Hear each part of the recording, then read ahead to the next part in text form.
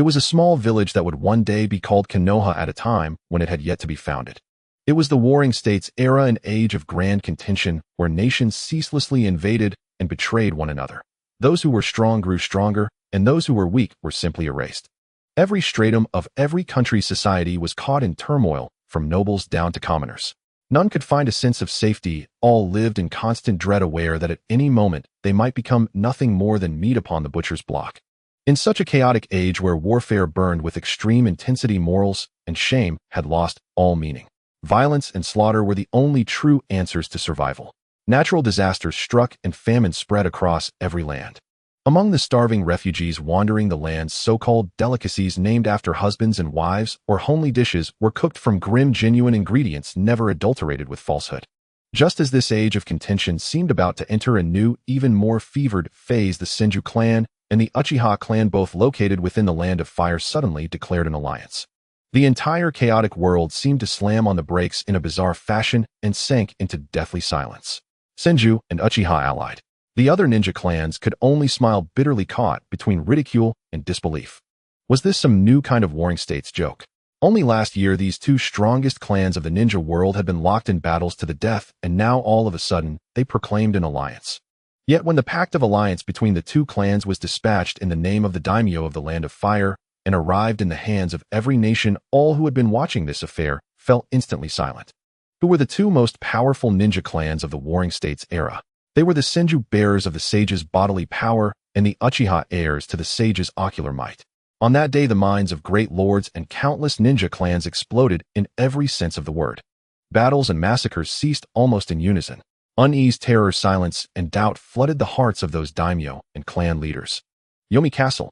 At the border once shared by the former Land of Waterfall and Land of Iron, there rose little more than a decade ago a vast and magnificent fortress suddenly thrust up from the earth, its foundations of timber and stone, its very skeleton forged from iron. Within the city, every street, every residential quarter, every public facility seemed meticulously measured and laid out.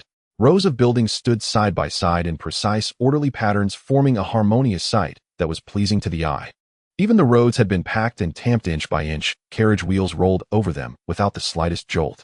Merchants and travelers came and went in an endless stream, conversing and laughing with the well-fed residents as they discussed business.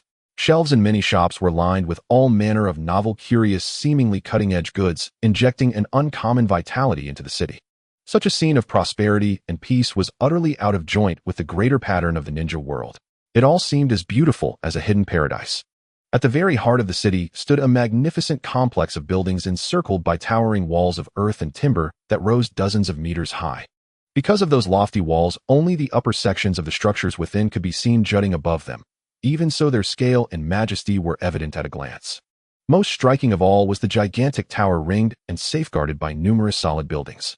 It gave the impression of a palace suspended in the clouds, something not quite of this world. Within the walls between the various buildings strode warriors with swords at their hips and layered armor upon their bodies, nearly fully armed from head to toe. There were also ninja garbed in black uniforms with long coats over them, moving as swiftly and silently as the wind.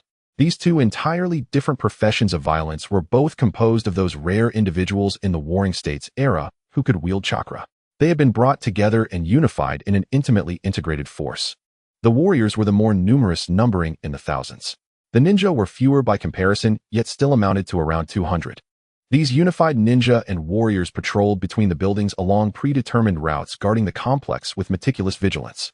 At the very center of the complex stood a tall pavilion resembling a tower. At this moment, on the very top floor, Oda Yayoi stood with his hands clasped behind his back, staring unblinking at a huge map hanging upon the wall. It was a detailed map encompassing the entire ninja world. Mountains and rivers were scattered across it like stars in the sky. The borders of each great and lesser nation were carefully shaded, and the crests of many ninja clans within those lands were all meticulously drawn upon it. The clan emblems were unevenly scattered over the nations of the ninja world, yet nearly half of them were marked with a red cross, signifying that these clans had already been erased from the ninja world in this age of chaos. The Land of Fire was the most striking example. In just the past few decades, within its borders, about 30 ninja clans, large and small, had been stricken from existence. By the same token, the Land of Fire housed more ninja clans than any other country. This meant that the intensity of war within its borders far surpassed that of its neighbors. Now, however, all of that had come to an end.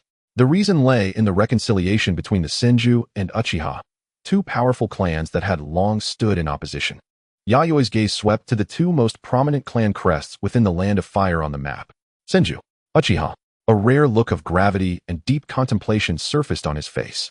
Memories from a past life, both familiar and strange, surged up within him like an incoming tide. The recent furor over rumors of an alliance between Senju and Uchiha meant that the founding of that familiar yet distant ninja village, Konoha, was no longer far off in his memory's timeline. The endlessly chaotic Warring States era would soon meet a new turning point. For many nations and ninja clans, it would be a trial unlike any they had faced before. The same held true for the country now under his control, the Night Country. Judging by the timeline, it will not be long before Konoha Village is established in the Land of Fire. Then the other four great nations will swiftly follow suit. The system of one village per nation was already an unstoppable tide. Anyone who stood in the way of that system would be crushed beneath the floodwaters of the era. Yayoi naturally had no intention of overestimating himself and trying to halt it. He was only pondering what kind of benefit he could secure for himself when this gale of change swept through the world.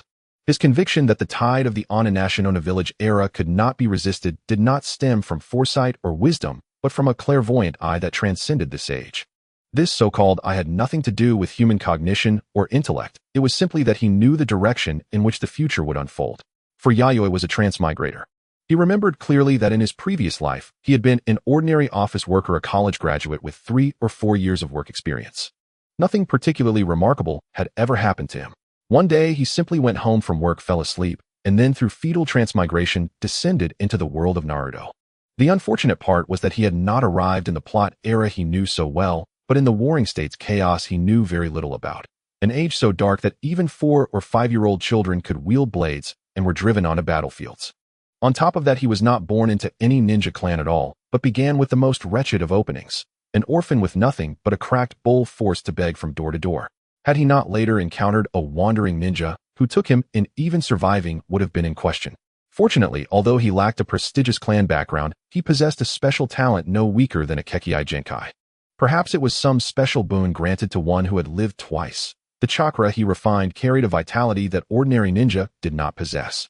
Put more plainly, his chakra did not need to be shaped into techniques to take effect. It granted powerful, sealless, regenerative ability to himself and could be transmitted into others to heal them, as well somewhat akin to the Uzumaki clan. Over time, this active chakra subtly transformed his physique, enhancing his taijutsu, ninjutsu, and jinjutsu across the board. It was thanks to this that by relying on the chakra knowledge taught by the wandering ninja and combining it with the original manga and the small insights of a transmigrator, he could claw his way upward and gradually gain a foothold in the chaos. Sadly, when he was 10, the wandering ninja who had taken him in accepted a bounty mission from the black market. Before Yayoi could reach him to heal his injuries, the man died of grievous wounds. After that, he once more returned to a solitary life, continuing to drift through the underground black market. Little by little, his strength grew, and his name in the black market became ever more notorious. By the time he looked back, he found that a great many talented individuals had gathered around him without his noticing, and thus a mercenary organization destined to stir up bloody storms in the underworld was born. Over 6 years of development from a single man to a group of a dozen, and then slowly expanding into an immense mercenary force of several hundred supported by a logistics network of tens of thousands of ordinary people, they built at the border of Waterfall and Iron a city capable of housing tens of thousands, Yomi Castle. With a core stronghold established, his influence radiated outward from the city, and within both the land of Waterfall and the land of Iron, he naturally amassed vast power, nearly monopolizing the markets of war in those two countries. Unsurprisingly, such moves aroused deep apprehension among the daimyo and noble classes of both nations. By that time, however, Yayoi's wings had fully grown. Faced with the suppression of the two daimyo, could he simply shy away from their sharp edge?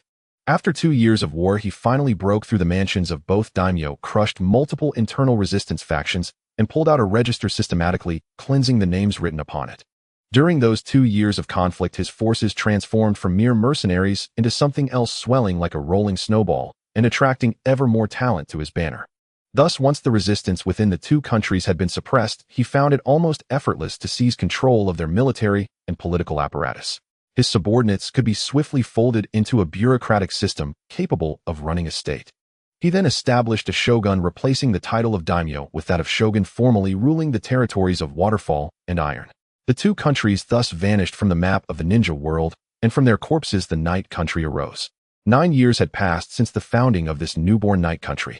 Yayoi was now 27 years old in the prime of his life. After 9 years of consolidation, the remnants of the former regimes within the Night Country had been largely eliminated. Every department within the country functioned in orderly fashion. The people lived in peace and contentment, sickened by endless warfare and slaughter. Even if old forces still dreamed of restoration, they could no longer stir up any great waves. Once internal unification is achieved, enemies naturally shift from within to without. Though the Night Country's lands were not the most fertile in the ninja world, there were still hungry wolves watching them. For instance, 4 years ago, the Hagoromo clan, defeated in the Land of Fire and forced to flee into the Night Country, once set their sights on this land. To hunt down and slay this foreign wolf, Yayoi expended great effort before finally exterminating the Hagoromo clan that had migrated into his country, reaping many valuable spoils from them. On the strength of that feat, Yayoi truly secured his position as shogun of the Night Country, making the many hungry wolves coveting this land wary of baring their claws. As Yayoi pondered these matters, a knock sounded at the door. "Enter." His gaze remained fixed upon the map as he calculated his next moves. After the door slid open, a young man in his early 20s, about the same age as Yayoi, stepped inside. A mask covered the lower half of his face, leaving only a pair of eerie pale green eyes gleaming in the light. "Lord Yayoi, Kakuzu is it? What brings you here?" Yayoi's gaze swept over the newcomer, a glint of satisfaction flickering in his eyes. This young man was Kakuzu, one of his greatest acquisitions over the years. In the original story, he would become one half of Akatsuki's immortal duo. Thereafter, failing to assassinate the first Hokage Senju Hashirama, he had suffered unjust persecution at the hands of Takigakure's leadership, ultimately fleeing with the village's forbidden technique to become a rogue ninja. But in this life, that betrayal lay still in the future. Yayoi had recruited him far earlier, and Kakuzu had become a high-ranking official of the Night Country, effectively one of Yayoi's right-hand men. By later ninja standards, Kakuzu's current strength was equivalent to that of an elite jonin. He had mastered both earth release and water release, and his taijutsu was formidable as well. In this strange warring states world, Kakuzu was one of the very few familiar faces Yayoi possessed. The current era lay far too distant from the storyline. He knew many once famed ninja left no trace in the later narrative. Most crucially, he had only read Naruto back when he was a student, and even then only up to the 5 Kage summit, where the one-eyed man calling himself Uchiha Madara revealed the Eye of the Moon plan and declared the start of the Fourth Great Ninja War. Everything beyond that he had left unfinished after graduation, too busy with work to continue following the story. Coupled with the fact that this was the Warring States era, much of the foreknowledge in Yayoi's mind proved unusable. Many figures were names he had never even heard before. For example, a ninja in the Land of Wind named Laitu was said to be able to create colossal storms with wind release with a reach of dozens of kilometers. In the Land of Earth, a ninja named Shurha was like a walking earthquake, wielding earth release that shook heaven and earth. In his most renowned battle, he single-handedly buried a powerful clan possessing a Kekkei Genkai, bringing down several mountains as well. Likewise, Ai of the Land of Lightning and Hakuren of the Land of Water were both equally famed disasters in human form. Yayoi had reason to suspect that these individuals were the very first Kage who would later be said to stand shoulder to shoulder with the first Hokage Senju Hashirama. Otherwise, how could it be such a coincidence that each appeared in one of the other 4 great nations? "Lord Yayoi, the 7 tails you wanted. Our dispatched search teams have located it." Kakuzu took a moment to arrange his words, then delivered his report succinctly. "Where is it?" Yayoi's heart stirred.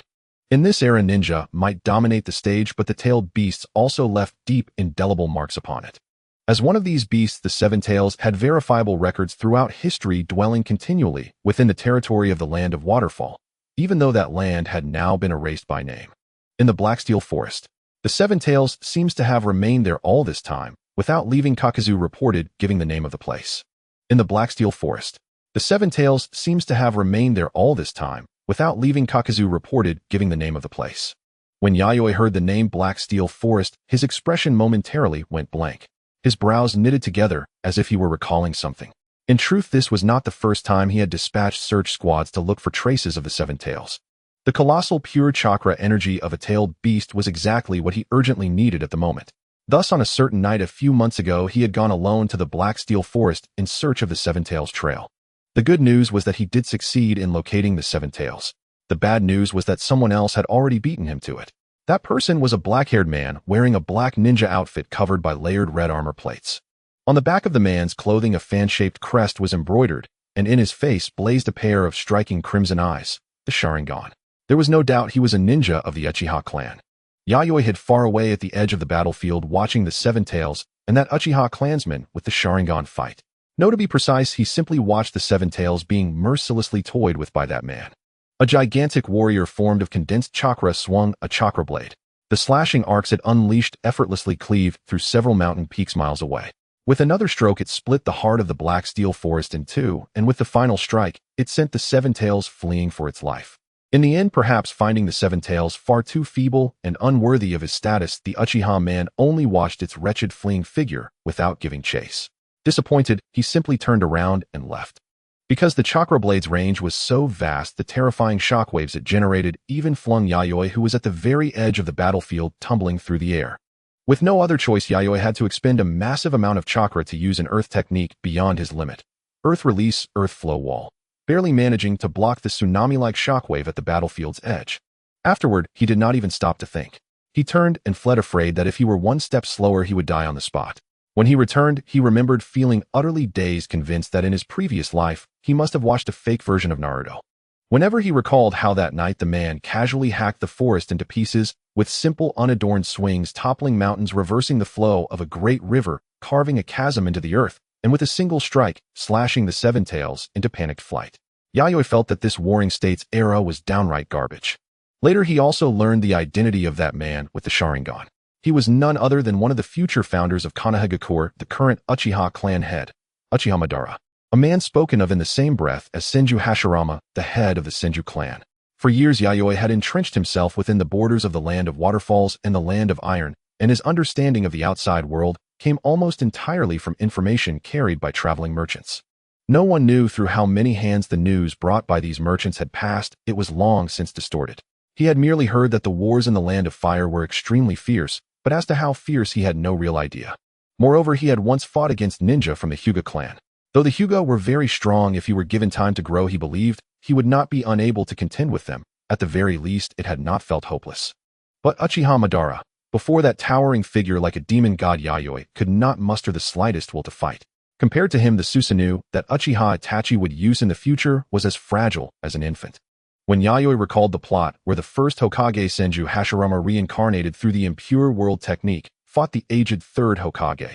Even if that was a weakened version, was it not far too absurdly weakened? Was the third Hokage not supposed to be the strongest Hokage? Just how many times would the first Hokage have to be patched in strength to be able to battle an Uchiha Madara who could cleave several mountains with a single sword stroke? And how exactly had Kakuzu managed to cross blades with the first Hokage and still not end up dead? Could it have been like his own encounter with Uchiha Madara, releasing a single jutsu from the edge of the battlefield to block the residual force of the enemy's attack, then fleeing at top speed, and that counted as having officially fought? Lord Yayoi, shall we act now? The Seven Tails has yet to recover from its grievous wounds, and is extremely weak at the moment. This is when our chances of a successful capture are highest. Kakuzu's suggestion snapped Yayoi out of his thoughts. You will come with me, that will be enough, Yayoi replied with a nod as he returned to the present. Under the shogunate of the Land of Night, there were now several thousand samurai who had mastered chakra techniques, while there were only 600 to 700 ninja.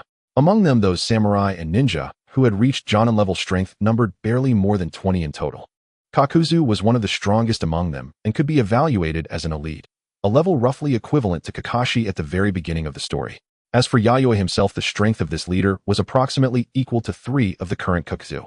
If he included his innately special highly active chakra, which allowed him to heal himself without hand seals, then in terms of medical ninjutsu, he believed there were at most only a few in the ninja world who could rival him. On that basis, perhaps he could even add another Kakuzu to the tally. After his final calculations, his full power was equivalent to 4 Kakuzu. We're not taking anyone else? Kakuzu asked, slightly taken aback. Within the Land of Night, there were several ninja just a step below his own strength. Against a tailed beast, they could still provide some measure of restraint and would not be felled in a single blow. No, bringing too many people will only create chaos.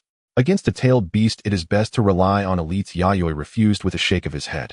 He understood the power of a tailed beast all too well. Such beings were absolutely not something ordinary jonin could pin down. His elite subordinates were far too few. Even losing a single jonin-level combatant would make his heart ache for a long time. Black Steel Forest.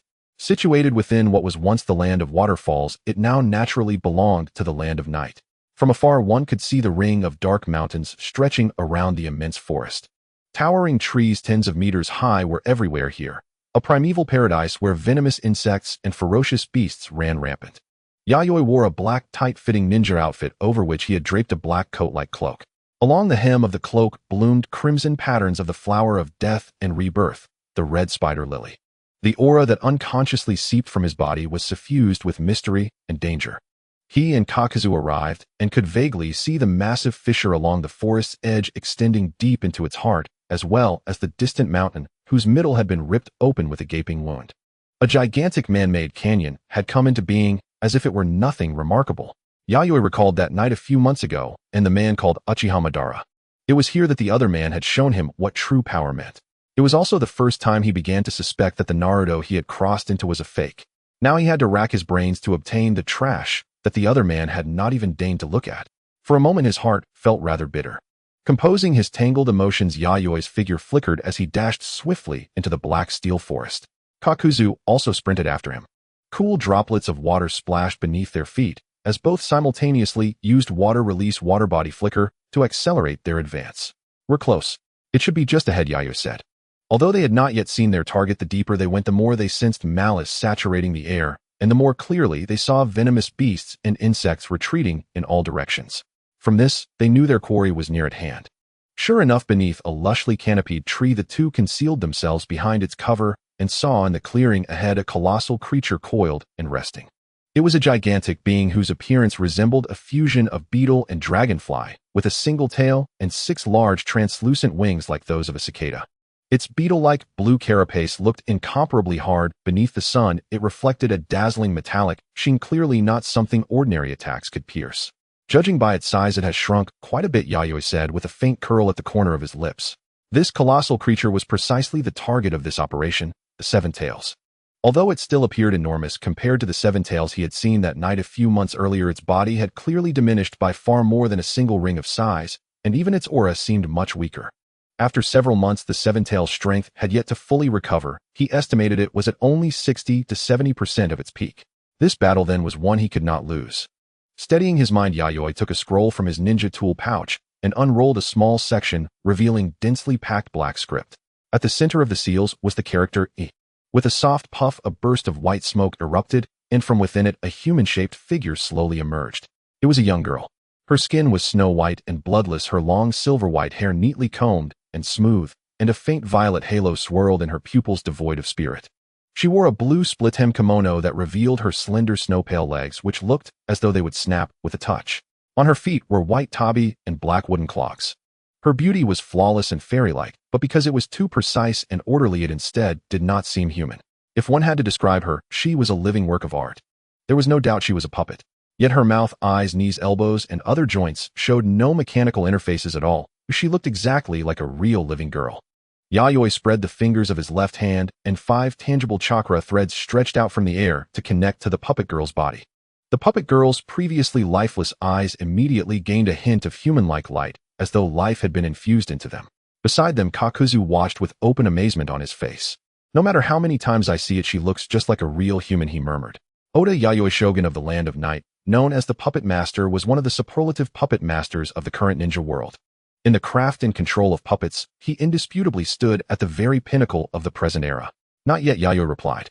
"But once we successfully capture the 7 tails, I can use that immense chakra to automate this puppet. On that note, the Yin-Yang release fragments I obtained from the destroyed Hagoromo clan have given me great inspiration," he added. Yin-Yang release was a chakra art passed down from an ancient age. It was said to be able to create all things and define life and death.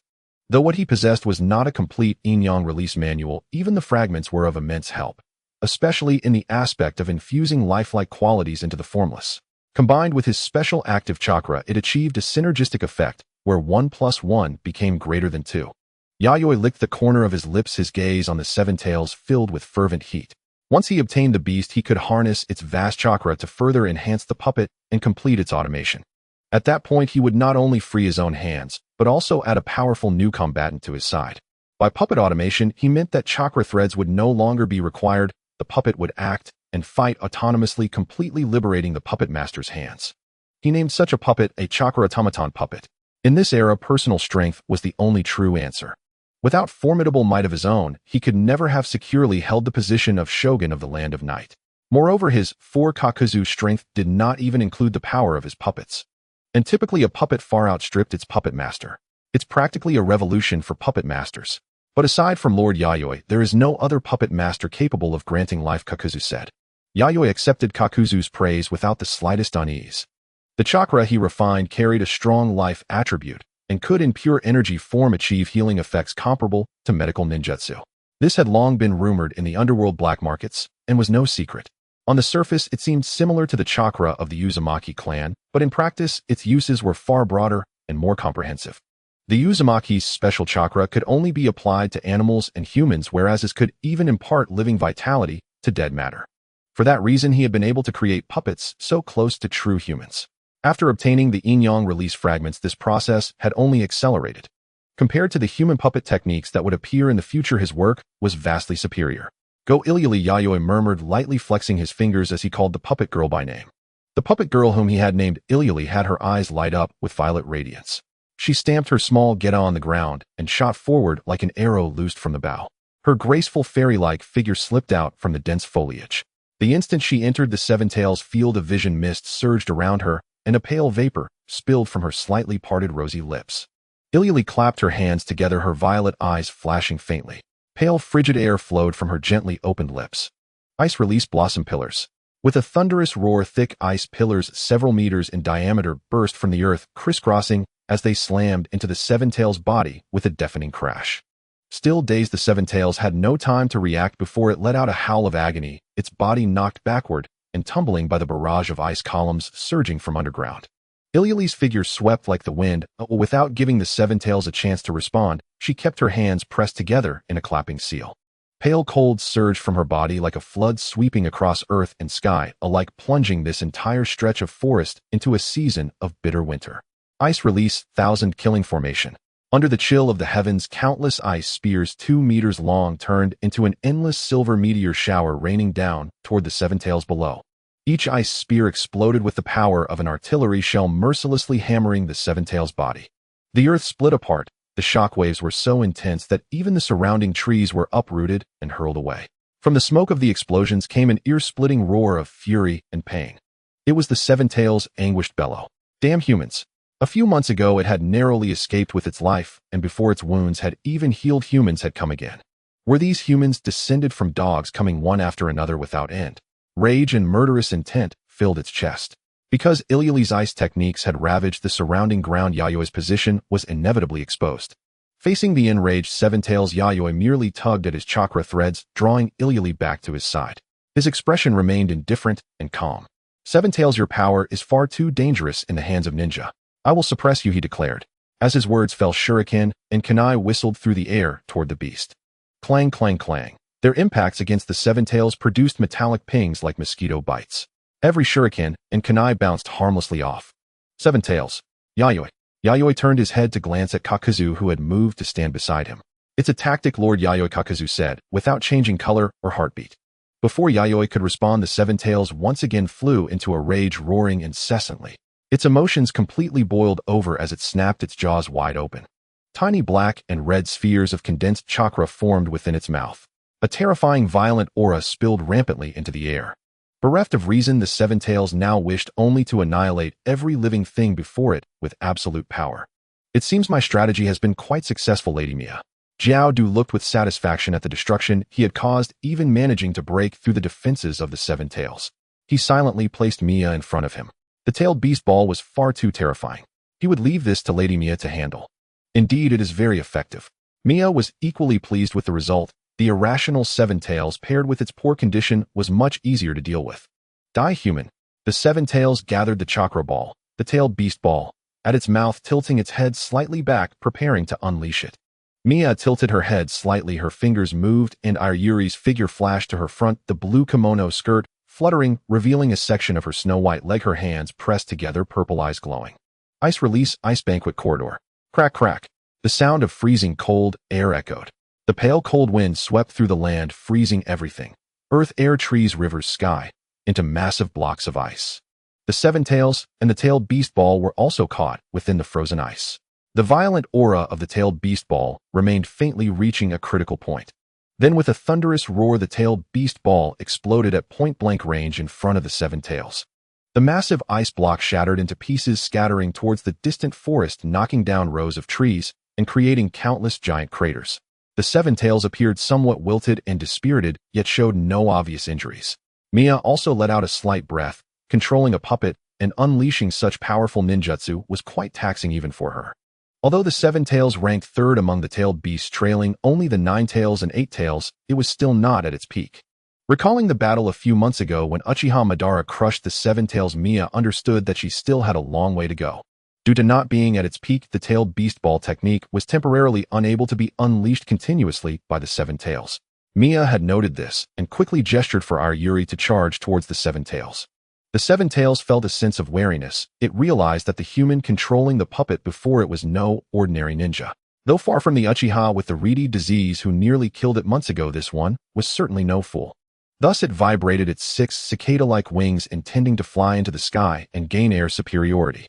Earth release Yellow Spring Swamp. The Seven Tails felt its feet sink, and before it could react, its body plunged into the muddy swamp. After releasing the ninjutsu, Jiao Du retreated without hesitation, stepping on the water to perform the water body flicker technique to escape the range of the Seven Tails' attack. Jiao Du's earth release wasn't enough to restrain the Seven Tails, but it was able to buy some time. Yayoi's figure flashed above the Seven Tails. Like a fairy, Yayoi twirled her blue kimono skirt, swirling around her, gathering astonishing cold air in her feet, releasing a silvery light and flinging it towards the Seven Tails. Ice release, One Blade Ice Burial. Boom. The blade-shaped ice fell from the sky, striking heavily against the Seven Tails' tough shell. The Seven Tails howled in pain as if bitter water was being expelled from its belly, its mind clouded and teeth gritted in agony. The air beneath Yayoi's black wooden clogs shimmered with thin paper-like ice shards, allowing her to nimbly sprint through the air. With every landing, the air revealed thin yet resilient ice shards, providing her with surfaces to step on. Mia followed Yayoi's lead, shifting positions. The Seven Tails roared in anger, opening its massive mouth, and a small black sphere imbued with destructive energy shot directly at Mia's position. This was the tailed beast bullet. It was a weakened version of the tailed beast ball. Its drawback was that it was far less powerful, but the advantage was its instant activation without needing to charge. Earth release, Earth Flow Wall. Mia calmly responded with a single-handed seal, using her empty right hand. Thick and tall earthen walls rose from the ground. Under the premise of supplying a large amount of chakra, the numerous earthen walls created this time were far superior in hardness and size compared to the ordinary scale. Boom.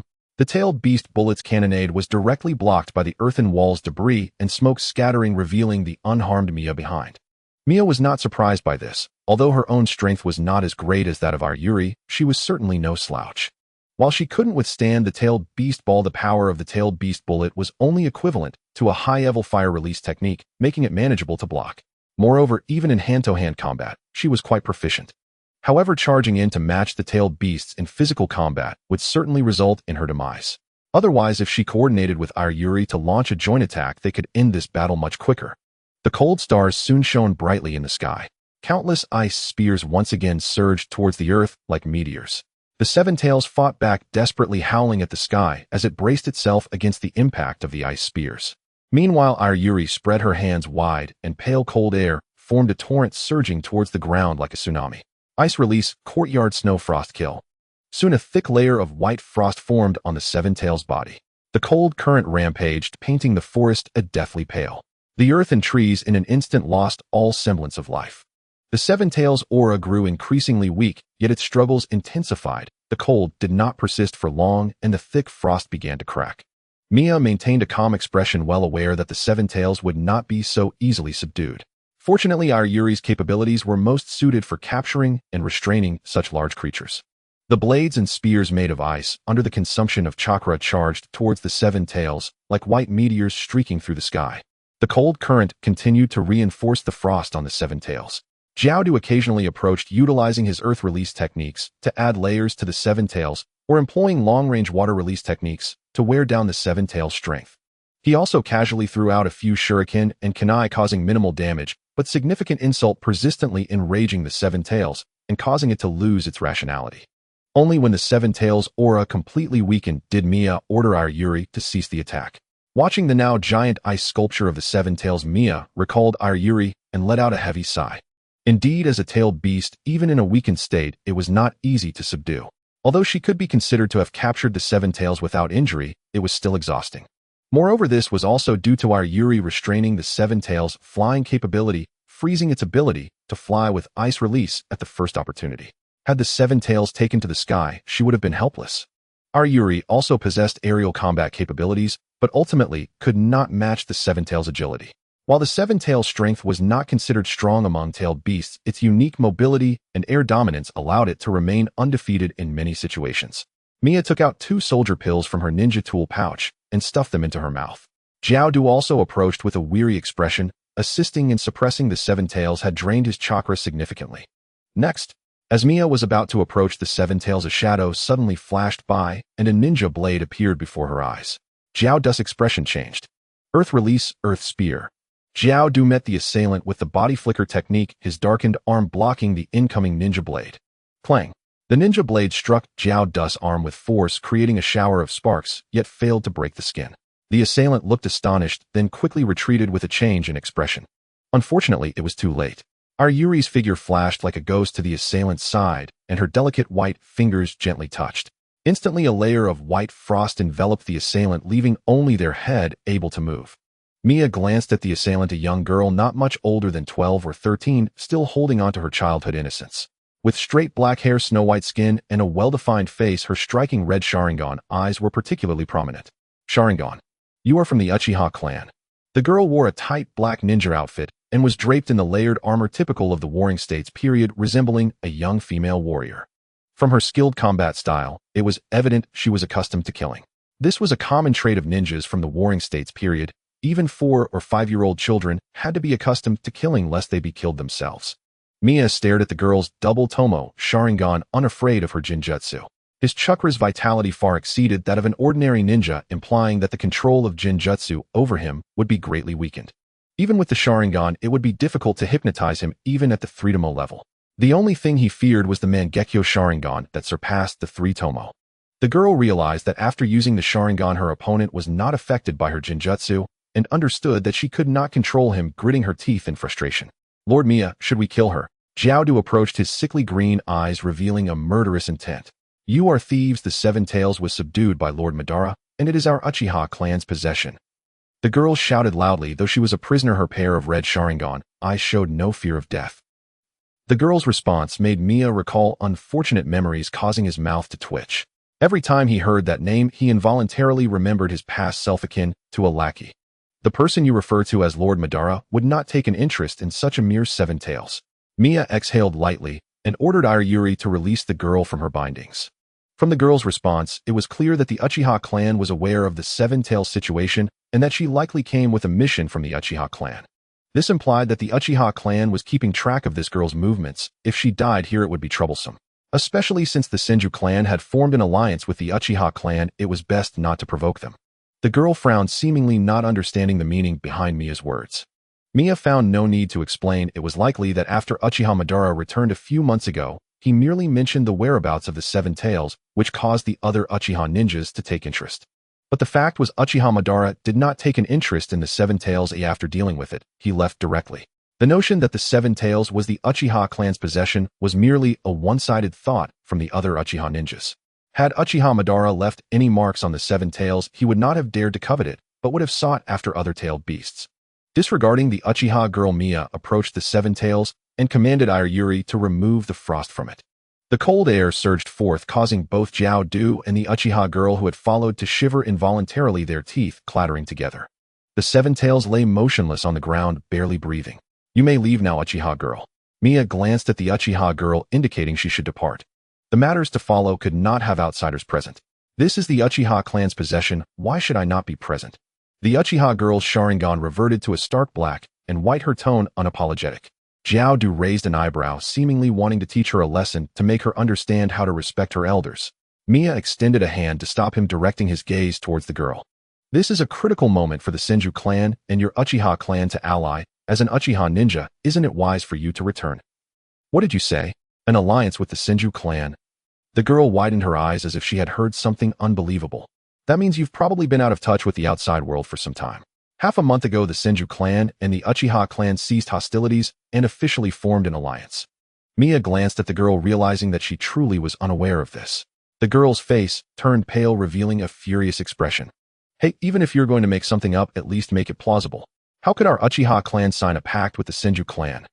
Her parents' younger brother, sister, and countless clan members had all perished at the hands of Senju clan ninjas. If they formed an alliance with the Senju clan, what would happen to the blood feud she carried? The grievances between the two clans could only end with the complete destruction of one of them. This is already common knowledge. Mia calmly replied, not paying mind to the girl's doubts. Seeing Mia's resolute expression, the girl could not help but suppress her inner turmoil and calm down. She immediately turned to head back to her clan to verify whether Mia's information was true. Hey little girl, what's your name? Mia's voice called out from behind. The girl's figure paused for a moment, not looking back as she ran away, but her voice still echoed from afar. Shizukuya, Uchiha Shizukuya. As she gazed at the departing figure of the girl, Mia turned his focus back to the seven tails. Lord Mia, are you quite interested in this Uchiha brat? Jiaodu asked with curiosity. At her age, being able to awaken the Sharingan barring any accidents, she will at least rise to a high position within the Uchiha clan in the future. It wouldn't hurt to get to know her. Mia addressed the question. Whether this connection would be useful in the future, especially in the coming years, the Konoha established by the Senju and Uchiha would become the center of the ninja world. If the Land of Night wished to develop further contact with Konoha was inevitable. The tide of this era's progress would not shift based on any individual's will. Jiaodu nodded. This was, as long as it wasn't a grudge that could not be reconciled, he would gather as many friends as possible while minimizing enemies. He had followed Mia for nearly a decade and had witnessed how Mia rose from being a lowly mercenary to ultimately seizing the sovereignty of two nations, becoming the final victor. In addition to necessary military might, uniting all possible external forces was also an indispensable boost. Otherwise, one would remain an inconsequential mercenary. Now we can begin. Mia gestured, and Ayuri, dressed in a blue kimono, moved closer to Mia's side like a loyal servant. Ayuri was undoubtedly a puppet meticulously crafted by Miyoshi after countless efforts and time. After being transformed by his activated chakra along with the assistance of yin-yang release, its functionality surpassed that of a human puppet, becoming a superior puppet life. However, compared to a puppet, her life structure was more akin to that of a tailed beast. The materials used to construct her did not include chakra-conductive wood or metal. Instead, they were primarily composed of chakra, making her a chakra organism similar to a tailed beast. Unlike a tailed beast, she had not formed true life and needed Miyoshi, her creator, to control her in order to fully unleash her abilities. The idea of creating such a puppet life stemmed from the potent vitality that Miyoshi's refined chakra possessed. When this vitality is elevated to a higher level, it can condense into a living chakra embryo, which can then be extended and shaped over several years to ultimately form the human prototype of Ayuri.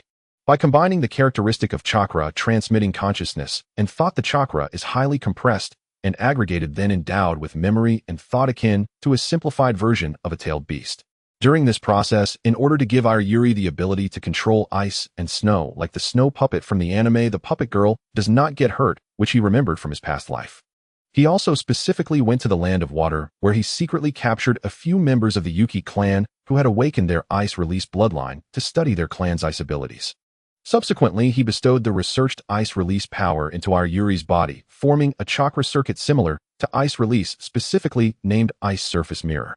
The chakra circuit is a simulated meridian system formed by chakra. This allows Ayuri to generate chakra on her own and to emulate ninjas freely using the ninjutsu, taijutsu, and jinjutsu associated with chakra. Of course, this ideal state is only one step away from success. Memory, thought, and the wisdom necessary for survival have already been assembled within Ayuri. However, all of this needs to be activated, otherwise she remains an inanimate object requiring manual operation. The greatest challenge to activation involves two aspects. The first is how to grant Ayuri greater vitality. Relying solely on his special chakra makes it difficult to achieve independently, which is where the remnants of yin-yang release provide him with a new perspective. The second requirement is an enormous amount of chakra. The first issue has been resolved by Miyoshi, but the second one. Miyoshi cannot provide Ayuri with such a vast amount of chakra, so manual precision control has always been necessary. Therefore, he focused his attention on the tailed beasts, planning to seize the immense chakra they possessed. Thinking of this, Miyoshi couldn't help but feel excited. Kakuzu, stand guard nearby, and don't let anyone approach. Understood. Kakuzu nodded, seriously moving aside to keep watch over the surroundings. Miyoshi then beckoned and Ayuri, connected by chakra threads, stepped forward as naturally as a living person. She stood before the seven tails, her inorganic purple eyes emitting a faint glow. Her snow-white hand slowly raised, beginning to form seals in a smooth and deliberate manner. An unprecedented chill swept through, causing the unconscious body of the seven tails to tremble violently. Crimson chakra like mud shed from its body, rolling towards Ayuri as she formed the seals. This is not a ceiling. As its life force waned, the seven tails regained a hazy consciousness, whispering in a trembling voice. It felt as though something more fundamental was leaking from its body, along with the chakra absorbed by the girl before it, who lacked any signs of life. The seven tails groaned in agony, its wings attempting to flap. Ayuri abruptly raised her snow-white chin, her purple pupils cold and lifeless, as she opened her mouth to exhale a mist-like chill. The seven tails shivered from the cold impact, its body stiffening again, unable to move, only able to watch helplessly as its chakra was gradually taken away. Ayuri's absorption speed was not fast, as Miyoshi needed to erase the consciousness inherent in the seven tails chakra, while Ayuri absorbed it, leaving only the purest chakra. This process was akin to making a small incision on a body, slowly bleeding it out. As time passed, the forest fell into darkness. After an indeterminate time, the night gave way to dawn, and the eastern sky lit up with a pearly white hue. The originally mountain-sized seven tails had shrunk several times, now the size of a house. For a tailed beast this size and stature could be considered mini. Eventually, Ayuri released her hands from the seals, and Miyoshi severed the chakra threads. Ayuri's purple eyes were no longer cold and lifeless. Instead, a faint glimmer of light appeared, and a human-like expression of contemplation graced her face, though she ultimately winced in pain, as if struggling. The absorbed chakra has reached its limit. If I continue, it may cause adverse reactions in the body. Miyoshi nodded slightly, beginning to form seals with both hands. Secret technique: creation of life.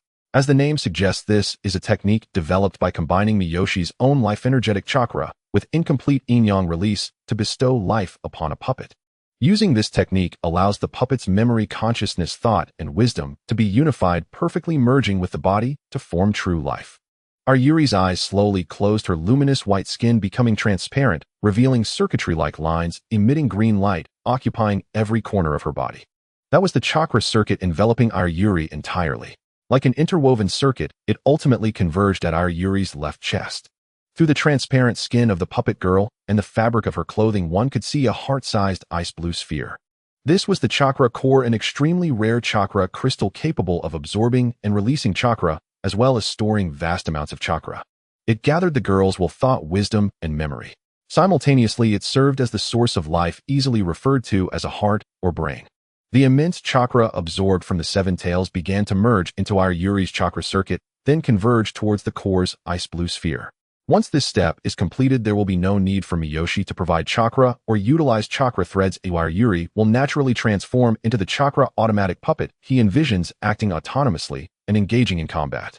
Moreover, she will be able to refine chakra independently like a ninja. Undoubtedly, in terms of the current ninja world standards, this is the pinnacle of a puppet master's creation. After half an hour, the luminous white skin of the girl gradually dimmed, and the numerous chakra circuits, along with the chakra core serving as her heart and brain, vanished into the flesh created by chakra. The girl's tightly closed eyes opened, connecting her vision to the brand new world. Memories fragmented like shards began linking together in her mind like a series of short films. That was the entire process of being created from nothing by her creator. Additionally, there were memories of being used in battle training and being bathed and cleaned by her creator. Instinctively, the girl developed a faintly rosy white complexion, a brief blush of shyness appearing. As soon as she opened her eyes, she saw a young man with short hair, dressed in a black ninja outfit and draped in a black cloak before her. The intense and direct emotions made her instinctively open her mouth, a surge of infinite affection and joy welling up within her. Don't be nervous, recall how to speak slowly. Miyoshi reassured Ayuri, who opened her mouth but could not produce sound, soothing her restless and uncertain heart with a gentle tone. Ayuri nodded, taking a deep breath as she recalled the various memories and knowledge in her mind according to Miyoshi's instruction. Then she opened her mouth again, her voice ethereal and pure. Lord Miyoshi, is there anything abnormal with your body? Ayuri shook her head. How is the operation of your thoughts, the extraction and use of chakra? Are these functions working well? Miyoshi continued to inquire. Everything is normal, Ayuri replied obediently. Miyoshi nodded in satisfaction. Then do you remember what your name is? Yes, my name is Ayuri. What is your identity? Ayuri's expression suddenly became serious. I am Lord Miyoshi's daughter, lover, wife, guardian, and maid. So please feel free to use me, father. Miyoshi looked at Yayoi, who appeared so serious, a look of confusion spreading across his face. Did he implant such a strange thought into her? Unable to comprehend, Miyoshi did not dwell on it. He had been out for some time and needed to hurry back to Yagami City. Now that the Senju clan and Uchiha clan have united, the establishment of Konoha village is unstoppable, leaving him little time and space to make his mark. He must make some preparations to face the tide of this new era. Father, what should we do about the Seven Tails? Yayoi pointed at the near-death Seven Tails, which was barely clinging to life. Take it back, and once it recovers, we will utilize its chakra to activate the future puppets. Are they going to be my future siblings? Yayoi tilted her head, revealing an expression of anticipation and curiosity. Yes, but it's a bit too early to talk about that now. Kakuzu, you take care of the Seven Tails.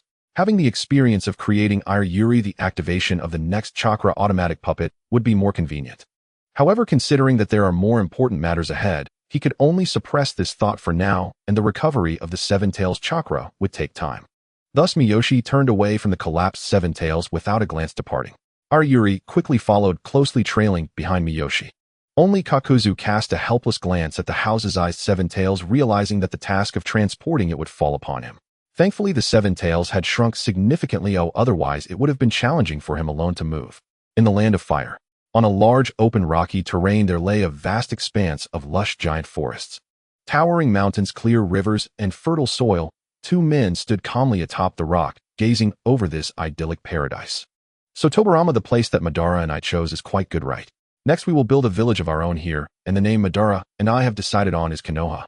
The 30-something black-haired man gazed at the vast forest below, his eyes shining with excitement, as he was in a state of exhilaration, his joy evident.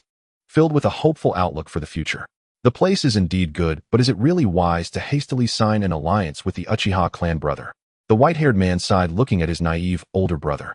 Ever since their Senju clan allied with the Uchiha clan, he had been struggling with a suppressed feeling in his heart. These two were none other than the current clan leader of the Senju clan, Senju Hashirama, and his younger brother known for his incredible speed, Senju Tobarama. What's wrong with that? After fighting for so long, everyone needs a good rest. Both our Senju clan and the Uchiha clan, led by Madara, have grown weary of war. I don't think the coming era will require the existence of war. Hashirama's face broke into a carefree smile. But where there are people, conflicts are always inevitable. That's why we should end such a fate. To ensure that the young children can grow up without worries, I feel like I should do something. If we don't act now, it will fall to the next generation to do so. If that's the case, why not conclude it in our generation? Hashirama's voice was filled with seriousness and determination. Tobarama lowered his head, appearing more perplexed than contemplative, unsure of what expression to wear in front of his eternally naive and optimistic elder brother. Thus he took a deep breath. In that case, do you and Madara have any specific plans? Just naming this village Konoha doesn't convey what you were trying to express at all. After forming the alliance, what is the next step? Is it just developing the village here? That would be hardly different from the past, wouldn't it? It merely combines the territories of the two clans into a larger family scale. To Tobarama, it still lacked any change. We need to bring more clans in the Land of Fire to recognize our ideals, Hashirama replied. Tobarama looked at Hashirama, who fell silent and merely gazed at the sunset in the distance, admiring the beautiful scenery, waiting for what the next step would be. After a long wait, hearing no further plans from Hashirama, Tobarama's expression darkened and his facial muscles twitched. Wait, is that it? What about the remaining action plans and guidelines? How should we gather more ninja clans? What's the next step? Is simply gathering them sufficient? Are we sure that this unruly group of ninja clans will not explode when gathered together? Just merging the Senju and Uchiha clans would create significant issues, let alone getting more ninja clans to join. This seemed like an impossible task. However, Tobarama seemed to have thought of something, his expression turning contemplative. It wasn't insurmountable, as long as Hashirama was willing to step forward and articulate some reasoning. The ninja clans would likely be more amenable. Thus a glimmer of hope appeared in Tobarama's gaze towards Hashirama. Merging ninja clans required not just ideology, but also a bit of force, which was key to integration. Tobarama, you know I have never been fond of resorting to violence. This world is already broken enough. I want to create a village where people can live and work in peace. Some things cannot be solved by violence. I believe peace can be achieved through other means. Hashirama seemed to have guessed Tobarama's thoughts, and he responded, while sighing inwardly. As an elder brother, how could he not understand his younger brother Tobarama's exceedingly pragmatic approach? Not only in dealing with matters, but also in developing ninjutsu. He suspected that without his restraint, Tobarama would eventually create something shocking for the ninja world. In the center of Yejin City lies the General's Mansion. It is a gathering place for ninjas and warriors who master chakra techniques, and is also the residence of Yayoi, the General of the Land of Night. Unlike the ninja village system of later generations, Yayoi implemented a shogunate system in the Land of Night after dismantling the regimes of the Land of Waterfall and the Land of Iron, establishing the position of general. If one were to compare it to the later system of one country, one village, Yayoi can be seen as a daimyo who has merged the military power of the ninja villages, completely dominating the will of the nation, resulting in a comprehensive unification of politics, economy, and military. In this, the ninjas and warriors who wield the nation's violence naturally hold a dominant position. When Yayoi founded the Land of Night, he swiftly established a national defense agency called the Military Department. Under this agency, 6 departments were set up: the Execution Department, Logistics Department, Intelligence Department, Education Group, Research Department, and Medical Department. There are over 600 ninjas distributed across the country with more than 4,000 warriors. Within the General's Mansion, there are constantly 200 ninjas and 1,000 warriors on guard. He classified these numerous ninjas and warriors according to their individual capabilities, optimizing their specific functions to make full use of their abilities. Compared to the redundancy of the Execution Department responsible for combat, the other 5 departments can hardly be said to operate normally. They can only be deemed barely established. After all, relative to the combat field, the talents in other areas are what concerns Yayoi the most. For instance, among the hundreds of ninjas under Yayoi, the number of medical ninjas skilled in medical ninjutsu does not exceed 10, half of whom are only at an intermediate level. When faced with warfare, one can imagine the immense pressure on the medical department. Many of the healing tasks rely solely on Yayoi efforts. Without him as the general, this nation would inevitably perish. Fortunately, the most difficult times have passed. With the alliance between the Senju and Uchiha clans, a period of relative peace will come to the ninja world. He must use this time to completely reform the national defense forces of the Land of Night. Among these, the establishment of the Education Department is of utmost importance. Thus, since the founding of the Land of Night, the education sector has been the focus of Yayoi attention. The development of the other departments will rely on the blood supply from the Education Department in the future. If it were not for this, he would not have over 600 ninjas under his command. It should be noted that this number of ninjas, regardless of quality, is not something even the powerful ninja clans in the ninja world could easily achieve. Within a ninja clan, the majority are still ordinary people who cannot master chakra techniques. Even the powerful Senju and Uchiha clans had only close to 400 ninjas at their peak. Most of the time, maintaining 300 ninjas makes a clan an elite clan in the ninja world. Many clans struggle to even maintain 100 members. Training a ninja consumes considerable resources. Many clans often engage in mercenary activities. Even if they wish to expand their families, they are limited by various reasons and find it difficult to grow. Thus, the common development model among ninja clans is one of fewer but stronger cultivations. Take, for example, the Yui clan that Yayoi exterminated. Even after their defeat and exile in the Land of Fire, the number of their ninjas remained around 60, yet among them there were more than 10 elite ninjas. At their peak, the Yui clan could only rank as a first-rate clan in the Land of Fire, and among first-rate clans they were not the strongest. After their defeat in the Land of Fire, they fell to a second or third-rate clan. From this, it can be inferred that the Senju and Uchiha clans, which stand at the pinnacle of the Land of Fire and the ninja world, likely have an even more astonishing ratio of elite ninjas. Upon reaching adulthood, many of them could grow to the level of elite ninjas. In this era, everyone is compelled to grow rapidly. Weakness means death and elimination. Therefore, aside from him as the general, the current Land of Night lacks even the qualification to take the stage. It would merely serve as a backdrop for those ninja clans. "Father, should you take a break? You look very tired," said Iruri, dressed in a blue kimono resembling a Yamato woman, as she placed a cup of hot tea on the table and spoke to Yayoi in a gentle tone. Having worked from morning until afternoon, and having hastily eaten only 2 rice balls and drunk some water at noon, Iruri was quite concerned about Yayui's health. Especially as this has not been just a day or two. Since returning with the Seven Tails, Yayoi has been in a state of high-intensity work for more than half a month. Working 17 to 18 hours a day with the remaining time spent on rest and meals has almost become a routine, and staying up late has become a daily occurrence. "It's fine, this level of fatigue is nothing to me."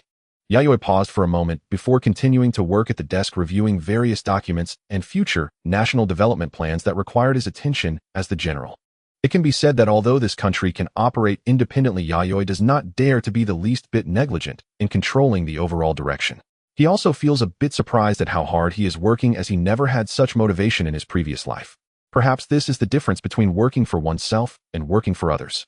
Fortunately, the quality of the ninjas is strong enough and his special chakra provides him with considerable vitality, allowing him to maintain good health. As long as he does not encounter unforeseen circumstances, living healthily to 100 years old should not be a major problem. As a leader, having a healthy and long life is more important than anything. Knock knock. Holding the hot tea that Iruri brought, Yayoi took a sip when a knock on the door sounded. "Come in," Yayoi said, and a man dressed as a warrior with a ponytail walked in. Unlike the attire of ninjas, he wore a layer of dark, heavy armor fully arming his body. In his 30s, he sported a black-handled katana at his waist, resembling a sword ready to be drawn, with sharp eyes that revealed a hint of respect only when gazing at Yayoi. "My lord Yayoi, I have returned. This time you have worked hard, Habing, and did you encounter any dangers on the way?" Seeing the weary warrior return, a faint smile appeared on Yayua's face. Habing is one of the early veterans who followed him, much like Kakazu. Coming from a long-extinct warrior family of the former Land of Iron, he understands chakra techniques, and when unleashed, his speed is even difficult for ninjas to match. His powerful swordsmanship combined with chakra attachment techniques allows him to easily cleave a 10-meter-high boulder. Moreover, during battles, his keen awareness of the battlefield is astonishing. During the establishment of the Land of Night, he killed hundreds of elite warriors from the Land of Iron within 2 years. Though not a ninja in terms of true strength, even Kakazu is overshadowed by him, making him the strongest among Yayoi followers. Habing's speed is so fast that many ninjas cannot even use ninjutsu before being cut down. Kakazu, even with his earth-style techniques hardening his body, does not dare to let Habing land a strike. The journey was fine, although there were some twists and turns. It went relatively smoothly. The Hyuga clan has agreed to Lord Yayoi conditions, while the Aburame clan is still hesitating. As for the other ninja clans, Habing detailed the results of his journey to Yayoi. Yayoi quietly listened to Habing's account, occasionally frowning or nodding. Due to certain considerations, he had dispatched Habing not long ago to handle some matters in the Land of Fire, specifically to draw some ninja clans from the Land of Fire into an alliance. There is no avoiding it. This is an era of ninja clan rivalry. Even if he does not want to admit it, Yayoi must acknowledge this ironclad fact. Even with Irura's self-discipline leading to the capture of the Seven Tails, significantly increasing the military power of the Land of Night, Yayoi still lacks the courage to challenge this rule. Had he not recognized the vastness of the world, he might have harbored thoughts of challenging the trends of the era. However, having witnessed true might, many of his small ideas were nipped in the bud. In the face of this surging tide of the era, accepting the current situation is the only path to survival. However, because of this, Yayoi has developed many new ideas. Since the trend of the one country, one village era is unstoppable, he must ensure that interests are maximized. Taking advantage of the nascent Konoha and the various ninja clans' worries about the alliance between the Senju and Uchiha, he also needs to accumulate enough capital to ensure his standing in the future ninja world. Thus, Habing's journey to the Land of Fire commenced. First and foremost, it is crucial to establish a relationship with the Hyuga clan, engaging in a political marriage with them. Then he aims to persuade clans that inherit secret techniques to join the Land of Night. The reason for prioritizing the marriage alliance with the Hyuga clan is not only for their assistance, but also because he needs a stable order of succession. Different from the future selection of the 5 Kages model in the ninja villages, the shogunate system he established in the Land of Night is still a monarchic system based on blood ties. Therefore, whether he has a bloodline heir is extremely important for the succession of the Land of Night, and is also key to stabilizing the hearts of the people. Moreover, any ruler requires a solid team to consolidate their rule. This team can consist of the early veterans who followed him or descendants with blood ties to him. After much consideration, the Hyuga clan fell into Yayui's sights. As for whether the Hyuga clan will agree, to be honest, Yayoi is not too worried about that. The previous daimyo of the Land of Lightning once promised a concubine position, marrying the daughter of the head of the Chiha clan to realize a political alliance. This is part of the plot in the official novel. Although this political alliance later fell apart due to various issues leading to the decline of the Chiha clan, it still demonstrates that the status of a country's daimyo holds considerable political weight in the eyes of ninja clans. Ninjas, due to their need to hone their strength and the closed nature of their systems, have exceptionally weak economies, yet they must communicate with the outside world. Therefore, those powerful daimyos or nobles become the best cooperative partners. In terms of status, Yayoi cannot compare to the daimyo of the Land of Lightning, one of the 5 great nations, yet at this moment, he is also a ruler controlling a considerable territory. Under his management, over the years the Land of Night has flourished, and he believes that the Hyuga clan will also gather this intelligence, allowing them to have a clear judgment of the situation. Furthermore, the marriage he seeks is not necessarily requiring the daughter of the clan head of the Hyuga clan. Marrying a woman from a prominent family would suffice. Unlike the concubine position offered to the Chiha clan by the daimyo of the Land of Lightning, the primary position he offers holds greater sincerity. It is worth noting that the Chiha clan residing in the Land of Lightning for generations was not necessarily weaker than the current Hyuga clan before their decline. So does this mean the Hyuga clan has decided to select a daughter of an elder to marry into the Land of Night? After learning this result, Yayoi felt a slight sense of relief, as he had anticipated this marriage alliance with the Hyuga clan was essentially completed. Yes, but they still need to discuss which elder's daughter will be married off. The Aburame clan also leans toward joining the Land of Night, but there are still voices of opposition within their clan reluctant to leave the Land of Fire, Habing explained. As for the remaining ninja clans, their attitudes are evidently firm, unwilling to leave the Land of Fire. Even with the alliance of the Senju and Uchiha facing a more perilous situation than ever, they have not retreated a single step. Holding the mindset of at worst we can sink the Land of Fire, they continue to stay in the ancestral lands they have inhabited for generations. The Aburame clan will still need to increase their incentives. Since I have captured the Seven Tails, the Black Steel Forest poses little danger. After this, you should continue to persuade the Aburame clan. If they agree to join the Land of Night, I can allow them to establish a base in the Black Steel Forest to cultivate their insects. Yayoi thought for a moment and decided to use the recently cleared Black Steel Forest as leverage to invite the Aburame clan to join the Land of Night. The Black Steel Forest is an untouched primitive forest rich in resources, particularly abundant in rare insects, which is an irresistible temptation for the insect-controlling Aburame clan. Although the Land of Fire is resource-rich, the powerful ninja clans there are numerous, and the resources occupied by the Aburame clan are just enough to sustain their family's operations. To advance further, they need to open up new resource points, but other places are already claimed. The overall resources of the Land of Night are far less than those of the Land of Fire, but there are many undeveloped areas and weak ninja clans that refuse to submit, either wiped out by Yayoi or exiled to other countries. As long as the Aburame clan comes, the resources they will enjoy will definitely exceed those of the Land of Fire. Yes, Habing accepted the order and planned to rest for a few days at home before heading to the Land of Fire to negotiate with the Aburame clan. Believing that with the benefits offered by Yayoi, the Aburame clan will likely relent and migrate to the Land of Night. Choosing between occupying a small resource point in a strong country or a larger resource point in a weak country, as long as one discards the trivial pride that hinders family development, this choice is not difficult. Father, does this mean I will have another mother in the future? After Habing left, a curious look appeared on Iru. Yes, I hope she will be a woman who does not bring me trouble, Yayoi longed for. As for her appearance, he trusted that the Hyuga clan would not find an ordinary woman to fool him. He is not only a ruler of a nation, but also a powerful ninja. In this era, strength is the only criterion for respect. Beyond that, his only requirement for a future partner is her character. As long as she does not cause trouble and does not hold him back, his demands are not high. He will not demand a divine-like companion, nor does he need a teammate as incompetent as a pig. Afterward, Yayoi called Kukazu, instructing him to go to the Hyuga clan to discuss the marriage and to check what gifts the Hyuga clan requires so he can prepare in advance. Over these years of development, he has accumulated quite a bit of wealth. Days later, in the Land of Fire, at the Hyuga clan's territory deep within a dense forest, there are no grand platforms or majestic towers, only a relatively simple village-style encampment. Overall, ninjas are a group that does not particularly enjoy indulgence. Their pursuit of power far outweighs everything else. Moreover, due to the strict family traditions of the Hyuga clan, under such a model of upward influence, the entire clan lives very frugally, spending their resources wisely. Developing the nation is a matter for the daimyos and nobles. Ninjas only need to wield their blades. Even the seemingly mild-mannered Hyuga clan adheres to this principle in such chaotic times. One can sense that every Hyuga clansman patrolling the forest surrounding the village is enveloped in a thick aura of killing intent and the scent of blood.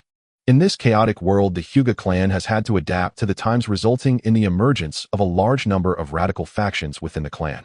Thus, enjoyment and leisure are unnecessary. It is a highly militarized village.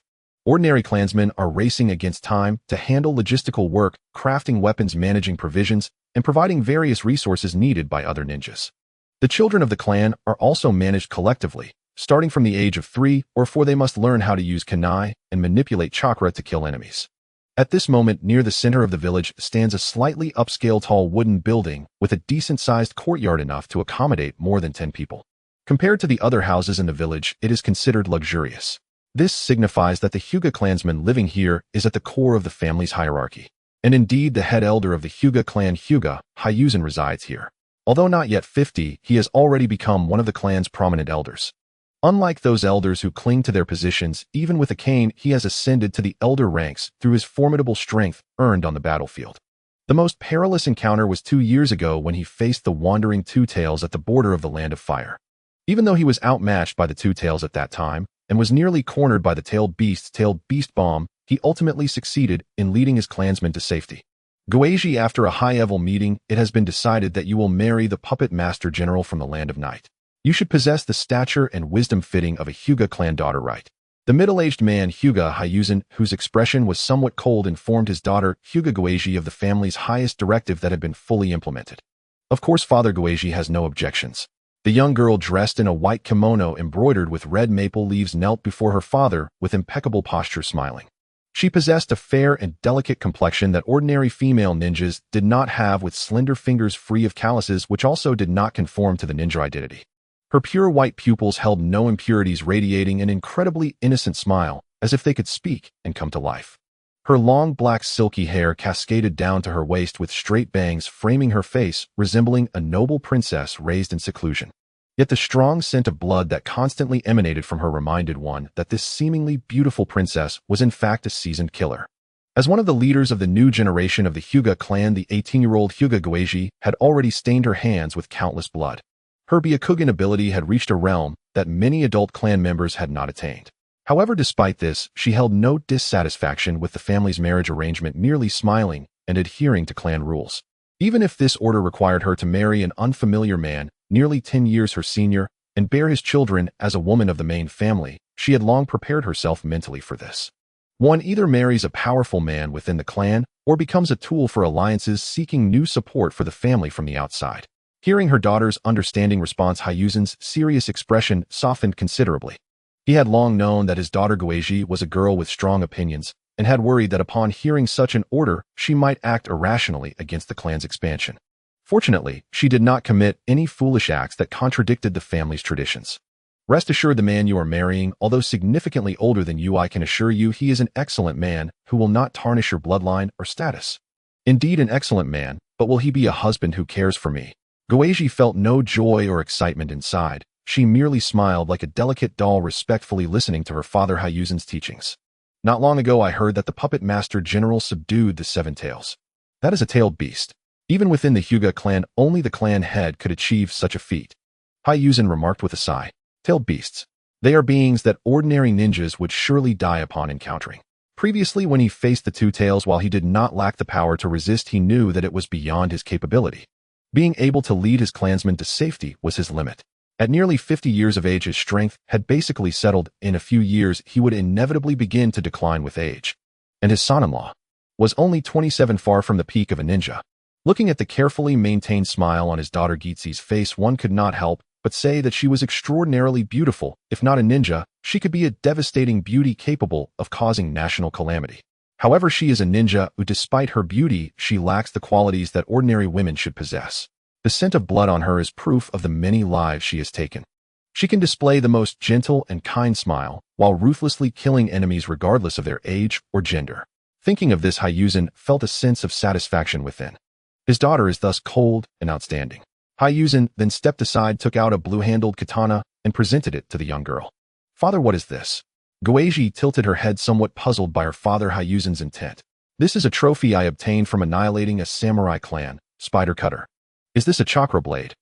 Goeiji accepted the sword, gripping the blue handle, gently drawing out a section of the blade. The cold gleam was striking. Merely looking at it brought forth a chilling aura that made her skin feel prickly. She immediately sensed that this was unlike ordinary chakra blades. Ordinary chakra blades have very little infused chakra metal, but this blade is entirely crafted from an incredibly precious special chakra metal complemented by top-notch craftsmanship. This is a spirit blade. In the past ninja world, besides tailed beasts, there were also some monsters made of resentment and chakra, and the top swordsmiths of that time forged spirit blades specifically designed for these creatures. These spirit blades not only possess superior chakra conduction properties, but also exert suppressive effects on malevolent entities. My ability to retreat unscathed from the 2 tails was also due to this spirit blade Spider Cutter. Although tailed beasts and monsters are different, they still harbor negative energy. Having this spirit blade Spider Cutter in hand would make facing tailed beasts significantly easier. Now I entrust the spirit blade spider cutter to you. If in the future your husband loses his value, use this blade to end him. Let the land of night become the back garden of our Hyuga clan, replacing him. Therefore you must leverage your beauty to win his favor, and then. Hyuzen's words were cold, not continuing, his eyes revealing extreme cruelty and calculation. Is that so? Goeji carefully stroked the blade's body, her gaze becoming enigmatic and her smile carrying deep meanings. Perhaps one day this blade might also be used against you, father. Hyuzen was taken aback, then his expression darkened. Goeji, do not make such blasphemous jokes. I know well that you are not the kind of foolish woman who would recklessly sacrifice herself for love. Yes, father. Emotions are not something a ninja requires. Goeji smiled brightly as she put away the spirit blade spider cutter. You may leave now. Once the betrothal gifts from the land of night arrive, the clan will arrange for you to head there. Hyuzen waved his hand, feeling that there was nothing more to explain to his daughter, allowing her to stay home and await her wedding day in peace. All right, I will return to my room to rest, father. Goeji rose and turned to leave the room. Both from the side of the Mia clan and the Hyuga clan were satisfied with the terms. Thus the matter of the marriage alliance, after about a month of discussions, faced no obstacles and was naturally confirmed.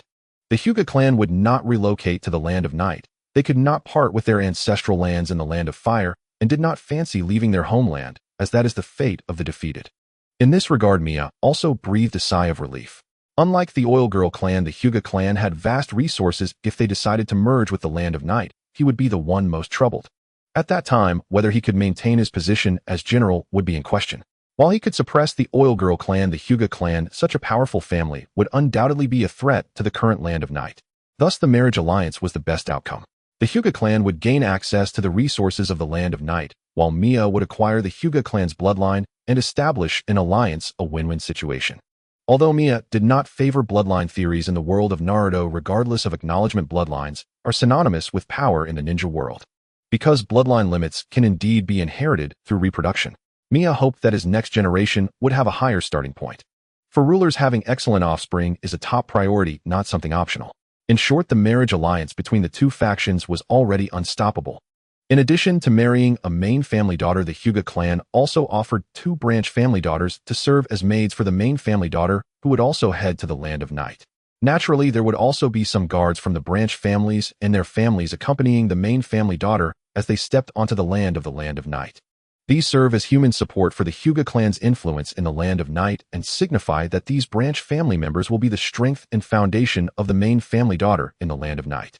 These are the manpower support. Aside from that, the Hyuga clan also provided various ninjutsu materials, including the Inyang release that Mia valued most. However, this is still a fragment of the Inyang release. The complete Inyang release can likely only be gathered by the Senju and Uchiha clans in the entire ninja world. The fragment of the Inyang release provided by the Hyuga clan is somewhat more complete than the fragment Mia obtained from exterminating the Yuhi clan. In return, Mia would not be stingy. He gifted the Hyuga clan the modified version of the Inyang release he obtained from the Yuhi clan as a betrothal gift. Additionally, he provided some unique medical ninjutsu and knowledge he developed through his own special chakra. Although it is difficult to reproduce these medical techniques without special chakra, they can still significantly alleviate the medical pressure on the Hyuga clan. Moreover, the betrothal gifts also included many precious medicinal herbs. A large quantity of ninja tools and money were also generously provided by Mia. In the land of fire at the Hyuga clan, after waiting for over 10 days, the welcoming party, dispatched by Mia, has lined up neatly. Led by Kakuzu, the head of the military's combat execution department, equipped with 20 elite ninjas and 200 skilled warriors proficient in chakra swordsmanship. Their ninja attire and armor were all adorned with patterns of the spider lily. Additionally, several ninjas dressed in black high-collared coats and wearing sunglasses appeared in Kakuzu's group. Their aloof and silent demeanor exuded a sense of mystery and coldness that made them seem unapproachable. Hyuzen, as the leader of the Hyuga clan's wedding party, gazed in astonishment at these ninjas in black high-collared coats. The high-collared coats bore the family crest of the ninja clan, resembling a simplistic depiction of an insect. Each of them exuded a profound aura, proving they were not ordinary ninjas. In a prestigious family like the Hyuga clan, they would certainly be considered an elite force. Especially the man in sunglasses at the forefront, who gave Hyuzen a sense of danger. This man was someone Hyuzen recognized. They had crossed paths before, and their strengths were roughly on the same level.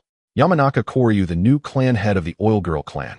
At just over 30 years of age, he quickly rose to power in the wake of the previous clan head's death in battle a year ago, stabilizing the internal crisis of the Oil Girl clan.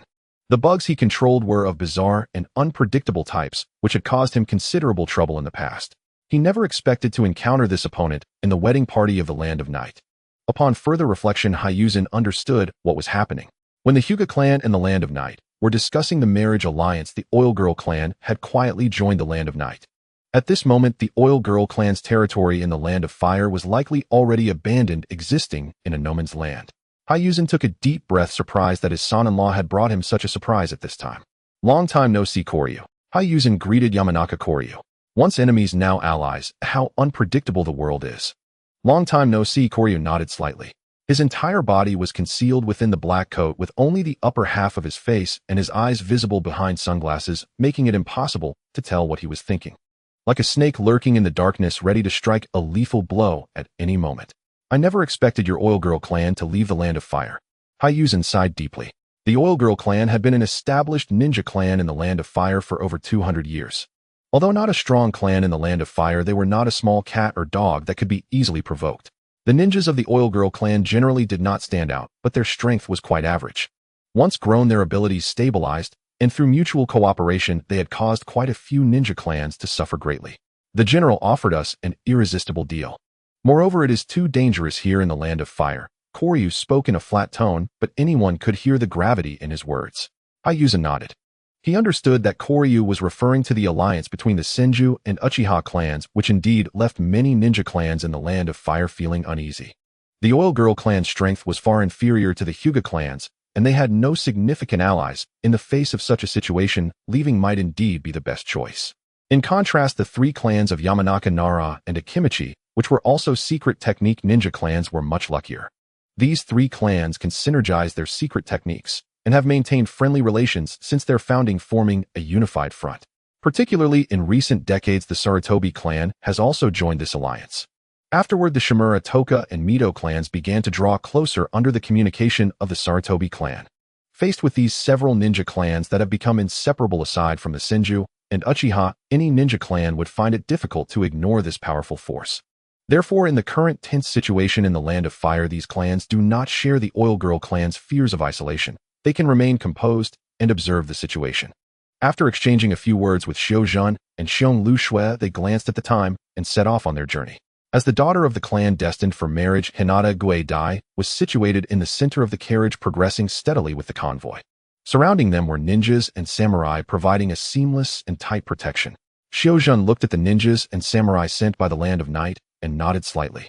These guards had formed a complete whole, setting aside their strength. The ability to quickly and effectively assume such a tight formation indicated that these ninjas and samurai had undoubtedly undergone rigorous training and were not to be trifled with. Although Xiuzhen believed he could easily crush this force, the disparity in strength was so vast that any formation they displayed was utterly meaningless. The only one who intrigued Xiuzhen was probably the leader Jiaodu. He was quite young, and among the Hinata clan, he was not considered weak, capable of holding some important positions. It seems this country is not one that relies solely on one person to maintain its deterrence. Xiuzhen silently affirmed his evaluation of the Land of Night. After traveling for several days, they finally reached the border of the Land of Fire at dusk. Beyond the expanse of wilderness ahead lay the Land of Night. At that moment, under the fading light of the sunset, a chilling aura descended with the night. Xiuzhen sighed. Just as he did, a series of whistling sounds pierced the air. Dozens of shadows leaped out from the corners of the shadows, targeting the carriage at the center of the convoy. Clearly, the target of their assassination was very specific: Hinata Gue Dai, the future general's wife of the Land of Night. Counterattack. After a slight pause, Xiuzhen chose to retaliate against the attackers. It was actually incorrect to say he was slow, as Xiuzhen had long been prepared to strike, merely gathering strength in the shadows. After all, attempting to launch a sneak attack under the gaze of the Byakugan would be foolish. Xiuzhen leaped to meet the attack, spinning in midair as a massive chakra began to surge through his body, transforming into a blue stream of energy.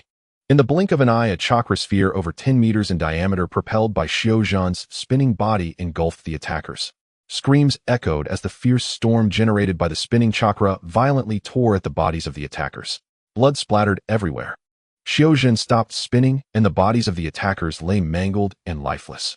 This elder of the Hinata clan had dispatched over a dozen skilled assassins with just a single move. Boom! A sudden explosion erupted behind him, startling everyone present.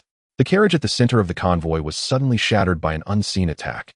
Wearing a white kimono with flowing sleeves, Gue Dai seemed to sense something amiss in advance, leaping effortlessly from the smoke and shattered wood soaring into the air. Amidst the exploding smoke and debris, a figure dressed as a ninja wielded a dagger aimed directly at Gue Dai's chest. The sharpened blade had cut a portion of her right sleeve during the previous attack. Holding the spirit blade, Gue Dai had already drawn it when the ninja pursued her. Clang! The sound of metal rang in the air. Using that momentum, Gue Dai's body floated backward like a feather. The ninjas and samurai from the Land of Night quickly reacted and surrounded the attacker. Avoiding the Byakugan and the Oil Girl's insect detection, this ability to conceal one's aura and chakra must be a special secret technique, or perhaps an unknown bloodline limit. A cold light flashed beneath Xiong Lu Shue's sunglasses. To bypass the Byakugan of the Hinata and the insects of the Oil Girl clan to strike at a key target was somewhat unexpected, but upon reflection, not entirely implausible. In this era of warring states, there was no shortage of bizarre techniques and bloodline limits. His body holds great research value. Indeed. Xiozhen nodded, acknowledging Xiong Lu Shue's judgment. Stand back. Xiong Lu Shue commanded, and the ninjas and samurai surrounding the attacker quickly dispersed. Xiong Lu Shue extended his arm, his black sleeve flaring open. Rumble. It was not a swarm of insects, but a massive centipede entirely blood red, with countless sharp claws resembling a giant red dragon. It first crawled across the ground, then soared into the air, twirling before rushing toward the attacker, its mouth opening wide in a bloody maw. Its massive body, over 2 meters wide, was terrifying in size. This guy is still so sinister, embedding the summoning technique within his sleeves. Xiozhen felt a sense of caution toward Xiong Lu Shue's attack method. In their previous confrontations, he had almost been caught off guard. Had it not been for the Byakugan detecting the abnormal chakra fluctuations in advance, he would have likely suffered a serious injury. Oh, the attacker could not dodge in time, and had his arm torn off by the dragon-like centipede. Damn it. The attacking ninja turned pale as he gazed at the enormous red centipede comparable to a small mountain, unable to believe that this was also a technique of the Oil Girl clan. This was entirely on a different level from the ninjas of the Oil Girl clan he had faced before. This man manipulating the centipede was far too dangerous. He shot a fierce glare at Xiong Lu Shue in the distance, as if wanting to remember today's humiliation, then turned and fled without looking back. However, after just a few steps, his body stiffened, and he collapsed. In the moment he fell, he saw that his severed arm was covered in countless black insects without him knowing. They silently infiltrated his torn wound, continuously injecting a paralyzing toxin into his nerves. When did this happen?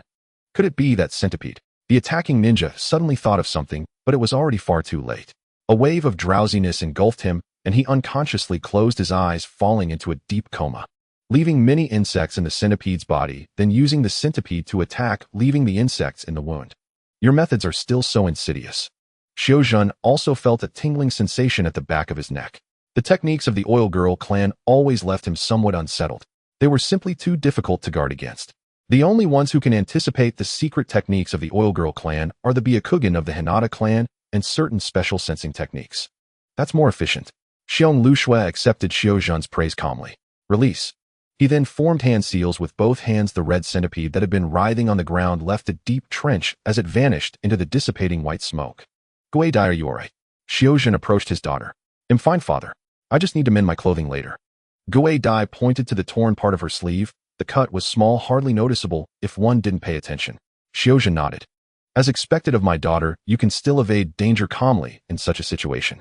Xiozhen affirmed Gue Dai's strength and alertness.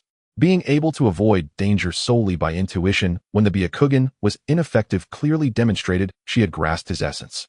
After all, it was your teaching, father, to not overly rely on the Byakugan in battle. Gue Dai lowered her head and smiled shyly. Xiozhen also smiled, feeling relieved. On another side, Jiao Du sent people to bind the unconscious attacking ninja and instructed the medical ninjas in the convoy to stop his bleeding before the interrogation, lest he die beforehand. Afterward, Jiao Du approached. It seems we need to hurry now. Apologies, my lady, for the fright you have endured. No, it's fine.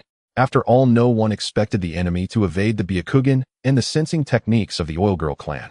Gue Dai smiled understandingly, adopting the tone of a future general's wife, without placing blame. Since the carriage was destroyed, making a new one nearby would take too long. Moreover, no one knew if there would be a second wave of attacks. Thus, the subsequent arrangements were simplified. They needed to head to the capital Yejian city as quickly as possible. Ninjas were inherently efficient, and oddly enough, Gue Dai felt much better after leaving the slow-moving carriage.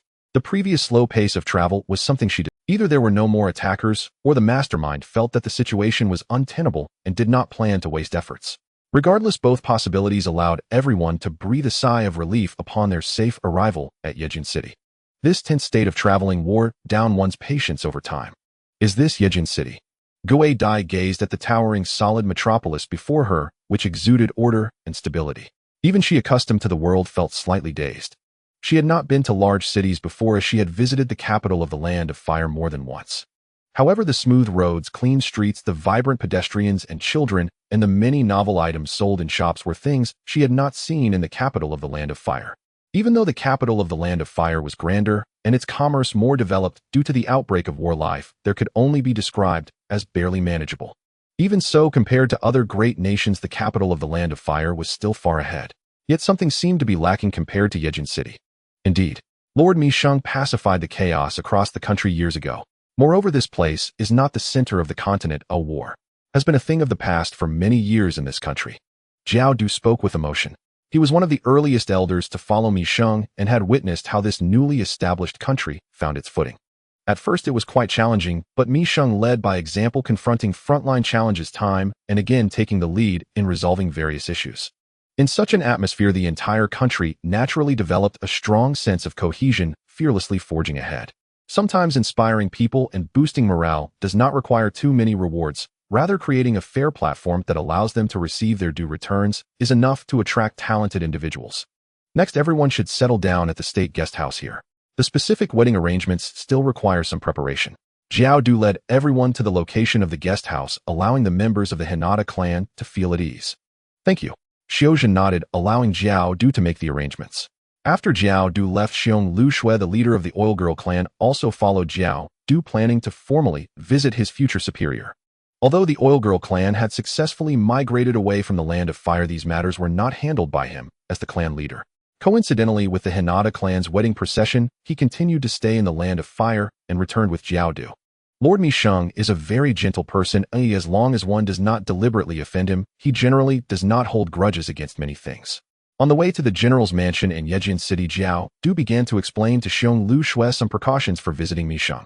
Although Mi Sheng had few taboos, Jiao Du did not know Xiong Lu Shui well and feared he might inadvertently cross Mi Sheng's bottom line. After all, while Mi Sheng was gentle on one side, his cold ruthlessness on the other left a deep impression on Jiao Du. He was a general of the Land of Night who would show no mercy in dealing with enemies. Xiong Lu Shui was a future colleague. He did not want to sour their relationship. Quietly listening, Xiong Lu Shui gauged how to interact with General Mi Sheng. Stepping into the general's mansion was like entering a completely military jurisdiction. Towering walls surrounded the interior, cutting it off from the outside world, with patrolling ninjas and samurai coming and going in tall towers and buildings rising one after another. But Xiong Lu Shui could see that many of the structures were not built for pleasure, but for military purposes, with only a small portion meant for living and entertainment to alleviate the pressure accumulated by the ninjas and samurai.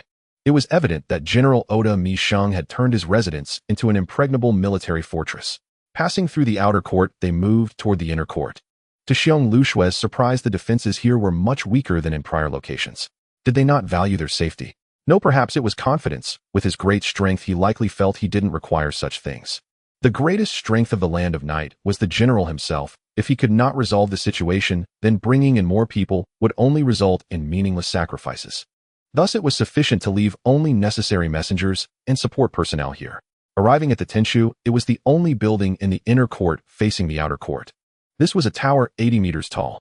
From here, the layout of the general's mansion was clearly visible. After bringing Xiong Lu Shui to the highest level, Jiao Du turned to leave. Please come in. As the voice from inside rang out, Xiong Lu Shui took a deep breath and stepped inside. It was a spacious area about 7 meters high and several hundred square meters in size. He casually glanced at the furnishings and layout, which seemed rather unadorned. There were few gaudy decorations, and the items placed here were mostly practical.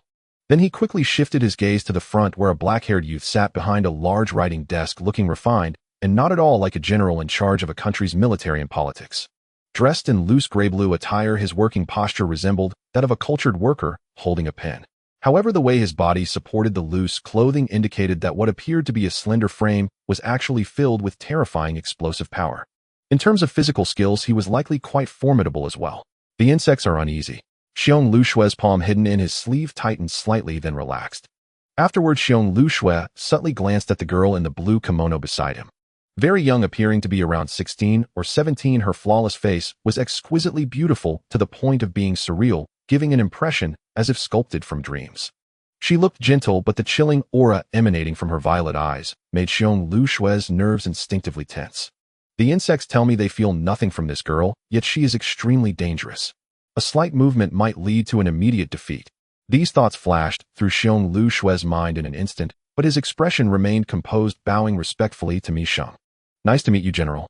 I am Xiong Luxue, the leader of the Oil Girl clan. Welcome to your joining Xiong Luxue clan leader. I had intended to greet you in person, but I am overwhelmed with matters here, so please forgive me. Mi Sheng greeted Xiong Luxue with slight warmth, leading him to sit face to face at a side table. On the table between them lay a map of the Night Nation marked with numerous annotations. I Luli prepared tea and placed it beside Mi Sheng, and Xiong Luxue then stood behind Mi Sheng like a loyal guard. I won't waste time on pleasantries, as we will have ample time to become familiar later. Let's discuss what concerns you the most, clan leader Xiong Luxue. Mi Sheng got straight to the point. Xiong Luxue took a sip of tea and nodded. Like He Jiao said, he was someone who preferred to dive straight into the topic without unnecessary delays regarding important matters. This is great, he too likes such a straightforward superior. The clearer the orders and divisions, the better, to avoid any potential hidden dangers and unnecessary disputes in the future. This is the Black Steel Forest. Mi Sheng pointed at a section of the map located in the western part of the Night Nation. This area is home to the Black Steel Forest, covering a land area comparable to some remote nations. The forest conceals many raw material resources and numerous new species of insects. These are just the ones that have been discovered. There are still many unknown parts yet to be explored. After all, in such an uninhabited area, if it weren't for the arrival of the Oil Maiden clan, he might not have prioritized this forest for support in the next 10 years. At most, he would station a troop there waiting for a more distant future to develop it. This is an untouched primitive forest, and as clan leader of the Oil Maiden clan, I believe you understand its value. The main forces of the Oil Maiden clan need to settle in Yijian City for management and cannot act recklessly. But you can establish a second base in this forest. Whether it's nurturing new insects here or any other endeavors, the Oil Maiden clan has full discretion. At this point, Mi Sheng paused and continued, however, I must state up front that the state will also develop this forest in the future, or else the resources here will go to waste. Before that, it would be best for the Oil Maiden clan to delineate a core territory as a foundation. Understood. Xiong Luxue nodded in satisfaction. As originally agreed, the Black Steel Forest will be primarily led by the Oil Maiden clan for the foreseeable future. This is actually sufficient. This vast forest is 20 times larger than the territory the Oil Maiden clan occupied in the Fire Nation. It is impossible for a single family to occupy it all. The Oil Maiden clan is not that powerful. Not to mention, besides the Black Steel Forest, the Night Nation has plenty of other primitive mountains and forests suitable for nurturing insects. For the Oil Maiden clan, this will be a new beginning. Although it is somewhat painful to abandon their ancestral land, isn't it true that leaving the old for new horizons opens up more possibilities? Furthermore, I hope clan leader Xiong Luxue can take on the position of Minister of the Intelligence Department. The secret techniques of the Oil Maiden clan are well suited for infiltration, reconnaissance, and espionage. I recall that you, clan leader Xiong Luxue, are a rather rare perception-type ninja. I understand. Xiong Luxue responded succinctly, without hesitation. After all, the Oil Maiden clan excels in intelligence gathering and tracking targets. Subsequently, under Mi Sheng's subtle indication, I Luli produced a sealed document. This is a list of ninjas I plan to incorporate into the intelligence department. You can take it back and see which ones you need and which ones you don't. Mi Sheng felt no concern about delegating professional matters to professionals, as the Oil Maiden clan was not yet worthy of his caution. Ailu Li, who could face the tailed beasts Heiden with ice ninjutsu, was quite a restraint on the insects of the Oil Maiden clan. Moreover, he had ideas for the upcoming self-disciplined puppets. It only required the chakra of the seven tails to recover. With a bit more hardship, it could be completed. By then his power would surge again, and his rule would be even more solid. Xiong Luxue silently accepted the document, his expression inscrutable. Then Mi Sheng discussed some details and the annual funding ratio that would be allocated to the Oil Maiden clan. Do you have any other questions, clan leader Xiong Luxue? After Mi Sheng spoke, he took a sip of tea to moisten his throat. No, I have no further questions. I am very satisfied with this outcome, General. Xiong Luxue shook his head as he spoke. Leaving the Fire Nation, the Oil Maiden clan had lost much, but what Mi Sheng offered far exceeded their losses in the Fire Nation. That's good. The Oil Maiden clan will gradually integrate into the military through the intelligence department. Everything requires a process of integration. Just prepare adequately on your side, and allocate the personnel. Mi Sheng's words steadied Xiong Lu Shue's initially anxious heart.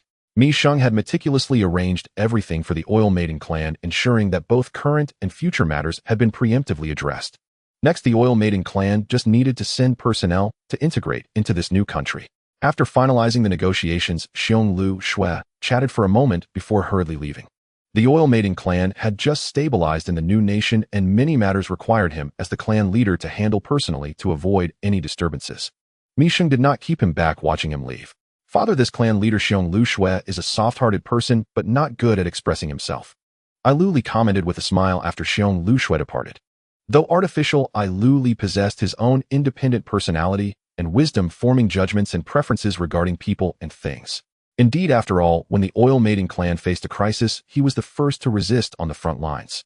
Mi Sheng had gathered considerable intelligence about Xiong Lu Shue. From their earlier interaction, he could roughly gauge the type of person he was. Unconsciously, he thought of Yu Nu Ji Nai from the original work, who seemed to be a similar type. People from the Oil Maiden clan generally have delicate hearts, but are not good at expressing themselves verbally, only silently protecting everything they cherish. Interacting with such a ninja clan would likely lead to much less trouble in the future. If they were like the Uchiha who flaunted their Sharingan at every opportunity, that would be quite disruptive. Then Mi Sheng did not continue handling official business, but returned to the inner courtyard to rest. The wedding was approaching, and it was impossible not to feel nervous. Having lived 2 lives, this was his first marriage, and although it wasn't out of love, and he hadn't seen the bride before, he still felt a strange sense of anticipation. What kind of person would his future wife be? Would she be virtuous? Or lively? Perhaps strict and serious? Or inwardly fragile, prone to tears? Standing on a corridor in a courtyard, gazing at the solitary moon in the night sky, he found himself lost in thought. Mi Sheng was sleepless. She should be a very traditional person, methodical in her actions, right? In a clean guest room at the state guest house, Hinata, quite the daughter of the Hyuga clan marrying into the general's family, stood by the window looking up at the moonlight hanging in the night sky, lost in thought. Like Mi Sheng, Hinata, quite as his future wife, was also struggling to sleep. She hailed from the ancient noble clan, the Hyuga clan, flowing with the bloodline of the Kekkei, Genkai, and noble among ninjas.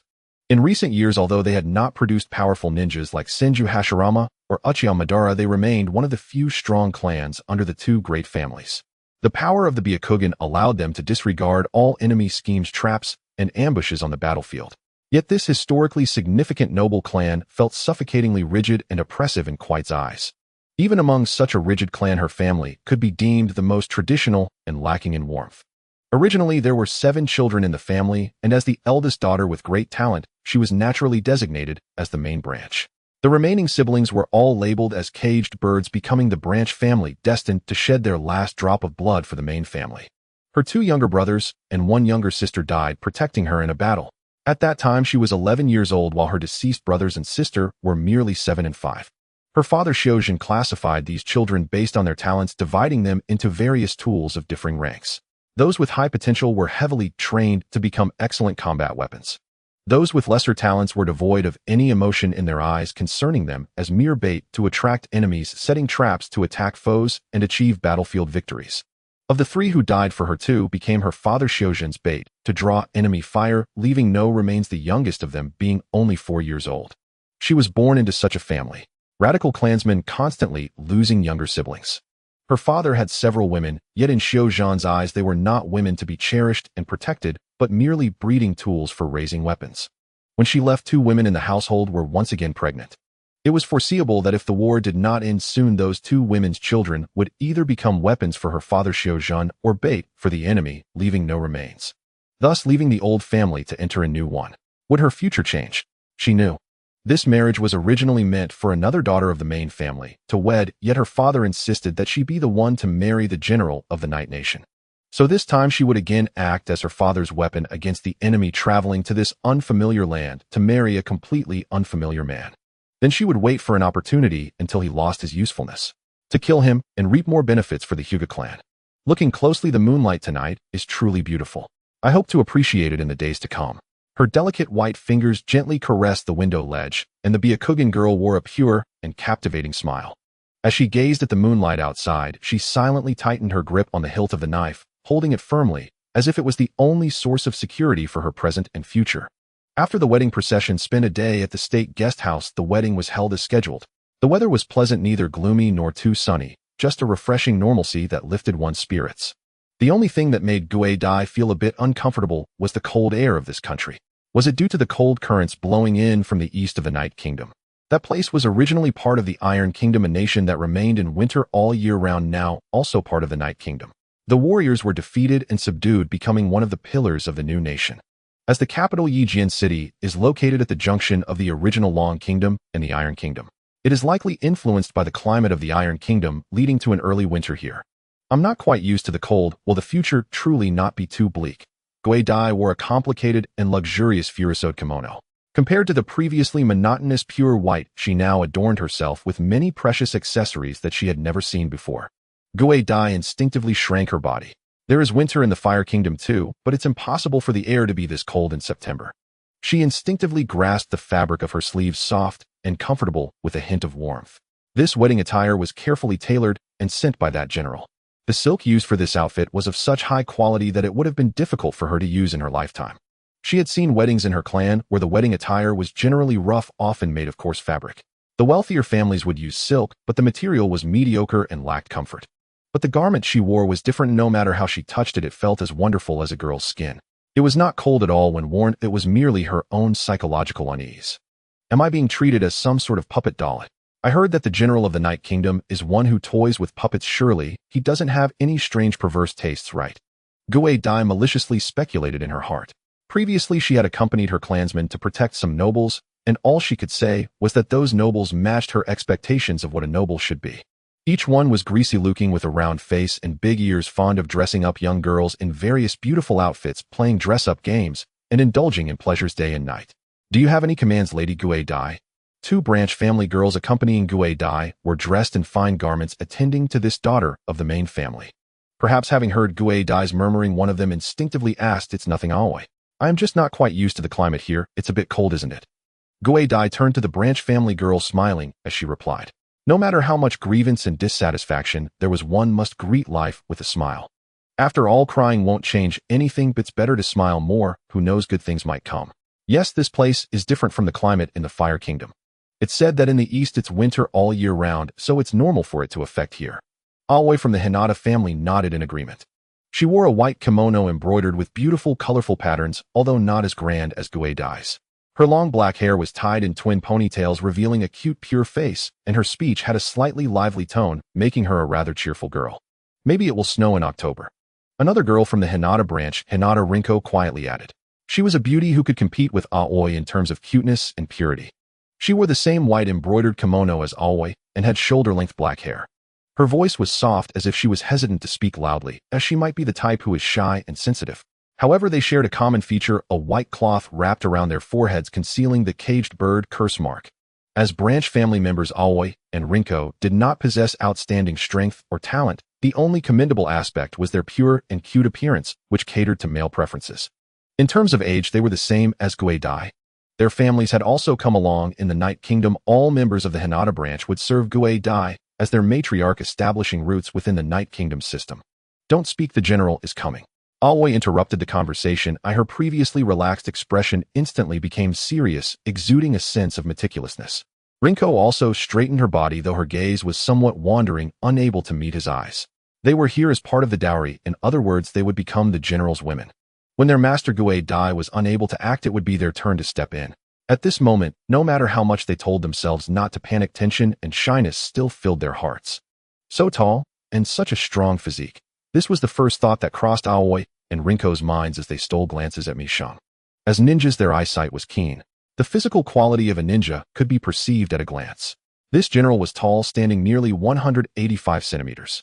His body hidden beneath the loose wedding attire when approached caused Aoi and Rinko to instinctively hold their breaths, feeling an overwhelming aura pressing upon them easily, allowing them to deduce that this general was a ninja with exceptionally strong physical skills. Clearly known as a puppet master, yet when it came to combat he needed to hide behind puppets, it turned out he possessed considerable physical skills himself. Have recent puppet masters taken to specializing in physical techniques? Aoi and Rinko both had this thought in their heads. Speaking of which, Grandma Chiyo is over 70 but can still maintain a physical skill level of 9, strength 7, and speed 8. She can punch through a shadow clone of Naruto, leaving him a bit stunned.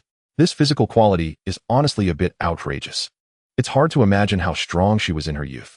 So puppet masters also need to practice physical skills, wouldn't you agree, Kanjuro? Mi Sheng approached the three girls, his gaze briefly passing over the two pure and beautiful branch family girls before locking onto the girl in the middle. The girl was petite and very young. This was not uncommon in this era. In an age where the average age was less than 30, marrying and having children early to continue the lineage was considered the best choice based on the backdrop of the times. At this moment, the girl lowered her head as if shy, hiding her face beneath the white veil, only vaguely revealing her fair skin. Mi Sheng was almost clueless about the wedding arrangements. Fortunately, such matters did not require his input, as there were professionals to handle everything. The venue for this wedding was a large shrine nearby. The accompanying priestesses and priests made quite a grand affair. Mi Sheng reached out and held his little wife's pale hand, feeling how nervous she was, not quite used to being touched by a man. Her palm was sweaty.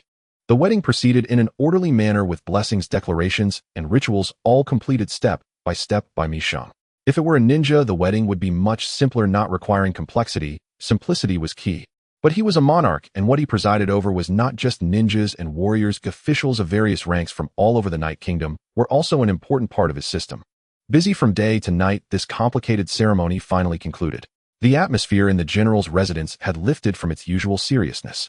In a courtyard adorned like a picturesque landscape, within the inner court bright lanterns sparkled in the night, dispelling darkness and illuminating the space as brightly as day. At the entrance of the well-prepared bridal chamber, Hinata Aoi and Hinata Rinko stood straight. General, the two branch family girls felt a bit nervous upon seeing Mi Sheng approach alone, stuttering in their speech. Mi Sheng glanced over and recognized that these two were branch family girls who had come along with the Hinata family to solidify the main family's position. Both of them were quite beautiful, and their temperament was of the pure and gentle type, traditional women who would obediently follow men. You two can go eat something first. Yes.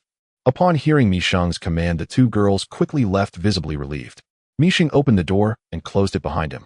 The bedroom was warm as spring, a single spacious room of about 200 square meters. However, there wasn't much furniture. Most of the space was empty. Only in the center, on a tatami mat spacious enough for 3 or 4 people, was a large futon laid out, surrounded by several beautifully designed clothing racks styled like screens, along with storage cabinets and a dressing table. Several glass coal lamps were lit, arranged on the 4 corners of the room, exquisitely bright, illuminating every corner. Even the high beams were clearly visible. Ninjas probably wouldn't use such ornate, complex lighting fixtures. Only someone like him, who needed to embellish his status, would decorate with such items. This was unavoidable. Since his previous life, he was the type who liked to sleep with the bedside lamp on. This habit carried over well into this world. Mi Sheng quickly spotted the girl kneeling at the center of the room on the laid-out futon. The splendid and beautiful furisode kimono suited her so naturally, it seemed like a green leaf, accentuating her beauty. Though she mostly kept her head down during the wedding, a fleeting glance revealed to Mi Sheng just how stunning her beauty was. At a time like this, do you need to hold such a dangerous thing as a knife? However, more than the beauty of his little wife, the katana resting on her thigh, still sheathed, caught Mi Sheng's attention. On their wedding night, having a knife on her thigh seemed ominous, no matter how one looked at it. Because for a girl, it's an important self-defense tool. The girl still kept her head lowered, seemingly unaware of Mi Sheng's underlying meaning, her voice clear as she spoke. You mean a self-defense tool, eh? Mi Sheng stepped closer, having already shed his cumbersome wedding attire, which he tossed aside. He now wore light clothing that showcased his well-trained physique. Do you mean to guard against me, your husband? He bent down slightly, gently holding the girl's snow-white chin. Her fair face lifted, meeting Mi Sheng's gaze. Mi Sheng didn't use much force. His movements were very gentle. He saw a pair of very clean, pure eyes that shimmered with gentle laughter. There was neither panic nor fear. She merely smiled as usual. In their pupils, each reflected the other's shadow. Yes, because my lord husband will surely consume me tonight, right? So I need a bit of protection. Mi Sheng could not discern whether the girl was anticipating or feeling something else. However, that smile seemed a bit forced, as if carefully maintained. Can't you show a more genuine expression? And do you usually refer to yourself as this humble one? Does my lord husband not like my smile and words? With Mi Sheng lifting her chin, Gui Dai blinked, her beautiful, lively eyes suddenly appearing aggrieved, as if with just a word of dislike from him, she would burst into tears, making one feel a pang of sympathy. It's not that I dislike it. I just prefer to see a person's most authentic side. Mi Sheng released Gui Dai's chin. That's fine. Tonight all of me will be unveiled for my lord husband, but I need my lord husband to put in a little effort. You must try your best, even if it takes until dawn. I can hold on. The girl waved her fist like a blank sheet of paper, using her bright, pure eyes to cheer Mi Sheng on. Mi Sheng felt something swiftly brush past his face. However, the girl had already mustered the courage to invite him, so naturally, he wouldn't miss the opportunity. Besides, as her husband, loving his wife required no reason. Uncertain how long it had been in her hazy state, Dai felt her throat was a bit dry and was filled with embarrassment. Adami from last night was truly a shameless woman. After a wonderful and chaotic night, she finally opened her eyes in a daze as the sun hung high in the sky.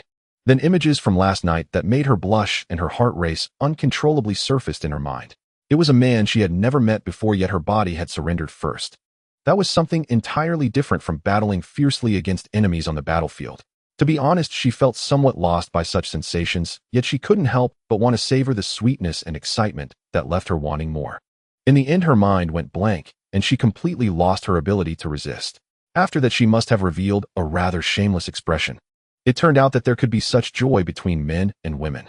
This was far more exhilarating than slicing an enemy's throat, watching them writhe in pain and blood gushing out like a fountain.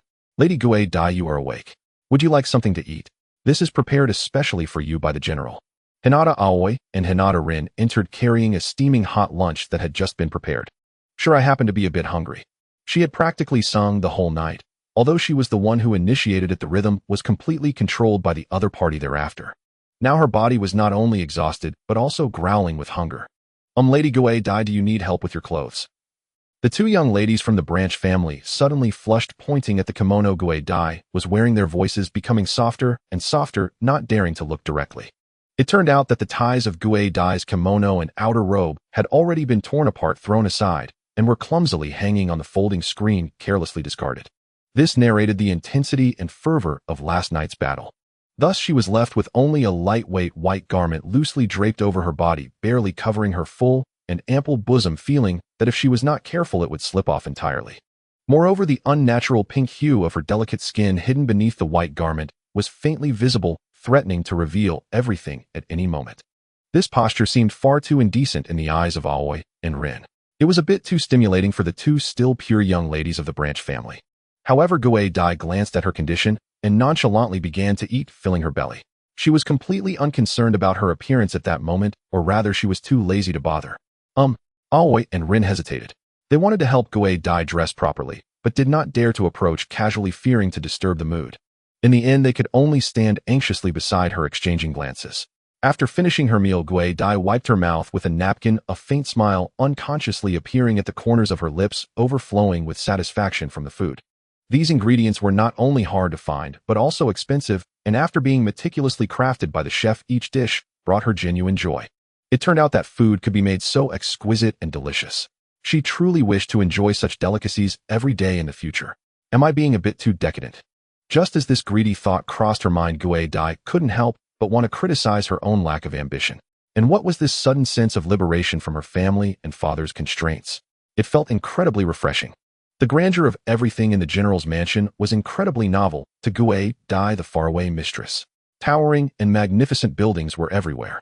If she could stand on top of one, she might be able to see a far distance away. The Hinata clan's territory had no such constructions. The stronghold of the ninja clans required ample concealment. Overly ostentatious architecture would essentially signal to enemies that it could be a target for attack. In the fiercely competitive land of fire, such things happened frequently.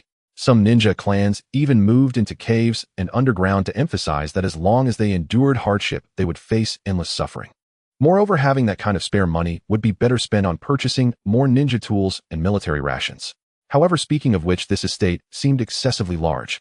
It was as if the entire primary military institution of a nation was laid out here. Arriving at the castle tower, this was the dividing line between the inner and outer courts of the general's mansion. The inner court was the living area for the general of the Land of Night and his family, featuring artificially created landscapes and hot springs, rare trees of many varieties, and many novel creations that Dai had never seen before, their purposes unknown.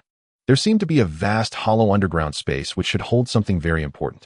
The area of the inner court was small relative to the outer court. From Dai's perspective, the inner court could comfortably accommodate thousands of people without being crowded.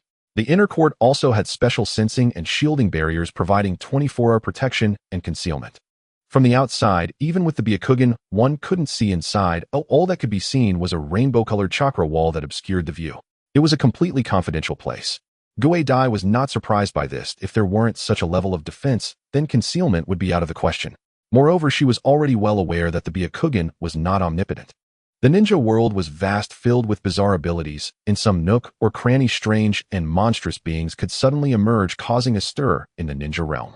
Lady Guei Dai, the layout here is so vast that it's going to take a considerable amount of time to memorize the routes. Following behind Guei Dai, Aoi and Rin were also troubled by the complexity of the general's mansion, which was much more intricate than the Hinata clan.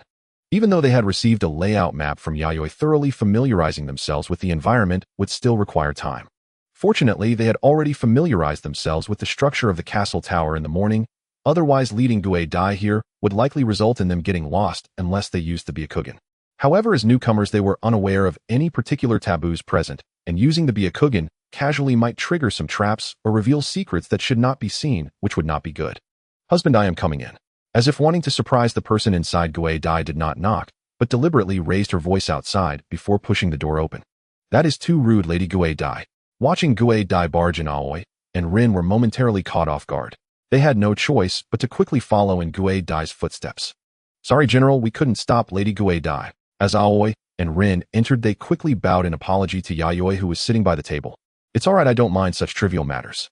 How is your body, Guei Dai? Yayoi expressed concern for her little wife's health. Oh, my husband, you have already called me by my name so naturally. Guei Dai approached with a light laugh, her lively eyes sparkling, wearing a charming smile. Dressed in a wide-sleeved kimono appropriate for her status, the soft and delicate light blue fabric was embroidered with exquisite and magnificent patterns. On her feet were white tabi socks and low-heeled wooden sandals, almost silent as they tread on the clean floor, occasionally appearing beneath the hem of the kimono. Her long black hair was styled in a princess-like fashion, and at that moment, she wore an accessory resembling a golden crown. Though it was her first time dressing so grandly, she could handle it with ease, her movements and expressions completely fluid. Because you're already my wife, it is perfectly normal for us to call each other by our names. Yayoi responded to his newlywed wife with a completely at ease demeanor. If possible, he hoped to step into his wife's innermost heart. Otherwise, facing a wife with whom he had no mutual understanding for decades would be quite a painful ordeal. Oh, indeed. It is an honor to hear you think this way, husband. Lightly stepping to Yaiwa's side, Guei Dai's slender fingers gently poked Yaiwa's face, seeming to find it quite amusing. Yayoi did not stop her. There was something endearingly cute about her childish behavior that aimed to draw them closer. Soon Guei Dai's gaze shifted to the girl named Iruri on the other side. Dressed in a blue kimono, she was a beautiful girl whose appearance and demeanor were on par with her own. Husband, are you already tired of my body and seeking new love so soon? After all, she was a newcomer and did not know how to serve, unlike this elder sister who must know how to treat the husband with care. This sudden interjection, accompanied by a hint of grievance and a whimpering tone, sent a shiver down Yaiwa's spine. That voice was quiet. He could only sigh helplessly. It's not as you think. This is Iruri, she is.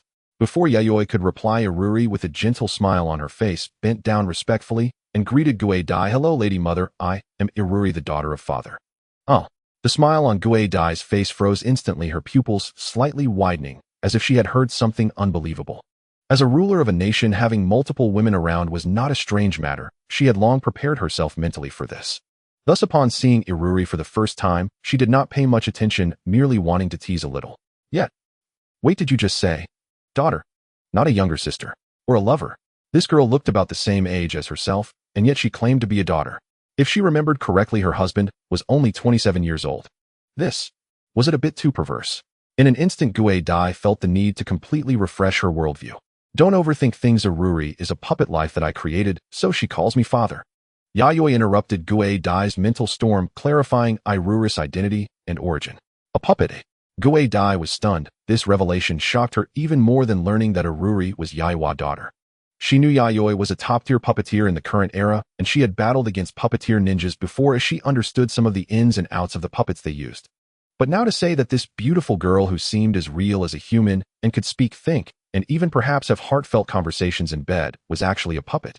To verify this fact, the veins around her eyes bulged grotesquely. Byakugan. The powerful insight instantly penetrated Iruri's body, allowing Guei Dai to clearly see the inner workings of Iruri's body. Blue circuits crisscrossed like human meridians, covering every part of Iruri's body. Then she saw a core resembling a heart, a massive chakra that was shockingly overwhelming, gathering and compressing there continuously, providing Iruri with energy to move. Her crystalline body wasn't composed of the flesh and blood that humans should have. Except for that heart, which was crafted from a special chakra crystal. The majority of Irura's body was more like a solidified high-density chakra. A tailed beast. No, she had a core that was not chakra. A human. No, she did not possess the flesh and blood that humans should have. If one had to describe it, she was a type of artificially created semi-tailed beast creature. After a long time, Gue Dai closed her Byakugan, but the shock in her heart lingered. This husband of hers was a bit more mysterious than she had imagined. An artificial puppet life inevitably reminded her of the legendary Yin-Yang release, which could create life invisibly. So your name is Iruri, and you truly are. Yes, I am a puppet life, personally crafted by Father. I hope we can get along well in the future and become supports for Father together, Lady Mother. Iruri smiled slightly, without feeling superior or inferior because of her uniqueness. Her very existence in this world was undoubtedly a miracle. Hearing Iruri confirm this fact with her own mouth, along with everything she had observed with her Byakugan, Gue Dai, despite her disbelief, had to accept this reality. However, hearing Iruri refer to her again as Lady Mother made Gue Dai feel a bit strange. She was still a vibrant young girl, having just gotten married yesterday and had not been pregnant, right? Speaking of which, Iruri, how old are you this year? Gue Dai suddenly thought of something important and fixed her gaze on Iruri, inquiring about her age. Although I have only recently gained the ability to move independently, the initial life embryo and memory devices were completed when Father was 9 years old.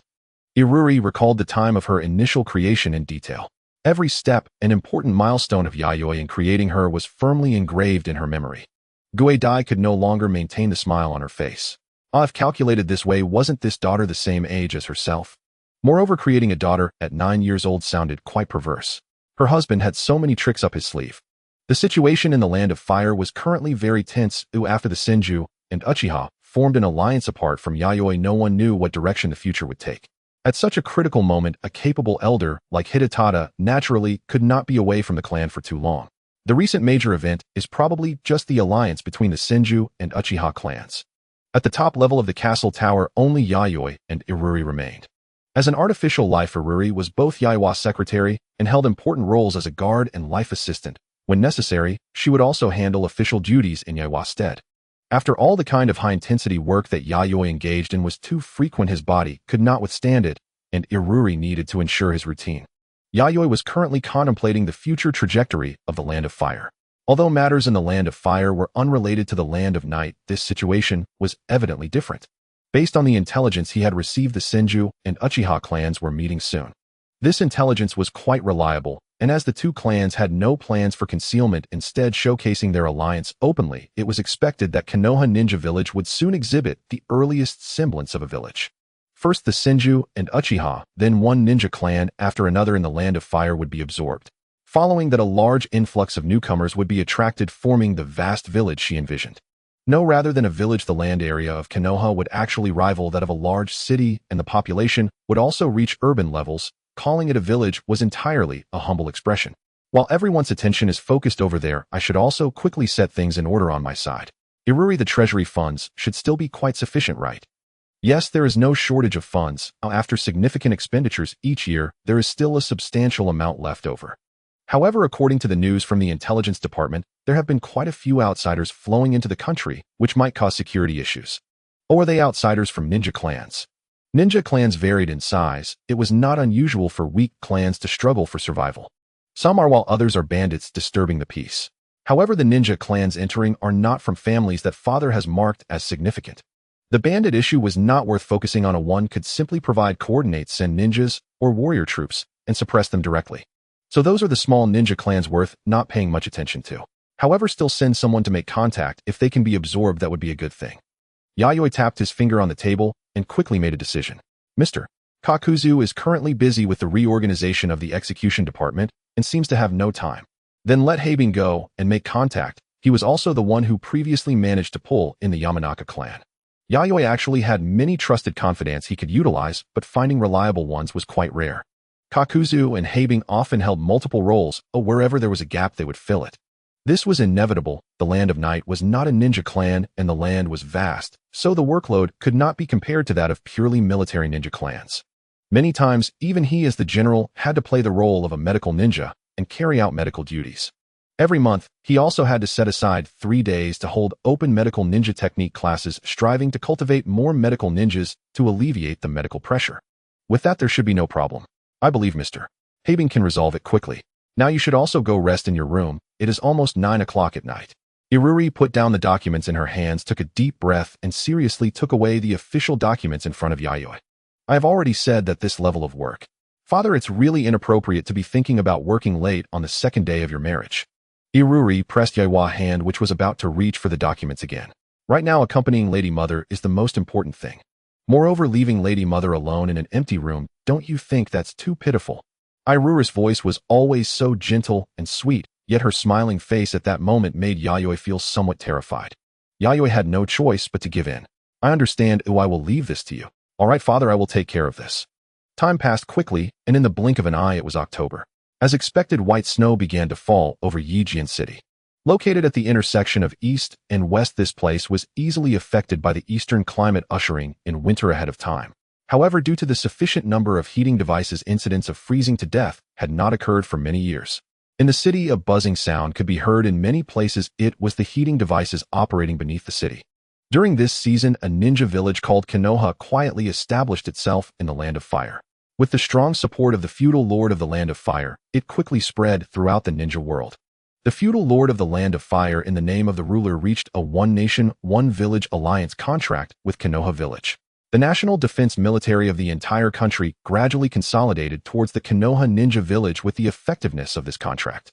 As the founders of Konoha Ninja Village, the Senju clan and Uchiha clan rapidly gathered many ninja clans to join Konoha. These ninja clans varied in fame, some well-known, others obscure, yet their sheer number formed a formidable force once integrated into Konoha. Subsequently, the Sarutobi clan, Yamanaka clan, Nara clan, and Akimichi clan also promptly joined Konoha after a private discussion with the Senju clan leader Senju Hashirama. Soon after, the Inazuka clan, known for their secret techniques, came seeking to join. By then, aside from a few ninja clans like the Hyuga clan still observing, all had gathered in the ninja village called Konoha. The disturbances caused by the Land of Fire during these days left the feudal lords of other countries shocked. Quickly, various countries sent envoys to the capital of the Land of Fire to visit its feudal lords, seeking to understand what the Land of Fire intended to do. The Konoha ninja village, established by the Senju and Uchiha clans, absorbed one ninja clan after another from the Land of Fire and would dominate its national defense military. Such alarming matters filled the feudal lords of other countries with immense fear.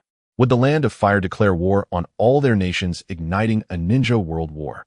To the north of the Land of Fire, neighboring the Land of Night, the General Miyuki naturally followed the trend and dispatched a delegation to the capital of the Land of Fire for diplomatic visits.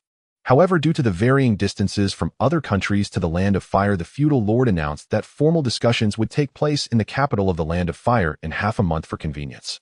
At that time, the leaders of the Senju and Uchiha clans would also be invited. This immediately increased the pressure on the various countries. They hastily hired powerful ninjas to protect their diplomatic delegations while completely sealing their borders, preparing to concentrate their firepower on the Land of Fire should the situation go awry. As long as the Land of Fire dared to take action, whether the ninja world would sink or not was uncertain, but the Land of Fire would undoubtedly be the first to be sunk. Could Senju Hashirama and Uchiha Madara really defeat the entire ninja world? Indeed, it has been established. Miyuki murmured as she looked at the continuous flow of information coming from the Land of Fire. She had been closely monitoring the movements of the Land of Fire, ensuring that whenever significant events occurred, her spies infiltrating the Land of Fire would relay information about Konoha back at the earliest opportunity. Although she had long anticipated such events would eventually occur, when the moment arrived, she still felt a heavy pressure that was hard to breathe under. This was the tide of the era. More accurately, it was the arrival of this era being driven by Senju Hashirama and Uchiha Madara. To resist this era was to resist the will of these two individuals. Based on Uchiha Madara's strength, one could infer the level of Senju Hashirama. In the war between the Senju and Uchiha clans, the Uchiha were the losers. Senju Hashirama's power was undoubtedly stronger than that of Uchiha Madara. The strength of these two was without a doubt above the trends of the era. My lord, your complexion looks terrible. Has something bad happened? Seeing Miyuki, who rarely sat in the inner courtyard with a letter in hand, her emotions were visibly fluctuating. Goebutter was curious about what the letter said that could cause such a significant emotional shift in Miyuki. It had already been a month since she married into this place. No matter how much of a stranger she was, after a month of close interaction, she could discern Miyuki's general personality preferences and daily habits. Though she appeared gentle and easy to get along with, she was indeed a person with a strong sense of self and a domineering nature. Even in bed, Goebutter could see this. During this time, every night, she was the one being dominated. Moreover, due to her partner's confidence and strength, this lord could handle many difficulties with composure. He was a ninja capable of rapidly calming complex emotions and making correct decisions in critical moments. It is the Senju and Uchiha clans who have established the Konoha Ninja Village, signed the One Nation, One Village contract, and successfully invited many ninja clans to join. Currently, the military unification of the Land of Fire is an unstoppable trend. Facing his wife's inquiry, Miyuki did not hide anything. She succinctly explained the significant events that had recently occurred in the Land of Fire. Ninja Village. What is that? A village where ninjas live. Guebutter blinked in confusion. This new term felt utterly unfamiliar to her. The alliance between the Senju and Uchiha clans had already begun before she married into the Land of Night. However, the establishment of a ninja village by these two clans felt somewhat inexplicable. In this era, ninjas often acted as families, and alliances between clans would also draw clear boundaries to ensure each clan's independence. Yet a ninja village did not seem to conform to that notion. Moreover, Miyuki had mentioned that even more ninja clans had joined this village called Konoha. The strength of Senju and Uchiha was already formidable, and if more ninja clans joined, this news was more akin to a horror story than something astonishing. It's much more complicated than that, in short. All we can do now is wait patiently. Miyuki rubbed her forehead, holding Guebutter's delicate hand, drawing her to sit beside her and feel her warmth. Guebutter, however, did not mind at all, as they had already been intimate countless times over these days. There were no secrets from this man in any part of her. She took the letter from Miyuki's hand, her pure white eyes quickly scanning its contents. The information was not extensive, but the implications behind it were astonishing. Especially the so-called One Nation, One Village contract, which resembled a new system of military-political separation. According to this system, in the future, the feudal lords would be responsible for the country's economy and political power. The military domain would transition to the ninja villages, allowing these villages, which gathered a large number of ninjas, to manage national defense. Ninjas would reside in villages, allowing various clans to break their isolation and merge. Moreover, to ensure the development of the ninja village, the country would annually allocate a certain percentage of funds as military investment. In short, the benefits of such development were evident. However, every situation has two sides, and risks also exist. After all, would so many ninja clans gathering together truly not lead to an explosion? Knowing that many ninja clans had deep-seated enmities with each other before this, Guebutter found it hard to imagine that these clans could truly coexist peacefully. It's a very intriguing idea. It's just hard to predict how long this contract system can be maintained. But it is evident that a conference of various countries that will influence the fate of the ninja world will soon occur in the Land of Fire. Although the letter did not mention the conference in the Land of Fire, Guebutter, with her sharp instincts, believed that such a conference of various countries was an inevitable fact. The internal turmoil of the Land of Fire was so significant that it was impossible for the other nations not to feel a sense of urgency. If the Senju and Uchiha were careless in their subsequent operations, they might indeed ignite a ninja world war. Previously, it was a struggle between clans, but now that countries were involved, the scale of war would inevitably escalate to conflicts between nations. After that, it would undoubtedly impact the entire world. You're quite sharp, Guebutter. I never expected you to realize this so quickly. Miyuki looked at Guebutter in surprise. After a bit of reasoning, realizing that the Land of Fire would hold a conference of various countries was not too difficult. Anyone with a little insight could arrive at that conclusion after careful consideration. The challenge was being able to make such a prediction at a glance. Being smart is one thing. What is even rarer is this keen political instinct. Am I such a foolish person in your eyes, my lord? No, rather, you're quite smart and adorable beyond my expectations. Smart is smart. Oh, what does that have to do with being adorable? Guebutter released Miyuki's face, placing her hands on her hips. Seeing her discontented and angry posture, Miyuki couldn't help but chuckle.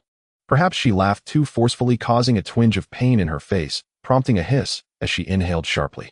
While rubbing her cheek, which had been pinched by Guebutter, Miyuki spoke in a resentful tone. You're really merciless. If it's just for show, doesn't that look like flirting? We're husband and wife, and there are no outsiders around, so flirting is fine. To say such excessive things to your young wife in broad daylight, what a thick skin you have. So does that mean it's all right to be excessive at night? Hearing Miyuki's shameless words, Guebutter rolled her eyes, yet felt a strange sweetness in her heart. Whether it was initially going with the flow or passively accepting for now, she did not dislike this man, who was somewhat indulgent toward her. However, the weather has turned quite cold recently, my lord. Could you warm my hands? As she spoke, Guebutter gently blew on her frostbitten hands, hoping to bring herself some warmth. Sure. Miyuki naturally wouldn't say something like use chakra to keep warm, which lacked romantic nuance. Since his wife was being so cute, he naturally wanted to fulfill her desires. Thus he wrapped his broad palm around Guebutter's small hand. The other person nestled affectionately against his broad chest, her well-groomed dark hair filled with a light, enticing fragrance that wafted around Miyuki's nose. Not only did her body exude a captivating warmth, but embracing her also felt soft. Miyuki felt as though he was holding a warm and cozy heater. Perhaps due to the overwhelming comfort, the girl in his arms soon began to breathe steadily, curling up like a small animal and falling into a deep sleep. The conference of various countries in the Land of Fire officially commenced at the end of October. Not only the traditional 5 great nations, but also the newly formed countries like the Land of Night, as well as previously insignificant small nations in the ninja world, sent prominent figures to participate in this conference. Anyone could see that regardless of the outcome, this conference would dominate the fate of the future ninja world. The conference lasted a full month and only officially concluded just before December. During this time, the envoys of various countries exchanged countless letters with their respective nations representing the will of their highest rulers to engage in dialogue with the feudal lord of the Land of Fire. They also clarified various changes within the Land of Fire and began to consider whether the system of ninja villages could be a pathway toward order. Indeed, war is something no one desires. Even the feudal lords felt endless fatigue and weariness from this prolonged era of warring states. Many weaker nations had been dragged into endless battles by their domestic ninja clans, leading to national collapse and loss of homes. Numerous nations had vanished in the wars, paving the way for new regimes. The Land of Night was one such example, but not the only one.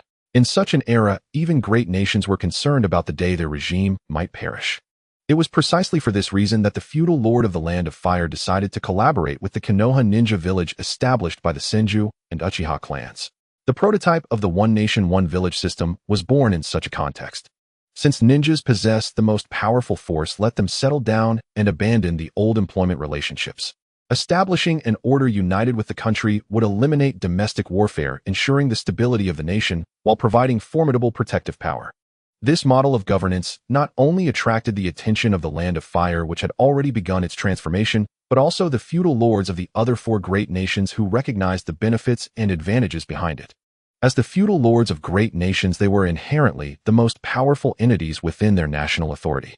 The ninjas who had cooperated with them before were also the most powerful ninja groups of their respective nations, otherwise they would not have been able to secure their positions as feudal lords.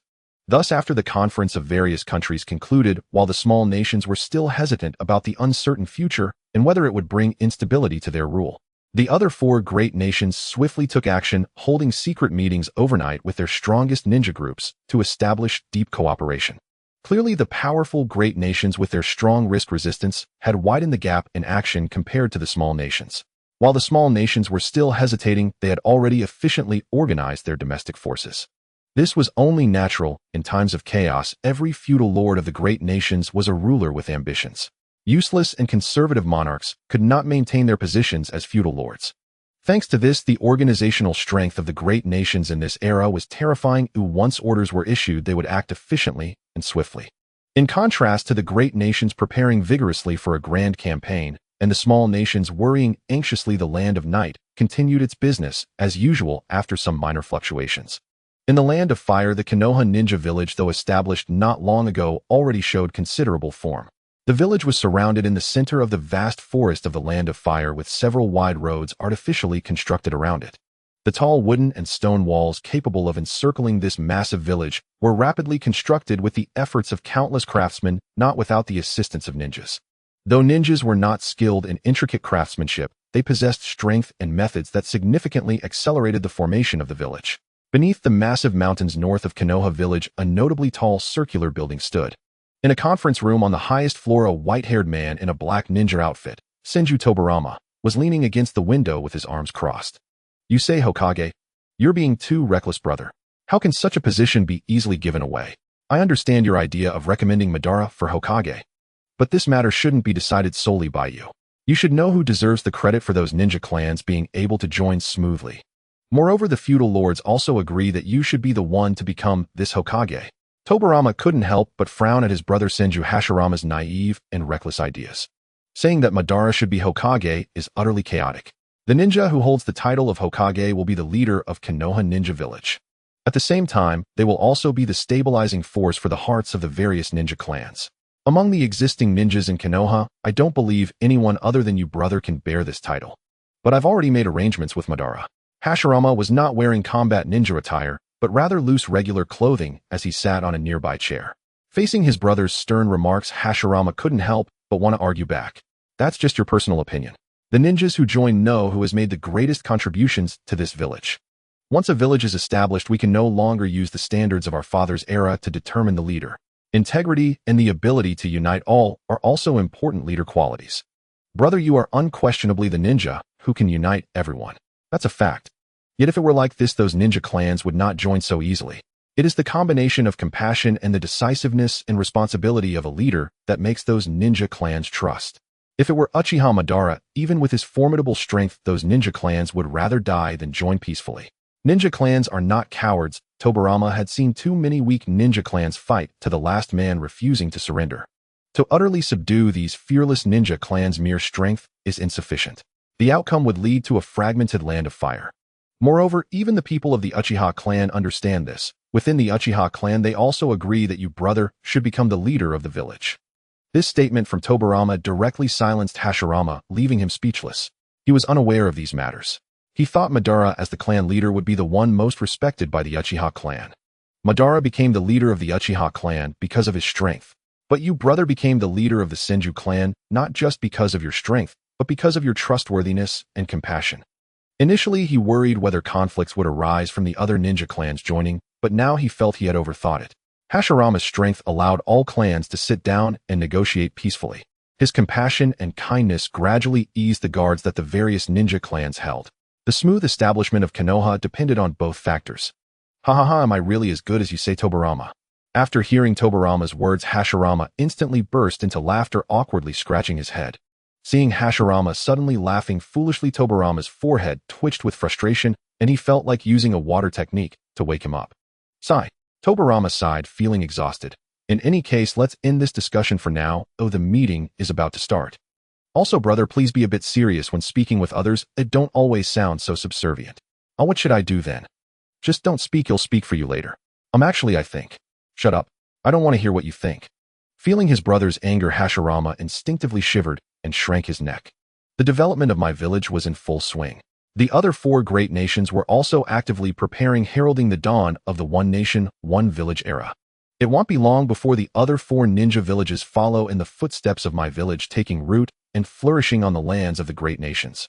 At this moment in the land of night, at the general's mansion in Yejin City, a letter of invitation urgently sent from the land of fire lay on a table in the room of Mayumi. Mayumi quickly finished reading the contents of the letter. It was brief and could be grasped with just a few glances. The message was clear. My village had decided during a meeting to appoint Senju Hashirama as the first Hokage of the village, a decision that would also be formally conveyed to the ninja world through the words of the daimyo of the land of fire. However, although the meeting had passed, the ceremony had not yet taken place.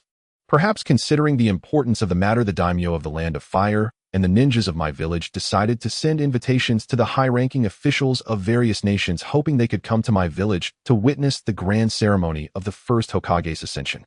The ceremony was scheduled for mid-January of the following year, allowing ample time for the various nations to prepare. The first Hokage. Is that the title of the leader of the ninja village? Yayoi also focused on the invitation, softly murmuring the term Hokage, which had never appeared before. This title was exclusive to the leader of my village, named after fire, signifying a close connection with the land of fire. So, father, will you attend the ceremony? Yayoi inquired about Mayumi's thoughts. It wouldn't hurt to take a look. After all, some things need to be witnessed firsthand to hold meaning. Mayumi unhesitatingly expressed her inner thoughts. My village Hokage. The era of one nation, one village had officially begun. Thus, she did not wish to miss such a significant event, wanting to witness the official birth of the Hokage. Yayoi nodded, his expression becoming much more serious. In that case, leave the security work to me. When the time comes, my village would undoubtedly gather many strong individuals. Although Senju and Uchiha would be present, it could not be guaranteed that chaos would not arise. There were far too many foolish individuals who could not see the gap in strength and behaved recklessly. As the general of the land of night, Mayumi had faced assassination attempts no less than dozens of times each year. Some of the assassins' abilities seemed laughable to Yayoi. He couldn't understand how they dared to carry out such attempts. Therefore, one should not underestimate human foolishness. Some idiots truly could not see the difference in strength, believing themselves to be invincible. Oh, please don't worry too much. Yayoi and I will surely have proper security measures in place. After all, no one would want to implement a plan to collapse my at this time. By the way, would Snake Uncle succeed in a plan to collapse Mai at this moment? Mayumi couldn't imagine such a thing happening, or it was simply too abstract. Currently, Mai should be thankful for Senju Hashirama's moral integrity for not pursuing a collapse of the ninja world. Without him keeping Uchiha Madara in check, the ninja world would truly face disaster. Speaking of which, Yayoi, your strength should have stabilized recently, right? Mayumi inquired about Yayoui's physical condition. He should have absorbed a significant amount of chakra from the tailed beast, turning it into his own. Considering Yayoui's own powerful chakra, one could say that Yayoi was already approaching the level of a tailed beast in terms of chakra volume. With his ice release abilities, defeating a tailed beast alone would not pose a challenge. Of course, the Nine Tails was an exception. He remembered that in its four-tailed state, the Nine Tails had nearly beaten Orochimaru to death. In its eight-tailed state, even sealing techniques like the Earth Explosion Stars could not suppress it. Moreover, that was while it was in the four-tailed and eight-tailed states. Mayumi felt that the Nine Tails and the other tailed beasts seemed like two different species. My chakra has stabilized. If I were to engage in battle, there wouldn't be any more risks. Yayoi felt the enormous chakra within him that had stabilized, a confident smile appearing on his face. This powerful chakra had indeed been burdensome at first, but after several months of adaptation, it had become part of him, no longer a burden, but a stronger aid.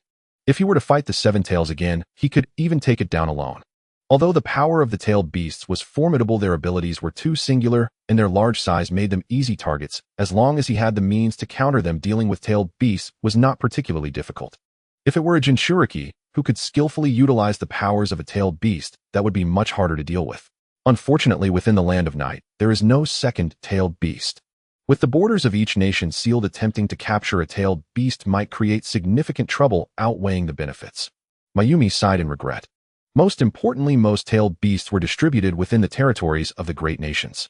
If it were a small nation, he would have already gone to capture a second tailed beast. But in the case of the great nations, it was too dangerous now. There were too many powerful ninjas there, and many ninjas had their eyes on the powers of the tailed beasts. Although Yayoi was strong, he still did not have the ability to act freely in the territories of the great nations. That said, if there are no corresponding means to control the tailed beasts, utilizing them is quite difficult. The most crucial point is that they are hard to tame. Yayoi did not feel regret. It was currently very difficult to control a second tailed beast in the Land of Night.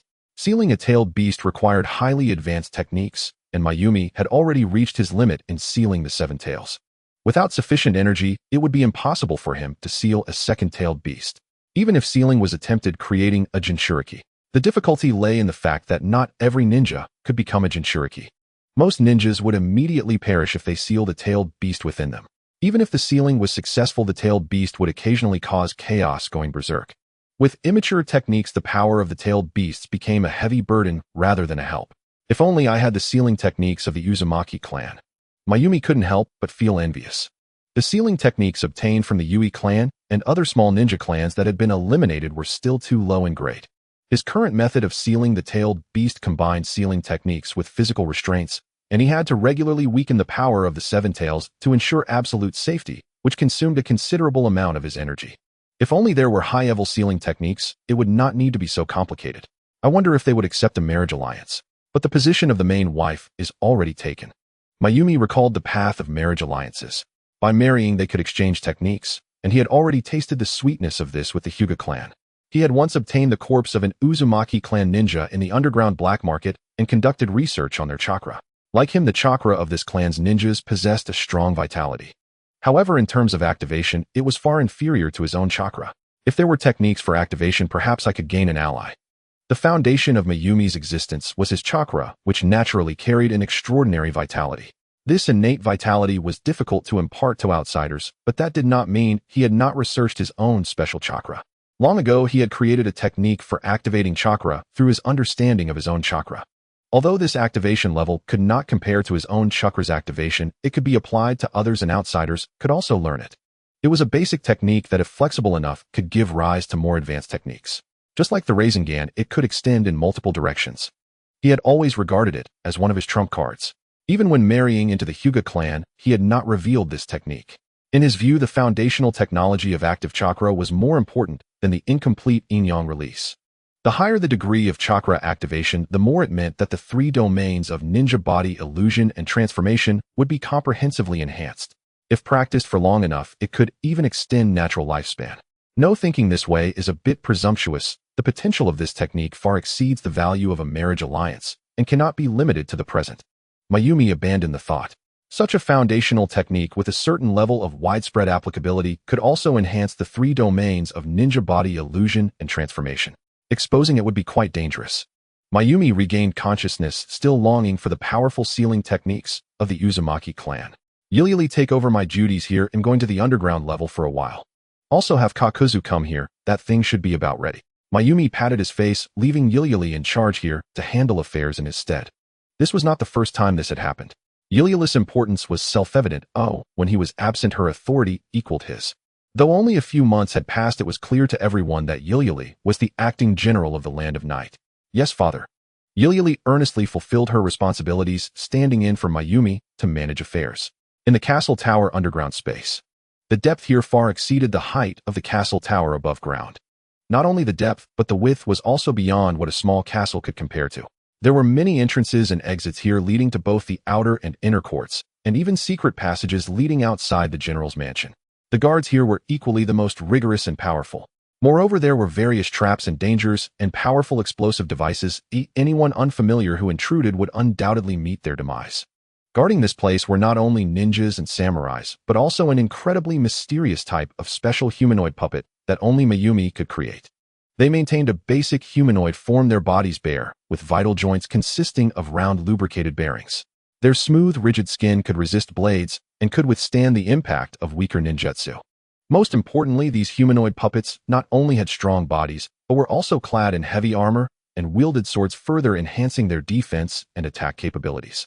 They floated and roamed in the underground space like ghosts, conducting 24-hour uninterrupted patrols. Because of this characteristic, these puppets were named ghost puppets by Mayumi. Without chakra threads or other control mechanisms, they simply roamed around. Their eyes beneath the helmets glowed with a greenish light, resembling a group of spirits from the underworld. Quiet, silent. To this scene Mayumi was already accustomed. The most important facility in the general's mansion was this place. Ninjas and samurais were merely a gatekeeper. The astonishing number of ghost puppets formed a powerful defense. However, this was only in this location where the ghost puppets could move flexibly in wireless mode. Inspired by the Six Paths puppets of the Rinnegan, they utilized special signal receiver devices to remotely transmit chakra for control and movement. He did not possess the abilities of the Rinnegan, but in the field of puppetry his active chakra had more advantages, allowing him to replicate this technique with ease. Otherwise, relying solely on Yuli, how could he have earned the title of Puppet Master? Though he also had other titles like Puppet General and Hell Demon. During the war for the establishment of the Land of Night, although Yuli could already engage in battle, his abilities were far inferior to those of now. He swept through the Land of Water and the Land of Iron, relying mainly on his ninjutsu and taijutsu along with a massive army of puppets. He could even use chakra threads to control enemies alive, making them fight among themselves. The most famous battle was when he single-handedly caused a castle of 1,000 samurais to collapse overnight, resulting in a river of blood. There he staged a living puppet play, creating a hellish scene, leaving not a single survivor. Thus the title of Hell Demon began to circulate. The limit for a puppet master was 10 fingers. Mayumi indeed had 10 fingers. However, after his chakra was completely activated, each finger could release dozens of chakra threads, allowing for precise operations on the puppets. The activated chakra allowed the puppets to move skillfully, a technique unique to him. After all, no one had stipulated that one finger could only release one chakra thread. He was the strongest puppet master of this era, defining what it truly meant to be a puppet master. Stepping into a lower space, the number of ninjas and samurais dwindled, leaving only waves of ghost puppet troops floating in the air. In the depths of the secret chamber, a steel device the size of a 2-story house, resembling the human brain, continuously emitted slight chakra fluctuations protected by layers of thick hemispherical glass. Inside, it was submerged in a large amount of solution, bubbling, as if this steel brain could breathe. The glass cover was engraved with numerous incantations and adorned with a multitude of sealing symbols to further enhance the defense of this device. This was the core control center for the ghost puppet army in the underground space. It continuously spread activated chakra 24 hours a day to connect with the chakra signal devices within the puppets, allowing for wireless control over the puppets in the underground space. The advantage was that it could control over 2,000 puppets without manual operation. In other words, there were over 2,000 ghost puppets responsible for guarding here. However, the drawbacks were also apparent, as it could not exceed the range of the general's mansion. Once beyond this range, the ghost puppets would become lifeless and unable to move. Mayumi glanced at the steel creation resembling a human brain inside the glass cover, successfully checking the situation here. This steel brain was in essence Mayumi's puppet creation. Unlike Yayoi, its body was primarily made of steel supplemented with many precious chakra metals, and a concentrated chakra core was molded to ultimately complete it. This steel brain puppet had no name, only a code name, Zero. It possessed no high intelligence, merely a mechanical-like consciousness coldly obeying Mayumi's commands, maintaining the operation of the ghost puppet army underground. Of course, as Mayumi's highest-level creation, Yayoi also held command over it. This was a puppet weapon created purely for the purpose of generating large-scale armies for warfare. The condition is flawless, and its performance is much more stable than before. If upgrades are needed in the future, it will be much more convenient. After inspecting the steel brain, Mayumi gave his assessment. According to his initial concept, this zero-brain puppet could freely control over 10,000 puppets and expand the activity range of the ghost puppet army throughout the Land of Night. However, accomplishing this was too difficult. In terms of strength and technical aspects, it could currently only exist in the realm of imagination on paper. Lord Mayumi, I have arrived. What do you need from me? Footsteps came from behind as Kakuzu, a ninja dressed in black with a mask, appeared not far behind Mayumi, interrupting his thoughts. Sorry to disturb you at this time. However, the reason I called you here is that I have something very important to hand over to you. I calculated the timing, and it should be ready now. Without further explanation, Mayumi walked towards another direction, signaling Kakuzu to follow. The steel pipes, though enclosed, were not small. Even large summoning beasts could pass through here. Previously, I don't think I've been to this place before. Kakuzu took note of the surrounding environment. He didn't often come to the lower levels of the castle tower. He only knew that many dangerous items were stored here. The last time he had come was when the Seven Tails was brought here for sealing. As far as he knew, the severely injured Seven Tails had been confined to a certain sealed cell in this underground space. Because I store many dangerous items here, if you touch anything carelessly, it could lead to terrible consequences, Mayumi explained. Ultimately, the two arrived before a massive iron door. The door was covered in large talismans. Mayumi merely pressed his palm against it, causing the talismans to detach from the door and fall down. The iron door slowly opened, a purple glow shining through the gap. Behind the door seemed to be another world exuding a cold and mysterious aura. Come in, I believe you should be able to master that thing perfectly. Following Mayumi into the room, Kakuzu was curious about what Mayumi was going to hand over to him. The space behind the iron door was astonishingly vast, making it hard to imagine that such a large artificial structure could exist 100 meters underground. Rows of large cylindrical glass containers were submerged in green liquid, storing many peculiar creatures or artificial items, all breathing with awareness and bubbling. The gurgling sound of bubbles was the only sound in this place. Quiet, dead silence. Approaching the last glass container, Kakuzu finally saw what was inside. What he saw was different from before. It was a mass of threads. No, it was incorrect. It was a mass of intertwined, seemingly breathing black tentacle-like creatures. They were coiling around each other, pulsating like a heart. A living tentacle heart. They were coiling around each other, pulsating like a heart. A living tentacle heart. What is this? The corner of Jiao Du's mouth twitched slightly. He could sense the danger and terror emanating from this object just by its appearance. This is Di Yuanyu, a trophy obtained after exterminating a small ninja clan. It has significant research value, so I kept it here for specialized study. I hope to hand this item over to you for use, Jiao Du.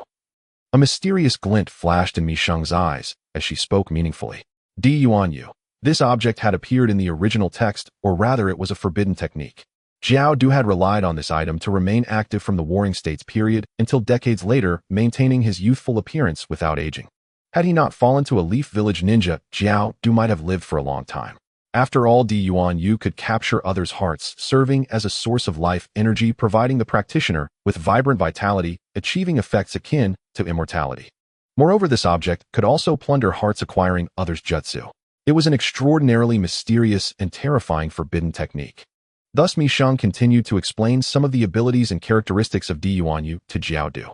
After hearing this, Jiao Du felt utterly incredulous.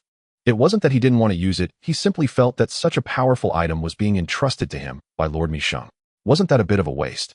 According to Mi Sheng, if he could master this forbidden technique, his power would increase several-fold along with the characteristics of eternal youth. Such power was simply too enticing. As for the risks of the forbidden technique, if there were no risks, could it still be called a forbidden technique? Moreover, he trusted Mi Sheng's judgment, since she said he could master this technique, he must possess the requisite talent. In trusting Mi Sheng, he even surpassed his trust in himself. I understand, Lord Mi Sheng, please allow me. No, please let me try this technique.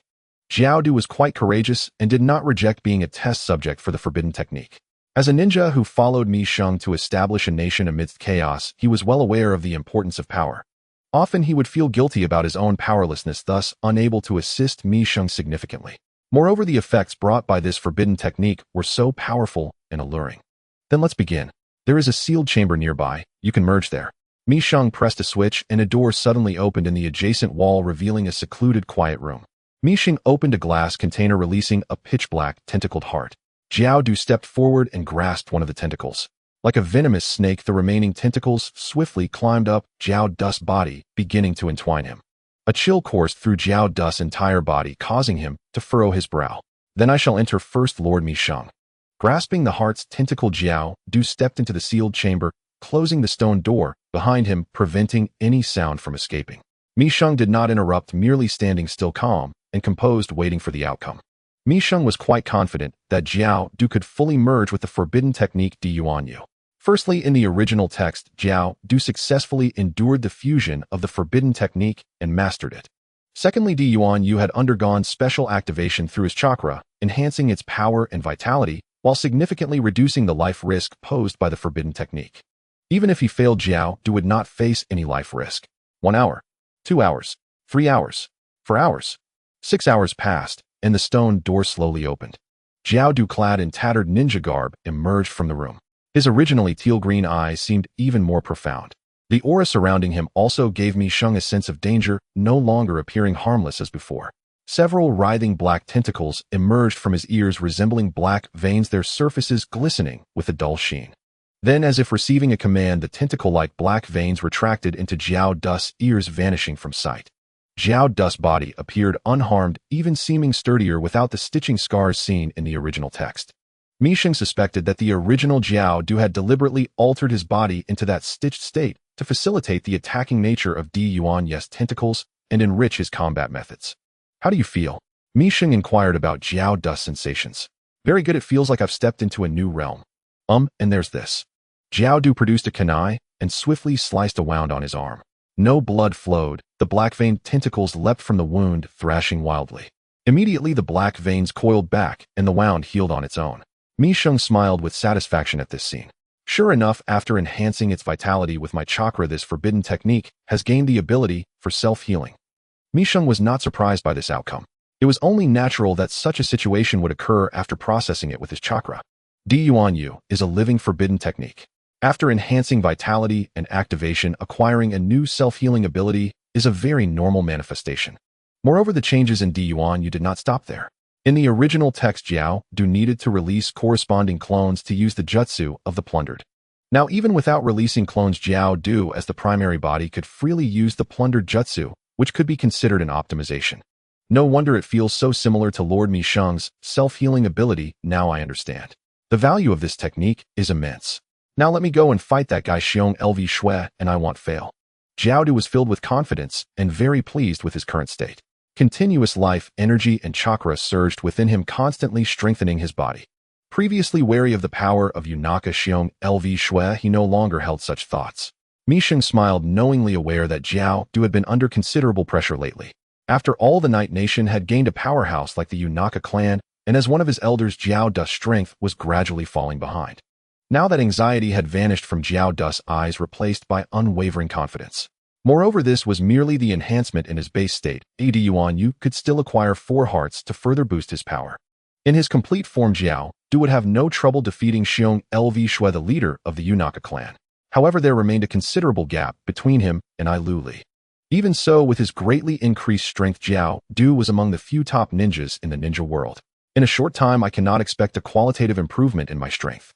This is also good. Having acquired Di Yuan Yu, Jiao Du could alleviate some of the burdens on me. Mi Sheng thought with satisfaction. Apart from enhancing himself, promoting the strength of his subordinates was also a means of indirectly strengthening the military power of the Night Nation. Without capable subordinates, the burden of managing a country would be immense. Mi Sheng did not consider himself someone who would stubbornly endure hardships. Late December. Inside the general's estate of the Night Nation. Lord Gui Dai, you have been quite undisciplined lately. If you continue to fall into debauchery like this, you will be despised by the general. Perhaps unable to endure any longer, the two maids Hinata Aoi and Hinata Rinko finally lost their temper, sternly reprimanding Lord Yayoi, the clan leader, and loudly threatening the painful consequences of continuing her decadence, being despised, and ultimately abandoned by the general.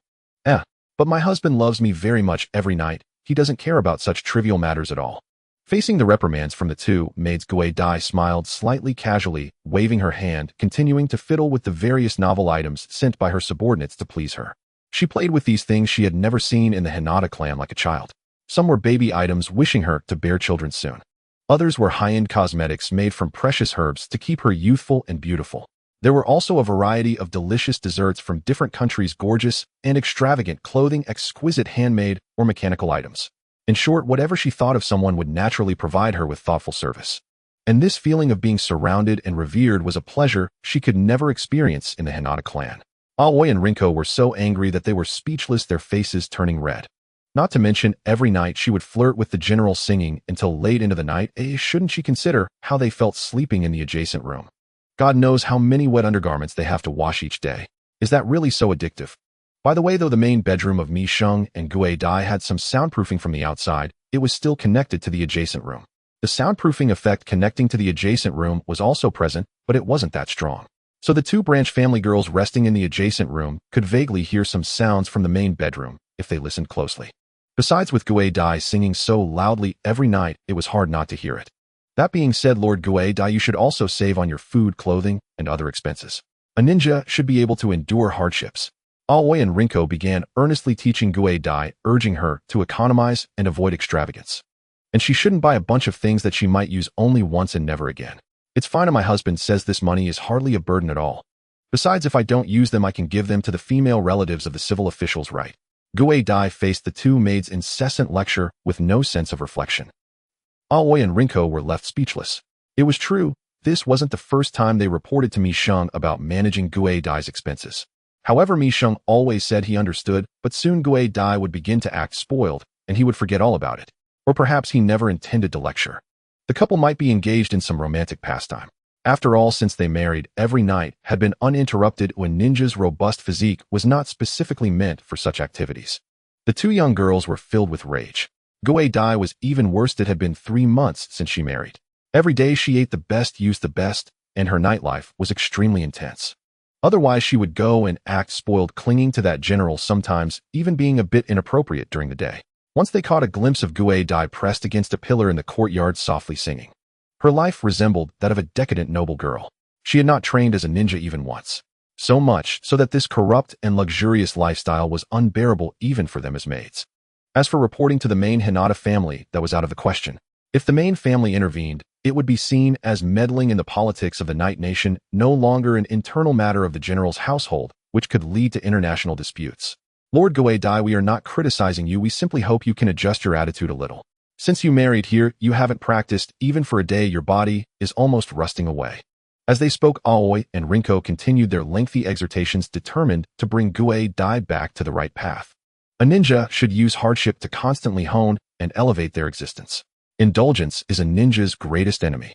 I know, I will pay a bit more attention in the future. Yayoi waved her hand somewhat impatiently, signaling them to stop lecturing her. But how much of it she actually took to heart was known only to her. After all, before she married, she had endured hardships in the Hinata clan, and now that she was the general's wife, should she still have to suffer? Then what good was being the general's wife? Aoi and Rinko could only cease their lecturing, hoping that Yayoi would truly improve in the future. In a softly lit bedroom. Aoi and Rinko, have you gone to complain to me again? Returning here, Mi Sheng hung his coat on the screen rack, gently stroked Yayoi's affectionate little head, and smiled helplessly at the sight of the girl leaping into his arms like a small animal. Those two are really serious. How come I never noticed this when we were in the clan? Yayoi also found it quite troublesome dealing with her maid's serious lectures. Especially since these lectures were for her own good, it made her unable to scold them, only able to listen obediently. Though she had the ability to silence them with a curse seal. She could never do such a thing. Aoi and Rinko were only advising her out of concern. It was a reflection of their loyalty. If their intentions were ill, she would have reprimanded them. It's because you Yayoi are too relaxed. Does my husband dislike me as well? Hearing the sudden whimpering from beside her, Mi Sheng found it both amusing and exasperating. His wife's tea ceremony skills quite impressively were self-taught. I was just mentioning it, your spending doesn't rise to a level that warrants my attention. Indeed, although Gue Dai had recently been extravagant, far exceeding her previous spending habits. Truth be told, given her current spending level, even if she moved up a notch, it would take over 100 years for her to exhaust his private treasury. Moreover, the economic development of the Night Nation was stable and healthy, and Gue Dai's expenditures did not keep pace with the income of his private treasury. Furthermore, Gue Dai's spending was not without merit. At least she would give some of the items she bought to the female relatives of the civil officials. For someone in a position of authority, this was a method of affirmation and appeasement, ensuring those civil officials felt secure. Whether the items were valuable or not was unimportant, who bestowed them was what mattered most. In the Night Nation, where military power dominated everything, Mi Sheng himself was closely tied to the army, aligning his interests with those of ninjas and samurai. However, for civil officials managing the internal affairs of the country, this was a form of torment. They respected Mi Sheng, but also feared him. Thus, having someone to replace him in calming these civil officials' hearts was also a good thing. In this regard, no one was more suitable for this role than Gue Dai. To outsiders, Gue Dai, as the general's wife, embodied the will of the general in all her actions. Gue Dai rewarding the female relatives of civil officials meant that the general also recognized and valued them, acknowledging the collective achievements of the civil officials. This little wife was so astute, seeing through the potential hidden dangers of the Night Nation and promptly offering her own solutions. As long as my husband does not blame me, that's good. Now, husband, it's time to rest. Tonight I want to try something new. Gue Dai pulled Mi Sheng's arm toward the bed, her body becoming more passionate. Her physique was more voluptuous than many adult women, aptly described as bearing fruit from the branches. In the spacious bedroom, a layer of pink, intimate atmosphere was laid out. By the way, have you put away that knife? Mi Sheng looked around, but did not see the special chakra knife Gue Dai had brought with her when she married. That thing is quite inconvenient to carry around, but it can be used for self-defense. Mi Sheng still remembered the scene of Gue Dai holding the knife while wearing her wedding dress for the first time. Really, husband, do you have to bully me like this for it to be fun? Gue Dai's cheeks flushed slightly, her eyes filled with reproach. It's interesting, the way you looked that night was quite captivating. And how about now? I should be asking you, Gue Dai, has your heart finally settled down? You know, your smile has become quite genuine lately. Mi Sheng gently lifted Gue Dai's chin, gazing into her pure white eyes, which were filled with his reflection. Then further, let me submit to you, husband. Gue Dai blushed shyly, slowly closing her eyes. Shocked, Kue and Rinko, dressed in maid outfits resembling white kimonos, emerged from their room, preparing for their usual cleaning. They were taken aback as they spotted Gue Dai practicing her soft fists against a wooden post in the empty yard, their eyes widening in disbelief. Gone were the luxurious and expensive garments she once wore, and there were no fragile golden or jade ornaments. Instead, she wore a simple pale purple tight-fitting ninja outfit. Even the iron arm guards, leg guards, and chest protectors used in battle were meticulously strapped on. This was precisely the combat attire she often wore when she was part of the Hyuga clan. What once appeared as a graceful and alluring body had transformed into the most primal tool of assassination. And the seemingly soft punches when striking the wooden post penetrated through the thick wood, leaving behind a dense array of straight holes resembling bullet impacts. Fine chakras sharp as needles shot through the holes in the wooden post into the air, causing even the snow-laden branches a dozen meters away to shake violently. If it were a flesh and blood body, it would likely be riddled with countless blood holes. Thus, even a style like soft fists, having endured the baptism of the Warring States era, evolved into many diverse methods for efficient killing, transforming the chakra released from her palms into a piercing force akin to needles and delivering it in the form of soft punches was Gue Dai's signature technique.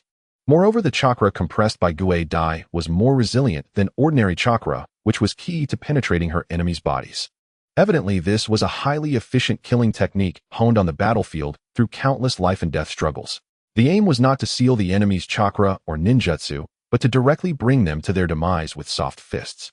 After all, the most effective means of attacking the enemy is to eliminate them in one strike. The traditional method of soft fists, which involves prolonged bleeding, seemed far too slow in Gue Dai's eyes. Lady Gue Dai, are you training? Kue gasped, stumbling over her words. Rinko nodded earnestly, as if in a dream. Did I not mention yesterday that I would train diligently from now on? Gue Dai paused her movements and turned her head to look at the two with a hint of curiosity. Kue and Rinko felt a wave of shame. They had thought that Gue Dai's words were merely a formality and did not believe she would change so easily. Speaking of which, Lady Gue Dai's soft fists seemed much sharper than before. Rinko approached, examining the holes in the wooden post with astonishment. Gue Dai's fighting style was not a secret within the Hyuga clan. Her variant of soft fists was not an isolated case within the clan. The reason why geniuses are geniuses lies in their ability to integrate their own understanding into the foundation of traditional soft fists. This caused such variant soft fists to either be effective or ineffective, lacking widespread applicability. Moreover, due to the varying levels of chakra control and the training each individual underwent with the Byakugan, it became a key factor. Ultimately, the soft fists of the Hyuga clan were a technique that synergized with the Byakugan. However, in the past, the soft fists Guei-dai displayed did not possess such strength and penetration. Though she could easily penetrate the specially made wooden post by 30 centimeters and strike further, the trajectory of the penetration was rough, lacking smoothness. But now, upon closer inspection, it was evident that the holes created by Guei-dai's soft fists were not rough inside, nor were there any residual fragments. Clearly, she had reached a higher level in both speed and power. Let me take a look. It really is the case. Lady Guei-dai, you haven't been secretly training alone when we weren't around, have you? Guei also came over to glance at the wooden post and discovered its secret, her mouth agape. After all, in their eyes, Guei-dai had nearly wasted the last 3 months of her life being quite indulgent, and they thought she had likely forgotten her identity as a ninja. Maintaining her strength at the same level as before was already extraordinary talent. However, Guei-dai's strength had miraculously not stagnated, but had instead risen to a new level. It was simply unbelievable. What have I been doing all this time? Aren't you the ones who know best? That's true. Guei and Rinko were now utterly baffled. Then what could be the reason? The two looked at Guei-dai expectantly, hoping to receive an answer. It should be a difference in mindset. Guei-dai explained. Mindset. Guei and Rinko exchanged glances, struggling to understand what Guei-dai meant. What does this have to do with mindset? However, it is indeed true that a ninja can fully unleash their strength by maintaining a calm mindset. Guei-dai did not elaborate further, nor did she feel the need to explain to them. Moreover, the memories associated with the Hyuga clan were something she was not particularly fond of discussing.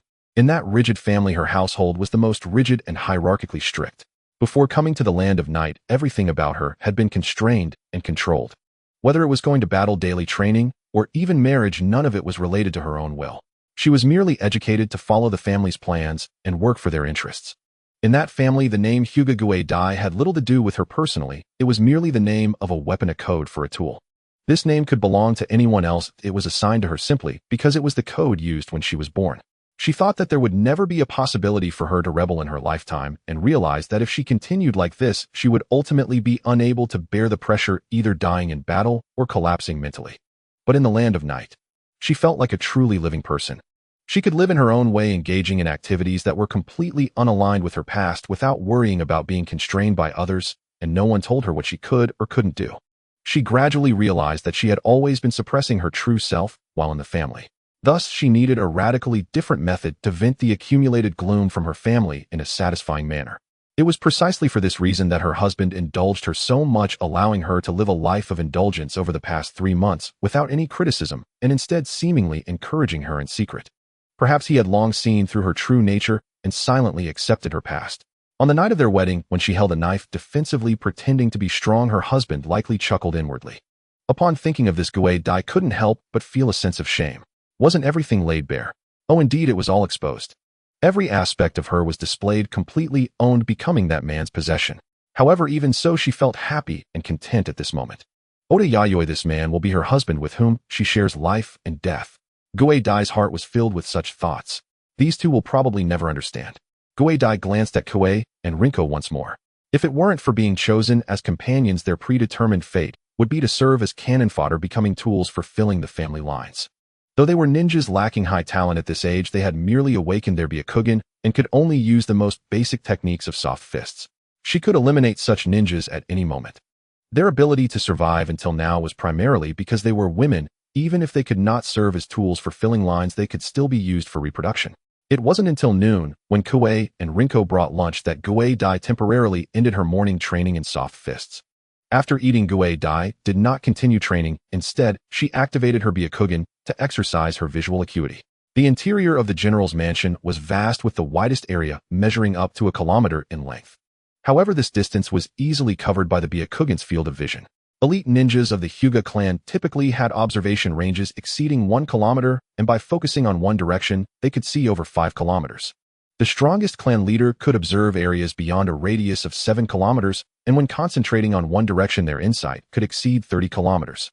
The soft fists that were executed were said to penetrate even the bodies of tailed beasts, disrupting their chakra to inflict severe damage. However my husband can subdue tailed beasts, he must be a ninja of the clan leader's caliber. Go-Dai couldn't help but recall past rumors regarding Yayoi. There were many powerful ninjas in this era, but those who could capture tailed beasts were heroes wherever they went.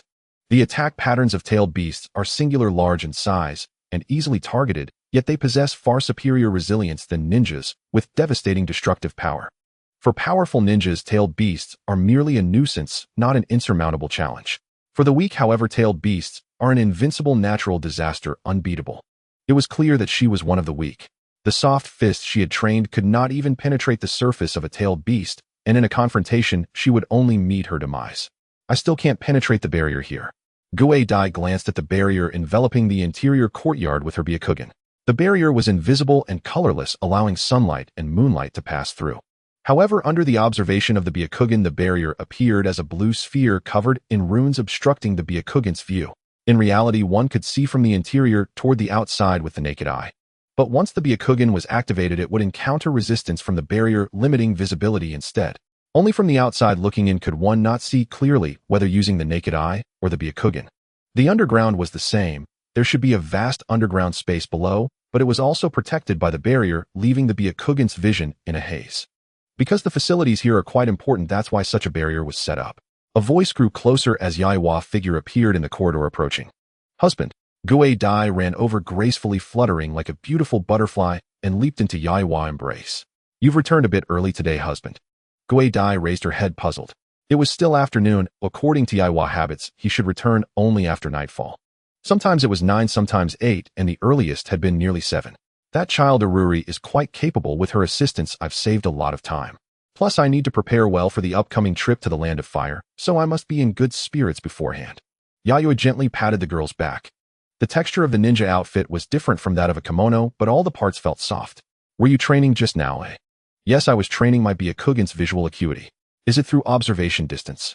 Yayoi asked curiously. To be honest, he wasn't quite sure how the strength of the Byakugan's visual acuity was categorized. If it were like the Sharingan, one could visually discern the level of acuity. Onetamo, Tutamo, Threetamo, and even the Mangekyo had clear distinctions. The strength of the Byakugan's visual acuity is quite difficult to determine based on appearance alone. That's one way to put it, but having observation distance without precision is not sufficient. Ninjas have limited focus. They must find the most critical elements in a complex environment, which is the proper use of the Byakugan. For Go-Dai, using the Byakugan solely for distance was merely putting the cart before the horse. The Byakugan is indeed a supportive eye, but it's meant to assist in combat, not merely as a supplementary ocular technique. As for me, I can easily see the flow of chakra in ninjutsu. Using fire release as an analogy, as long as I can see the flow pattern of chakra within the flames with the Byakugan, then by using soft fists to strike, I can instantly disrupt the flow of chakra in the fire, effectively nullifying the fire release without needing to evade. This is indeed a novel combat approach. How far can your Byakugan see without the barrier obstructing it? Yayoi inquired curiously. Go-Dai was slightly speechless. Was this not again about distance? I can observe everything within a radius of 4 kilometers, and if I concentrate on one direction, I can see up to 18 kilometers away. So far, Yayoi exclaimed in surprise. He knew that adult elite ninjas of the Hyuga clan typically had an observation radius between 1 to 2 kilometers. Even focusing on one direction could only yield visibility of about 5 kilometers. That's because my Byakugan's purity is very high. The strength of the Byakugan's visual acuity is related to its purity. Both distance and precision are connected to the purity of the Byakugan. By the way, this secret is unknown to the clan. With this, my husband has gained even more of my firsts. Go-Dai's lips curled slightly like a child, showing off her hidden talents. This was the only way she could resist her father Hyuga Shaozen in the clan. If the fact that her Byakugan's purity was too high were to be exposed, she would never be sent as a marriage candidate. At times, she felt fortunate that she concealed this fact, which led to her current opportunity. Perhaps this was a fateful turn. Does a high-purity Byakugan have any new functions? Yayoi asked, puzzled. Although Go-Dai said so, it seemed to have no substantial difference from an ordinary Byakugan. After all, no matter how much the observation distance of the Byakugan was trained, it could not match the perceptive range of ninjutsu. The perceptive range of sensory ninjutsu typically exceeds several kilometers, with some even reaching over 100 kilometers. Well, there seems to have been some vague records in the clan. A reportedly higher purity Byakugan can acquire new ocular techniques through certain means. However, those records were too vague and severely incomplete. Perhaps some of the secrets are only passed down orally between the clan leader and the next clan leader. Additionally, that secret seems to involve a very ancient figure, the Sage of Six Paths. In the records of the Hyuga clan, there is also mention of a monstrous creature with 10 tails which resembles the tailed beasts of today. Upon hearing Gue Dai's unintentional words, Yaiwa's heart trembled. The Sage of Six Paths, the 10-tailed monster. In this era, the existence of the Sage of Six Paths was no different from that of a mythological figure. Rumors say that the Senju Uchiha and Uzumaki clans are remnants of the Sage of Six Paths bloodline. Not just these three clans, but even in countries like the Land of Lightning, it is said that there are descendants of the Sage of Six Paths. As for the 10-tailed monster, he immediately thought of the 10 tails mentioned by Madara during the Five Kage summit in the original story, as well as the Moon Eye plan that would plunge the entire world into illusion. To think that such an ancient legend also circulated within the Hyuga clan. Perhaps there is some connection between the Hyuga clan and the Sage of Six Paths. Husband, you're going to the Land of Fire, next, right? The sound of Gue Dai brought him back to reality. Yes, the inauguration ceremony of the first Hokage of Konoha will be held in 2 weeks. 4 days later, I will officially depart for the Land of Fire. Many daimyos from other countries have already set off ahead of time. Then I shall go too. All right. Seeing the determination in Gue Dai's eyes, Yayoi paused, gently stroking her hair, and nodded with a smile. Gue Dai also smiled, her delicate fingers lightly tracing circles on Yaiwa's chest, bringing a tingling sensation. Her body was soft and supple, radiating an alluring charm. Tonight, let's have dinner together. Tonight, let's have dinner together. At the end of December, there were still 10 days left until the inauguration ceremony of the first Hokage of Konohagakure. The night country was blanketed in snow, especially in the eastern border, where the entire region was engulfed in extreme cold. In front of the grand stone gate of the general's residence, a group of people was ready to set off. Mayoi was fully armed, wearing a black ninja bodysuit underneath a full-body iron armor. Even the shoes she wore were made of high-defense leather covered with armor plates. This armor was crafted entirely from a highly durable chakra metal, which possessed exceptional toughness and defensive capabilities while effectively conducting the wearer's chakra. The creation of this armor not only involved chakra enhancement by Mayoi, but also incorporated the top-notch craftsmanship of the Land of Iron. It was a specialized armor-type ninja tool designed for combat. Wearing it was also exceedingly comfortable and lightweight, devoid of the usual heaviness and constriction of ordinary armor. Ah, today you look truly formidable, my lord husband. Looking at Mayoi's imposing attire, which was different from her usual style, it felt like an instant transformation, radiating an aura of sharp authority. For K-Butter, who had never seen Mayoi dressed like this, it was undoubtedly a brand new experience. In response, Mayoi merely nodded. After all, it was an important ceremony, and they would encounter many daimyos from other countries, so it was necessary to be formal and dignified. Not only Mayoi but K-Butter, as the general's wife, had also been meticulously dressed. She wore a purple and white kimono made of precious silk, over which she had a vibrant pink haori. The exquisite gold and jade ornaments on her person were also significantly more than usual. On her feet were white tabi and low-heeled black wooden sandals, perfectly complementing her elegant garb. However, Mayoi knew that beneath this beautiful attire, K-Butter still wore a layer of ninja bodysuit. Even though she was attending as the general's wife, she had not forgotten her original identity as a ninja. From Miwa's perspective, before obtaining the power of the Horned Devil, it would be quite difficult for Kakazu to defeat K-Butter, probably a 50-50 chance. According to what K-Butter revealed, among her peers there were at least a few members of the Hyuga clan at her level. However, in terms of the purity of Byakugan, she was likely the one with the best ocular power. At this moment, the two stood together, strength and beauty merging like a pair of celestial beings. Moreover, as a general, it was naturally inappropriate to walk during such a formal outing. Instead, they traveled in a mobile carriage crafted from exceptionally resilient and hard wood. The wood used for the carriage was sourced from special chakra trees, mixed with other chakra materials. These chakra trees were capable of absorbing surrounding chakra, and thus the wood selected from them could effectively withstand the impact of ninjutsu. The exterior of the carriage was adorned with jingling gold and jade ornaments, adding a touch of elegance and nobility. The interior space was 10 times that of an ordinary carriage, capable of accommodating 4 to 5 people comfortably. The overall structure emphasized both defense and stealth. Armor plates made of chakra steel were installed at the bottom of the carriage, capable of withstanding explosive attacks. Most remarkably, this mobile carriage was not pulled by horses, but was driven by a control platform at the front, equipped with a console-like device wrapped in steel, which connected to 8 wooden rollers beneath the carriage to facilitate movement.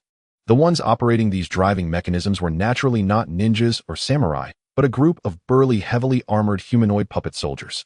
Compared to the ghost puppets in the underground space of the castle, these had more distinct facial expressions, making them more visually striking and imposing.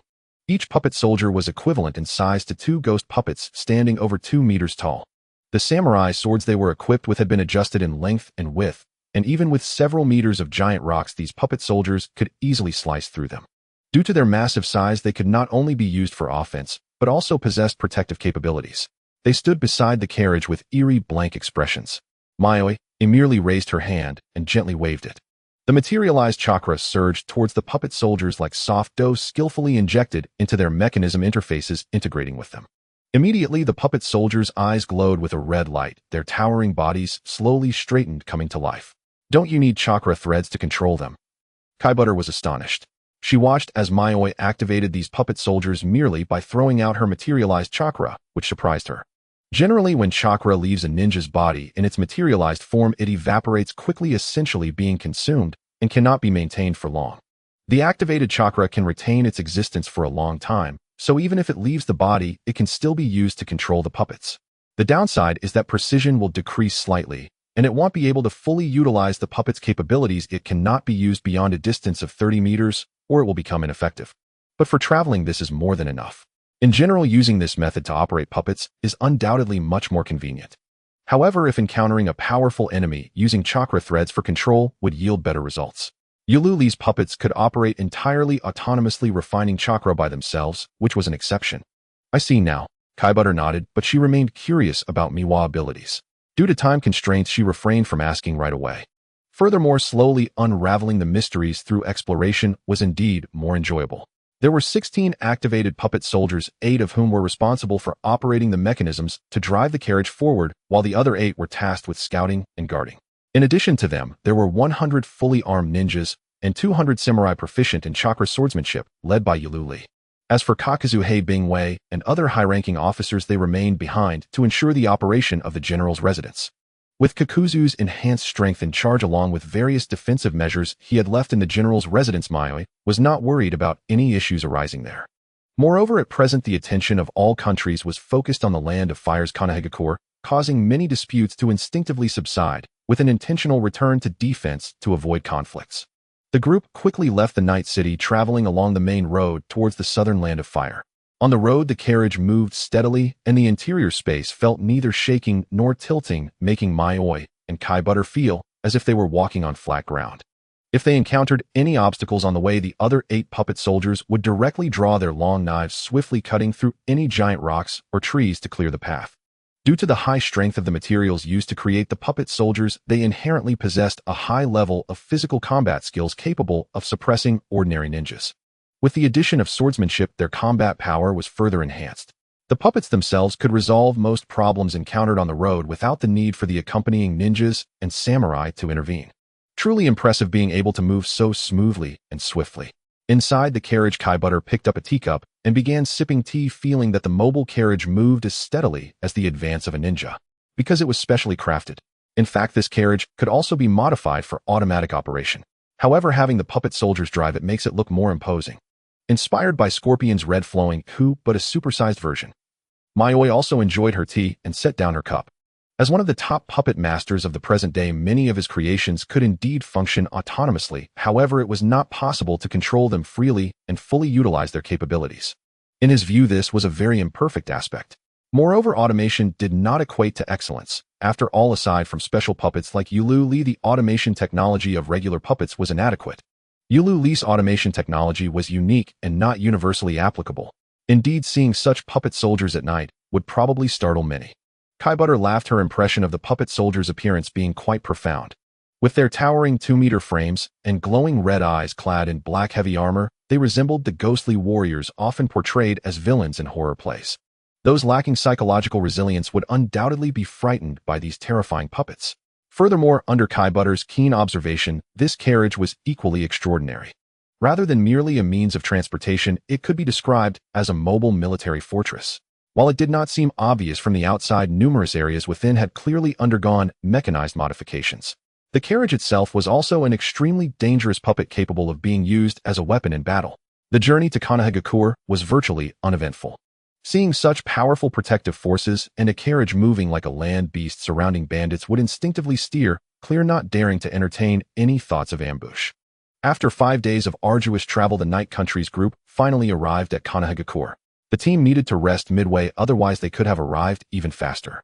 Considering that time was still ample, Yayoi was not in a hurry, rather adopting a leisurely attitude towards the journey. Occasionally passing through towns, she would deliberately linger for a while, accompanying her wife Kaibutter to enjoy the sights, purchasing some intriguing trinkets as collectibles. Is this Kanahagakure? I didn't expect it to be so large. The tall walls that were still under construction before now stood fully completed. Entering through the village's main gate, Kaibutter slightly parted the curtain with her hand and immediately saw the continuous buildings within the walls. The important roads were also quite well paved, allowing carriages to travel smoothly. Some basic infrastructures also displayed a high level of completion, resembling the nascent form of a bustling town. The residential area naturally could not compare to Night City, but for a village, it was exceptionally impressive. Especially in some places still under expansion, it was not yet the final form of a ninja village. Yayoi tilted her body slightly, casting a few glances at the scenery outside. It had a strangely familiar feel, reminiscent of the village she remembered. In a few years, it would transform into the Kanahagakure she was familiar with. Upon entering the village, dedicated personnel were ready to receive them. Arriving around the same time as Yayoi were delegations from several other countries, some led by high-ranking officials, while others were personally led by daimyos. The one responsible for receiving the Night Countries delegation was a ninja from the Senju clan. A male in his 30s, he had scars on his face from battles. His chakra concealment ability was quite strong, making it difficult to directly determine his strength. However, observing his steady and composed aura, he was presumably an elite of the Senju clan. My lord husband, this person is named Senju Kaigen. I heard that the scar on his face was left during a battle with the Uchiha clan. He is one of the powerful representatives of the Senju clan. He is average in illusion and ninjutsu, but is exceptionally skilled in taijutsu, mastering the forbidden technique of the 8 gates. Inside the carriage, Kaibutter quietly explained the basic information about the Senju ninja to Yayoi. Kaibutter knew this due to the intelligence network of the Hyuga clan, as prominent families like the Senju clan were naturally prioritized in their observations. As a powerful ninja of the Senju clan, Kaigen's information was naturally recorded in the Hyuga clan's intelligence. Especially since this capable Senju ninja had learned a powerful forbidden technique, he could not be overlooked. The 8 gates is it. The power of that technique is quite extraordinary, and it is also very suitable for the Sun Just Sage body. Yayoi nodded, slightly elevating Kaigen's status even further. Yayoi was no stranger to the 8 gates technique. It was a forbidden technique that appeared in the original work, and during this Warring States period, she had coincidentally encountered a ninja who unleashed the 8 gates. In the 8 gates technique, the first 3 gates are safe zones, increasing chakra without risk within the ninja's endurance. From the 4th gate onward opening, each gate exponentially increases the burden on the body. In contrast, the explosive power also irrationally increases, making it a technique capable of a desperate counterattack. However, this forbidden technique cannot be sustained for long. Excessive use will consume the user's health and affect their lifespan, possibly leading to disability and loss of ninja abilities. The ninja she encountered could open the 8 gates up to the 6th gate, although he ultimately won. It took a considerable effort. From that person, Yayoi learned about the 8 gates technique, but it was incomplete, only recording the methods for opening the first 6 gates. Under the guidance of Senju Kaigen, the Night Country delegation arrived at a residential area consisting of courtyard-style houses, each with ample internal space to accommodate delegations from various countries. The distance between each residence exceeded 20 meters, effectively protecting the privacy of each country's delegation. By the time Yayoi and the others arrived, some courtyards were already occupied. It was evident that some country delegations had already begun to act, frequently interacting and engaging with other nations. In such a scenario where officials from various countries were carrying the will of their daimyos or were personally leading the delegations, it was undoubtedly an excellent opportunity for direct negotiations between nations. Even the Night Country needed to engage with other nations, unable to remain self-contained. Thinking of this, Yayoi realized she would have her hands full in the coming days. Opportunities for high-ranking officials from various countries to gather together in peace were rare. If they missed this chance, it would be uncertain when the next one would arise. As Yayoi and Kaibutter stepped down from the carriage, she let out a gentle sigh, who sitting inside the moving vehicle had been somewhat tiring, as if her body was rusting. Indeed, she was not used to this mode of travel. However, to maintain decorum, she had to endure for the time being. After all, if he, the general, walked over and was seen by others from different countries, it would be a laughing matter and would tarnish the nation's image. They might think the Night Country was so poor that it couldn't even prepare a carriage. As for the carriage being used at this moment, it undoubtedly became a striking sight in the eyes of the delegations from various countries, drawing attention wherever it went. Its massive body, resembling a land beast, was elegantly exquisite, combining protective functionality without compromising its aesthetic appeal. Additionally, with 16 tall and strong puppet soldiers accompanying it along with an elite escort unit composed of ninjas and samurai, they marched in perfect formation, exuding a calm and impressive presence. Such a display undoubtedly showcased the formidable national strength of the Night Country. It was unlikely that any country aside from major powers could match such a grand spectacle. After all, spectacle is almost synonymous with national strength. This is an unspoken truth among nations. Due to their initial arrival, Yayoi did not have to communicate with personnel from other countries right away. Before she and Kai Butter entered the courtyard, some ninjas and samurai had already entered first to conduct necessary reconnaissance. Upon entering the courtyard, it was apparent that it had been built no more than a month ago, with very recent construction traces. Although Konohagakure had made efforts to improve the living quality of the courtyard, it still appeared relatively ordinary overall. This was not due to issues with quality or comfort, but rather the layout of the courtyard was somewhat monotonous, lacking careful crafting. Upon reflection, this was quite understandable, as Konohagakure was a newly established village, and it was inevitable that it would lack depth. Fortunately, the personnel from various countries were not here for leisure, but rather for important tasks. Konohagakure's attitude was quite proper, striving to provide adequate service without appearing perfunctory, which was enough to satisfy the visiting officials. Leave half of the people to stand guard, the other half can move freely. You can take turns in the coming days. Understood. The ninjas and samurai replied. Yululi, would you like to move freely as well? Yayoi inquired about Yululi's thoughts. No, that's fine. My duty is to protect my father, so I'll stay active in this courtyard. Yululi smiled and shook her head in refusal. All right then, here you can relax a bit and don't need to keep your body so tense. Yayoi nodded, turning back to the main chamber to rest. Although it was still afternoon and the sky had not yet darkened, she felt somewhat fatigued from the journey. Tomorrow she would need to engage with personnel from other countries, so she needed to rest well in advance to avoid feeling drowsy and disrespectful. Night fell. In the brightly lit office of Konohagakure, Hashirama sat on a chair, facing a desk piled high, with formal diplomatic documents sent from various nations like falling snowflakes. Some were merely visits, while others hinted at wariness and distrust towards Konohagakure, suspecting that Hashirama harbored some hidden schemes. Still others sought to take advantage of Konohagakure's recovery, hoping to establish some cooperation and mutual benefit. Currently, there are a total of 13 delegations that have arrived at Konohagakure, among which the delegations from the Land of Wind and the Land of Earth are of the highest importance and should be closely monitored. However, the feudal lords of these two countries did not come personally, but instead sent other high-ranking officials accompanied by troublesome ninjas. The situation has been summarized succinctly by Tobarama.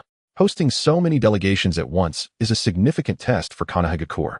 Yet some countries in Tobarama's view hardly qualified as nations on the map. Their territories were hardly distinguishable from mere dots, and it would not be surprising if they suddenly disappeared. These days, many self-proclaimed lords emerged just by building a city. For these countries, there was no need to initiate cooperation. Tobarama worried that as soon as they began cooperation, those nations might suddenly vanish, harming the interests of both Konohagakure and the Land of Fire. Besides the Land of Wind and the Land of Earth, we must also pay attention to the Night Country from the north. The ruler of this country is called General, the highest leader presiding over both civil and military affairs. It is unusual that they are not called feudal lords, and they seem to possess a stronger charisma than feudal lords. Much like the distant Land of Demons, which is led by a priestess. The General of the Night Country and the Priestess of the Land of Demons are leaders without the title of feudal lord, yet they govern their nations. In Tobarama's view, the leaders of these two nations, whether general or priestess, hold complete control over both military and political power, representing a variant of feudal lords. Hey, are you listening, brother? Not hearing any response from Hashirama, Tobarama couldn't help but frown. Oh, of course I'm listening. Yes, let's proceed with it that way. Hashirama immediately straightened his back, the sleepiness gone from his face, and nodded solemnly. Tobarama, wasn't that just as if he hadn't heard anything at all? Are you really that tired that you fell asleep? Have you been slacking off lately, brother? You can't blame me, I had to smile so much while hosting today. Hashirama said, feeling quite glum when brought up. Those delegations just wouldn't stop talking even about trivial matters. It was more hypnotic than a ninja's illusion. Especially when Tobarama requested that he keep his mouth shut as much as possible, maintaining a smile and nodding in response while Tobarama handled the speaking.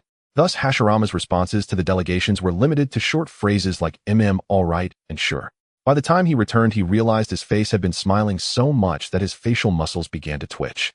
The worst part was that Madara saw him and teased him for a long time. Isn't it, because you always end up saying something foolish as soon as you open your mouth, brother? This is a crucial window for interactions with other nations. If a leader suddenly acts foolishly, it could greatly affect the reputation of both the nation and the village. Tobirama sighed. Yes. Hashirama's tone was drawn out, clearly not taking Tobirama's admonition to heart. I say, brother. In any case, I will take the next hosting duties seriously. Is there anything else to add? Regarding this matter, there is indeed something very important. The Hyuga clan, although some elders are willing to join Konohagakure, there are still many opposing voices within the clan. I've heard the debates are quite intense, and it might even lead to a violent conflict. Tobirama stroked his chin, revealing the current situation of the Hyuga clan. Konohagakure was receiving more and more ninja clans, and under Hashirama's influence, many were undergoing peaceful transformation. The consolidation was achieved almost without bloodshed. However, the Land of Fire still had some stubborn clans, with the Hyuga clan being the most prominent. The Hyuga clan has a lineage as ancient as the Senju, but their family traditions are very rigid, implementing a main house and branch house strategy. Moreover, those in the branch house are branded with marks like caged bird. I am not sure of the specific reasons, but the current situation of the Hyuga clan is indeed tricky to handle. Tobirama took a deep breath. In his view, the issues of the Hyuga clan are only second to the Uchiha clan. Their rigid traditions and rules adhered to ancient customs, hardly allowing for any flexibility. Every time he interacted with someone from the Hyuga clan, their expression was as stiff as a corpse, making one feel profoundly oppressed. Is it to prevent the bloodline limit from spreading outward? Hashirama knew a bit about the Hyuga style. Being a prestigious ninja clan, it was normal for them to have dealings. If that is the case, the caged bird mark cannot prevent it. I believe there are deeper reasons that led to its existence. It seems that persuading them won't be easy. Hashirama rubbed his forehead. Negotiating with old fossils is like dealing with past patriarchs. However, I heard that not long ago they had a marriage alliance with the Night Country. A young lady from the main family of Hyuga has now become the general's wife of the Night Country. Tobirama recalled the rumors that had spread not long ago, pondering whether marriage would be an effective method. Such tactics were common in the Warring States era. Alliances between ninja clans and national leaders were not rare, and the Hyuga's case with the Night Country was not an isolated incident. Moreover, clans often needed marriage alliances to maintain connections. For instance, his elder brother Hashirama married a woman from the Uzumaki clan, gaining their support. Originally, Konohagakure intended to invite the Uzumaki clan to join, but after some consideration, the Uzumaki clan declined. Adjacent to the southeastern borders of the Land of Fire, the Uzumaki clan found a vast uninhabited land, seemingly intending to establish a nation there. Tobirama thought that this was also a good outcome. Even if the Uzumaki clan encountered any danger in the future, Konohagakure would be able to respond swiftly and provide support. So does that mean the Hyuga clan is considering relocating to the Night Country? Hashirama blinked. No, if they had that willingness, it would be better for them to migrate directly like the Oilwoman clan. However, after the establishment of Konohagakure, they still remained in the Land of Fire. Moreover, with half the clan opposing joining Konohagakure and half supporting it, they might be waiting to see which side offers a better deal. Tobirama smirked. If the Hyuga clan truly had such a plan, they were overly optimistic. Then I will go check it out later. Hashirama planned to visit the Hyuga clan after the Hokage inauguration ceremony. During such times, face-to-face negotiations are better. Yes, the Hyuga clan also sent representatives for this ceremony, and shortly, I will send someone to test the waters and ascertain their stance. Thank you, Tobirama. Having you around saves me a great deal of trouble. Hashirama approached and patted Tobirama's shoulder, expressing his gratitude. Sigh. If only you could rein in your impulsive nature, it would save a lot of trouble. Whether it was the alliance with the Uchiha clan or the current situation of Konohagakure, to Tobirama, it all seemed like plans hastily decided without much thought from Hashirama. It felt more like something that suddenly popped into Hashirama's mind, and he made a quick decision. Without his assistance, the village would eventually face disaster. However, it was precisely because of this emotional style that it allowed those ninja clans to lower their guards with one another. The next day, I as the general of the Night Country, was the first to receive a visit from the Hyuga clan. This time, the representative sent by the Hyuga clan was not Hyuga Hayashi, the father of Kurama, but another elder, Hyuga Akira. In his 60s, with a stern face, he was dressed in a neatly fitted ninja outfit, truly embodying the Hyuga's rigid style.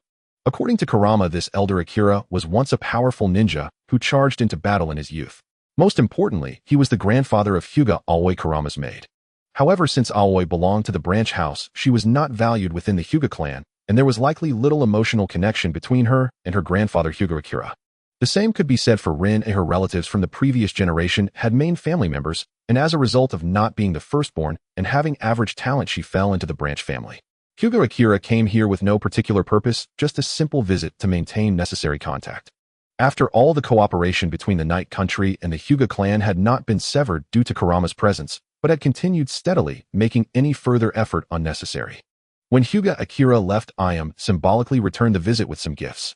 She had brought many gifts to exchange with various countries. Father, the feudal lord of the Land of Music, just sent a letter of visit. Arwari walked into the quiet room, temporarily set up for meetings, holding a letter and handing it to Ayam, who was sitting cross-legged on a cushion. Ayam was stunned.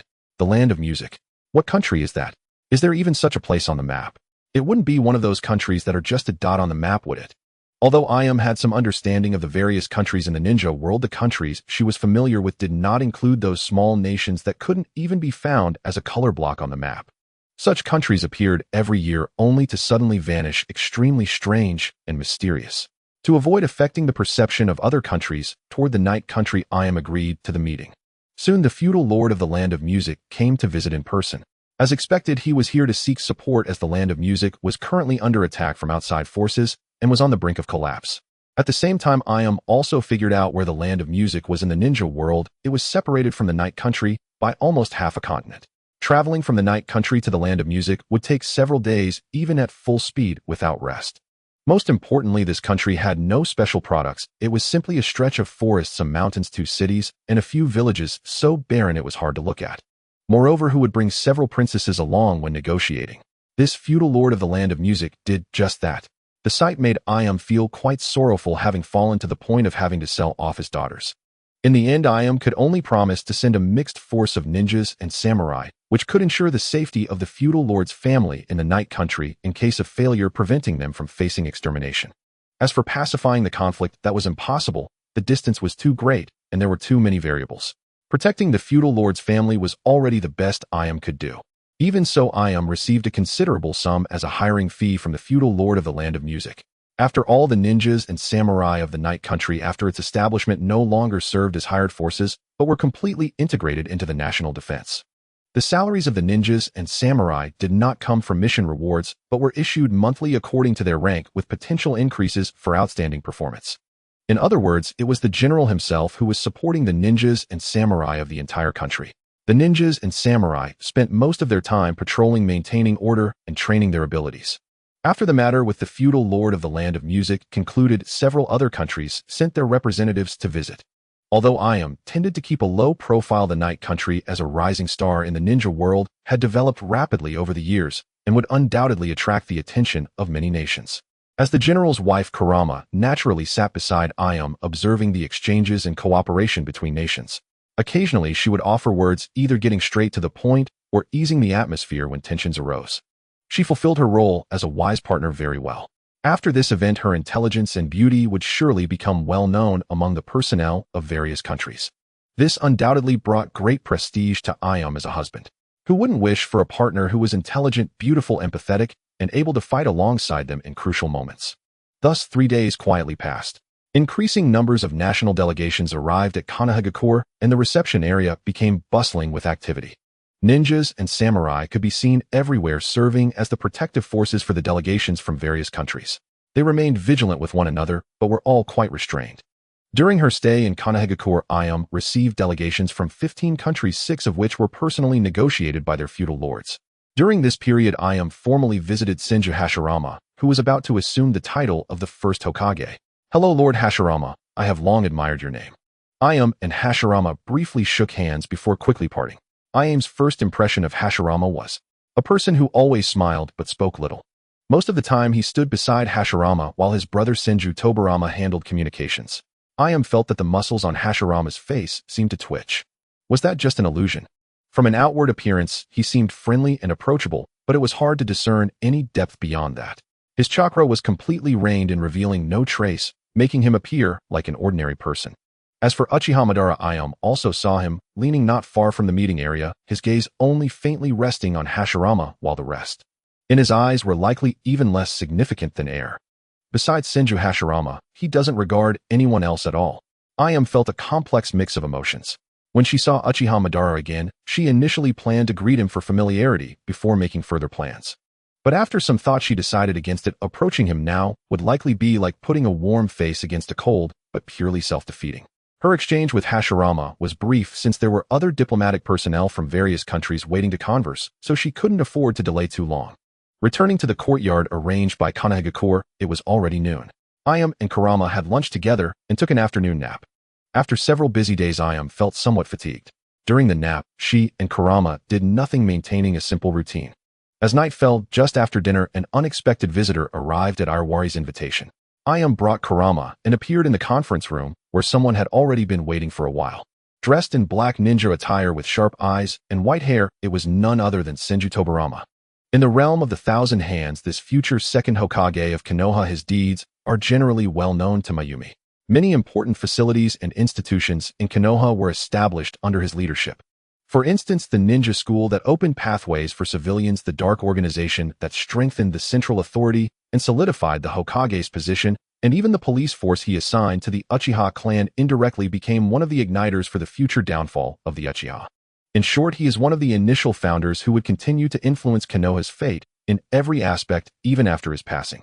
Without discussing his strength, he is a remarkably capable figure in terms of political acumen and execution.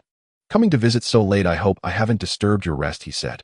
Although Tobarama tried to soften his tone, the coldness of his demeanor still made one feel uncomfortable. His gaze remained fixed on Mayumi and Kagetsu, as if he were observing, planning, and determining something. "No, not at all. On the contrary, I am quite honored to be here." "It is an honor to finally meet you, Lord Tobarama, renowned for your speed," Mayumi replied with a slight smile, maintaining her composure. Kagetsu also smiled and quietly sat beside Mayumi, calmly pouring tea for her. "Yes, my daytime duties are quite busy, and this is the only time I can spare a moment." Tobarama nodded, retracting his observant gaze. Originally, the general probing the Land of Night should have simply sent someone from the Land of Fire's daimyo, just like the delegations from the Land of Wind and the Land of Earth. However, considering the uniqueness of the Land of Night, Tobarama decided it would be better for him to take the initiative. This general of the Land of Night is not only a national leader, but also a powerful ninja. The superlative puppeteer of this era swept away the resistance forces of the Land of Water and the Land of Iron, with absolute power, using this as a stepping stone to establish the Land of Night. There are many rumors about this person, and even in the Land of Fire he has garnered some attention.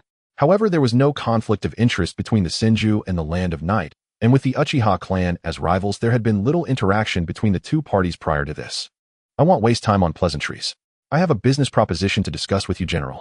Tobarama got straight to the point. His time was precious, and there was no need for unnecessary banter. This general did not seem like someone who enjoyed prolonging conversations, but rather like him valued efficiency in significant matters. "Please go ahead." Mayumi's expression became much more serious. Tobarama did not hesitate and spoke directly. "To my knowledge, there are several mines in the eastern part of the Land of Night that produce high-quality minerals, which can be made into various types of chakra metals. In the eastern part of the Land of Night, which was originally the Land of Iron and the Land of Samurai, it is also a mineral-rich region that produces many ores that can be refined into excellent chakra metals, an important strategic resource. In the past, the samurai of the Land of Iron relied on the abundant minerals there to forge numerous armors and weapons as the foundation of their nation. Of course, the Land of Fire also has similar minerals to create chakra metals. However, due to the differences in types, the chakra metals produced will have significant variations in attributes. The properties of the metallic ores from the Land of Night include some that the Land of Fire lacks. "So you're suggesting an exchange of resources?" Mayumi pondered for a moment and found the proposal acceptable. "No, rather than raw materials, I would prefer to buy a batch of finished chakra metals." Tobarama shook his head, revealing his true intention. Although chakra metals vary, this is only in terms of attributes. However, the finished products produced by the Land of Night, judged by the circulating market, clearly surpass those of the Land of Fire. As a puppeteer, this general of the Land of Night is also a top-tier craftsman. Tobarama suspected that the continuous production of high-quality chakra metals in the Land of Night in recent years is closely related to Mayumi, this general of the Land of Night. With this top-tier skill, the manufacturing of chakra metals has already become one of the pillar industries of the Land of Night, bringing immense profits each year. However, the problem is that the quantity of finished chakra metals flowing out of the Land of Night is still limited. It seems that the finished chakra metals you need are not a small quantity. To be specific, approximately 1,000 tons. Mayumi's mouth twitched. "Is Konoha preparing for a ninja world war? Do you know how much ninja armament a quantity of chakra metals at this level could equip? This future second Hokage is indeed asking for a lion's share. Chakra metal is not the same as ordinary steel. By mixing a small amount of chakra metal into iron weapons, their performance can be exponentially enhanced. After all, ninjas fight using chakra, and if a weapon cannot effectively conduct chakra, it is merely junk in the eyes of a ninja and will not inflict any harm. While ordinary weapons can also conduct chakra, their conductivity is poor and their lethality is insufficient, making them unsuitable for ninjas from the outset. Thus, the tools used by ninjas, including kunai and shuriken, are all infused with a certain proportion of chakra metal to ensure good chakra conductivity. This is also why ninjas, despite possessing physical abilities that surpass ordinary people, can be killed by a mere kunai, because the weapons used by ninjas are not forged from ordinary metals. This comic and the official manga hint that kunai, shuriken, and ninja swords all possess chakra-conducting capabilities fundamentally differing from ordinary steel weapons. Moreover, ninja tools require regular maintenance expenses, otherwise they would become waste, which is quite painful, as they are indeed very expensive. Looking at it this way, ninjas may seem poor, but the items they use are not cheap at all. It is said that some special chakra metals are more expensive than gold. For example, the spirit blade spider cut, used by Kagetsu, is entirely made of a special chakra metal worth the equivalent of a dozen heads of a Suma Sarutobi. Another example is the necklace possessed by Senju Hashirama, made from chakra crystals that are extremely rare and can bind tailed beasts valued at the equivalent of 3 mountains.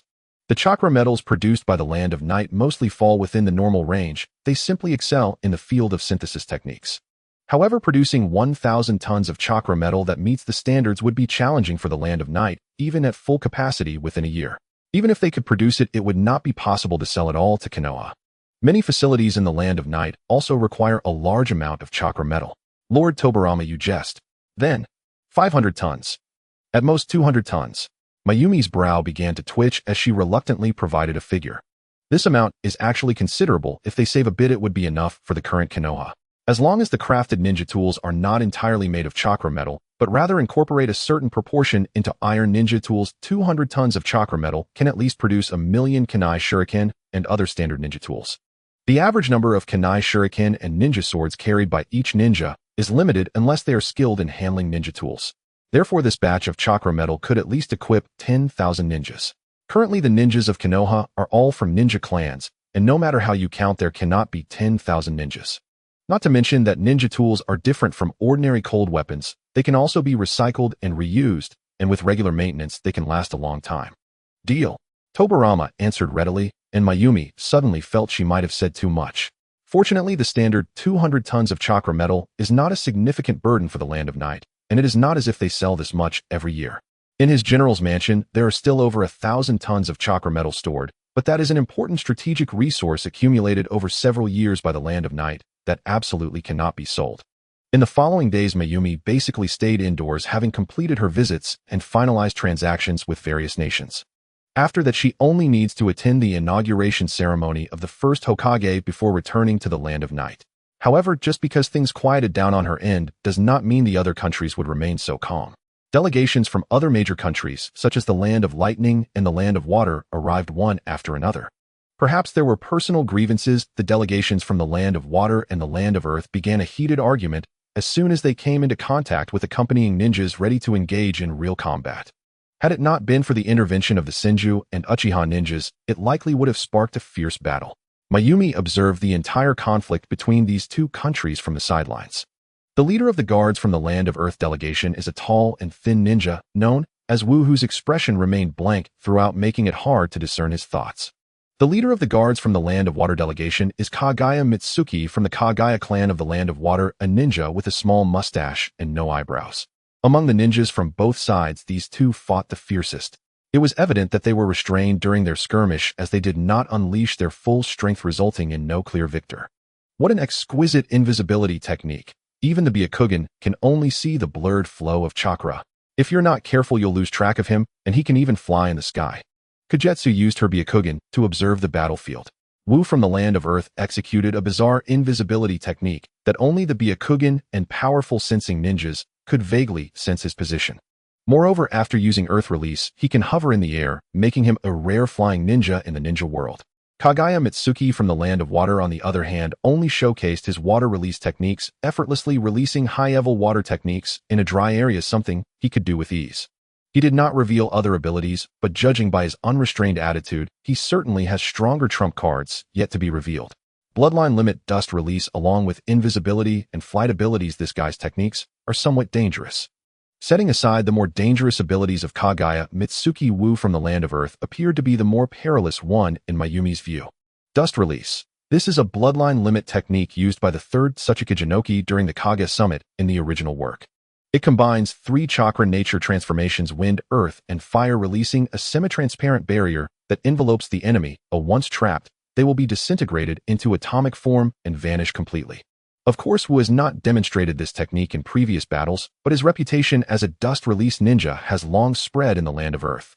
Coupled with his currently displayed invisibility and flight abilities, if this person were to set his sights on someone, it would be quite troublesome.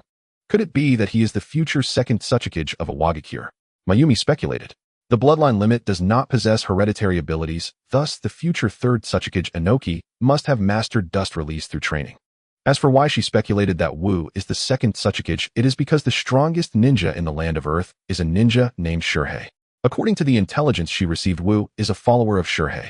Therefore, it is highly likely that Shurhei is the first Tsuchikage of Awagakure. Let's leave it at this for today. Next time I'll turn you into a mummy directly. Remember this. Under the mediation of the Senju and Uchiha ninjas, Kaguya Mitsuki ended his conflict with Wu, but before leaving he still dropped a harsh remark. Such words should be mine to say: "I'll use dust release to turn you to ashes, you small mustache with no eyebrows." Wu was evidently infuriated, his expression darkening, his voice laced with killing intent. Mitsuki's mouth twitched. The characteristic small mustache of his was also quivering, signaling his inner turmoil. Darling, do these two have some grudges? Kagetsu tilted her head. Anyone could see that there was animosity between these two. No, not really sure. It seems there must have been some personal grievances in the past. It's not our place to interfere in the matters of other countries. Mayumi shook her head. Her understanding of Wu and Kaguya Mitsuki was solely based on intelligence, and she roughly understood their techniques and fighting styles. As for their specific deeds, she had not investigated.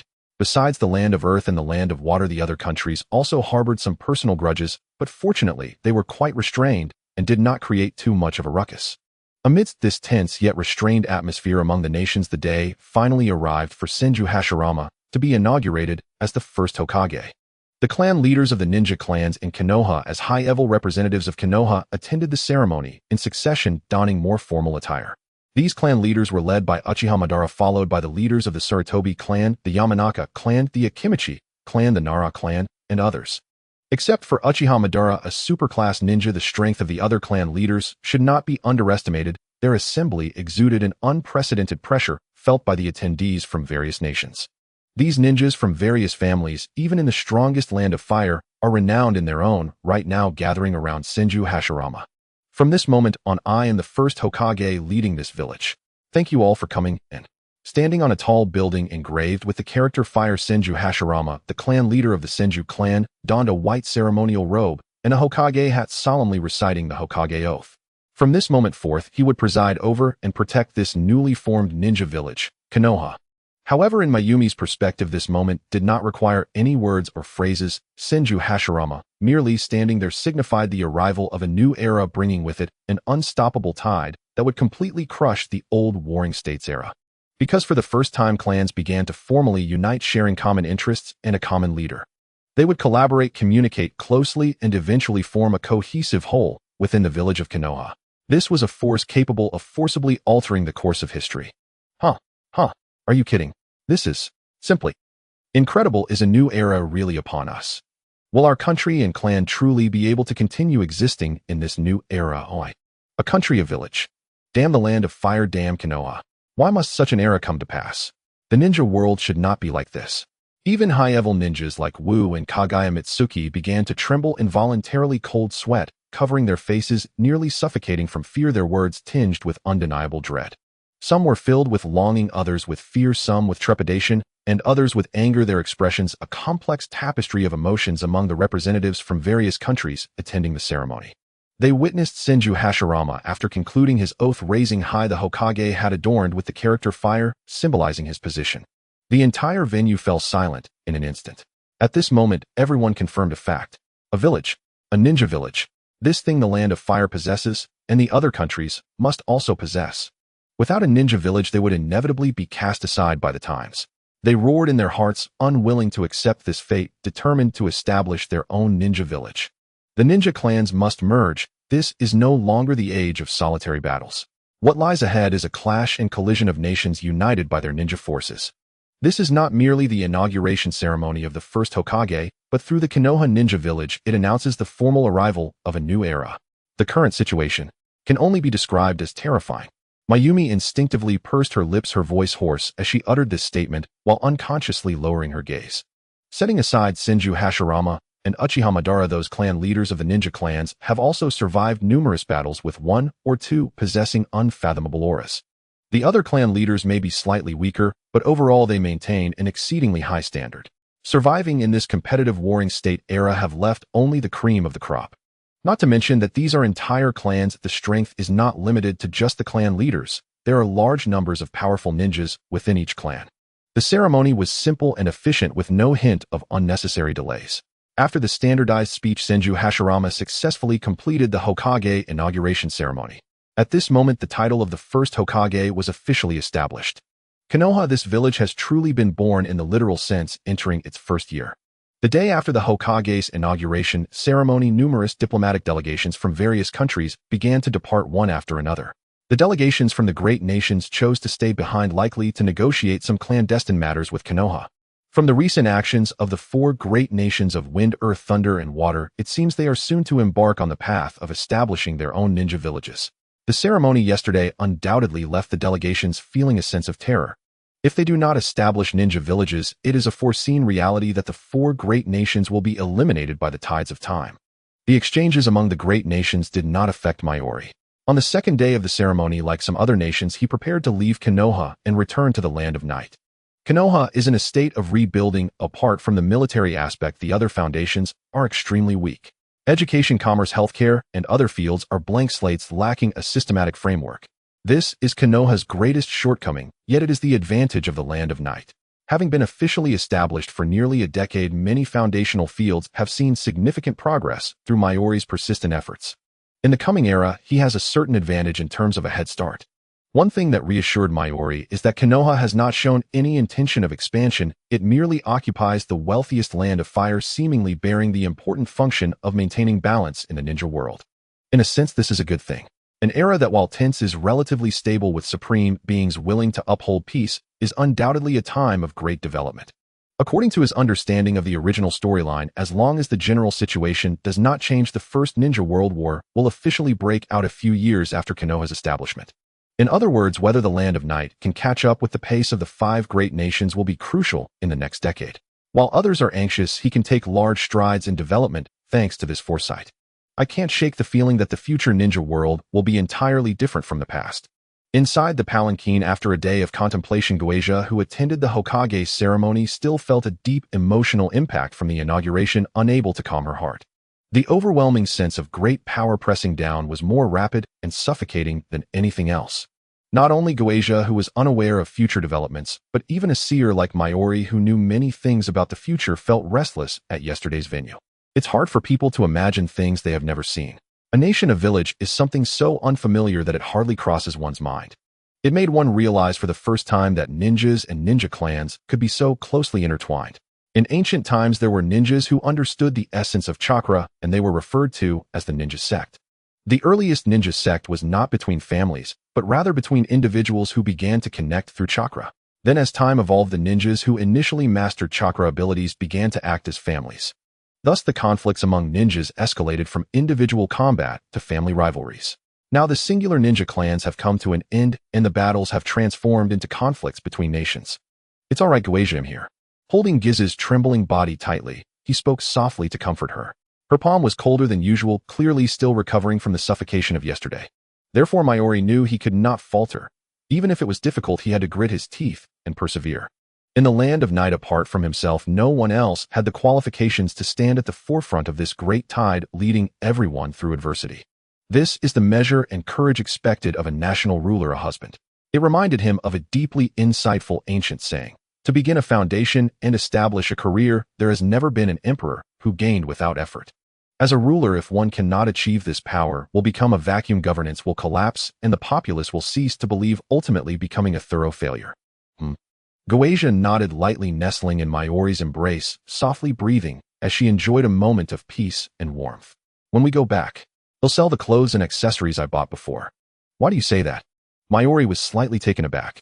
Because the nation's development needs a lot of money, right?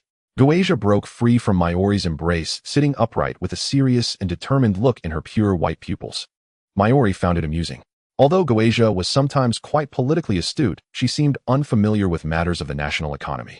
Of course, she is still so young, it's impossible for her to think of everything, and her sensitivity to money is not high. You can be so adorably silly at times. Mayuri playfully pinched her soft nose as if teasing her innocence. In response to Giz's puzzled gaze, he answered with calm conviction, "That is a necessary expense for you as the wife of a general. And besides, Goetia, you did quite well, didn't you? You communicated effectively with the wives of those officials, helping stabilize their hearts. There is no need to worry about money. Let's put it this way, I have everything I need, and I will never lack for money." In fact, long ago he anticipated that such an era would come, and thus he prepared many preventive measures in the Land of Night. One of them was about how to save and spend money. Various strategies regarding livelihood, military diplomacy, etc. were also prepared in multiple feasible plans. In the era of one nation, one village, apart from the 5 great nations, no other country is as steady as the Land of Night. Like the 5 great nations, the Land of Night will have the qualification to watch from a high vantage point in the coming time. The ones truly struggling are those small nations with weak risk resistance.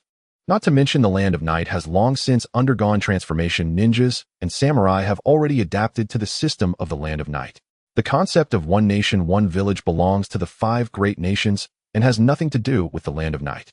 The reason he remained silent was purely due to being intimidated by Konoha's military strength in its early days. He was not worried that the system of the Land of Night could not compare with the 5 great nations. However, who else was intimidated? The delegations from the other 4 great nations and the ninjas were also heavily shaken. Is that so? After hearing Mayuri's account, Goetia began to doubt whether she was being too presumptuous. Thinking about it this way, her own small expenditures elevated to a national level was merely a manifestation of her own anxiety. Moreover, if she didn't buy more beautiful clothes, wouldn't her nightlife feel too dull? I also want to see you, Goetia, in more different beautiful forms. Mayuri rubbed his chin, quietly shifting to a more intimate topic. My dear husband. Seeing Mayuri completely relax, Goetia was amazed at how optimistic and strong his heart was. It was as if nothing in this world could bring him down. This is my beloved husband. Goetia felt an inexplicable sense of emotion and pride. Though they had known each other for less than half a year, if this man truly failed, she would willingly sacrifice herself for him. Meanwhile, in Konoha, in the core area of the village, the 2 major clans, Senju and Uchiha. At this moment, an anticipated schism was occurring within the Uchiha clan. Is it true you intend to leave the clan? An elder of the Uchiha clan, over 60 years old with graying hair, looked at the young girl before him. Uchiha Shizuki, a talented girl who had awakened her double Tomo Sharingan at the tender age of 13, with a deep sigh. Of course, just the thought of living with the Senju makes me feel physically nauseous. Elder Koyuki, will you stop me? The girl named Shizuki spoke her mind to the clan elder, her gloomy expression indicating an irreconcilable situation. This girl was the Uchiha who had encountered Mayuri months ago during his capture of the 7 Tails, Uchiha Shizuki. After receiving news of the alliance between Uchiha and Senju from Mayuri, she rushed back to the clan only to find Uchiha allying with Senju. Although she caused quite a commotion, no one took this Uchiha girl seriously. The leader of the Senju clan, Senju Hashirama, even patted her head, laughing heartily, as he said things like, "From now on we won't have to fight against each other again, and Uchiha and Senju will be one family," which seemed rather childish. Furious, she kicked him in the knee on the spot, nearly causing a diplomatic incident. Fortunately, Hashirama himself didn't take it seriously, smilingly responding, "If a few more kicks will lead to peaceful coexistence, little girl, feel free to punch me." Afterward, her foot was swollen. Was the body of the Senju clan leader made of steel? No doubt she was treated as an innocent child by the Senju leader. Shizuki felt that the Senju as victors did not hold the Uchiha accountable, but instead invited them to ally, indicating that there had to be some ulterior motive behind it. She did not believe that Senju Hashirama was an easygoing person. He must be the kind of cunning man who hides a knife behind a smile. After all, how could a ninja be that naive? Regardless of the reason, Shizuki had no intention of staying in this ninja village called Konoha any longer. She would rather starve or freeze outside than live in a place with the Senju clan. If you have that kind of thought, it would be difficult for me to stop you. I can't keep you tied to the clan forever, Shizuki. Moreover, you are not the only one in the clan thinking this way. You should have contacted those people, right? Uchiha Koyuki's dark pupils seemed to see through Shizuki's thoughts. His wrinkled face bore the marks of time. As an elder of the Uchiha clan in his 60s, he had experienced the long conflict with the Senju clan. Among the Uchiha ninjas of his generation, very few survived to this day. Some had come to terms with it, while others as time passed felt their hatred for the Senju intensifying. Since they knew this, why ask these questions? Regardless, we cannot coexist with the Senju. Shizuki's youthful face fell silent for a moment, then let out a soft snort. Indeed, she was not the only Uchiha wanting to leave Konoha. Although most Uchiha had compromised and were willing to coexist peacefully with the Senju. Because at this point both Uchiha and Senju had grown weary of the constant fighting. Although the Uchiha had been defeated, the clan still retained significant strength, allowing them to relocate and wait for new strong figures to emerge before challenging the Senju again. However, due to fatigue from war and the favorable terms offered by the Senju, the compromised faction began to arise in large numbers within the Uchiha. Thus, the radical faction that wished to continue fighting began to be marginalized, suppressed, and silenced. As a member of the radical faction, Shizuki would rather be killed than surrender to the Senju. Her parents, sisters, close friends, and relatives had all perished at the hands of the Senju, and that deep-rooted hatred made it impossible for her to coexist peacefully with them. Even if she did not seek revenge, she could not accept living with the Senju. In this context, members of the radical faction began to secretly unite and made the decision to leave Konoha far from the Senju. Are you going to stop me, Elder Koyuki? Or is this a decision made by Madara? As the representative of the compromised faction, Uchiha clan leader Uchiha Madara had once been Shizuki's most respected ninja.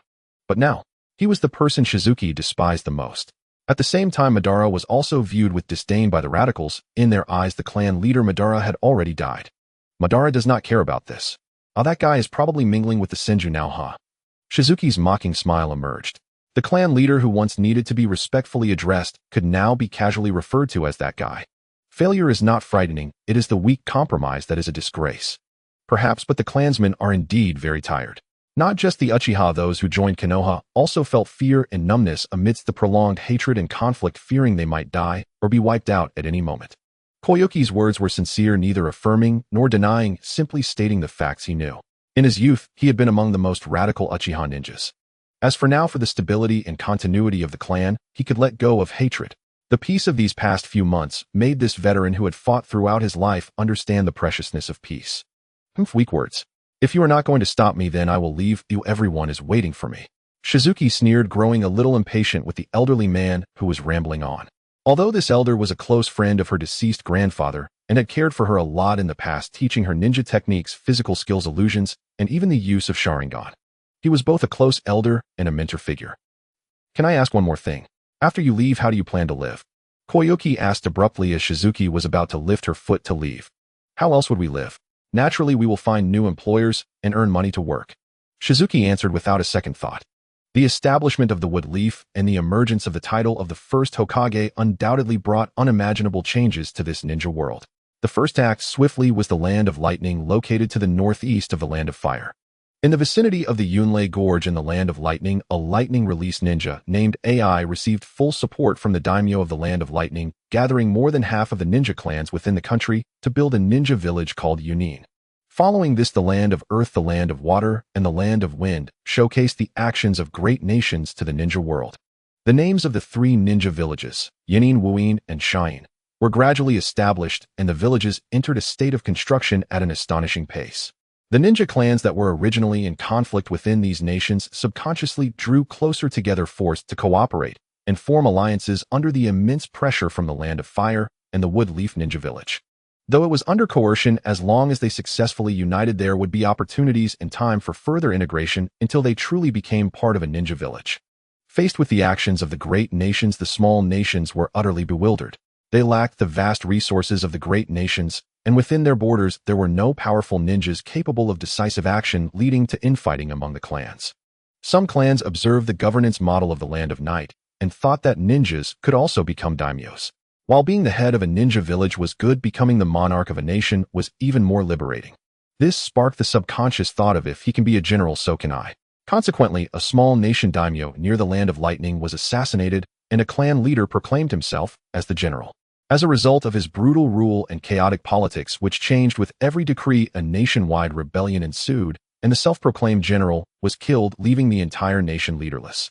Robbers, nobles, ninjas, and samurai. Various factions converged here, leading to further chaos that caused the economic and political ecosystems to collapse entirely.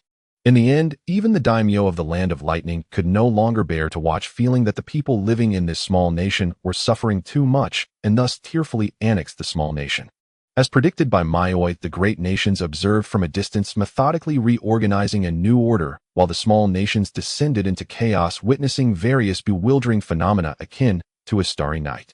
The Land of Night, watching from the sidelines, progressed steadily amidst the tumultuous waves of this era. Although some rogue ninjas and samurai forcefully breached the borders of the Land of Night, they were swiftly suppressed by ninjas and samurai dispatched by Yayoi before they could create any chaos. The one who took action was Jiao Du, who during this operation obtained the heart of a water-type ninja as a trophy to integrate into his forbidden technique, the Earth Grievance. Previously, there was a batch of foreign rogue ninjas, but they were relatively honest and truly fleeing from danger. Under the mediation of He Bingwei, this group of over 100 ninjas smoothly joined the Land of Night.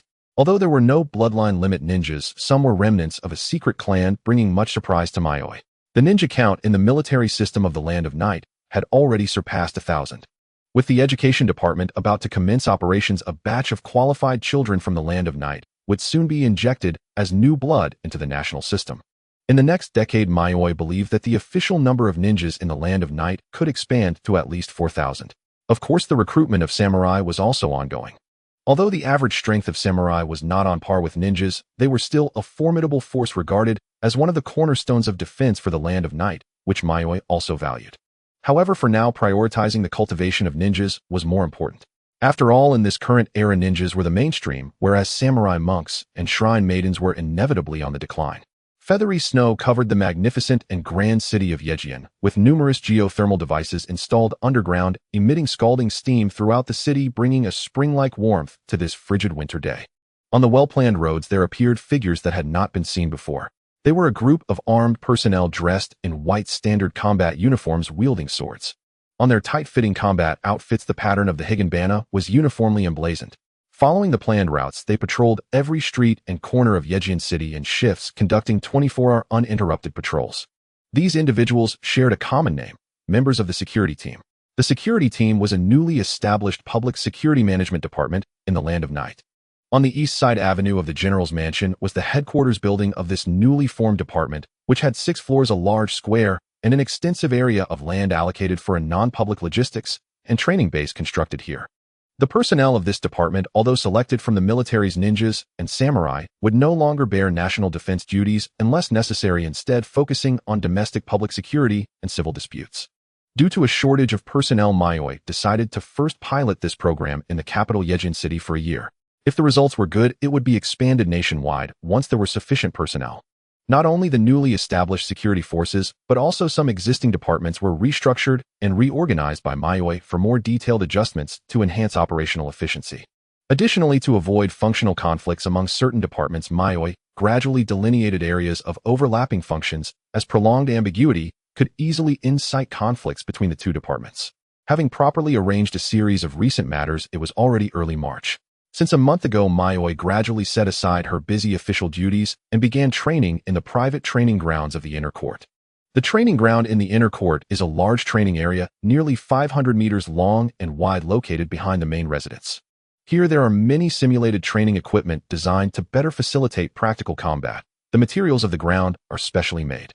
Trees were even planted, obstacles were placed, and water ponds were excavated to make the training environment more complex.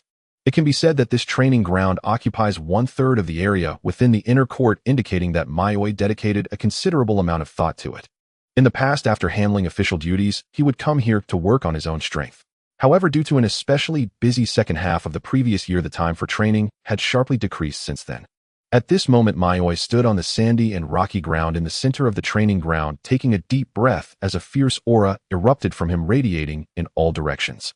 Visible streams of blue energy spiraled and spewed forth, manifesting the physical chakra produced after the explosion. Her black hair floated unnaturally upwards amidst the chakra currents. The solidified chakra clung heavily to Miwa's resilient body, resembling a flowing substance akin to water. Oomph! Yayoi let out a heavy grunt as a tremendous weight abruptly pressed down upon her. This pressure affected not only her body, but also her bones and flesh, inducing a piercing pain and pressure. After several seconds of adjustment, the chaotic and violent aura around her gradually calmed. The outwardly manifested solid chakra began to solidify into a layer of chakra armor resembling a flowing azure flame swirling around Mayoi with fiery tongues. Without hesitation, the moment the chakra armor was donned, Mayoi leaped forward like a startled rabbit. Her figure flickered in place, leaving behind a blue afterimage as a streak of blue light sliced through the air, rushing dozens of meters away in the blink of an eye to deliver a single punch. Boom! A solid rock several meters high instantaneously exploded, shattering into countless fragments smaller than a fist scattering outward. The site of the explosion revealed a shocking crater formed as the earth could not withstand the impact at the moment of the shattering of the boulder. Immediately afterward, Mayoi approached another massive boulder, wrapping her arms around it and effortlessly lifting the Tenten rock. This scene resembled a child wielding a sword of adult size. Boom! The air emitted a dull sound as the boulder, larger than Mayoi herself, was launched straight into the sky. Upon reaching a certain height, the speed of the boulder ascending slowed, as if it had touched the peak of ascent. The boulder then plummeted down, accelerating, creating a thin layer of airflow around it that broke through the atmospheric barrier. Mayoi, standing directly below and looking up at the suddenly descending boulder, did not evade, but silently calculated the time and distance in her heart. Suddenly, she slightly bent her knees, cracking the ground and forming spiderweb-like fissures. Using the earth as a springboard, she exerted force beneath her feet, propelling her body into the air as a human cannonball. Boom! The falling boulder exploded into countless tiny fragments, just like the previous boulder, raising a cloud of smoke and dust in the air. This was not ninjutsu. Mayoi shattered the falling boulder solely with her physical strength, causing it to explode. Steadily landing on the ground, Mayoi descended from the sky like a feather, causing no impact whatsoever, yet fracturing the earth beneath her feet. 1 minute later, the training ground, hundreds of meters long and wide, had no intact area in its core zone. It looked as if it had been ravaged by some giant beast, with deep craters scattered everywhere and tall trees uprooted from the shock of the explosion. Not a single piece of the massive stones left in the area was intact. They had been severely damaged. Some areas of the ground were even slanted, with cracks extending dozens of meters away. It resembled the destructive force of a high-level earth release ninjutsu, forcibly compromising the integrity of the ground, slicing it into uneven fragments of varying sizes. However, this destruction was not caused by ninjutsu, but rather through the use of martial arts. Moreover, this was the result of Mayoi restraining her power. On a comparatively intact earthen mound protruding half a meter above the surface, Mayoi was enveloped in swirling blue flames. Though it appeared that flames burned on her body, it was neither a fire release technique nor infused with chakra nature transformation. It was merely a layer of high-density, solidified chakra concentrated to the extreme and leaking unnaturally, resembling a burning flame. The chakra armor itself did not possess burning capabilities nor the heat typically associated with flames. It has stabilized somewhat. The explosive speed exceeds the speed of sound, and after charging, the speed and destructive power can be further enhanced. The chakra consumption is also bearable. The only limitation is the muscles. The flesh still stings a bit. It seems further strengthening of the body is necessary. Mayoi quietly assessed her current condition. The technique to maintain the current state was an idea conceived long ago when Mayoi first encountered the knowledge of chakra, but due to the high difficulty of completing this technique, she only managed to turn it from mere paper imagination into reality now. Each strike can unleash the destructive power of ninjutsu, and the defense is also quite formidable. At least ordinary destructive ninjutsu can be completely disregarded. For instance, techniques like fire release, great fireball, can be ignored in this state, able to be dispersed with a punch. Things like shuriken or kunai, if not infused with chakra changes, would also be ineffective against her defense, no matter how many were thrown. Kitty, can you infuse chakra into the ninja tools and take a strike at me? Mayoi turned to the edge of the training ground, where his wife Kitty appeared, wearing a delicate purple and white kimono. Oh dear, does my husband have a special inclination for being bullied? Since you say so. The girl teased with a laugh, yet her hands moved quickly. She walked over to the weapon rack, picked up a ninja blade, and easily wrapped it in a thin layer of chakra like a blade. This ninja blade's quality was superior to standard ones, with chakra-infused metal reaching 30%. Ordinary ninja blades only have less than 10% chakra metal infused. Therefore, after being infused with chakra, its sharpness would become extremely formidable. Common ninja tools would likely show cracks after just a few contacts. I'm going in, dear husband. As soon as she finished speaking, Kitty swiftly flew towards Mayoi like a dancing butterfly. The chakra-infused ninja blade's sharpness had reached the peak capability of the weapon, aimed directly at Maiwa's chest, and struck hard. Unsurprisingly, even the chakra-infused blade could not cut through Maiwa's chakra armor. In fact, the recoil from the blade caused Kitty to retreat a few steps. Oh dear, such defensive capability is truly. She slightly opened her mouth, her pure white pupils revealing surprise.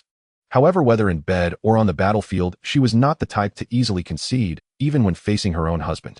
Thus, she discarded the ninja blade in her hand, and a knife fell from the sleeve of her kimono. It was the spirit blade spider cut with a blue handle that matched her kimono perfectly. A blade crafted entirely from extremely rare special chakra metal, undoubtedly a weapon of divine quality. Kitty grasped the handle and drew the blade. The blade shimmered brilliantly, and as its edge merely touched the air, it seemed as though it would slice through the very atmosphere.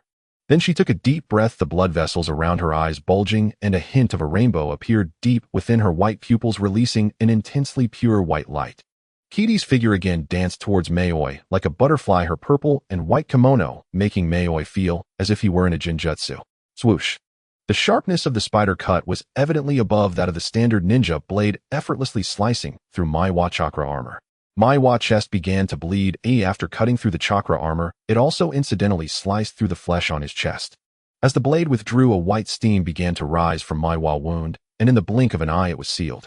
In this state, not only was the explosive power enhanced, but even the recovery ability was significantly boosted. That's truly exaggerated, dear husband. Kitty maintained her Byakugan, not knowing whether to marvel at the defensive strength of Maiwa chakra armor or his extraordinary self-healing ability. But regardless of which it was, as long as a ninja mastered either, they could be deemed powerful. Kitty could not imagine the despair on the enemy's face after they painstakingly broke through Maiwa chakra armor, only to see him possess the uncanny self-healing ability. Let's not forget her husband is also a top-tier puppet master of the current era. Thinking puppets are his trump card. No, his true trump card is his body techniques. Thinking body techniques are the final trump card. No, there is also a chakra armor capable of shattering even ninjutsu with a single punch. Ultimately, after breaking through the chakra armor, what one sees is a body that begins to heal without the use of medical ninjutsu. Truly cruel. It's you who's exaggerated, coming at me suddenly with the spider cut and Byakugan in hand. Mayoi stared speechlessly at his petite wife. Every part of the spider cut was made using special chakra metal crafted with a long-lost artisan technique, a culmination of the efforts of ancient top craftsmen. An ordinary standard ninja blade would be severed with just a touch of the spider cut. Moreover, Kitty even activated her Byakugan, easily seeing through the chakra flow paths of his chakra armor, effortlessly finding the weak spots. Had he not retreated half a step, the bleeding from his chest would have been much worse. While it was not a fatal injury, it certainly hurt considerably. This is Kitty's love for her dear husband, Kitty reasoned. Mayoi prepared to teach her a harsh lesson that night. Even if she begged for mercy, he would make her roll her eyes. Well, whether she rolls her eyes or not, they are still Byakugan. By the way, dear husband, this technique seems a lot like the tailed beast, doesn't it? Kitty put away the spider cut, yet her Byakugan remained activated, closely observing the chakra armor on Mayoi, uncovering some insights. After all, this technique was developed by imitating the tailed beast cloak of the Jinchuriki. This mode activates the chakra within the body to its utmost, then projects it outward as a protective layer, greatly enhancing both defense and destructive power, while also amplifying body techniques ninjutsu and jinjutsu. Mayoi nodded. The inspiration for this chakra armor did not come from the fourth Raikage's lightning release chakra mode, but rather from Naruto Uzumaki's explosive Kyuubi chakra, forming the cloak of the tailed beast. Upon reflection, the activated chakra he refined bore much resemblance to that of the tailed beasts. Even the created Illurus life characteristics were akin to those of chakra beings like the tailed beasts. It was expected that Kitty, possessing Byakugan, could perceive this point. A great idea, but it must place a heavy burden on the body, and such large-scale projection would also consume a lot of chakra. Kitty gave an accurate assessment. Such high-density chakra would kill an ordinary ninja if worn. Only a powerful ninja like Mayoi could handle it. The burden isn't much of an issue. With a slight enhancement of my physique, you'll be able to perfectly master this technique. As for chakra consumption, no, this technique is the one that suits me best. My chakra is of a type that evaporates very slowly, and when projected outward it can be preserved for a long time, Mayoi stated. After Maiwa's suggestion, Kitty immediately recalled the scene where Mayoi had previously projected a chakra sphere to control puppets wirelessly. Generally speaking, once chakra is projected outward, it quickly dissipates into the air. To utilize Maiwa chakra armor requires a continuous release of high-density chakra. This necessitates an extremely vast chakra reserve to maintain such consumption. For instance, the lightning release chakra mode from the land of lightning generates lightning attribute chakra to form lightning armor around the body. It requires a constant release of chakra to sustain the operation of the lightning armor. Only those with chakra amounts close to a tailed beast or who are at the level of a tailed beast can freely use this lightning mode. There is a ninja from the land of lightning named Ai who is a supreme master of this path, possessing vast chakra equivalent to that of a tailed beast. His lightning release chakra mode is said to be capable of sending a tailed beast flying with a punch, and can even physically overpower a tailed beast in close combat. However, Maiwa's situation is different. His chakra evaporates very slowly. Once the armor is formed, it can be maintained for a long time without needing to constantly release chakra to ensure its operation. It is equivalent to the released chakra being preserved for a long time as long as it is not negated by enemy attacks without additional loss. Thus, even without tailed beast-level chakra, Yayoi can maintain this state for a long time. Kitty quickly understood this point. Just as Yayoi said, this technique is the most suitable for him. Compared to the lightning release chakra mode of the Land of Lightning, it leans more towards the tailed beast cloak of the Jinchuriki. Yet these two types of chakra armor ultimately lead to the same result, both utilizing high-density chakra to transform the body into a dangerous weapon that combines offense and defense.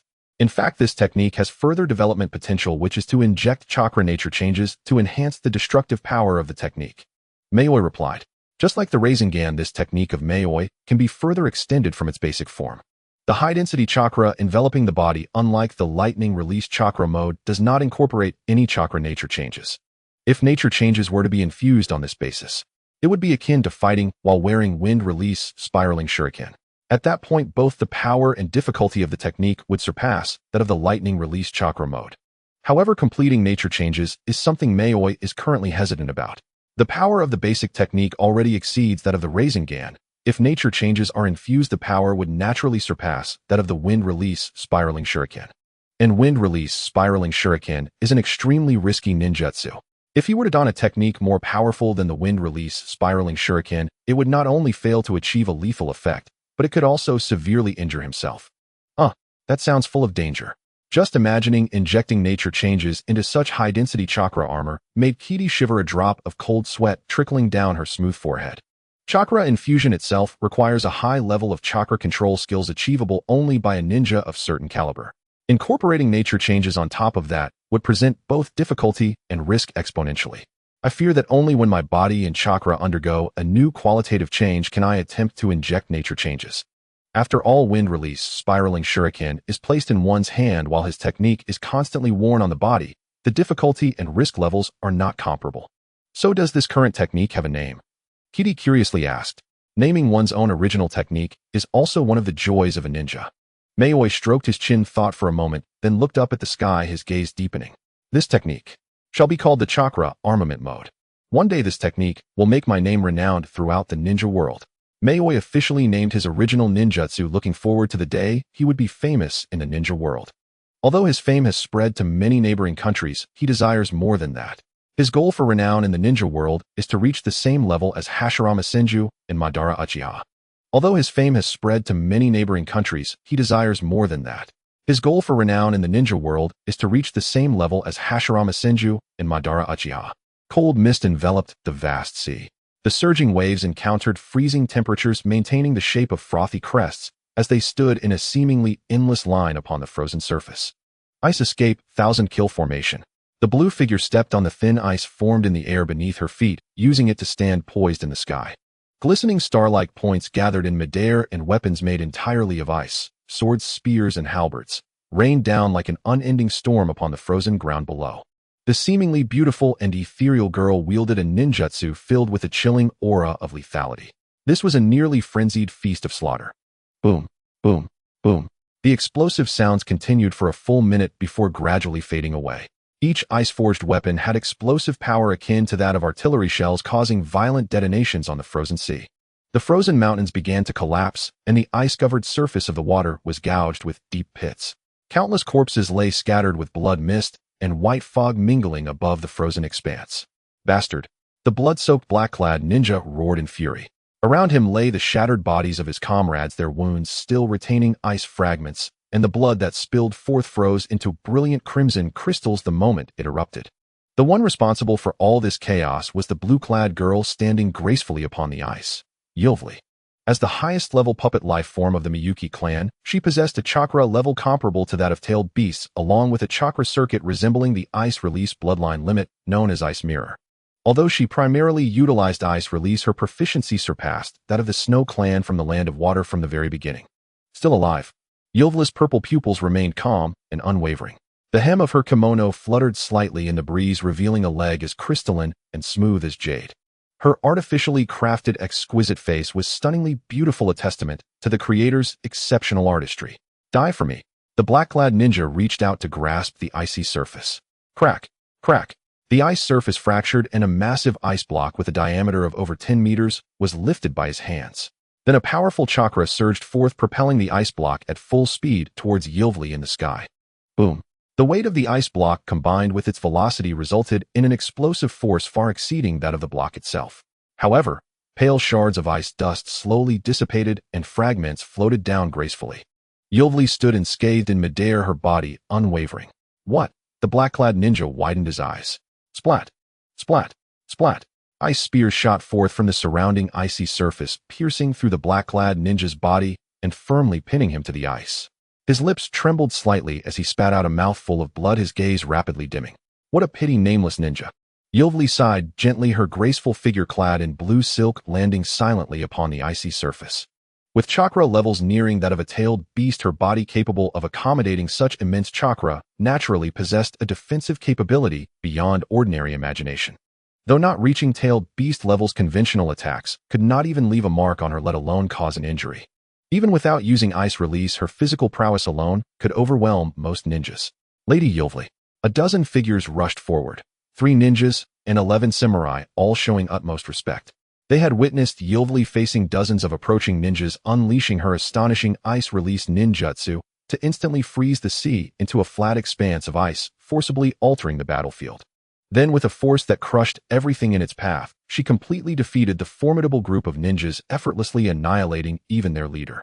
This kind of power was beyond the reach of ordinary ninjas. Next, let's sweep through the next area. Also inform the other teams not to venture too deep alone, or leave the strong enemies to me. Yovli spoke in a gentle tone. Yes. Despite her soft demeanor, those who had witnessed the earlier scene would never consider her a harmless girl, but rather an efficient combat weapon. The ninjas and samurai began to act following Yovli's orders. Due to a series of recent actions by the 5 great nations, many smaller countries began to experience turmoil, causing many foreign ninjas to be forced into exile. Most of these exiled ninjas came from ninja clans, though they were not particularly strong clans, otherwise they would not have been forced to flee. For those exiled ninjas willing to join the Land of Night, they were allowed to remain. Those unwilling were driven away, and if multiple warnings failed, they would be suppressed. However, due to the sheer number of ninjas needing to be suppressed, and many coming from the sea through the port, Miyuki had no choice but to dispatch Yovli, this formidable weapon. As an artificial life form, Yovli's ice release was well suited for combat in watery environments. Sending her to subdue the ninjas from the sea was the most appropriate choice. Lady Yovli, we have located the stronghold of the invaders. It is here. The speaker was a female ninja from the Oil Girl clan, Oil Girl Shireen. She was about 20 years old, clad in the Oil Girl clan's distinctive black coat, the eye area obscured by a pitch-black eye mask. Although most of her features were concealed by the coat's collar, one could still sense the beauty that lay beneath. As a talented ninja from the Oil Girl clan, she was currently controlling numerous insects flying in the air, responsible for reconnaissance on this mission. Originally a proud elite of the Oil Girl clan, she was thoroughly captivated by Yovli's elegant, yet ferocious, beautiful, yet cold-blooded combat style during this operation. At this moment, she stood atop the surging waves, pointing toward a small island over 3 kilometers in diameter, densely forested with a large mountain at its center. It was an excellent hiding spot, especially with the surrounding thick fog. Approaching recklessly could easily lead to falling into traps set by the enemy in the loss of visibility. It was only through the insect's secret technique that Shireen managed to find the enemy's stronghold after expending a great deal of effort. Surrounding Yovli were several ninjas and samurai from the Land of Night, all eager to act. It seemed that with just a command from Yovli, they would swarm forward to assault the island. Shall we attack directly, Lady Yovli? A samurai clad in heavy armor stepped forward to inquire, gripping his katana tightly, chakra flowing through the blade, clearly skilled in the techniques empowered by chakra. No, there are numerous traps set by the enemy outside, and some adversaries possess unknown strength. Charging in without detailed information could lead to unnecessary casualties. Withdraw for now. I happen to have a technique I want to test out. With that, Yovli's figure dashed through the air, leaping into the sky. Ice shards still formed beneath her feet, but her speed was so great that it appeared as though she was stepping on air to ascend. At that moment, everyone suddenly felt a chill run down their spines. Hated the air around us. Get colder. One ninja shivered, hoping it was just a personal illusion. Yes, I'm wearing warm armor, yet I can feel a bone-chilling coldness. The fully armored samurai also voiced his feelings, confirming it was no illusion. This sensation felt as if the heat from the surrounding space had been suddenly siphoned away. This should be enough. Are there over 500 enemies? Hovering above the island, Yilvla's purple gaze scrutinized the vast expanse of the island below, her soft pink lips breathing gently. However, if one were to closely observe, the temperature at her lips had plunged to a terrifying degree. A massive stream of icy air flowed from their being inhaled into her respiratory system. With each breath, the temperature of the surrounding air began to drop rapidly. A colossal chakra erupted violently from her body, freezing the very air. She clapped her hands together. Boom! A deep blue chakra exploded from within her, wildly sweeping outwards, stirring up a frigid white storm. Let all things freeze. Ice escape Frost Heaven's demonic realm. The gentle voice transformed into a harbinger of death. The icy aura coalesced in the sky. First, flakes of ice and snow began to fall from the sky. Then they descended faster and faster, transforming into a furious snowstorm in mere seconds. The cold wind howled, blanketing the ground in pure white. The blizzard formed by the chilling air rushed down like a cataclysmic flood, pouring down upon the earth. The sky turned into an icy white, and the gray mist completely obscured the sunlight, casting shadows that plunged the area into eternal night. The pirate island, isolated in the vast sea, first had its surrounding waters freeze, followed by the sand trees, mountains, and even the stone fortresses built by the ninjas on the island, all succumbing to a despairing white. In less than half a minute, this island, along with the surrounding sea, transformed into a colossal ice sculpture floating upon the ocean.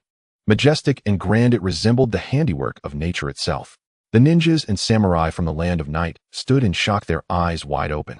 In the blink of an eye, the island, which would have required significant sacrifices to conquer, was completely frozen, becoming a one-fakened ice sculpture. Not only the island, but even the surrounding seas were frozen by the cold. The ocean water beneath their feet had also solidified, no longer rising and falling. Let's head back. The sweeping operation is complete. The ice here won't thaw for the next 3 months. Yilvli descended from the sky, her complexion slightly pale, clearly having unleashed such a powerful technique that while it didn't completely deplete her strength and chakra, was not something she could use casually. Oh. The ninjas and samurai returned to their senses, their minds still reeling from the earlier spectacle, and they barely realized how they had returned to the camp. In the castle tower, Miyuki smiled with satisfaction as he read the report regarding Yilvla's feat of freezing the island. Just half a month out, Yilvli had efficiently suppressed all the exiled ninja clans invading from the northern seas of the Land of Night. The act of freezing the island was particularly uplifting. It served as a shot of adrenaline for the current Land of Night. At the same time, it elevated the reputation of the Land of Night, attracting more people to migrate there. Whether in terms of population or foreign ninja clans, only true strength could create a siphoning effect. With the 5 great nations racing against time to enact reforms, Miyuki felt that keeping pace and benefiting from their efforts was still within reach. Chasing after the 5 great nations was not something that could be accomplished in the short term. It required pragmatism and adherence to objective principles, engaging in a protracted struggle. Moreover, Miyuki understood that the establishment of ninja villages would inevitably incur losses. After all, the animosity between ninja clans would not dissipate quickly, and there would certainly be factions waiting for an opportunity to incite chaos. It was a matter of when it would erupt and how much damage would ensue. However, considering that each of the 5 great nations had their own decisive powers, even if losses occurred, they would not be crippling. Speaking of which, who is stronger, my lord husband or Yilvli? At this moment, only returning Butterfly remained by Miyuki's side to handle official documents, as Yilvli was away on a mission. Upon seeing the information in the report, she suddenly became curious about who was stronger between Miyuki and Yilvli. Well, Miyuki pondered for a moment before smiling. Although Yilvli is indeed my creation, if we were to truly engage in battle, unless I can completely refine the chakra armament mode, my limit would be holding out for 30 rounds. Yilvli's strength lies not solely in her ice release. Miyuki had undoubtedly invested a significant amount of time and effort in creating Yilvli. One could say she was his initial and most flawless masterpiece. Before absorbing the massive chakra of the 7 tails, Yilvli was already an exceptionally capable puppet life form. After consuming the immense chakra of the 7 tails, both her ice release and physical prowess had reached a higher realm. If it weren't for the fact that Yilvli's current body could not accommodate more tailed beast chakra, she could continue to enhance her performance. Thus, aside from ice release, Yilvli's physical techniques were equally outstanding. Anyone thinking they could bypass ice release and subdue Yilvli through close combat would face unprecedented despair. However, Yilvli's abilities had already been elevated to their peak. To further enhance her performance, her body would need to be activated further. To achieve this, he must first enhance the activation of his own chakra, achieving a higher qualitative change. After all, everything he had was based on the active chakra he refined within himself. To use a metaphor, his active chakra is similar in effect to the yin-yang release. At present, the abilities of yin-yang release surpass his active chakra. Only with further qualitative change could his active chakra rival, or even surpass yin-yang release. That's true, but it's hard to believe that Yilvli is a puppet creation. Is it alright to expose Yilvli's strength like this? Returning Butterfly sighed with a smile, enviously regarding Yilvli's immense power. Especially as a daughter, Yilvli's true age surpassed that of her mother. This led to complex feelings for Returning Butterfly when facing Yilvli, her daughter. It doesn't matter, compared to true powers, the commotion Yilvli creates can only be considered child's play. It's somewhat interesting, but not much. Miyuki chuckled dismissively, releasing an ultimate technique to freeze a few kilometers of island and nearby waters. Uchiha Madara Susanoo could cleave through several mountains, severely injuring the seven tails, nearly killing a tailed beast in an instant. This is only the ordinary attack in the Susanoo state. He does not believe Madara's Susanoo doesn't have techniques in conjunction with it. The reality is that it is simply inadequate. Yilvli is strong, but at the same time not strong enough.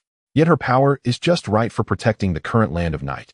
It seems I must also train diligently. If I fall too far behind, I feel I won't be able to stand beside my esteemed husband. I still hope that one day I can fight side by side with him. After listening to Mi Sheng's earnest words, Gue Dai's heart was filled with a desire to grow stronger. As a genius of the Hinata clan, she had felt immense pressure during her 6 months in the Land of Night. Recently, she has been dedicating much more time to her cultivation, and her strength has been steadily increasing. However, thinking of the gap between herself and Mi Sheng and Iryu, she felt she needed to work even harder. Take your time with this, Gue Dai. Your strength is already impressive, and I will help you along the way. Mi Sheng was not lying. Gue Dai was only 17 this year, but had already caught up to the formidable Jonin Kakashi from the Land of Wave, who had not yet merged with the power of the Land of Earth. However, in terms of chakra capacity, she should surpass Kakashi. Ninjas with bloodline limits naturally possess powerful chakra. If she maintains this pace in 10 years, Gue Dai might very well be able to match Kakashi. Ninjas of such caliber are already at the top tier in the ninja world. Most ninjas are not as strong as they appear. They only possess some ability, but remain mere background figures in the presence of truly powerful ninjas on the battlefield. Take this technique, Gue Dai, and cultivate it. With your current strength, you should meet the minimum requirements to practice it. With Gue Dai's curious gaze upon her, Mi Sheng took out a black ninja scroll from her equipment pouch. Gue Dai received it, and upon touching the material of the scroll realized that this technique was certainly extraordinary. This ninja scroll was made from a special type of chakra paper. Without a specific sequence of hand seals, any incorrect attempt to practice would lead to erroneous methods. If practiced recklessly, it could directly cause damage to the practitioner's meridian system, potentially resulting in death. This is a living chakra technique I developed based on my active chakra, which I have named Chakra Vitalization Technique. Though called a technique, it is actually a special chakra refining skill that allows the user's chakra to become alive, significantly enhancing the power of physical illusion and ninja techniques, as well as improving resilience to damage and recovery speed. Mi Sheng explained. The chakra refined using this technique is essentially a diluted version of her active chakra. Even so, it is an important technique that lays the foundation for any ninja clan. Gue Dai was no fool, who after hearing Mi Sheng's explanation, she instantly understood that this was a precious item capable of unleashing a storm of bloodshed with just a whisper. As a ninja from a prominent clan, Gue Dai knew that a technique used to solidify a ninja's foundational skills is far more valuable than a finished technique. Chakra refining techniques may sound simple and unremarkable, seemingly mastered by every ninja, yet they are one of the fundamental secrets of any ninja and clan. If such secrets are leaked, they could be exploited and countered by enemies. This is because each ninja clan's chakra refining techniques are unique. Normal chakra refining combines physical energy and mental energy to create chakra. However, under special circumstances, many clans can generate chakra using either solely physical or solely mental energy, allowing them to perform unique secret techniques that differ from conventional properties. For instance, the Oil Women clan from the Land of Night uses a special refining technique to create chakra for controlling insects. This is precisely why the ninja scroll Mi Sheng gave her is so valuable. The living chakra technique Mi Sheng allows outsiders to learn has a similar essence to the special chakra refined for use in secret techniques by ninja clans. This is foundational enough to support the rise of a ninja clan. In the original comics, it was mentioned that the Sound Ninja's leader Kagaya was able to create chakra using solely mental energy during the chapter when Sasuke reclaimed it. The chakra used by the Nara clan differs from the chakra refined by most ninjas. It is a special chakra used for performing secret techniques. I understand, esteemed husband. I will diligently practice this technique. Guo Dai did not play coy as she resolved to learn this chakra refining technique quickly so as not to disappoint Mi Sheng. By the way, a few days ago, I bought a rather special outfit. Tonight, would you like to have a look, esteemed husband? Guo Dai's face flushed with shyness as she slightly lowered her head, casting her gaze downwards. She appeared as a delicate bird, seemingly prepared for anyone to pick her. With no way to repay, all she could do was let her body enjoy. No, she had to work hard for it. Mi Sheng wanted to tell Guo Dai that this chakra vitalization refining technique was merely a lower-tier template of her active chakra. Even if others learned it, they could not deduce her fundamental secrets from it. Moreover, at his level, even if the chakra refining technique was exposed, its weaknesses would be hard to sway the outcome of a battle. The reason the exposure of chakra refining techniques poses risks is that most ninja clans have weak members. The weak require intelligence to compete, while the strong only need high damage from their left and right fists to crush through. However, upon hearing Guo Dai mention a special outfit, Mi Sheng's words suddenly caught in his throat, unable to speak. Forget it, I'll talk about this tomorrow. Sigh, Guo Dai, you've truly troubled me. Tonight it seems I'll have to tire out my brother first. Is this clothing? In the inner court of the general's mansion, Hinata Aoi and Hinata Rinko were washing the clothes sent by Iryu. Hinata Aoi picked up a white female ninja outfit from the basket. Huh, why is it so transparent? The hem is so short, and it feels so light, almost weightless. Moreover, this flimsy material. Won't it just tear if I pull it a little? Why would Lady Guo Dai wear such an insubstantial ninja outfit? What a strange outfit. And this must be called stockings, a trendy item that has recently become popular from other countries. Rinko picked up 2 white long strips of fabric that felt very comfortable. The two took quite some time to wash the clothes they received and hung them in the corresponding drying room.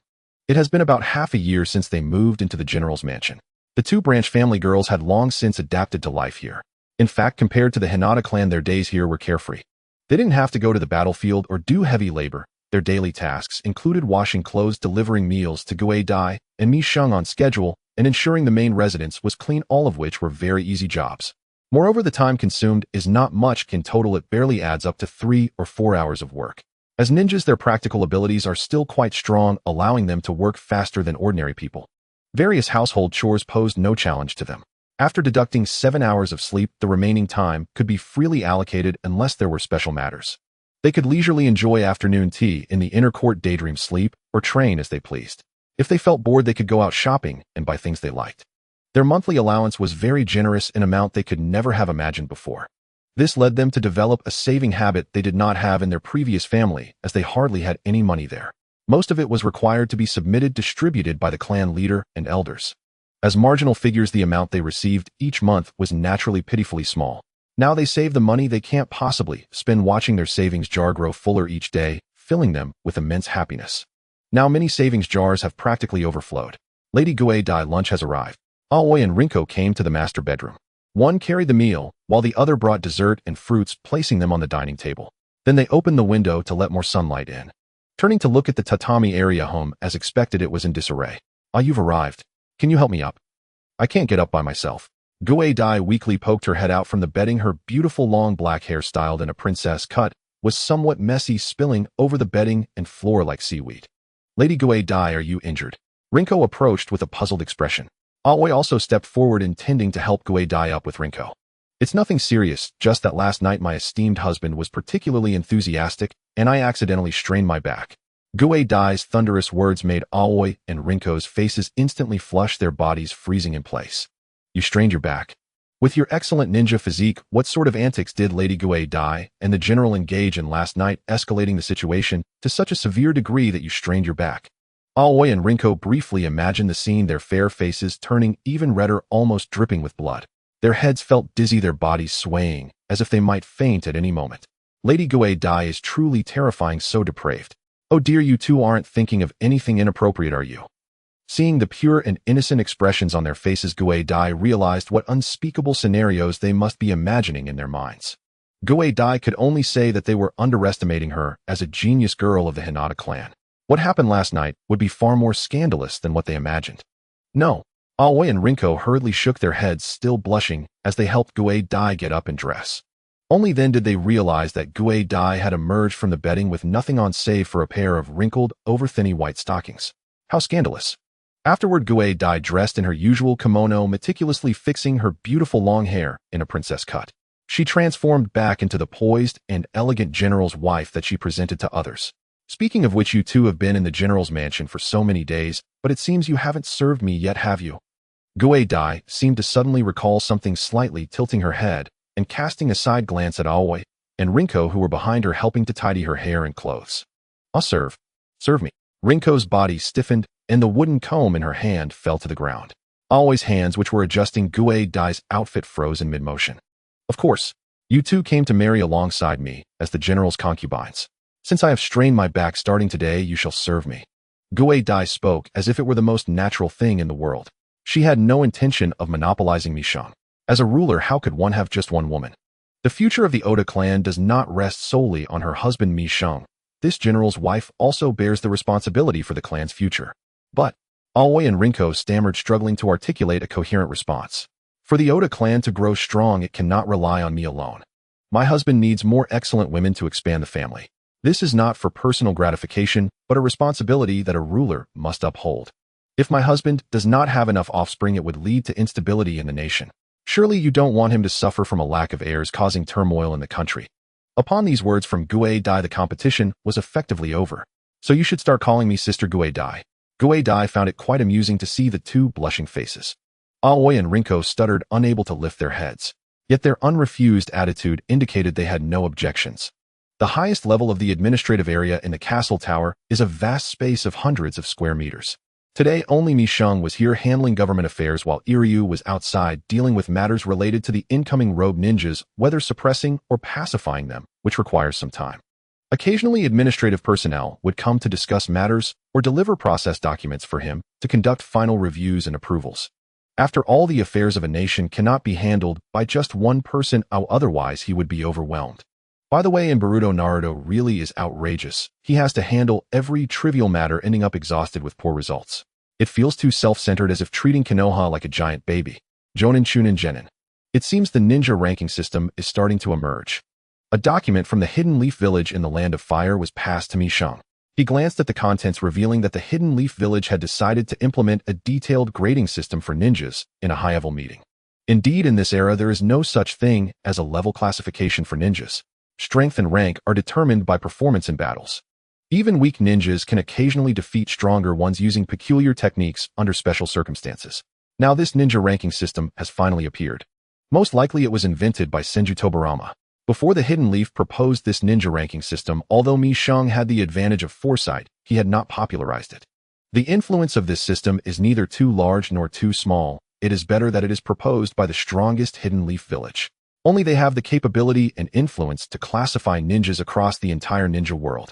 Clarifying ranks is a good thing, but allows for more refined work distribution. Mishang nodded and took out another document. It recorded one elite ninja and samurai from the land of Night capable of bearing the title of Jonin. Originally, there were only about 20 individuals, but with the addition of the Oil Women clan and some small declining clans they absorbed, there are also some Jonin-level ninjas. Currently, there are nearly 50 ninjas who have reached the Jonin level, among which the number from the Oil Women clan exceeds 10. However, merely meeting the strength standards does not guarantee compliance in other aspects. After all, Jonin, Chunin, and Genin are not strictly defined by strength, but by administrative level. In most cases, Jonin represents above-average ability far exceeding that of Chunin and Genin. From Chunin onwards, possessing a calm and collected mind and the ability to lead a team are also significant standards in evaluating ninjas. If one cannot meet this criterion, even the strongest ninja would be classified as a low-ranking ninja. In addition to the ninja ranking system, things like forehead protectors must also take the stage. Mishang chuckled softly, enjoying the pleasure of witnessing the era gradually aligning with the original work. After reviewing these, additional intelligence was also within Mishang's sight. For example, the ninja villages of the other four great nations have developed into a decent form after several days.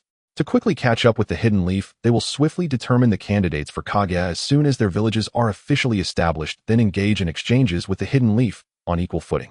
That day is not too far off. At the latest, the first generation of Kage will appear next month. The action power of the great nations is evident. In addition to the actions of the great nations, some small countries and clans are also under Mi Sheng's attention. That is the Uzumaki clan, a distant relative of the Senju clan. After refusing to join the Hidden Leaf Village, they established Whirlpool Village in the southeast of the Land of Fire, centered around their clan land, and are actively nation-building. Based on the current pace of execution, the Uzumaki clan could complete the foundation of a country before the end of the first half of the year. However, to get on the right track, it will take several years. Ninja villages and nations are ultimately different organizational entities. In the near future, I can seek out alliances with the Uzumaki and Uchiha clans to gather more bloodline limits. At that time, the Land of Night will become a mini Konoha. Night fell. Within the inner court of the general's residence in the master bedroom, the flickering candlelight cast a dim glow almost akin to the dusk before nightfall, with only the area where the bedding lay barely qualifying as bright. In the spot that was brighter than the rest there knelt not the beautiful wife Guei, but two lovely maidens slightly less beautiful than her waiting. The girl on the left had long jet black hair tied into charming twin ponytails with a blue ribbon. The girl on the right sported neat shoulder-length hair, smooth and straight. These two youthful maidens radiating a cute charm were none other than the handmaidens accompanying Guei, Hinata Aoi and Hinata Rinko. At this moment, they sat kneeling on the soft, comfortable white bedding with a posture of nervousness and unease. They were not dressed in the usual kimono-style maid outfits, but in a type of kimono that was cut very short, barely covering their thighs. The wide sleeves of their garments seemed absent, or perhaps they were as sheer as a layer of fine gauze, clearly revealing their snow-white, delicate arms. Aside from that, the only thing adorning their feet were the pairs of pure white leg wraps. Aoi wore a blue kimono while Rinko donned a pink one. Despite their pure and clean appearances, wearing such kimono resembling ultra-short skirts, their delicate forms swayed slightly as they knelt, and one could imagine their innocent minds blushing with shyness. The orchestrator of this scene, Mia, slightly tilted her head. A pair of soft hands reached around from behind, gently embracing his neck as she whispered sweetly in his ear, "So my lord, do Aoi and Rinko look adorable like this?" Adorable. Mia stroked her chin almost without thought and smiled, giving her inner answer. He was the kind of person who didn't hide his inner desires. Whether it was Guei or Aoi Rinko, they were all rare beauties. To claim he didn't like or appreciate them would be a severe contradiction. The pure-hearted maidens, upon hearing such praise, felt an influx of feelings that could only be described as either embarrassment or something else. Their heads drooped even lower. My lord, please have mercy." The two girls with their heads bowed spoke in trembling voices, unable to hide their shyness and anticipation. Clearly, they were prepared to accept the role of the general's concubines. In fact, since the moment they entered the general's residence half a year ago, they had been waiting for such a day. "Go ahead, my lord, bring forth that serious demeanor in battle, and let them become yours both physically and emotionally." Behind him came Guei's laughter, cheering him on. Mia, not holding back any longer, swallowed hard as her throat felt slightly dry. He stepped forward, approaching the two shy maidens. The weather in March was still quite chilly, but the room was warm. In the past, Mia felt burdened by a heavy load resting on his shoulders. But now he felt that the weight on his shoulders was not only heavy, but also encompassed the futures of the two maidens and the heavy responsibilities of being a general. "Sai, although it was tough who asked him to be a general. I felt so embarrassed last night." But, buried in the warm, comfortable bedding, Aoi upon waking felt a bit fatigued, and sore. Yet more than that, a vague sense of satisfaction lingered. This heartfelt satisfaction quickly washed away her fatigue. Instinctively, she recalled the enchanting joy from last night, akin to soaring into the heavens, which made her heart race. In the end, she didn't even know how long it lasted before she sweetly fell asleep in a daze. She began to understand why Guei was so keen on singing every night. Peeking her head out from the bedding, Aoi immediately met another pair of pure white eyes with a hint of shyness. Rinko beside her had also awakened. The moment their shy, pure gazes met, they instinctively looked away, feeling like they were exposing their most embarrassing moments to each other. After all, they had witnessed each other's shameful states last night. Now facing each other suddenly felt like revealing their most disgraceful secrets. Although they had seen it before, it was still embarrassing. "Rinko." Rinko's muffled voice came from the warm bedding. "Are you awake?" Aoi felt it was a silly question. Was her brain malfunctioning? After saying that, she slightly regretted it and averted her gaze. "Yes, I'm awake. Are you feeling all right?" Rinko took the initiative to break the silence. "Aside from feeling a bit tired, I'm fine." Although she wasn't a strong ninja, Aoi believed her physical condition was still quite decent. Not to mention the Hinata clan trained in physical techniques from a young age, and their foundation was solid. Rinko felt the same. Aside from being a bit tired, she had no other adverse reactions. "I see. What? Upon hearing Aoi muttering to herself, Rinko raised her head slightly. My lord's physique is quite strong. When he got up this morning, I caught a glimpse of him in my daze, and he showed no signs of fatigue at all. Aoi whispered to Rinko, as if sharing a secret. Rinko's face flushed slightly. Why are you talking about this? It's fine. We're adults now, and we'll be cooperating often, right? After regaining her composure, Aoi quickly calmed her chaotic emotions. Adults and all. It's true. Now let's get up quickly. It's almost 9 o'clock. Aoi climbed out of the bedding and went to grab a piece of brand new proper clothing to put on. Rinko followed suit, but looked a bit red, still shy. Once they were dressed, the two tidied up the chaos in the room. The intense activities from last night meant they took longer than usual to clean up. Walking out of the bedroom, they didn't see Gue Dai in the courtyard. She was probably at the training ground. In the past 2 to 3 months, Gue Dai had long since shed her earlier lethargy and despondence, and she practiced her Byakugan and gentle fist almost daily. Sometimes after finishing his official duties, Mia would come to the inner training ground to practice alongside Gue Dai. In contrast, Aoi and Rinko did not have a particularly strong desire to become stronger. Perhaps the comfortable life in the general's residence had made them forget the cruel environment of survival of the fittest outside. Even so, Aoi and Rinko still hoped to contribute in some way. While they might not be able to assist Mia and Gue Dai with their strength, they could compensate in other areas. Though their personalities differed, neither of them was the type to enjoy sitting idly. They didn't like the feeling of wasting their time. Deep down, they were the kind of traditional women who preferred to find something to do. Year 1 of the Leaf, early April. This book adopts the Leaf calendar. Each country has its own calendar, but the Leaf calendar is used primarily for convenience in establishing timelines. Today, Mia did not handle official business in the castle as usual. After getting up in the morning, he left the inner court and went to the outer court of the general's residence, seemingly to deal with some matters. It was only around 11 o'clock when he returned to the inner court carrying some items and 3 pieces of paper stamped with seals. My lord, what is this? On the corridor outside the bedroom, a gentle breeze blew. The April weather still held a bit of chill, but was starting to warm up gradually. Mia called for Gue Dai, Aoi, and Rinko, and upon looking at the 3 maidens, each possessing unique beauty, his already good mood brightened even further. This is a ninja headband and your respective ninja registration documents. Mia handed each headband and document to the corresponding person. The 3 received their respective headbands and registration documents, curiously flipping through them, seemingly finding it quite interesting. After Mia's explanation, they understood that the headband was a distinctive mark similar to a ninja clan's insignia used to differentiate each country's ninjas. The ninja registration document was used to record ninja information, including each ninja's rank, and tasks would be assigned based on their ranks. This system has been officially implemented in the Leaf Ninja Village, and I plan to introduce such a system in the Land of Night, as well for more precise management of the country's ninjas and samurai. Mia took out his own ninja headband. The band was black and the steel part of the headband was silver gray, with a simple engraving of a flower from the other shore, crafted with exquisite skill. Apart from the ninja headband, there were naturally corresponding samurai headbands. The insignia on the samurai headband was the same as that on the ninja headband, but the band itself was white. After all, the Land of Night was a country that had both ninjas and samurai, so the headbands had to be localized to distinguish between the two. There were also corresponding ranks for upper ninjas, middle ninjas, and lower ninjas for samurai, but compared to ninjas, the ranking for samurai was relatively complex. The reason was that in this era, samurai were not mainstream and had gradually begun to be phased out by ninjas. In the Land of Night, it was somewhat better, but in many countries of the ninja world, samurai had become legendary existences, gradually disappearing from history and losing their influence to compete with ninjas. So does that mean I am an upper ninja? Gue Dai quickly understood the implication of Mia's words and saw the corresponding upper ninja title on her ninja registration document. Then she noticed the ninja number section where her ninja number was S000003. Does this number indicate that I am the 3rd registered ninja of the Land of Night? Gue Dai tilted her head, slightly feeling somewhat puzzled. Based on the meaning revealed by the ninja number, Gue Dai understood that the 1st and 2nd ninjas of the Land of Night were naturally Mia, the general, and Ayuri, the close companion. However, even though she was the general's wife, she had only joined the Land of Night for a short time, and she felt that Jiao Du, being one of Mia's trusted aides, was more deserving of the title of the 3rd ninja. Then I must be the 4th and Rinko the 5th. Atsui also glanced at her ninja number, which was S000004, and Rinko's was S000005.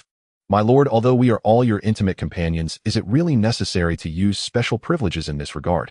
Gue Dai teased Mia. Considering the order of arrival, she and Aoi and Rinko shouldn't have obtained such high-ranking numbers. The fact that this had actually happened was clearly a result of Mia's favoritism. This Mia paused and continued. The numbers starting with S are reserved for family members centered around me. They are not meant for outsiders. The numbers starting with other letters are for the lower-ranking ninjas and samurai. Oh, is that so? After Mia's explanation, Gue Dai finally understood. She also understood why Mia needed to establish such distinctions. It was because the system of leadership election in ninja villages was different from the monarchy in the Land of Night. The general is both the leader of the state and the strongest representation of military might. Thus, the position of general inherently carries a strong sense of hierarchy and must be distinguished from others. As Mia's primary and secondary wives, Gue Dai and the others, regardless of their strength, naturally stood closest to the general in status and needed to be distinctly set apart from others. In contrast to the carefree expression of Gue Dai, Aoi and Rinko suddenly felt a surge of pressure. That's right, they were now Mia's women, not mere maidservants. In other words, as Mia's side consorts, they had the responsibility and obligation to work alongside their husband to develop the Land of Night. But could they really do that? In terms of strength and intellect, they weren't particularly talented and were filled with self-doubt. My lord, is the rating of middle ninja for Rinko and me a bit too high? Aoi pointed at the certification document, which showed that she and Rinko were classified as middle ninjas of the Land of Night. This was the backbone just below the upper ninjas. Did they truly qualify for such positions? Hee, it seems Aoi and Rinko, you two know nothing at all. Gue Dai chuckled at this moment. Aoi and Rinko looked puzzled, not understanding what Gue Dai meant. Did they misinterpret something? Mia shook his head helplessly and reached out to pat Rinko's head, making her shyly lower her gaze to barely show her toes. Don't underestimate yourselves. In terms of ninja capability, Aoi and Rinko, you two can handle middle ninja positions without any problem. In fact, most ninjas in the Land of Night are quite weak, with 70% rated as lower ninjas. As long as you two take it seriously, you could defeat any among that 70%. Huh. Upon hearing Mia's explanation, Aoi and Rinko's eyes widened in disbelief. The ninjas of the Land of Night, were they really that weak? As far as they knew, their lord was a powerful being capable of capturing tailed beasts. In his youth, he destroyed the powers of 2 nations and established his own country atop the ruins. And his sister-in-arms, Yuri, wielded ice ninjutsu capable of freezing an entire sea in an instant. Such immense strength might not be enough to intimidate great nations, but for small countries, it was an insurmountable barrier. Although the ninja village has begun to emerge, the era of the ninja clan has not yet completely passed. Mia's ninjas were incredibly strong, yet some were exceptionally weak, highlighting the flaw of not having a systematic teaching method. After spreading chakra refining techniques, most ninjas in the Land of Night relied on personal talent to grow. Indeed, while Mia generously shared chakra refining techniques with those below him, the absence of a systematic teaching method and the lack of top-notch teaching talents meant that nearly 70% of the ninja force in the Land of Night turned into mere cannon fodder. Middle ninjas are also quite scarce, just like upper ninjas. The current middle ninjas, representing the backbone of the Land of Night, are predominantly from ninja clans. Is that really true?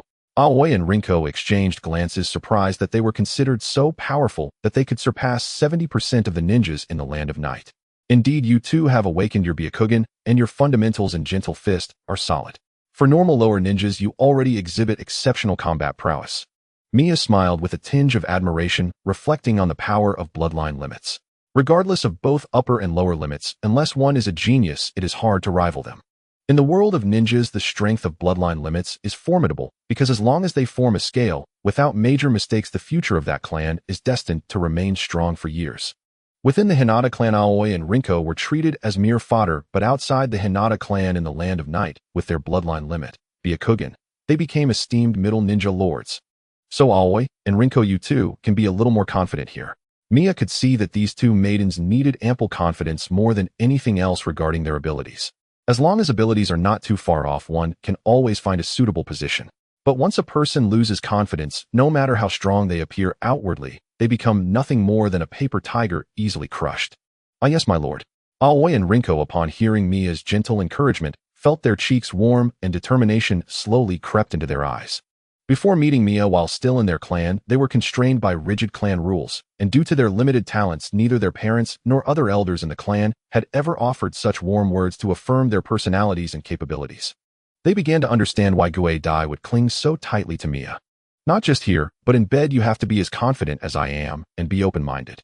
Suddenly, Gue Dai interjected with a teasing laugh. Oh wow, Gue Dai, what are you suddenly saying? Don't always make such lewd jokes. Aoi and Rinko turned beet red, shouting in panic as they rushed forward to cover Gue Dai's mouth, preventing any more shameful jokes from escaping. Damn it, please bring back the graceful and beautiful Gue Dai we knew from the clan. Since arriving in the land of night, this young lady had completely let herself go. In the end, Aoi and Rinko wore stern expressions, lecturing Gue Dai, the clan leader, endlessly. Such phrases as "a girl should be frugal as the general's wife," "one should be dignified and elegant," and "ninja indulgence leads to decline," "one should learn to grow from hardship," came pouring out. The courtyard was immediately filled with a lively atmosphere. The review took some time. The review took some time. The review took some time. The review took some time. The review took some time. In Yejian City, the general's mansion, the outer court. Compared to the inner court, the layout of the outer court is more complex and intricate, with almost every building serving a military function. Rather than a residence, it resembles a vast military fortress. Training ground No. 1.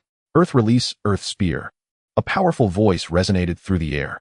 With the enhancement of the Earth Release ninjutsu, his right arm rapidly turned black, becoming harder than steel.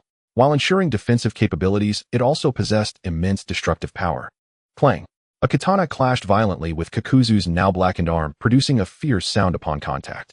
The katana, when swung, was enveloped in a sharp physical chakra that flowed like a swift current. The speed of this physical chakra flowing along the blade was so astonishing that it created intense friction, with the air producing a faint piercing sound. After using the Earth Release technique, Kakuzu's right arm, which had become significantly harder than steel, was able to successfully block the katana's assault, yet it still suffered a deeper gash. However, this deep wound began to heal at a visibly rapid pace. The one wielding the katana and facing Kakuzu at this moment was a man in his 30s with a single ponytail, Haibingwai. He is the samurai leader of the Night Country, the right-hand man of the General Ashura warrior, whose formidable battle instincts erupt the moment he steps onto the battlefield. During the war when the Night Country was established, he was a terrifying presence, second only to Yayoi in terms of slaughter. In terms of killing efficiency, even Kakuzu as a ninja felt somewhat inferior. In terms of hard power, Haibingwai is also a strong figure Kakuzu has long desired to surpass. Haibingwai has indeed become stronger with his chakra capabilities. Indeed, engaging in close combat was a misguided plan. The best strategy against this guy is to keep my distance and kite him. With this thought, Kakuzu swiftly retreated, preparing to create a safe distance. However, Haibingwai, like a persistent shadow, suddenly appeared in front of Kakuzu as he made this movement, turning the blade in hand and thrusting it fiercely toward Kakuzu's body. With no choice, Kakuzu used Earth Release, Earth Spear again, extracting a considerable amount of chakra to fully harden the area about to be struck. Clang. Once more blocking Haibingwai's attack, Kakuzu sustained a wound, then stepped on the ground, creating a splash of water as he quickly evaded. Having used Water Release, Water Body Flicker, Kakuzu's speed was significantly enhanced. Once he landed, he rapidly formed hand seals and slammed his hands onto the ground. Earth Release, cracking Earth Palm. The ground tore apart with rocks either sinking or rising instantly, creating a terrain of varying heights. Haibingwai, charging towards Kakuzu, was momentarily hindered by the abruptly altered terrain. He then swung his katana, cutting through the air with a chilling, tangible sword aura that slashed towards Kakuzu at an astonishing speed. The rushing sword aura roared like a beast, the pressure of the wind it carried causing Kakuzu's clothing to flutter furiously. The wind pressure accompanying the sword aura also carried intimidation, designed to restrict the enemy's movements with its ferocity. Though not a ninjutsu, by manipulating the flow of the wind through the tangible sword aura, it created an immobilization effect similar to the binding technique. Earth Release, Earth Flow Wall. Realizing the danger, Kakuzu immediately erupted with powerful chakra, dispersing the intense wind pressure that arrived before the sword aura. He then rapidly formed hand seals, striking the ground with his palms to execute the Earth Release technique.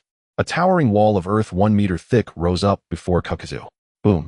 The sword aura flying from Haibingwai's katana struck the tall earth wall, leaving a deep gash several meters long, and in the moment of explosion, a large amount of dust was scattered, creating a thick cloud. The sword aura extended from the earth wall down to the ground, reaching a depth of half a meter, an alarming sight. Fortunately, I used more chakra to execute the earth flow wall, or else. A regular earth flow wall less than half a meter thick would be easily cleaved by the strength of Haibingwai's sword aura, even if it weren't a full-force strike at close range. Considering this, Kakuzu had extracted more chakra to reinforce the wall's thickness. Since that's the case, I'll use the ninjutsu I just acquired. Water Release, Tengu Cannon. Kakuzu's combat awareness and experience were also formidable. As if anticipating Haibingwai's appearance on the right, he formed hand seals, opening his mouth to shoot a water sphere with a diameter of less than 20 centimeters to the right. Haibingwai, rushing in from the right, widened his eyes suddenly. The keen sense honed from the brink of life and death prompted him to swiftly dodge to the side, abandoning the idea of slashing the water sphere with his katana. Though it looked no different from a regular water sphere and couldn't be compared in size to the fireball produced by Fire Release Great Fireball technique.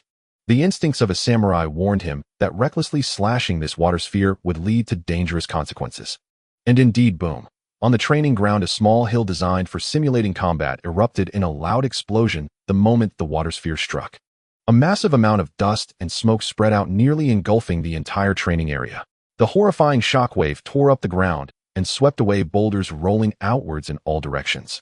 Some small stones flying through the air even struck Haibingwai's body, making rustling sounds. As the dust settled, he barely opened his eyes and gasped.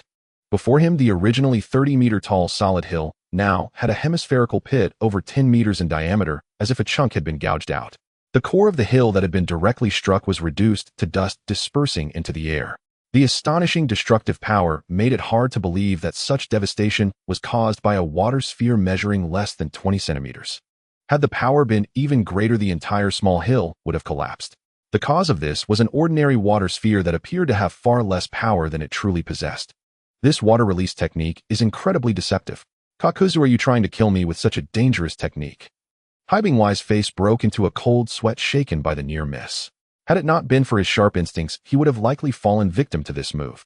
Though his battle-hardened body wouldn't have been fatal, he could foresee at least a month in the hospital and possibly severe fractures in his arms from wielding the katana. My apologies, I didn't control the power of that technique well. Kakuzu smiled sheepishly. He hadn't anticipated that refining a large amount of chakra for this technique would elevate its power to such an extent, surprising even himself. 2 months ago, he had obtained his first heart through the usage of the distant grudge technique. The opponent was a ninja who had fled to the night country, and the water-release Tengu cannon he used had caused him considerable trouble. In the end, Kakuzu had barely managed to subdue him, relying on having more chakra than his opponent and waiting until they were exhausted. Then, using the tendrils of the distant grudge technique, he seized the opponent's heart and also acquired the coveted water-release Tengu cannon technique. The power did not disappoint him. Even a powerful samurai like Haibingwai, who could easily cut through ninjutsu, dared not take this technique hidden. Against tough, flesh-heavy summoning beasts, this water release could also deliver devastating effects. Moreover, due to Miwa modifications to the distant grudge's capabilities, even with techniques taken from others, Kakuzu could use them directly without needing to release a clone first. Well, let's not continue this fight. Your water release technique is too powerful. I don't want to end up all bruised and battered. Haibingwai sheathed his katana, deciding to end the battle. Kakuzu's lips curled under his mask, clearly sensing Haibingwai's true feelings of insecurity. After all, if the fight continued, his chances of winning would only increase. Not to mention, he hadn't even utilized the tendrils of the distant grudge technique to assist in combat. Otherwise, with the interference of the distant grudge's tendrils combined with that water release technique, Haibingwai would definitely not be able to dodge. As long as I obtain 3 more hearts, I can unleash the full power of the distant grudge. I truly look forward to that moment. Having pushed Haibingwai back, Kakuzu felt pleased as he withdrew. Next, he intended to focus on the ninjas who utilized powerful lightning, wind, and fire releases. Once he acquires their hearts, he can seize their techniques and freely utilize all 5 elemental releases. At that point, he might even consider challenging a tailed beast. Speaking of which, Kakuzu, you've really grown quickly. In just a year, you've caught up to me. Haibingwai couldn't help but express his amazement. In past competitions, Kakuzu had never defeated him. A year ago, they had competed, and the result was obvious. Kakuzu had been chased around and couldn't even use his ninjutsu. Yet he never expected that in just 1 year, Kakuzu would make such rapid progress, surpassing him in one fell swoop. Not only in ninjutsu, but even in physical techniques, there had been a qualitative leap. In the past, even when Kakuzu used water release water body flicker, he would be chased in a terribly awkward manner. As for the recent battle, if it had continued, there was no doubt he would have lost. However, that technique just now wasn't your own, was it? Haibingwai paused, his gaze filled with inquiry. Though he was puzzled, Haibingwai had indeed ascertained something. Can you tell me? Kakuzu was slightly surprised. I know your level of water release. That last water release technique doesn't seem like something you could develop, especially not in such a short time. After all, your expertise lies in earth release ninjutsu. Though not a ninja, Haibingwai's perception was sharper than that of many ninjas. To hone the properties of water chakra to such a power under normal training speeds, it would take at least another 2 or 3 years for Kakuzu to reach that level. Kakuzu fell silent. The facts were as stated. While his talent was indeed excellent, that level of mastery in water release was not something that could be developed casually. Being able to leave such a pit in a 30-meter-high solid hill with a single strike, the core impact region reduced to dust, even a tailed beast taking this hit would feel painful. This is a forbidden technique given to me by Lord Yayoi. That water release technique was taken from someone else. In the end, Kakuzu explained. As for more information, Kakuzu felt it inappropriate to disclose. It wasn't that he didn't trust Haibingwai, but ninjas operated on such principles. The secrets of ninjutsu sometimes, even to one's own people, cannot be fully disclosed. Not out of suspicion of their own, but to prevent intelligence leakage. I see. That makes sense. Lord Yayoi does indeed produce some strange items that enhance one's power, but a forbidden technique. Are you really okay? Haibingwai looked at Kakuzu with concern. Forbidden techniques inherently carry immense risks alongside power, sometimes even jeopardizing one's life. So far there have been no adverse reactions. This forbidden technique appears to be highly compatible with me, Kakuzu said cautiously despite his words. The power of the distant grudge was something he had come to comprehend deeply. Using techniques taken from others felt no different from those he cultivated himself, perhaps even more effective. Through proficiency, he could even strengthen the technique. It wasn't fixed. As for the risk, while it hadn't manifested yet, Kakuzu remained vigilant about the potential backlash of forbidden techniques. I truly envy you ninjas. With such things, even if I wanted to use them, I wouldn't be able to. Haibingwai suddenly sighed. Who would want to be a samurai if they could be a ninja? Samurais are basically the half-finished products discarded by ninjas. In his youth, he also dreamed of becoming a great ninja. Unfortunately, his talent in ninjutsu and illusions was too poor. Although Yayoi had taught him some introductory ninjutsu, he still found it incomprehensible, struggling to grasp the principles behind ninjutsu and illusions. So he persisted along a single path, constantly honing his chakra and swordsmanship. He aimed to prove that even if he couldn't become a ninja, he could still be a formidable force through physical and sword techniques. Kakuzu did not respond, though any consolation would feel like reopening this friend's wounds. So you two are here. Perfect, saves me the trouble of searching for you one by one. A voice quietly appeared in the training ground. Lord Mont, Kakuzu and Haibingwai turned in surprise towards the source of the voice. Yayoi was dressed in a travel ninja outfit and a black coat adorned with the pattern of the higanbana flower. Beside her was a young female ninja, none other than Guasia. Like Yayoi, she had shed her usual elegant kimono for a light purple ninja outfit suitable for going out.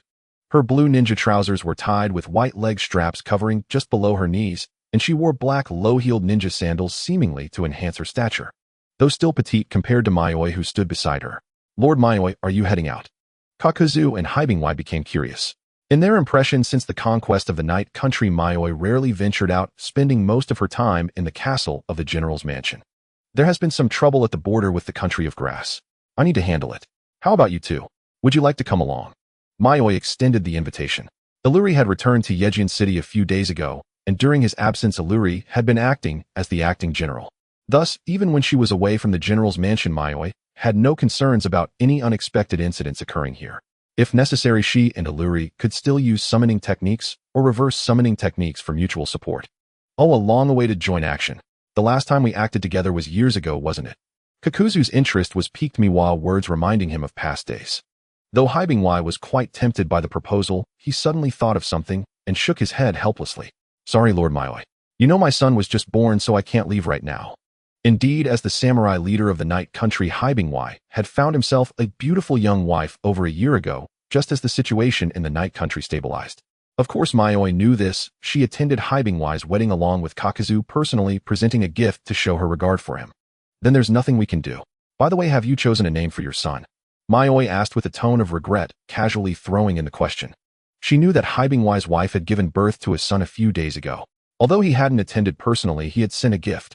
A katana made entirely of special chakra metal. A soft glow appeared in Haibingwai's eyes as a smile unconsciously spread across his face. The name is already chosen, Lord Yayoi. It will be Sambian. I have a feeling that this child may someday exceed me as an excellent samurai. A soft glow appeared in Haibingwai's eyes as a smile unconsciously spread across his face. The name is already chosen, Lord Yayoi. It will be Sambian. I have a feeling that this child may someday exceed me as an excellent samurai. A soft glow appeared in Haibingwai's eyes as a smile unconsciously spread across his face. The name is already chosen, Lord Yayoi. It will be Sambian. I have a feeling that this child may someday exceed me as an excellent samurai. Leaving Yejian City, Mi Shengui Dai and Jiao Du hurriedly flew towards the border between the country of night and the country of grass. While rushing at full speed, Misheng also explained the basic situation of this operation. According to the intelligence gathered from the Oil Girl clan, the ones causing chaos at the border are the Kusanagi clan from the country of grass. Upon hearing this, Jiao Du slightly raised his eyebrows, his voice revealing surprise. Is it the ninja clan that wields the legendary Kusanagi sword? I never expected that the enemy this time would be this family. Since she was already aware of the purpose of this trip, Gue Dai showed no sign of surprise upon hearing Misheng speak about the Kusanagi clan. Only her hand quietly tightened around the blue hilt of the spirit knife spider cut hanging at her waist. Compared to the Kusanagi clan, Gue Dai was more concerned about the Kusanagi sword possessed by them. The Kusanagi sword is far from an ordinary ninja tool in the ninja world. The legends surrounding the Kusanagi sword are countless. This weapon is the crystallization of ancient top-notch craftsman skills, taking a similar amount of time to form as her spider cut. However, unlike the spider cut, the Kusanagi sword is not a single weapon, but a collective term for a class of sword-like weapons.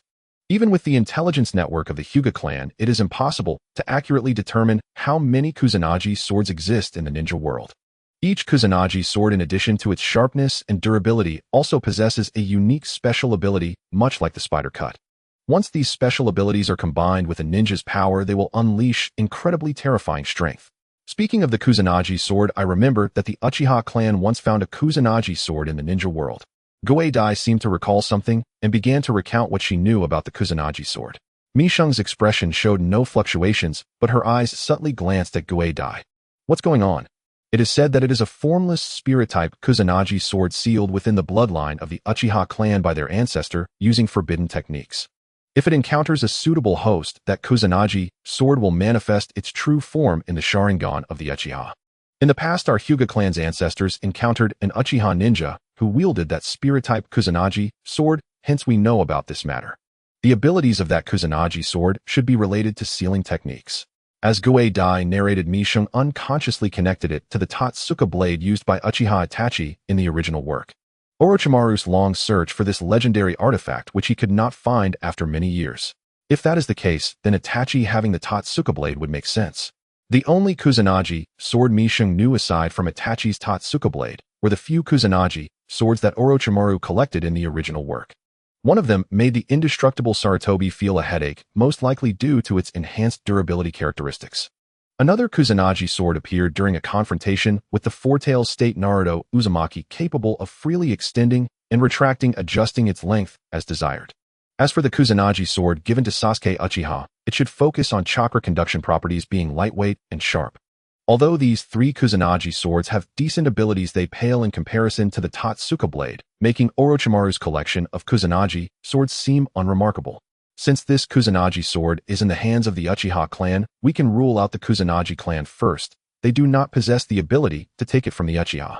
The Kusanagi clan, residing in the country of grass for generations, indeed carries Kusanagi sword as their surname, but in reality the only connection this family has to the Kusanagi sword is that their ancestor obtained one over 200 years ago. Thus, the ancestor of the Kusanagi clan took Kusanagi sword as their surname and founded the Kusanagi clan of the country of grass. Setting aside the Kusanagi sword as a divine weapon, the overall strength of the Kusanagi clan at its peak was merely that of a second or third-rate ninja clan. Within the family, there were no systematic secret techniques passed down. They developed gradually through stealing and imitating other clans' ninjutsu. Is Lord Misheng personally taking action this time because of the Kusanagi sword? Jiao Du turned his head and asked. Like Misheng, he deemed the ninjas of the Kusanagi clan unworthy of attention. Only the Kusanagi sword was the true core of the matter.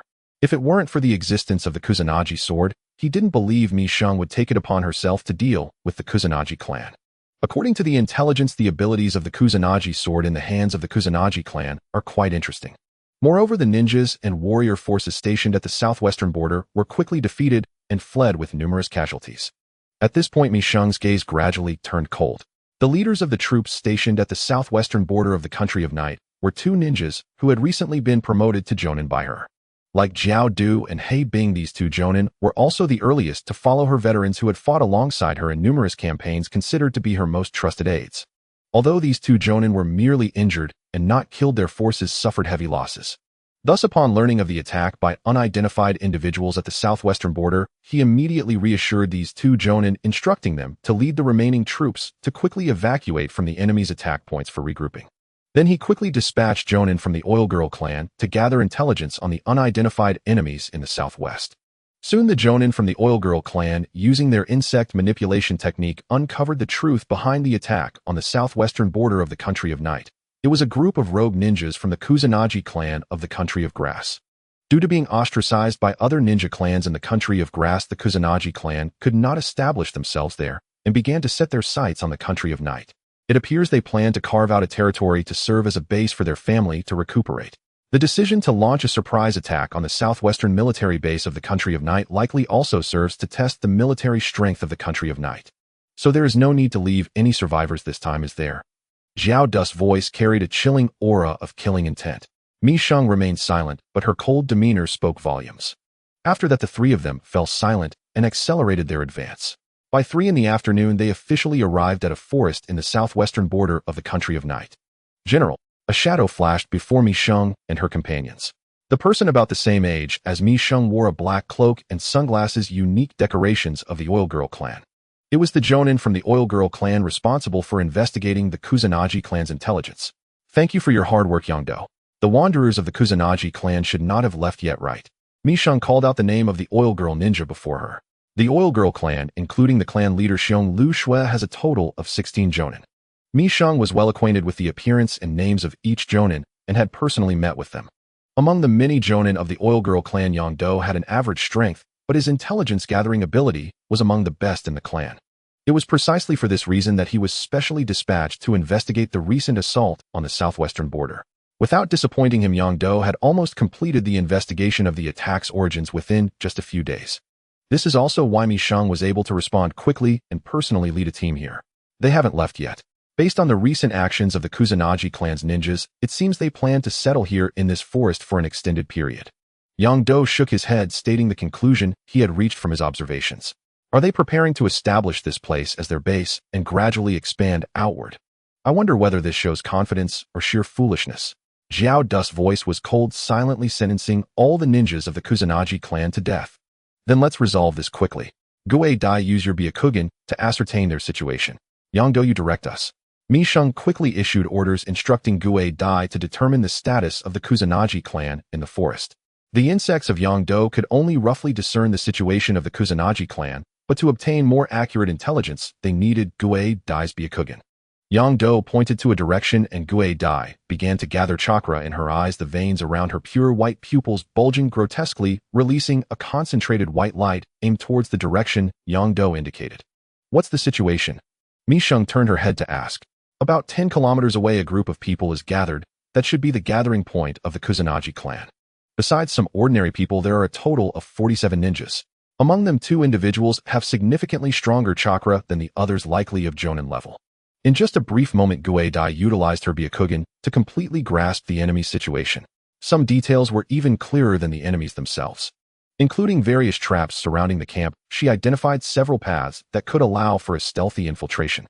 This is the terror of the Byakugan of the Hyuga clan. Whether traps or ambushes or the enemy's numbers, she could discern everything with a single glance, swiftly countering the enemy. This ability to only allow the Hyuga clan to ambush others while preventing others from ambushing them is one of the strong foundations that has allowed the Hyuga clan to stand in the ninja world for so many years. Upon hearing this, Jiao Du had no opinions yet, while Yongdo looked at Gue Dai with surprise. He didn't expect Gue Dai's Byakugan to be able to see 10 kilometers away, even if focusing on a single direction can extend the distance. This is not something an average Hyuga ninja can achieve. To his knowledge, many adult Hyuga clan ninjas have a maximum distance of only 6 or 7 kilometers for their Byakugan. Gue Dai's relaxed demeanor at a 10-kilometer distance clearly indicates that this is far from her limit. Let's move out. Mi Sheng and the others quickly sprang into action, setting off towards their destination. 10 kilometers is not too far for ninjas, though not a distance they can reach in the blink of an eye. It is certainly not considered long. Especially among the 4 of them, none possess abilities lower than that of Jonin. I remember the original setting. The Tatsuka blade is embedded in Itachi's Manjikyu Sharingan and is automatically acquired as a personal weapon whenever the eye is opened. Theoretically, this should belong to Itachi himself and not be something found externally. As long as Itachi does not reveal it, others should not have heard of the existence of the Tatsuka blade. However, on the other hand, Orochimaru strangely knows of the Tatsuka blade and has searched for it in the ninja world for many years, believing it to be a type of Kusanagi sword, which is quite contradictory. Move the timber over there. Transport all the grains and vegetables to the warehouse and store them carefully. Quickly remove the dead beasts to eliminate the stench and make sure to skin them completely. A middle-aged man in his 40s with a steady demeanor was methodically directing the clan members at the camp. Although he did not personally labor overseeing such a large group, to improve the camp was no easy task either. Before long, a sheen of sweat appeared on his face as he took a hearty gulp from his water bottle to quench his thirst. He was none other than the current leader of the Kusanagi clan, Kusanagi Sarayu. Living here were over 300 ninjas and ordinary people, all members of the Kusanagi clan. At this moment, under the direction of their leader, ninjas and ordinary clansmen were separated, each handling their own tasks. Even the elderly and children, as long as they were nimble, could not completely slack off and were required to contribute to the work. The Kusanagi clan relied on the river as the core of their camp, expanding the land around them, constructing houses and wooden fences, and starting to take shape as a small village. Nearly a month had passed, and this forested area had evidently become the new clan territory of the Kusanagi clan. To ensure the safety of this new territory, the ninjas of the Kusanagi clan had also set up numerous traps around the camp. The traps were set both to guard against the ferocious beasts of the forest and to ambush enemies, providing an alert system and creating a strategic buffer zone to prevent the flames of war from reaching their camp directly.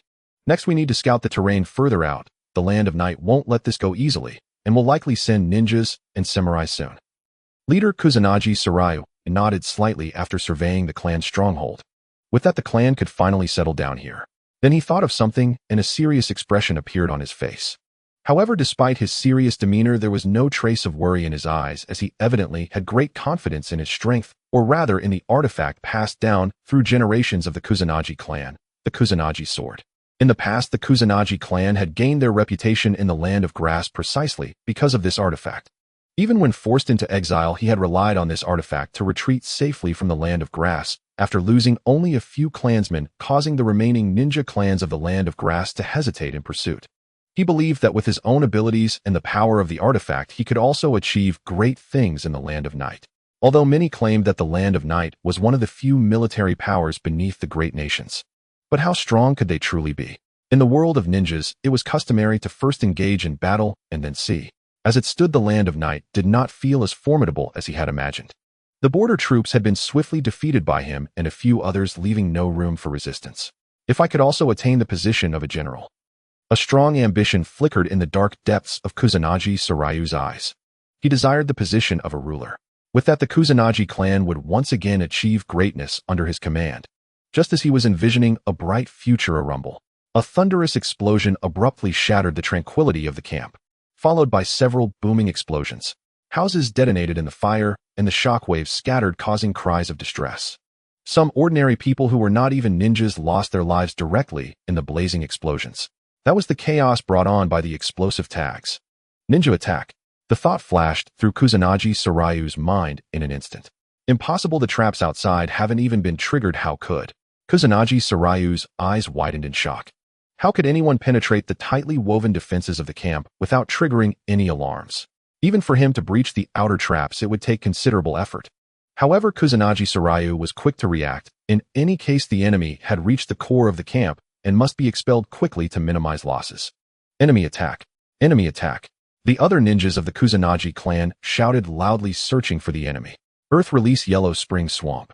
A deep voice seemingly emerging from nowhere caused a patch of land to transform into a swamp, ensnaring several ninjas and over a dozen ordinary Kusanagi clan members, leaving them unable to escape, watching helplessly as they were consumed by the endless mire. Damn it! Stop! Kusanagi Sarayu attempted to rush in to help to find the attacker and thwart their earth release ninjutsu. Those were the future of the Kusanagi clan. They could not die here. 8 trigrams, empty palm. Accompanied by a cold female voice, the Konoha ninja dressed in a light purple ninja outfit rushed out swiftly from the shadows of the nearby forest. Her right palm thrust forward, fiercely, fingers curled into the shape of a tiger's paw. A powerful chakra concentrated at the center of the curled paw and was released in an instant. The air vibrated, producing a sound akin to an explosion as it struck directly towards Kusanagi Sarayu's body. Boom! Kusanagi Sarayu's face changed dramatically as he leaped aside. The force of the strike, delivered from a distance, created a shocking hole in a stone wall, causing the stones to collapse and debris to scatter everywhere. This is Byakugan. Kusanagi Sarayu exclaimed in shock as he saw the Konoha ninja, whose fierce killing intent was directed at him, especially noticing her strange eyes emitting pure white light. Everything suddenly clicked. If the Byakugan was assisting her, then the traps he had set around the camp were effectively useless. I heard that the general of the Land of Night is marrying into the Hyuga clan, or I thought it was just a rumor, but... Cold sweat broke out on Kusanagi Sarayu's face, and he was no longer wearing his calm demeanor. He never expected that the prestigious Hyuga clan would actually marry into the Land of Night. No wonder he thought the rumors were false. Thinking about it carefully, it was indeed quite unbelievable. The Hyuga clan had a long-standing legacy, while the general of the Land of Night came from humble beginnings, a wandering orphan who was barely a commoner, once living like a mouse in the underground, mingling in the filthy black market for money. Even after becoming a general, many secretly looked down on his background, considering him merely a lucky lowborn. But he never expected that the Hyuga clan would truly marry such a person. Shouldn't ninjas who claim to be of noble birth prioritize their lineage above all else? Kusanagi Sarayu couldn't make sense of it, but he knew that things had escalated drastically. He never anticipated the Land of Night's retaliation to be so swift and fierce. Ignoring Kusanagi Sarayu's words, the Konoha ninja pushed off the ground with her foot and launched herself forward. Her ninja attire was looser and more relaxed than regular ninja outfits, allowing for both aesthetic appeal and unhindered movement. Thus, as she leaped forward like a butterfly, her speed was astonishing, and the flowing sleeves of her outfit possessed an allure to confuse her enemies. So beautiful. The enchanting figure of the Konoha ninja dancing like a butterfly was like a goddess descending to the world, pure and untouchable.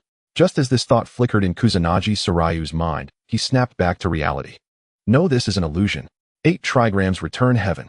Seeing that Kusanagi Sarayu had stepped into her area of soft fists, the Konoha ninja swung her arms, instantly releasing chakra currents from her palms as her body began to spin.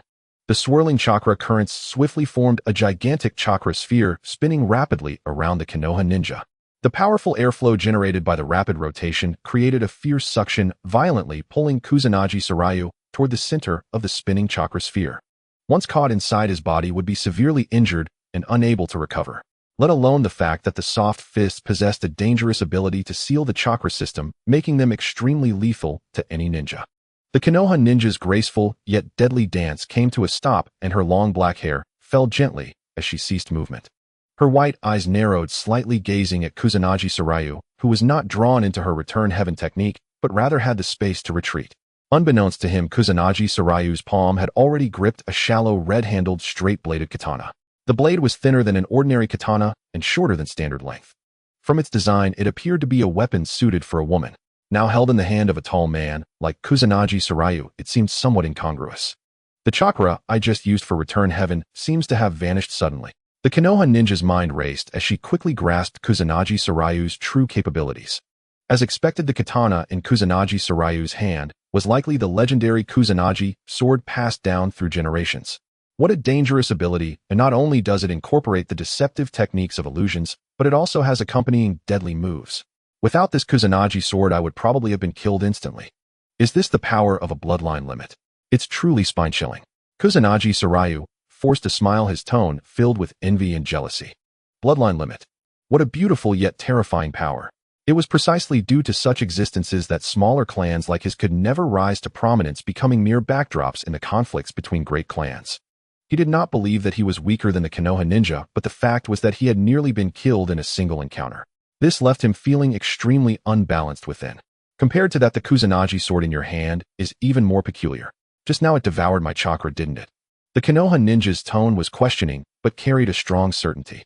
Despite being only 17, she was also a genius of the Hyuga clan, an elite who had crawled out from heaps of corpses multiple times. With the Byakugan's ability, unless an ability was too strange, she only needed to glance at it once to accurately determine its nature. Did you see it with the Byakugan? That's right, this Kusanagi sword has the special ability to absorb chakra. As long as I wield this blade, no ninja can defeat me. In other words, your soft fists are ineffective against me. Kusanagi Sarayu, while wary of the Byakugan's abilities, was not afraid. In his eyes, the Konoha ninja resembled the enemies he had encountered in the past, strong but would soon be slain by his Kusanagi sword.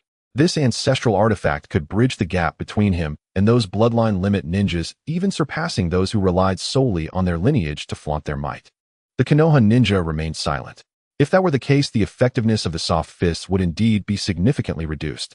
because a ninja's physical techniques also required chakra to enhance their power. Or rather, the more proficient a ninja was in physical techniques, the higher their chakra requirements were. You're right, but... A faint smile appeared on the Konoha ninja's face. Just as Kusanagi Sarayu was about to inquire further, his body suddenly stiffened, unable to move. A chilling aura unexpectedly surged through his back, penetrating his skin, directly connecting with his internal chakra system. It's over now, Mr. Clan Leader.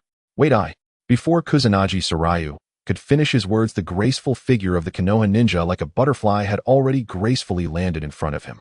A gust of wind brushed past as her delicate palm pressed against his chest. Bang! A faint sound of a palm strike resonated in the air. Cough!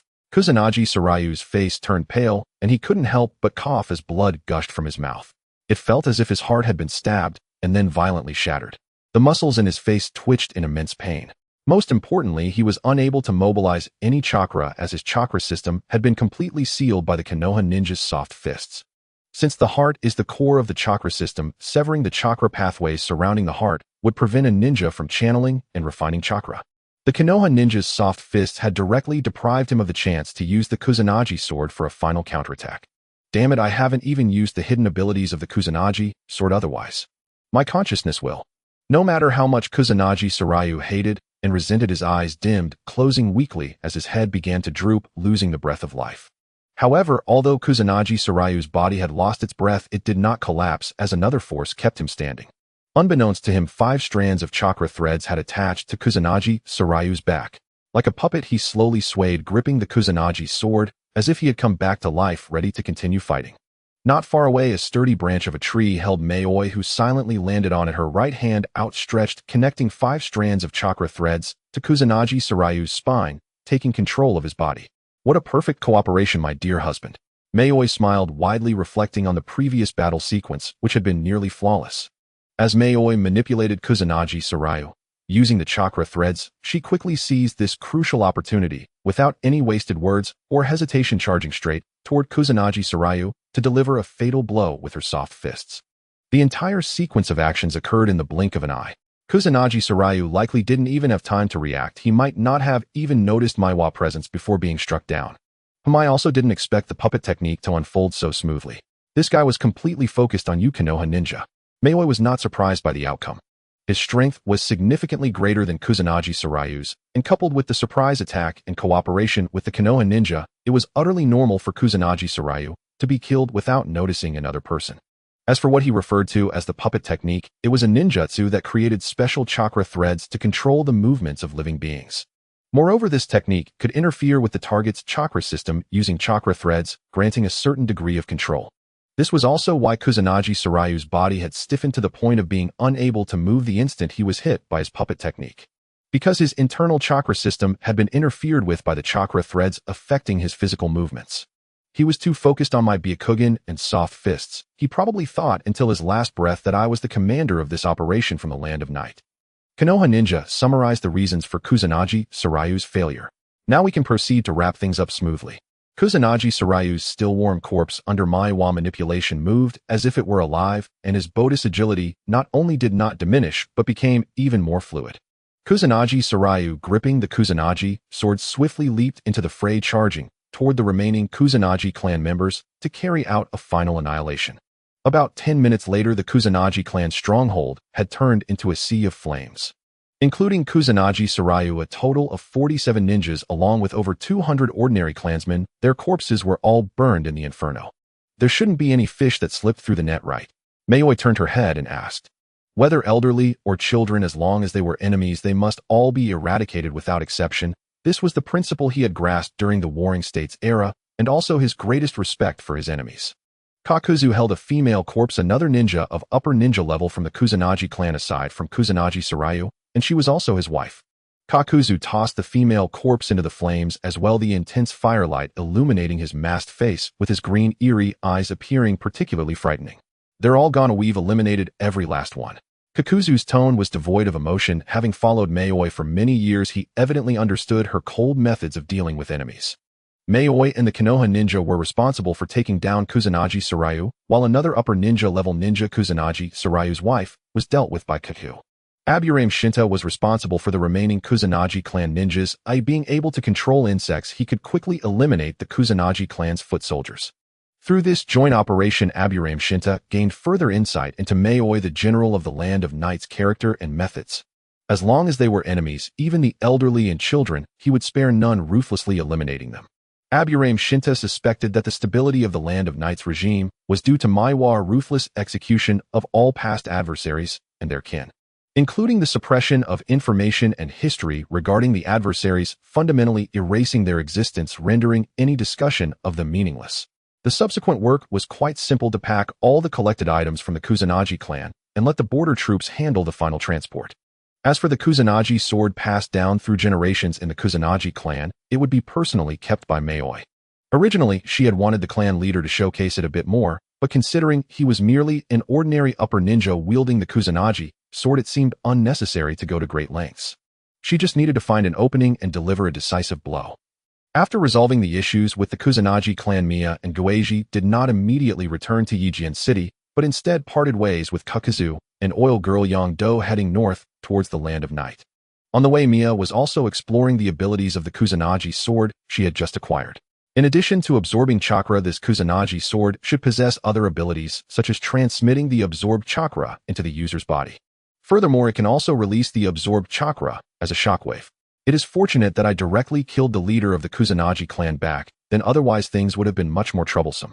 It did not take long for Mia to grasp the basic abilities of the Kusanagi sword. Overall, it has two main functions: absorption and release. In terms of absorption, it can absorb not only chakra, but also ninjutsu, storing the chakra within the sword's body. However, it requires direct contact with the Kusanagi sword to utilize this absorption ability. The release function utilizes the chakra stored within the Kusanagi sword to unleash a shockwave, causing widespread destruction. The ability is simple and brutal, yet remarkably effective against ninjas. Mia understood why the border troops, despite having two high-ranking ninjas, were still easily overwhelmed.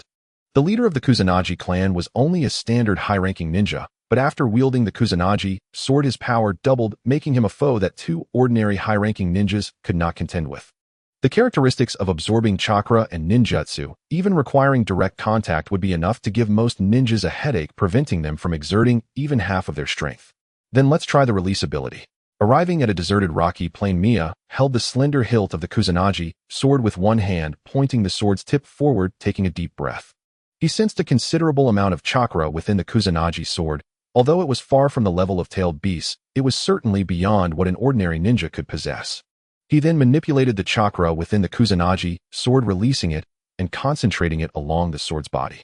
The sword was immediately enveloped in dense purple electric arcs, emitting a crackling sound that made one's teeth ache. Like a build-up before an explosion, when the purple lightning was released, and the light was so intense that it hurt the eyes, one could hardly open them. Boom! A dazzling purple lightning bolt shot straight ahead. In the blink of an eye, a cannon-like trajectory, dozens of meters long, appeared in front, with the rocks in the way shattered completely, stirring up clouds of dust. Finally, the lightning struck a massive rock, producing a deafening explosion. The main body of the massive rock was blasted away, while the remaining parts shattered into countless tiny stones, leaving a gigantic pit with a diameter of over 10 meters. Incredible, such a long attack range, and it still retains this level of destructive power. Witnessing this scene, Goeiji was in awe. Such destructive power, even someone like her, a high-ranking ninja, could only avoid the sharp edge and could not confront it heat-in. Not only that, if more chakra is absorbed, the destructive power can be further enhanced. However, this also requires the user to possess strong chakra and chakra control. In other words, the stronger the user, the greater the power of the Kusanagi sword.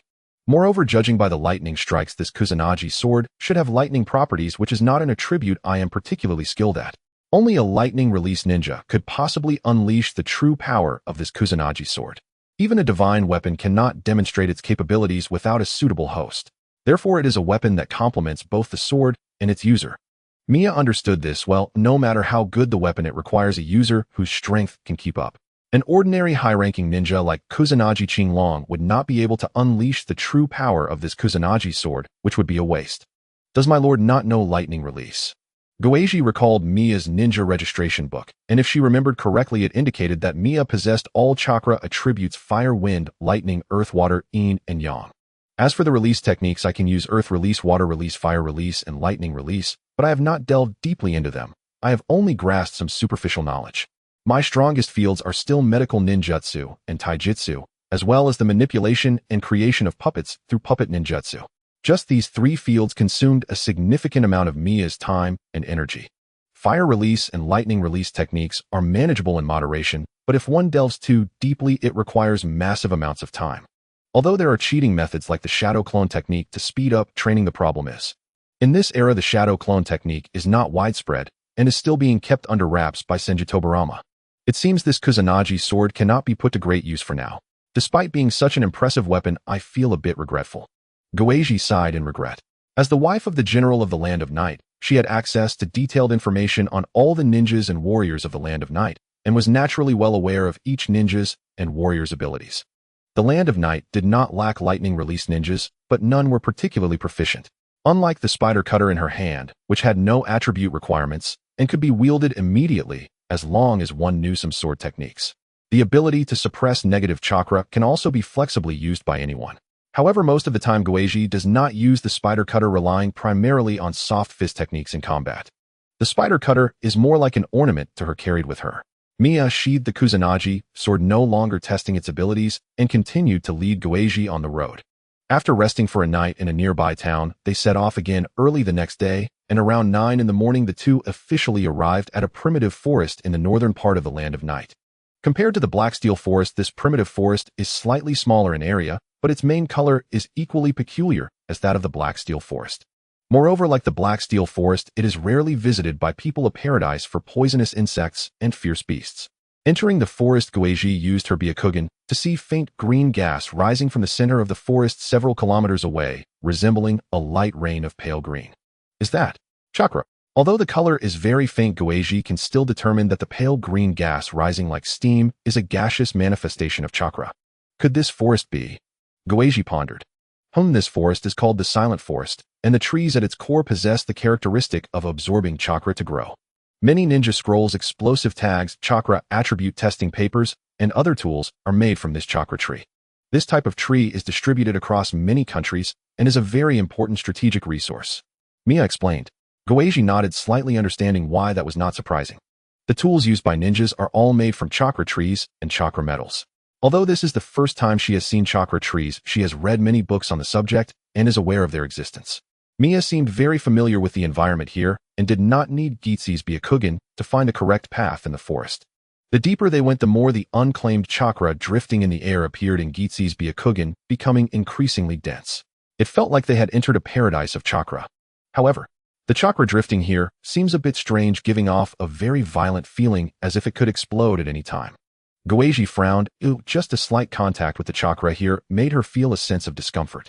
Her body instinctively wanted to leave this place quickly. If she stayed here too long, she might be driven mad by the violent chakra. It should be related to the unique geographical environment here. I discovered this place by chance in the past. The chakra trees that grow here generally have better quality than those outside. It seems there might be some secrets hidden here. Goeiji showed a thoughtful expression. Perhaps. But I once searched this forest for 10 days and nights and found no other anomalies. Also, the name Silent Forest was given by me. It does not appear on the map of the Land of Night. Mia squinted. As a ninja from the Warring States era, he certainly knew that this forest hid some secrets he was unaware of. But no matter how much he searched, he could only find numerous chakra trees with no other discoveries. Over time, he suppressed his curiosity and treated this forest merely as a resource supply point. Be careful. In the upcoming area, due to the high concentration of chakra, it has begun to merge with some strange plants around, forming natural illusions. If one is not cautious, one could become mentally scattered and exhaust oneself in the forest. After Mia's reminder, Goeiji focused her attention, keeping her Byakugan activated. Not knowing how long they walked in this eerily silent forest, apart from their footsteps, there was no other sound. The breaths of beasts had disappeared, and even the sound of the wind was absent. It felt as if they had entered a completely silent void. We've arrived. Mia's voice suddenly sounded from deep within the forest. Goeiji shook her head to keep herself awake, and then felt a chill. The natural illusion here had unknowingly consumed a significant amount of her mental energy, even affecting a high-ranking ninja like her. If Mia had not led her, if she had ventured in alone, the outcome would likely have been exhausting her mind to the point of becoming a mindless puppet wandering aimlessly until she literally died from exhaustion. Goeiji looked around and saw a lush green area all filled with chakra trees. Upon closer observation, the chakra trees growing here were largely indistinguishable from ordinary trees. In fact, chakra trees were often more slender and shorter than ordinary trees, yet they boasted a more vibrant and rich green color teeming with potent chakra and vitality. Some chakra trees were clearly cut down, leaving neatly severed stumps. However, the portion that had been cut was negligible compared to the total number of chakra trees in this area. Mia stopped in front of the sturdiest chakra tree among them. Unlike ordinary chakra trees, this chakra tree was tall and robust, requiring at least 20 people to form a circle to barely embrace it. The bark also displayed a peculiar blue glow. Even more strangely, this tree had only a trunk and no leaves, looking quite unsightly as if it were dead, yet it exuded a feeling of vitality surging forth. What a towering tree, but it must be hundreds of years old. Goeji looked up at this striking chakra tree. She was not very familiar with the growth characteristics of chakra trees, only estimating the age of this chakra tree based on ordinary trees. I remember, it should be right here. Mia touched the chakra tree and soon felt something pulling out a kunai and making a forceful slash. The blue bark was cut open and blue sap flowed out from the wound rich in chakra. Mia's hand reached into the incision. Inside was an artificially dug cavity that could barely fit a human arm, quite narrow. After a moment, Mia pulled out a fist-sized blue transparent crystal from the hollow within the tree. The crystal was a perfect sphere containing a concentrated mass of chakra. Gitzi's expression turned strange. In her Byakugan, the chakra within the blue nucleus resembled more of an embryonic form of some creature rather than energy. She could even feel that the chakra in the round nucleus seemed to be breathing rhythmically like a baby. This sensation was not new to Goeji. She had seen something similar when observing Iruki's body with her Byakugan in the past. My lord, could this be what you use to create puppet life? Goeji instinctively guessed, already certain of her thoughts. Mia nodded slightly. This is the chakra crystal I placed here 2 years ago, storing the embryos of puppet life. However, more than chakra, what I need is the incredible vitality of this chakra tree. Next, I can finally attempt to create the second automated puppet. The Kusanagi clan and the Kusanagi sword were just side matters. Placing it here to create the life embryo for automated puppets was the most important purpose of Mia's journey. After Mia finished this sentence, the already leafless and bare chakra tree began to tremble violently. Under Gitzi's astonished gaze, this chakra tree, which required more than 20 people to embrace, actually developed cracks on its surface, and the fissures widened, with its surface seemingly engulfed in a layer of blue flames, ultimately disintegrating into blue flame particles that dissolved into the air. It has collapsed. Goeji murmured to herself. The sight of this chakra tree self-combusting and heading towards its end truly left her in awe. Because its vitality was drained. Once this chakra crystal leaves, the life of this chakra tree will also come to an end, which is why all its leaves have withered. Mia squatted down, and where the chakra tree had turned to ash, a seed no larger than a fingertip appeared. Even when life reaches its end, it will exert all its strength to leave traces of its existence. Whether it is animals or plants, life will always find a new way out. Mia picked up the seed, walked to a nearby patch of fertile soil, and buried it. One day this seed will sprout and grow strong again. Thank you, good friend. I won't trouble you again next time. Mia smiled, gently patting the soil where the seed was buried, as if comforting the wounded soul of the tree. Then Mia and Goeji turned and left, restoring the forest's tranquility once more. In the first year of the Wood Leaf, in mid-April, the construction of ninja villages in the 4 great nations outside the Land of Fire is nearly complete. The 5 great nations have officially ushered in an era of 1 village per nation, becoming a guiding beacon for the direction of the times. Although this is a grand achievement of the 5 great nations, the ninja world as a whole, the vast scale of the 5 nations means that such a significant change will naturally affect the smaller nations as well. If only I had the shadow clone technique, then I could work while cultivating at the same time. In the highest office of the Heavenly Tower, Yayoi was processing documents as usual. Perhaps due to sitting for too long and the tediousness of handling paperwork, he couldn't help but think of the marvelous utility of the shadow clone technique. Although he knew other types of clone techniques, none of them compared to the effectiveness of the shadow clone technique. When it comes to experience accumulation, even the Byakugan and Sharingan cannot discern this aspect. The shadow clone technique is truly the pinnacle of clone techniques. Other clone techniques not only cannot accumulate experience, but when the clone returns to the main body, the memories of the clone do not get transferred. If he were to use a regular clone technique to handle documents, once the clone disappears, the memories of processing those documents would not be absorbed by the main body. In that case, it would easily lead to confusion. I need to find an opportunity to go to Konoha again and make a deal with Senju Tobarama. Yayoi felt that such an opportunity would soon arise again. Once the ninja villages of the 5 great nations are completely stabilized, the high-ranking officials of the 5 major ninja villages will surely gather again for discussions. What are you trading, father? Iruri entered carrying a large amount of documents, placing them on the table with a dull thud, tilting his head to look at Yayoi. Oh, it's nothing. By the way, hasn't the amount of documents to process increased again lately? Yayoi pointed at the stack of files, which was over 20 centimeters thick. After all, the international situation is tense, and with many large-scale projects being constructed domestically, having so many matters to handle is within a reasonable range.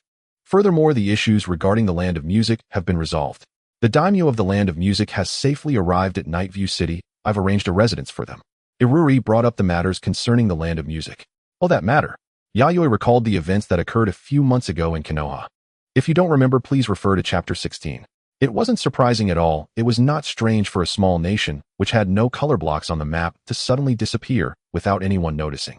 However, the outcome was quite good.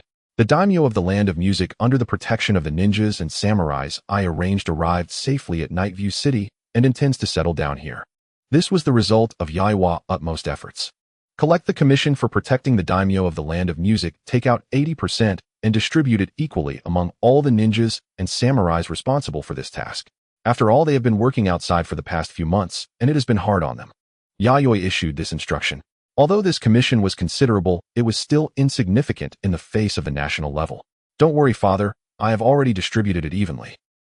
Are you the general, or am I? I haven't even issued my order, and you've already handled it. Yayoi suppressed the urge to complain. He felt that Iruri had been taking the initiative more and more frequently lately, even reprimanding him, the master, without any courtesy. Is there anything particularly noteworthy happening lately? Yayoi idly flipped through the documents, and most of them were monotonous and repetitive, as work often is. Yet, even these mundane tasks required his signature as the general to proceed, otherwise the management would become chaotic and would not benefit national stability. There is something, and that is among the ninjas and samurais in the military department, although many have already settled down, a considerable number are still single. Iruri spoke seriously. This is a matter of utmost importance. Yayoi scratched his head, his expression becoming considerably more serious. His greatest foundation of rule in the Land of Night lies with this group of first-generation heroes who fought alongside him. A monarch seeking to rule a nation for a long time must find an interest group aligned with himself. These ninjas and samurais represent such an interest group and are also the greatest armed force in the Land of Night.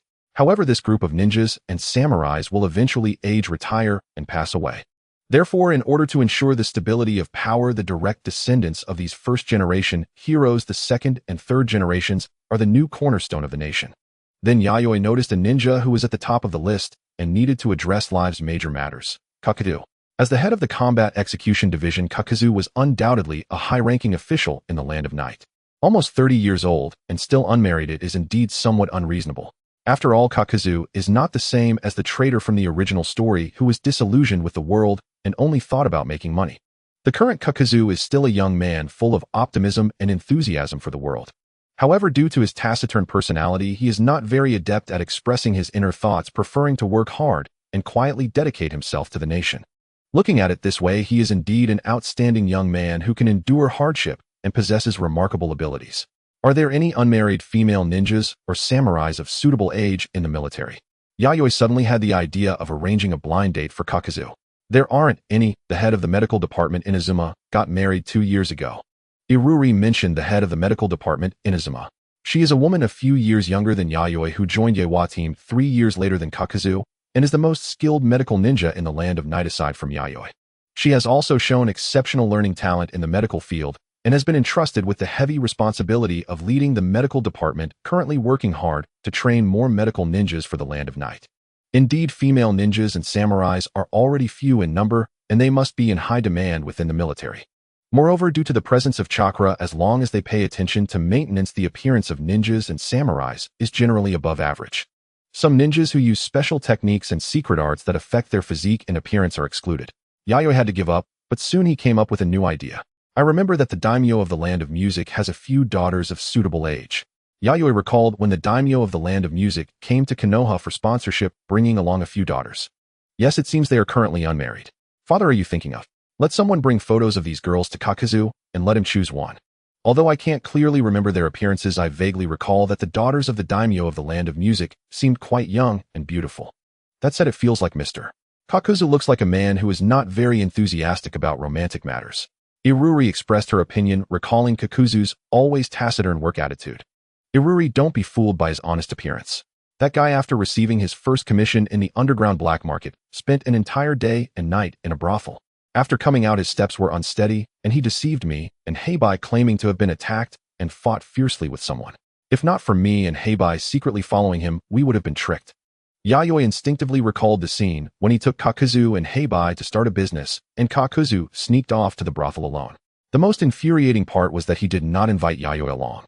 Even now, he still doesn't know whether the girls in the brothel are gentle or not. Iruri felt that Yayoi had revealed some useless dirt. But I never knew that Mr. Kakuzu was such a reserved yet flirtatious man. Moreover, he was secretly followed by his superior, and such dark history was exposed. Poor Mr. Kakuzu, being toyed with by her father, Iruri felt a bit of sympathy for him.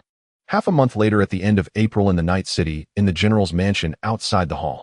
Yo, Jiao, you really are fortunate in love, aren't you? Marrying 3 women at once, can your body really handle it? The usually serious and unsmiling Hei Bingwei teased Jiao Du with a wink as they met in the morning. Jiao Du opened his mouth wanting to say something, but hesitated. Jiao Du, you're being a bit inconsiderate, such a major event as marriage, and you didn't invite us to celebrate with drinks. Another superior ninja approached, patting Jiao Du's shoulder with a sigh of lament. Congratulations, Minister Jiao Du. I've heard you married 3 women at once, and they were all princesses before. You must be so happy. Your triplet beauties, you're truly despicable, Jiao Du. Not leaving any for anyone else, you took them all for yourself. A still unmarried superior ninja gripped Jiao Du's shoulder tightly, filled with envy and jealousy. Wait, how do you all know about this? Jiao Du, still a bit muddled, suddenly came to his senses, his expression under the mask slightly embarrassed. Everyone exchanged glances and nodded. Ah, yes, we all know. Not just us. Your news spread throughout the entire military during your vacation. Who the hell did this? Jiao Du's face turned red, nearly exploding with rage. The reason he married in secret was to avoid such occurrences, not wanting to attract attention. In front of outsiders, he had to maintain his image of being silent, honest, diligent, and not close to women. Now wasn't everything exposed? How was he supposed to lead his team well? Where did this news come from? Jiao Du's tone was cold, his pale green eyes glowing eerily. It seems a messenger from the intelligence department let it slip. He has a big mouth and said that Lord Miyoshi asked you to choose one daughter from the lord of the country of Chu for courting, but unexpectedly you took them all. Jiao Du remembered that half a month ago Miyoshi had sent a messenger from the intelligence department to arrange a marriage with photos of the daughters of the lord of the country of Chu. His first thought was definitely to refuse. It was well known that Jiao Du, as the head of the combat execution division, was a man who avoided women. However, after seeing the photos of the 3 daughters of the lord of the country of Chu, he thought meeting them wouldn't be so bad. After all, it was an arrangement from his superior. If he didn't go, wouldn't that be disrespectful to the general? Then upon meeting them formally, he found himself at a loss. However, upon seeing the family of the lord of the country of Chu moving to the country of Night, their living conditions seemed a bit impoverished. His 3 daughters were dressed in simple clothing, combined with their lack of life skills and poor job prospects. The whole family was barely maintaining basic sustenance. Thus, since the lord of the country of Chu couldn't support 3 daughters, he could take care of them. He wanted to give these unfortunate girls a warm home. With parents lacking life skills and younger siblings needing support, if he didn't come to save them, who would? So he chose to take them all. I need to talk to you, Nu Xiong Lu Shui. Jiao Du took a deep breath, preparing to find the minister of the intelligence department, Nu Xiong Lu Shui. After more than half a year of interaction, his colleague relationship with Xiong Lu Shui was handled quite well. He should still be able to get some face from him. What do you need him for? To have him arrange that messenger to go dig potatoes in the northeast of the country of Night. The term digging potatoes doesn't literally mean digging potatoes, it refers to mining. Because the work is both hard and dirty with few holidays, and the northeast of the country of Night is a place of perennial ice and snow, very few people actively volunteer to oversee mining work there. Despite this job offering high wages and various additional subsidies. Just as Jiao Du was about to step forward to find Xiong Lu Shui, another superior ninja slapped his head as if recalling something. That's not necessary. That messenger applied on his own yesterday to dig potatoes in the northeast. Jiao Du. However, you needn't worry. That messenger will likely be kicked out of the intelligence department by Xiong Lu Shui. You know the intelligence department is severely understaffed and the professional standards of intelligence personnel vary greatly. Hei Bingwei spoke at this moment, patting Jiao Du's shoulder to comfort his wounded heart. After teasing Jiao Du for a while, everyone dispersed. It was originally just a daily amusing tale, though everyone had their fun and naturally let Jiao Du off the hook. However, before leaving, they still expressed that Jiao Du should treat them to a big meal later, and they would bring their own wedding gifts. Seeing that his secret had been exposed, Jiao Du could only agree. Even so, he still felt a surge of resentment within. The honest and simple image he had painstakingly built was completely shattered in everyone's eyes. Fortunately, the fact that he once secretly visited a brothel had not been exposed, though otherwise his reputation would be even worse. That messenger had better pray he spends his entire life digging potatoes in the northeast. Lord Miyoshi, I have arrived. Arriving at the castle, Jiao Du, who had calmed down, first reported to Miyoshi. After more than a week of marriage leave, he needed to quickly return to a working state. You look well. 10 days have passed, and you've taken care of everything at home, right? Miyoshi smiled, sizing up Jiao Du. Compared to the past, the aura around him has changed a bit. Those who weren't familiar might not even notice this change. Yes, everything has been taken care of. That's good. However, I didn't expect that you would take all 3 daughters of the lord of the country of Chu. Miyoshi was also shocked for a long time when he first heard this news, before slowly coming back to his senses. Under his command, Jiao Du's life trajectory could be said to be completely different from that of the greedy, money-loving, immortal ninja in the original story. At least he has a normal set of values, takes his work seriously, and actively protects his companions, making him a reliable comrade worthy of trust. When the country of Night was first established, Miyoshi intended to have Jiao Du manage the nation's finances. But Jiao Du unhesitatingly declined, stating that he had no interest in such vulgar matters as money, as it could not fulfill his life's value. Hearing Miyoshi's teasing similar to that of his previous colleagues, Jiao Du's expression under the mask grew awkward again, and he stammered, unable to speak. He was indeed very satisfied with those 3 girls. Not only were they beautiful, gentle in character, but they were also all under 20, and being triplets, their resemblance reached as high as 80%. It was simply triple the joy. Alright, I won't tease you anymore. The burden you carry now is no small matter. With women at home to take care of you and help with household chores, I can be much more at ease. Miyoshi changed the subject seriously. Yes. Jiao Du immediately straightened his body. I have a task to assign to you. Miyoshi took out a scroll from the side. Jiao Du stepped forward to take it, opened the scroll, and glanced at its contents. A mission to the Uzumaki clan. Yes. A few days ago, the Uzumaki clan officially established the country of Uzumaki and set up a ninja village, Uzumaki Tide Hidden Village. They have invited many countries and ninja villages to participate in their founding celebration. Miyoshi explained the situation. Jiao Du nodded. The establishment of the country of Uzumaki was not a secret in the ninja world, as they had been preparing for it since the founding of the Konoha Ninja Village. Moreover, the territory of the country of Uzumaki is not large, but can only be said to be acceptable among small countries, and its population is not many, with many still being refugees struggling for survival. With the strength of the Uzumaki clan, they could easily control that land. Furthermore, the Uzumaki clan is allied with the Senju clan, so no matter what, this face must be given. Is this trip to the Uzumaki clan purely for observation? That's one part of it. The other part is for you to help me test whether the Uzumaki clan has any willingness for a marriage alliance. Originally, I planned to send Heibing Wei, but he has other matters to attend to now. Miyoshi rubbed his swollen temples. It's primarily that there are too few ninjas or warriors under him who can stand independently. Even though he has increased the scale of education, there are still very few capable ninjas and warriors available, mostly old veterans from the past. Even though the inclusion of the Unu clan and other minor ninja clans has slightly alleviated the pressure of talent scarcity, the talent pool is still severely insufficient at the national level. As for the members of the Hyuga clan who came with Guei Dai, excluding ordinary family members, there are a total of 12 ninjas, 1 superior ninja from the branch family, 7 from the middle branch, and 4 lower ninjas. With so few people contributing to the country's development, it remains a drop in the bucket, unable to raise any waves. Additionally, you can bring your 3 new family members along this time. Consider it a honeymoon trip. I understand. However, let's skip the honeymoon trip, but you'll consider it when I have time in the future. Jiao Du nodded, seriously rejecting Miyoshi's suggestion of a honeymoon trip. Work is work and personal matters are personal. He is still able to distinguish between them. Not to mention the external environment is far from peaceful. He's fine alone. If he were to take 3 burdens with him on a long journey, if they encountered any danger, he might not be able to protect them. The specific details of Jiao Du's courting will not be shown. If you are interested, I can find a time to write some side stories about this. In the general's mansion, an underground space connects the inner court to the outer court. However, due to the intricate passages, even the guards here, composed of ninjas and warriors, often find it difficult to navigate the specific routes of this subterranean base. Moreover, many areas are equipped with dangerous traps. Once one steps into an unfamiliar domain, it is easy to trigger alarms and attract the onslaught of ghost puppets. Thus, the ninjas and warriors guarding this place only patrol the areas they are familiar with day and night. They treat the clearly designated forbidden zones as taboo and do not dare to step into them. The general who rules this nation, Oda Yayoi, is known by the moniker Puppet Master, indicating that he is a ninja exceptionally skilled in traps and positional warfare. In such an underground space that rivals a military base, the items found in the forbidden zones are bound to be extremely dangerous. After all, even beings like tailed beasts are sealed within this underground space, hidden from the light of day. At this moment, in a completely sealed chamber, even in the underground space, it is situated in the deepest and darkest area. Any light here is gradually consumed by the endless darkness. Based on the rate of change, it will probably take about 2 years for it to take shape completely. Yayoi led Gue Dai to this location.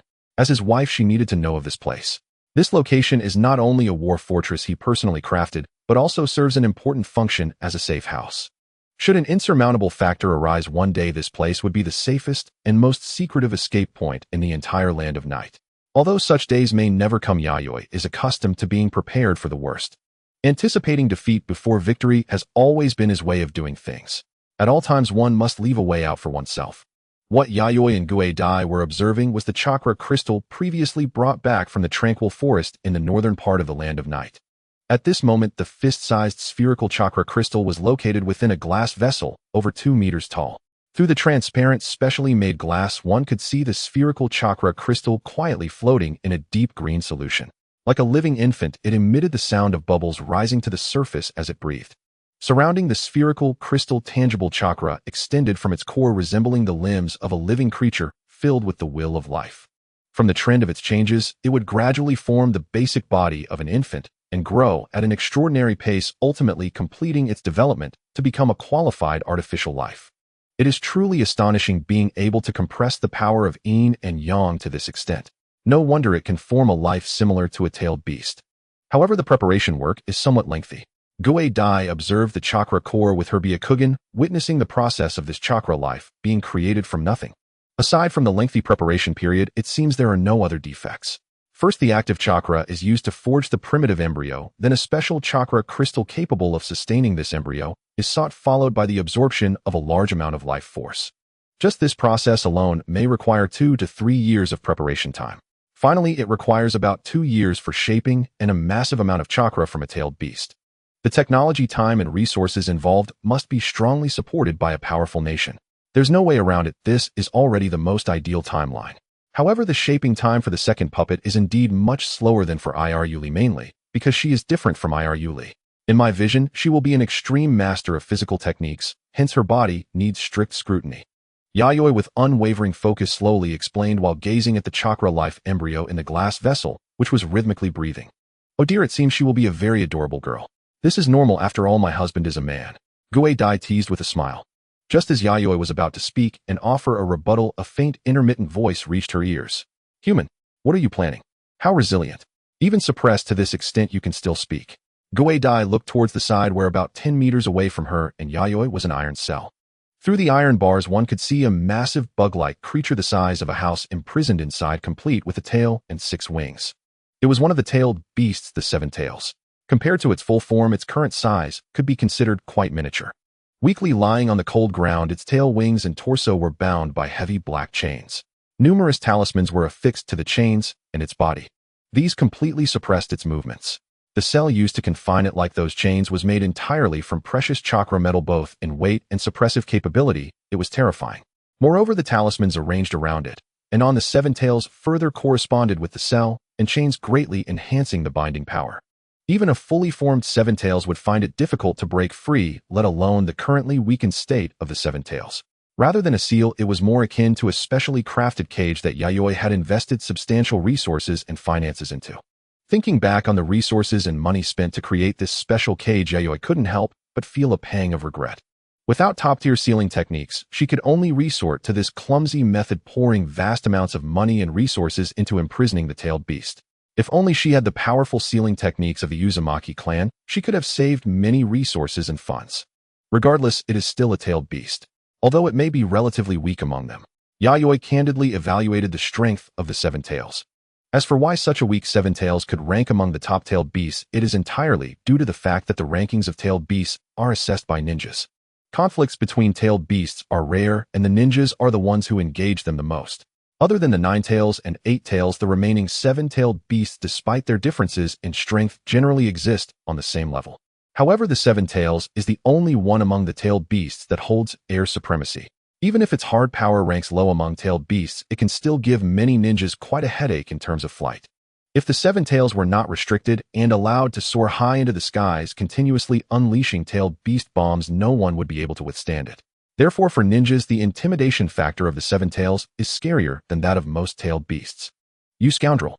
The 7-tails gritted its teeth, glaring fiercely at Yayoi, the root of its grievances. If it were not bound by chains and talismans, it would ensure this human paid dearly. Stop shouting. Save your strength to recover your chakra quickly. If you can't recover at least 70% of your chakra in 2 years, I will be very troubled. After all, the chakra of tailed beasts is incredibly useful. It is pure and abundant, and as long as the negative will within it is removed, it can be safely absorbed. That set apart from him, it's likely that no other ninja could easily eliminate the negative will within tailed beast chakra. Yayoi increasingly felt that the active chakra she possessed was akin to a new type of tailed beast aside from the 9 major tailed beasts. The technique you used earlier with that kimono woman to absorb my chakra isn't a sealing technique, is it? You even absorbed the very essence of my chakra. The 7-tails thought of something and felt a chill run down its spine. That sensation was akin to reverting back to its original form. Although there were differences, the cold and lifeless feeling was strikingly similar. The portion that was lost was far more than just losing chakra. Otherwise, it wouldn't take so long to recover. At this rate of recovery in 2 years, it could at most only regain 70% of its full strength. Fortunately, its life form is unique. As long as it doesn't die, it can slowly recover its prime state over time. Even if it dies after some years, it can be revived. As long as it exists in this world, both it and the remaining tailed beasts are immortal beings. Did you notice? Of course, I am the 7-tails after all. Being ancient, it knows a lot and has witnessed much more than many humans. The existence of tailed beasts themselves is living history. The secrets it knows far exceed those of the human ninjas. So do you have any guidance? Hearing the shift in the 7-tails' tone, Yayoi approached the cage, standing outside the iron bars, keenly observing the massive bug inside the cell. Let's make a deal, human. I can provide you with chakra whenever you need it, and even assist you in battle. But afterward, you must release me. During its imprisonment, the 7-tails had come to a realization.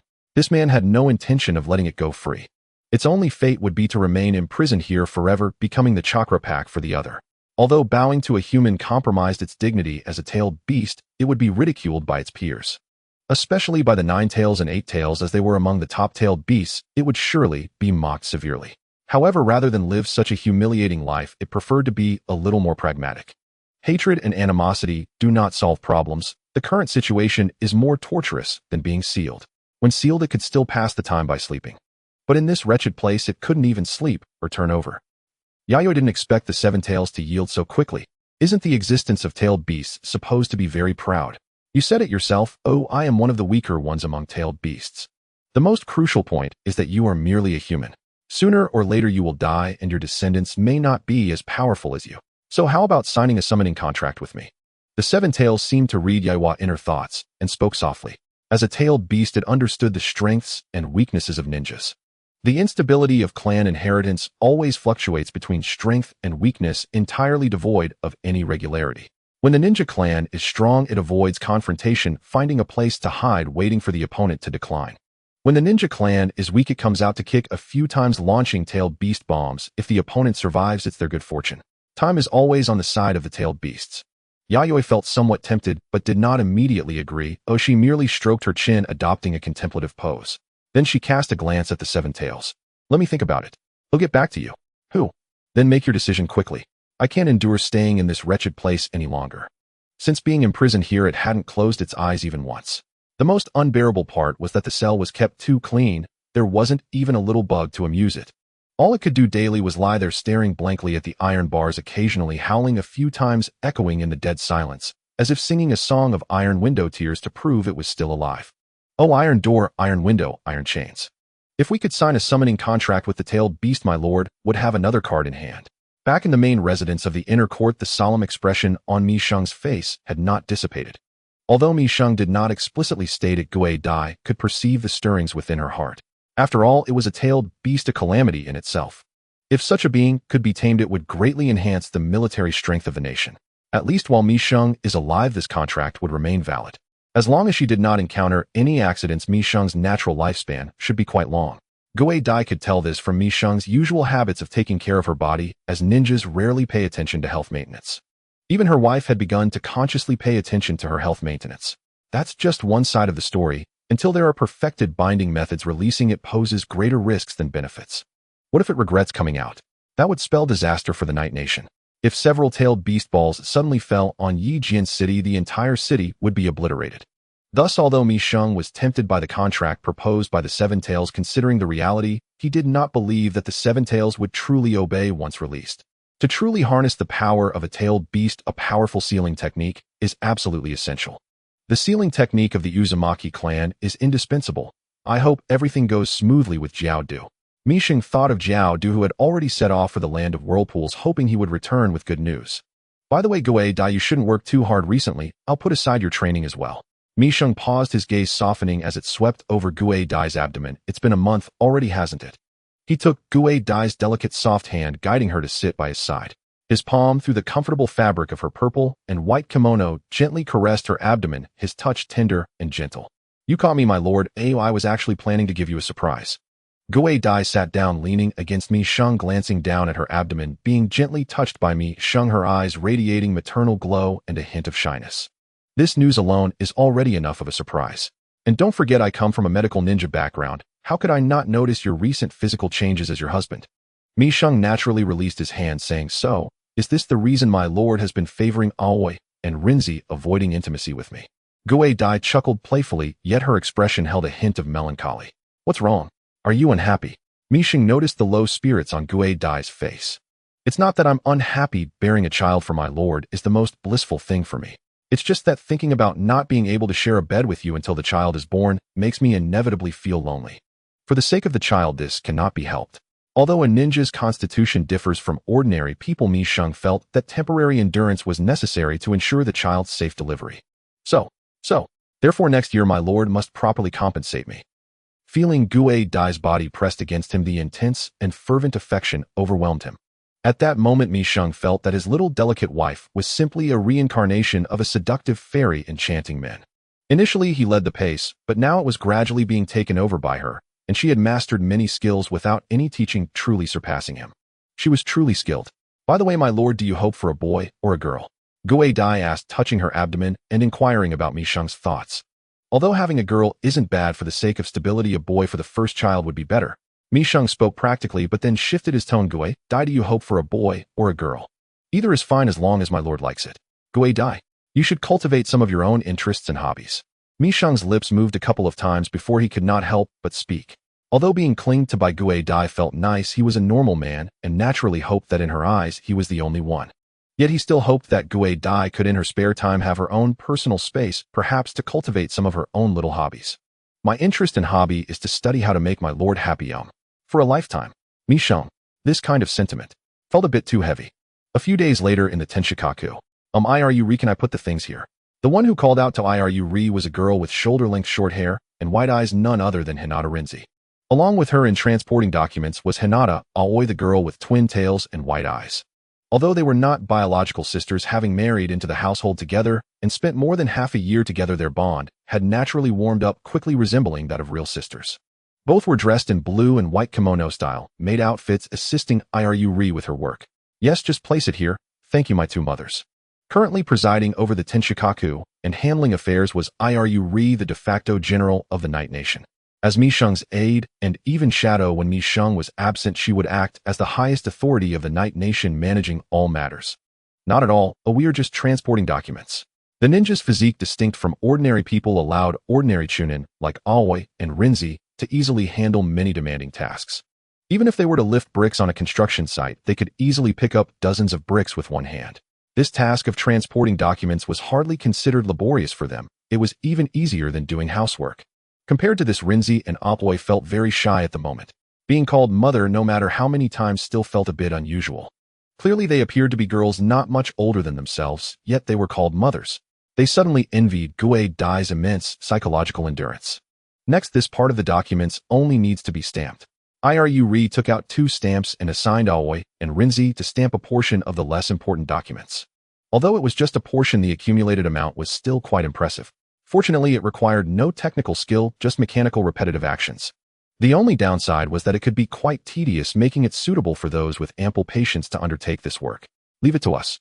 Aoi and Rinzi solemnly took the stamps, embraced the documents Iruri pushed over, and sat down at the desk on the other side.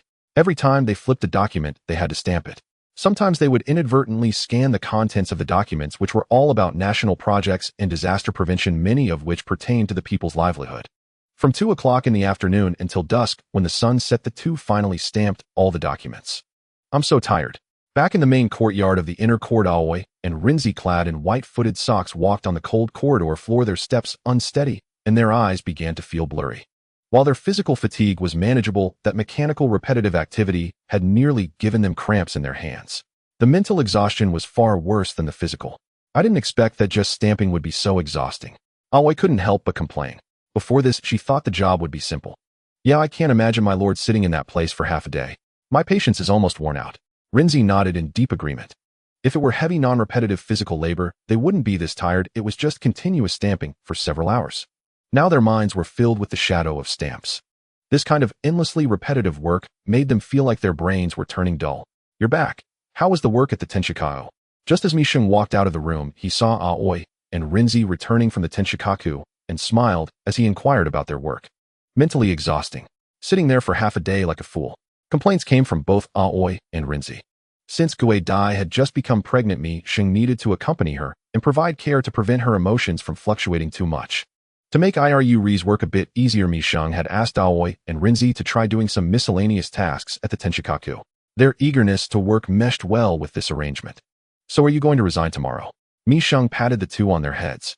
No. A simultaneous reply from both. Even if it's tiring, it's an important job. If you're idle all day, you might end up becoming a lewd woman like Gue Dai. Exactly, I don't want to turn into someone like Gue Dai. It was evident that in their hearts, Gue Dai had already become a complete negative example.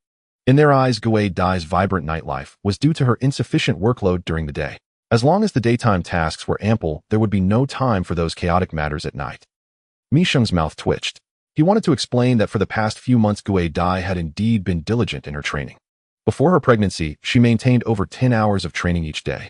The skills of Gentle Fist and her Byakugan had further advanced.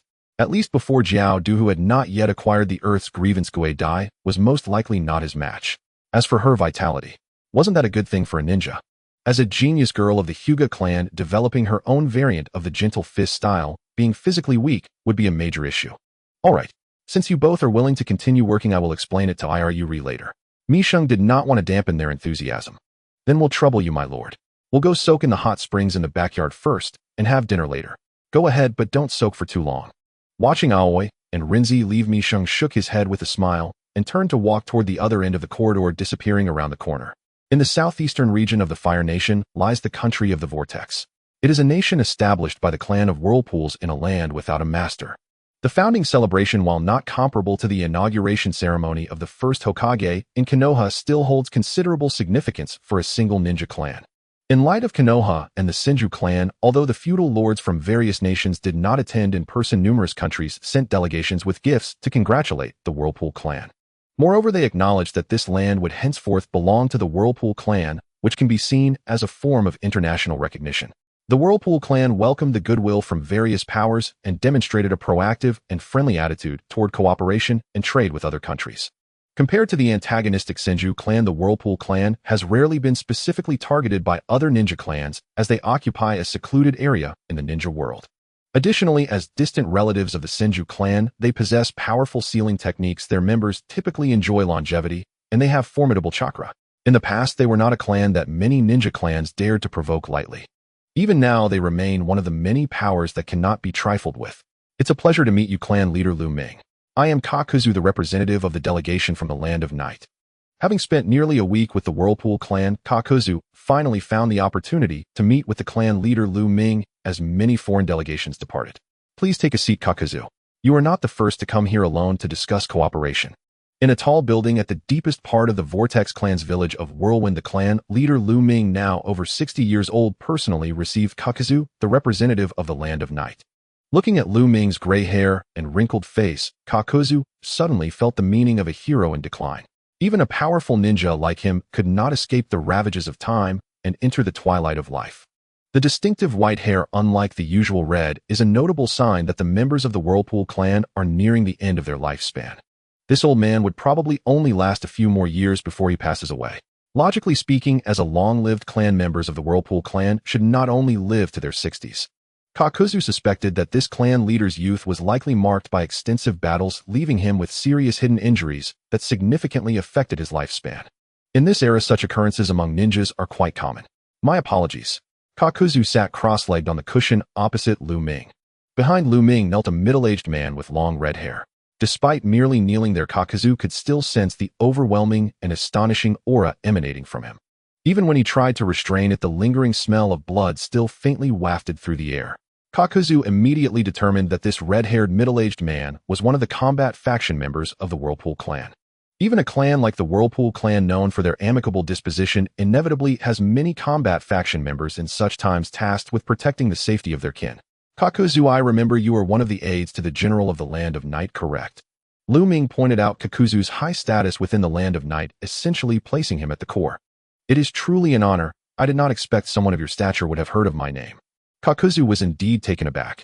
Though he was one of the aides to Mei, Kakuzu was keenly aware that he was not a notable figure in the entire ninja world. The forbidden technique, the Grudge of the Dead, remains incomplete due to the persistent difficulty in finding a suitable heart.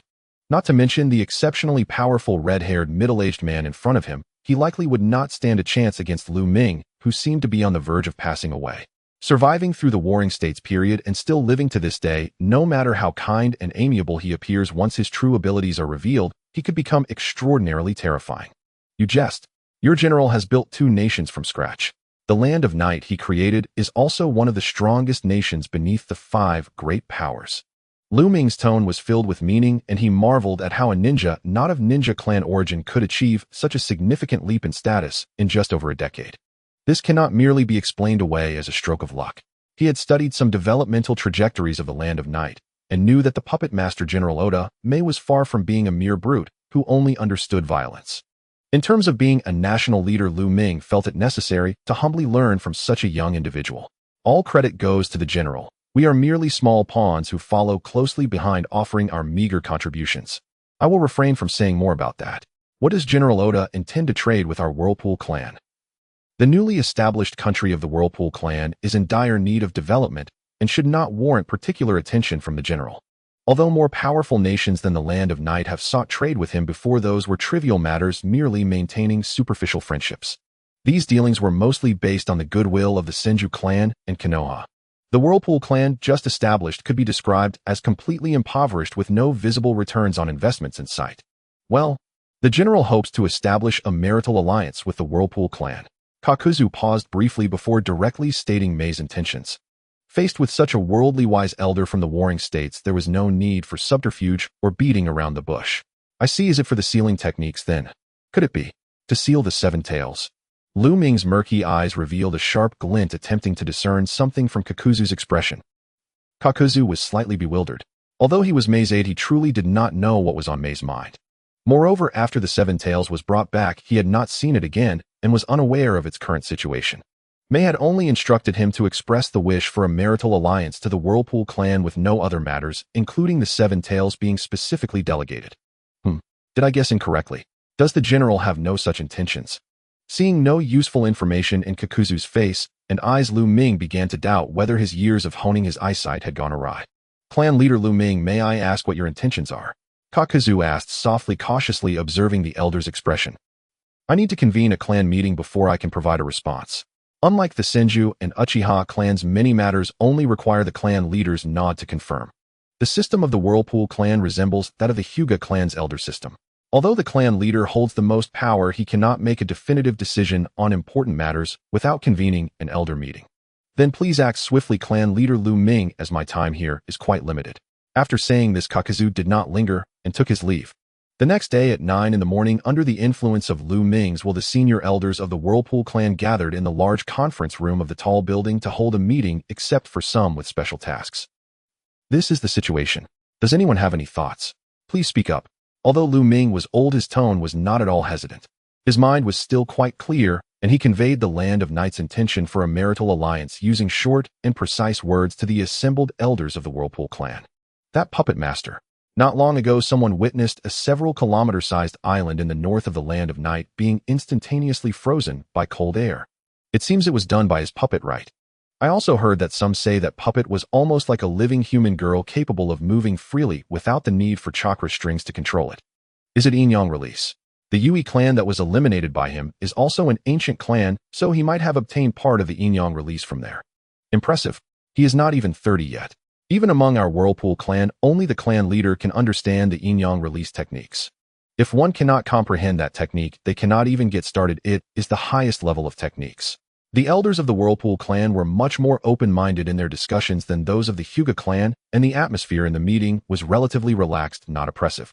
Rather than a meeting, they seemed more like a group of friends chatting together. Throughout the discussions, the topic of Yin-Yang release was of particular interest. Any ninja clan with a history of over several hundred years in the ninja world generally has records of the Yin-Yang release, with the only difference being the degree of incompleteness of the content. Not only that, I heard that this general like Hashirama can heal without hand signs. He is also a ninja with exceptional medical skills. It's hard to imagine that such a person is not of ninja clan origin. So what are your opinions? Lu Ming coughed lightly, signaling them to get back on track. This is a meeting of the Whirlpool clan's upper echelons, not a place to chat and pass the time. If it is that puppet master, I have no objections, but my daughters are already married. My granddaughter is only 5 years old. She probably won't do. Mine is also not even 10, yet discussing marriage is a bit premature. The elders mostly leaned toward a marital alliance with the Land of Night. Although a few remained silent, they did not voice any opposition, effectively abstaining. Such a situation was to be expected.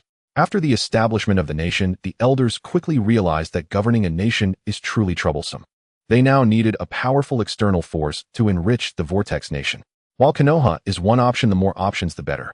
Moreover, unlike Konoha, the Land of Night is an established system of a nation. If they could obtain support from the Land of Night, the assistance would far exceed that of the Konoha ninja village. As Lu Ming listened to the elders express their opinions, aside from a few who abstained in silence, most were in favor of the marital alliance with the Land of Night. However, the fact that their granddaughters or daughters were either already married or too young gave Lu Ming quite a headache. Of course, it's not that there are no suitable young girls, rather it's about finding someone of appropriate status to match a national sovereign. Thus, the marital candidates could only be sought among the direct descendants of the elders. I remember your granddaughter Shoming should be over 10 now. She also possesses excellent talent in sealing techniques. Hishinai right. She is 16 this year, but still she should wait until she turns 18 before considering marriage. Lu Ming pondered for a moment before speaking. On one hand, he was reluctant to send his granddaughter far away in marriage, and on the other, considering her young age, it was clearly not the right time for her to marry.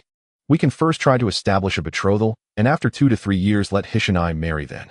Lu Ming proposed a solution. The other elders did not object and found this proposal feasible. In that case, the psychological counseling work for her will be handled by Yu Shoming. This marriage arrangement is not a private matter, but a union between nations. If the Whirlpool clan wants to develop quickly and escape this impoverished state, they need more support. Lu Ming emphasized the core of the alliance. It is not merely a personal emotional matter, but a higher-level alliance. If they were only establishing a village, the Whirlpool clan's assets would not be insufficient. However, at this moment of nation-building, the resources and money required amount to astronomical figures. Ninja villages and nations are entirely different entities. A complete nation needs not only military power, but also requires progress in various fields, such as livelihood, law, economy, industry, politics, healthcare, and education. Additionally, some systems are suitable for ninjas, while others for ordinary people, which also need to be distinguished. Balancing these aspects is quite challenging. Many small nations' ninja clans that overthrew their feudal lords often found themselves in chaos when they attempted to use ninja systems to govern ordinary people, leading to disastrous consequences. Applying ninja rules to ordinary people results in catastrophic disasters. This serves as a wake-up call for many ninja clans. If one wishes to become a feudal lord, they must first consider whether they are truly capable of bearing the weight of a nation. If not, it is better to remain a village chief, or else the result will be death and the destruction of their clan.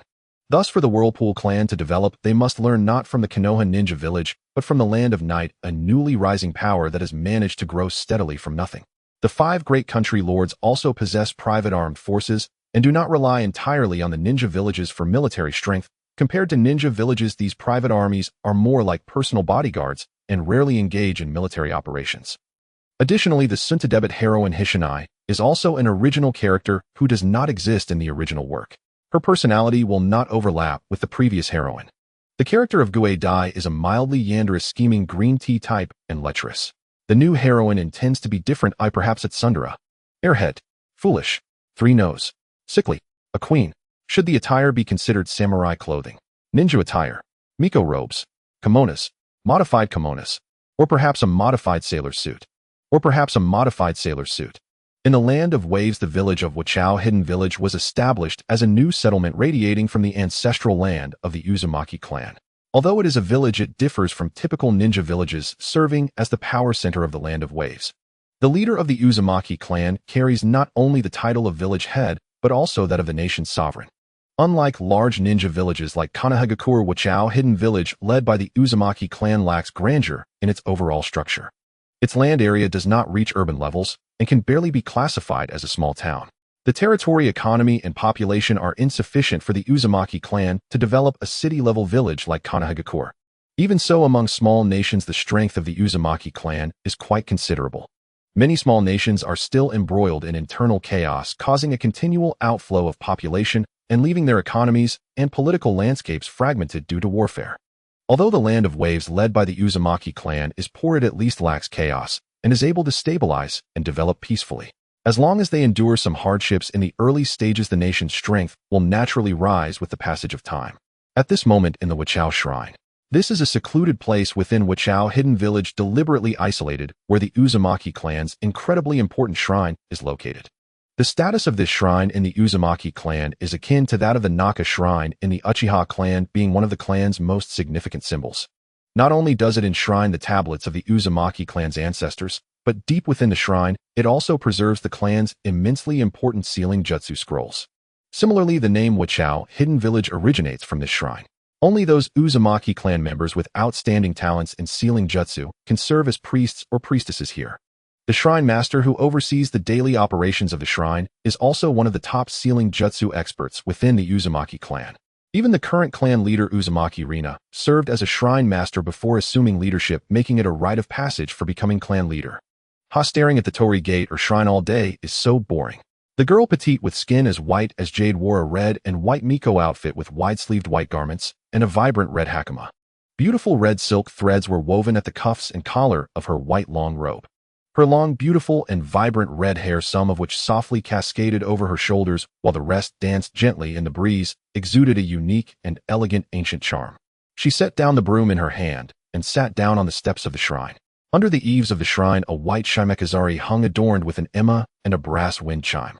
As the breeze blew, the ema swayed, and the wind chime jingled, producing a pure and ethereal metallic sound.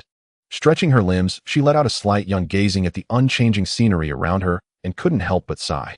The wooden structure of the building was complemented by white walls and blue tiles, and the vibrant red torii gate showed signs of cracked paint. Having been a Miko here since she was 6, nearly 10 years had passed without any renovation. Old and worn, that was her steadfast impression of this place. Yet on the other hand, it is the most important location for their Uzumaki clan. As the only shrine of the Uzumaki clan, this place not only holds significant sealing jutsu heritage, but is also a sacred site for clan members to pay tribute to their ancestors every year. In the main hall of the shrine, there is also the enshrined deity, known as Uzumaki Daimyo. But rather than a deity, he is regarded as the founding ancestor of the Uzumaki clan. It is said that he possessed boundless power, vanquishing demons with his right hand and aiding humanity with his left. In a great calamity, he single-handedly defeated a world-ending demon god that had 9 tails. After his death, he was guided by celestial beings, becoming one of the deities in the heavens. For centuries, this Uzumaki Daimyo has been guarding the Uzumaki clan. No matter how exciting the story is, after hearing it hundreds of times, it becomes tiresome. The 9-tailed demon god must be the Kyubi, right? And Daimyo defeated the Kyubi only to spit blood and die 3 years later, claiming the guidance of celestial beings and ascending to godhood. Suddenly, a sharp pain struck her head. It was a white paper fan that had thwacked heavily against the back of her head. The girl turned around to see a solemn red-haired man dressed in blue and white priestly robes. Though he appeared middle-aged, the girl knew he was already over 50. Uzumaki Daimyo, the current shrine master of Wachao Shrine. Disrespecting the ancestors deserves punishment. The red-haired man, Uzumaki Daimyo, retracted the white paper fan and shot a fierce glare at the girl. That hurt, shrine master. What if my head gets damaged and I become stupid? Faced with the fierce glare of the red-haired man, the girl showed no fear. Instead, her concern shifted to whether her head would get hit, and if she would become foolish. Heisei, have you finished the cleaning work here? If you keep being lazy, you won't have dinner tonight. The red-haired man pointed to the courtyard ahead, where a large number of leaves remained uncleaned. I know. It's not that I'm not cleaning, I'm just cleaning slowly with layers and rhythm. She rubbed her still slightly aching head, reluctantly picked up the broom, and stood up from the steps of the shrine. The shrine master Uzumaki Daming sighed helplessly. If you continue being so lazy, you won't find a good man. That kind of thing is still a long way off. Besides, if I can't find a man, I can just eat at the shrine for the rest of my life. Heisei, in her Miko outfit, proudly puffed her chest. Uzumaki Daming. Has she already resigned to a life of eating plain rice forever? With such outstanding talent in sealing jutsu, can't she strive to earn her own living? Speaking of which, I think I'm a bit hungry. Heisei paused her cleaning. Her right hand touched her flat stomach through her Miko outfit, and she cast a pitiful glance at Uzumaki Daming. Uzumaki Daming maintained a stern expression, adopting an official attitude. If you want to eat, finish your work first, or you can suffer hunger all night. You won't die from it. You brute. Heisei gritted her teeth, gripping the broom tightly, as if it were a sworn enemy. Then, as if struck by a thought, her crimson eyes twinkled mischievously. Shrine Master, I suddenly remembered that I have some unclear points about the story of Uzumaki Daimyo. Can you tell me more about his deeds? The gritted teeth expression vanished from her face, replaced by unbounded admiration and respect as she approached, eager to hear more about the legend of Uzumaki Daimyo. Didn't you say you were already tired of this legend? Uzumaki Daming shot her a sidelong glance. Oh, that's not true at all. Even though I've heard it hundreds of times, I still love to listen to it. Moreover, I can recite the earliest versions of the story from memory, you know. Heisei emphatically patted her chest, promising to express her infinite respect for Uzumaki Daimyo. Is that so? Uzumaki Daming paused, then said leisurely as he noticed the girl's expectant gaze, then recite it back to me. If you can, I'll allow you to skip cleaning, and you can have dinner tonight. Heisei's smile froze on her face. The toes hidden in her white tabi socks began to awkwardly fidget against each other. She had only been boasting a little, wanting to eat quickly. Why was this old fox taking it seriously? Is it really that entertaining to tease a young girl like her? Daming, Heisei, you are both here. A voice came, providing an escape for the girl. Grandpa, why are you here? Heisei turned her head, curiously looking at the newcomer. The newcomer was a white-haired elder nearing 60, but with a few strands of red mixed in. It was her grandfather Uzumaki Shomei, one of the high-ranking elders of the Uzumaki clan. Uzumaki Daming nodded slightly to Uzumaki Shomei. Although he was not an elder, he managed the Wichao shrine of the Uzumaki clan and was a powerful figure within the clan. However, he was also curious about Uzumaki Shomei's purpose for coming to the shrine. As the shrine master, he needed to stay at the shrine year-round and rarely ventured out, and he had not participated in the elder meeting of the Uzumaki clan, so he naturally did not know what had happened. How should I put this? Not long ago, the clan leader convened an elder meeting and decided to arrange a marriage alliance with the general of the Land of Night. Uzumaki Shomei hesitated for a moment, but eventually revealed the outcome of the elder meeting. I see. Uzumaki Daming understood in an instant and looked at Heisei with some reluctance and melancholy. It seems that you, Heisei, will soon have to leave the shrine. Though not his biological granddaughter, Heisei had been at the shrine for many years, and Uzumaki Daming treated her as if she were his own granddaughter. Even though he knew there would come a day when Heisei would marry, he did not expect it to arrive so soon. Oh, why do I have to leave the shrine? I only snuck into the shrine kitchen last night when I was hungry and ate dozens of meat buns and a few roasted chickens. It's not like I did something unforgivable. Heisei was dumbfounded, inadvertently revealing her secret of stealing buns. If she were kicked out of the shrine, it would be disastrous. Although her grandfather was an elder and her parents were also prominent figures in the clan, they lived very frugally. When she was younger, she had been sent to the shrine because of her large appetite. As for her talent in sealing jutsu, it had only been discovered later. So it turns out that last night, the sudden shortage of food in the shrine was all this girl's doing. Finally, catching the culprit, Uzumaki Daming could only shake his head helplessly. Heisei, the higher-ups have decided to marry you off to the general of the Land of Night. Looking at his granddaughter, who still seemed confused and unaware, Uzumaki Shomei felt a bit speechless. Could his somewhat airhead granddaughter really become a bridge between the Uzumaki clan and the Land of Night? Thud. Heisei's body stiffened, and the broom in her hand dropped to the ground as she stared in disbelief, her crimson eyes wide open, pointing at herself. Me? Mary. Uzumaki Shomei added. I know this is a bit sudden for you, but you are the only eligible girl in the clan near the right age. However, if you don't like it, I can refuse on your behalf. Seeing his granddaughter's suddenly vacant eyes, Uzumaki Shomei felt a pang of anxiety and a protective instinct arose. Although the marriage alliance with the Land of Night was important, he wouldn't force Heisei if she was unwilling.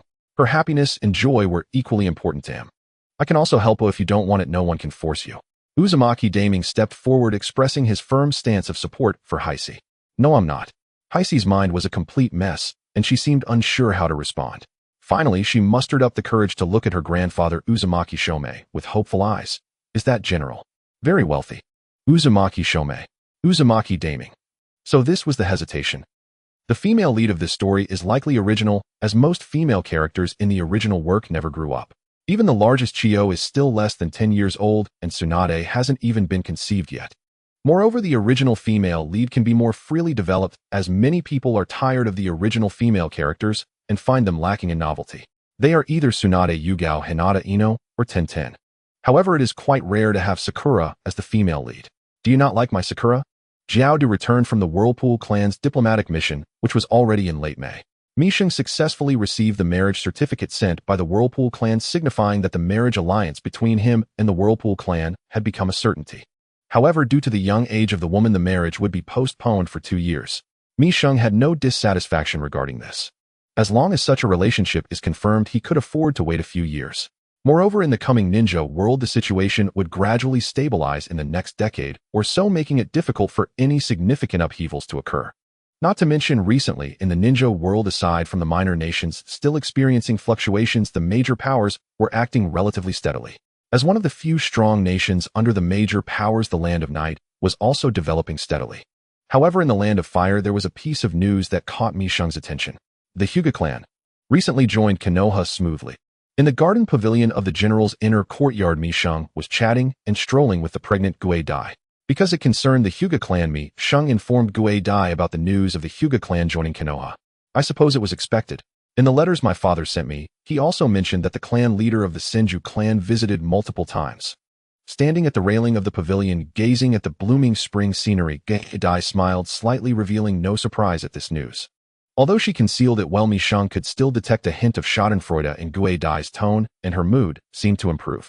It was likely that Gue Dai's father Hyuga Hyazin was in a rather dire situation regarding the Hyuga clan. As the chaotic times gradually calmed, the ninja clans moving towards unification had become an inevitable trend. Anyone standing in the way would be mercilessly crushed. Gue Dai's father Hyuga Hyazin was a typical family loyalist who would never acknowledge the existence of a ninja village like Konoha. Moreover, he was not just an ordinary family loyalist of the Hyuga clan, he was also a core member of the radical faction within the Hyuga clan. Most of his status was gained through past battles. If he did not change his stance, his position within the Hyuga clan would gradually be marginalized. In the face of Konoha's power, he was indeed insignificant. However, I didn't expect that Senju Hashirama had to visit the Hyuga clan 3 times before ultimately bringing them into Konoha. Misheng had been keeping an eye on the developments in Konoha in the Land of Fire. While he couldn't know the details and didn't know what Senju Hashirama and the Hyuga clan discussed, it was not difficult to uncover that Senju Hashirama's repeated visits finally led to the Hyuga clan joining Konoha. Konoha showed no signs of concealing this matter either. It's probably a matter of face. When I was still around, the old folks in the family cared a lot about such things. Gue Dai was completely unconcerned as she shared all the inner workings of the Hyuga clan with her husband Misheng. Being a genius of the Hyuga clan, she understood her clan's rigidity and obsession with face better than anyone. So did my father come seeking assistance?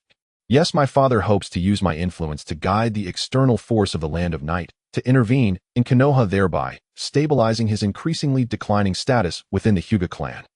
Approaching 50 years of age, he, like Hashirama, felt the limitations of his physical condition. If he didn't act quickly, he might die without anyone caring. Gue Dai scoffed. Though she called him father, her tone held no respect. I hope he can change his stance. Misheng understood that in the next decade or so, the radical faction of the ninja clans needed to shift their stance to secure their position within the family. Moreover, there weren't that many true radicals. The warring states period lasted many years, and those who seemed radical were also numb to war. Most ninjas were just pushed forward by their anxiety and fear of not being able to guarantee their lives, making them standard pseudo-radicals. After all, war only has the most momentum in the first 2 or 3 years. Once the tug-of war lasts too long, even the strongest will get tired and disgusted, and their fighting spirit will wane. Therefore, during the initial founding war of the Land of Night, he aimed to conclude the war within 2 years. However, extreme warmongers like Gue Dai's father Hyuga Hyazin were indeed quite rare. It's a pity that this is impossible. That man's thirst for power outweighs his desire for life. If the family is marginalized, it would probably hurt him more than death. He might even die from anger. Gue Dai suddenly thought of something amusing and involuntarily laughed. After that, Mi Sheng and Gue Dai refrained from discussing the internal affairs of the Hyuga clan. Whether Hyuga Hyazin changes his stance was none of their concern, and even if he were marginalized, it would require a developmental process. He wouldn't lose his position overnight. Is Uzumaki Hizana the candidate provided by the Whirlpool clan? The name is quite lovely, as she should be a beauty. Gue Dai shifted the topic to the Whirlpool clan. Compared to the rigid Hyuga clan, the family style of the Whirlpool clan seemed much more normal. Based on Jiao Du's personal feelings, he also felt that the Whirlpool clan would be a good ally. Some things do not need to be judged by what the other party says, but rather by observing how they act. The rigidity of the Whirlpool clan stems from being an ancient family that has existed for too long, leading to a somewhat rigid way of thinking. However, once familiarized, their personalities actually come off as quite open-minded. Radicals like Hyuga Hyazin were rarely found within the Whirlpool clan. According to Jiao Du's account of the Whirlpool clan, she is a girl with outstanding talent in the field of sealing techniques. Mi Sheng did not believe that the Whirlpool clan would deceive him with such a tasteless act. I was discussing her appearance, dear husband. Or do you think I have a small-mindedness and would be jealous of such matters? Hearing Mi Sheng's roundabout way of speaking, Gue Dai pouted slightly, expressing her cute annoyance. Generally speaking, it would be women with outstanding appearances, right? Mi Sheng replied with a helpless smile. Are there no more specific features? Gue Dai puffed her cheeks, pretending to be dissatisfied. More specific features. Let me think. Mi Sheng recalled, and then thought of a point from Jiao Du's report about the Whirlpool clan that caught his attention. What you mentioned seems to be true. What is it? She can eat a lot. Mi Sheng hesitated for a moment before speaking. Can eat a lot. Gue Dai blinked, her beautiful eyes showing confusion. What kind of feature is that? It's true. I heard that she can eat at least 100 large meat buns and 10 roasted chickens in one meal. Mi Sheng nodded, indicating that the Whirlpool clan introduced her this way. Gue Dai and Mi Sheng exchanged glances, unable to help but imagine each other's images in their minds. Soon an image of a stunning beauty, only 16 years old, but already taller than adult males with a tall and shapely figure, quietly emerged in their minds. I have a feeling this sister will be quite imposing, dear husband. Gue Dai's expression became nuanced. Yes, she might even be taller than me. Mi Sheng and Gue Dai instantly felt a surge of pressure. Such a tall and imposing beauty alone gave off a powerful sense of oppression. After accompanying Gue Dai, for a while Mi Sheng sent her back to her room to rest. He then proceeded to the training ground in the inner courtyard to practice sealing techniques.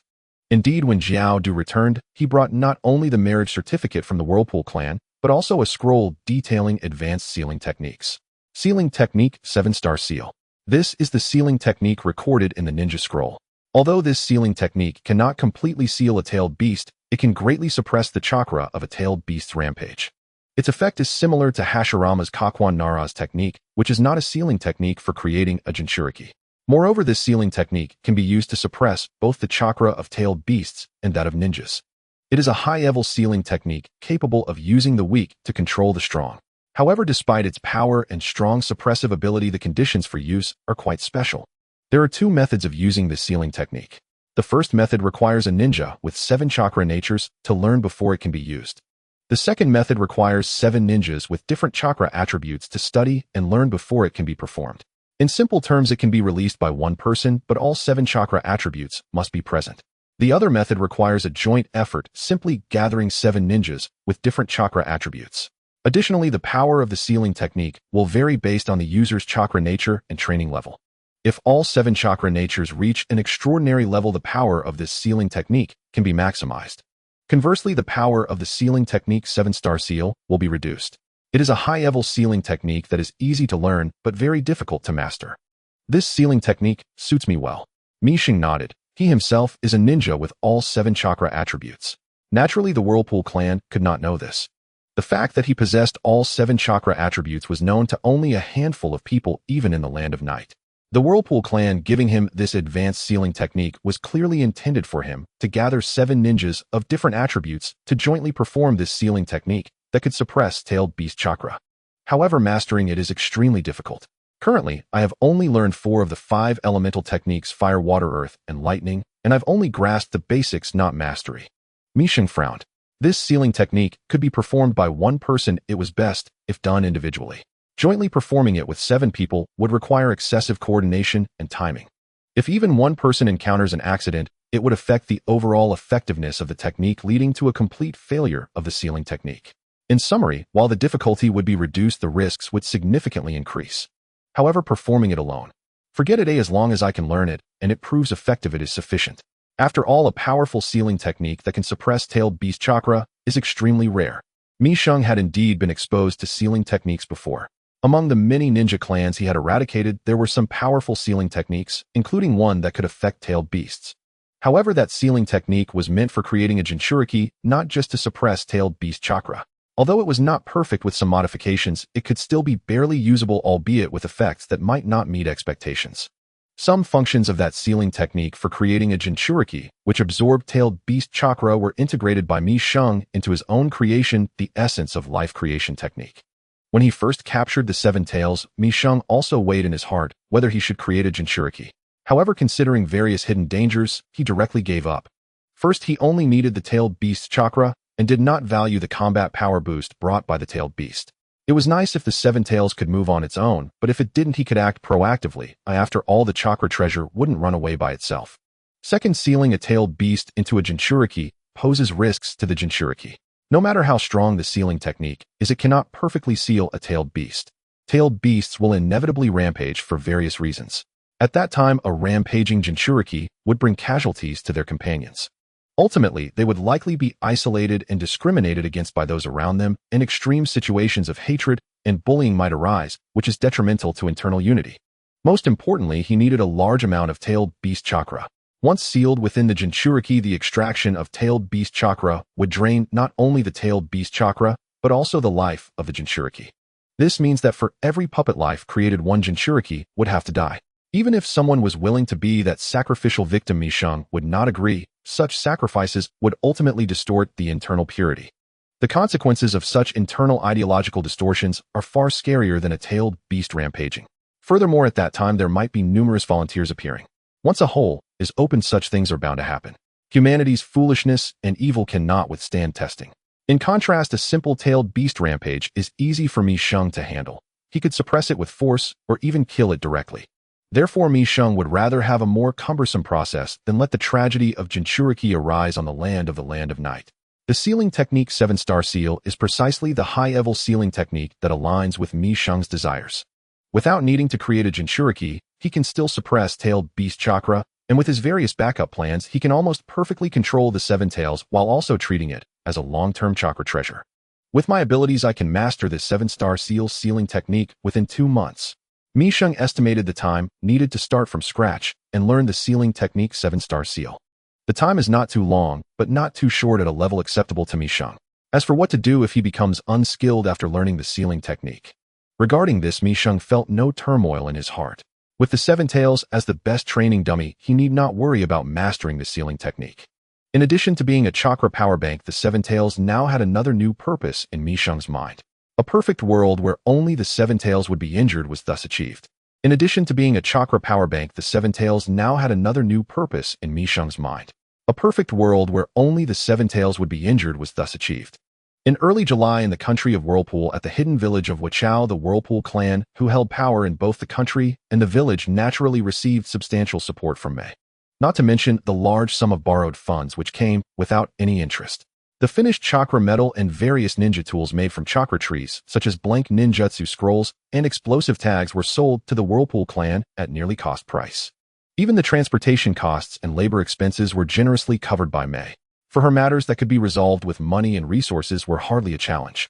This outflow won't pose a hindrance to the overall development of the Night Nation. That general's energy is astonishingly vast. With so much chakra metal and auxiliary tools made from chakra trees, consuming all of it would be enough for us to use for several years, with even some to spare. However, the financial situation is a dilemma.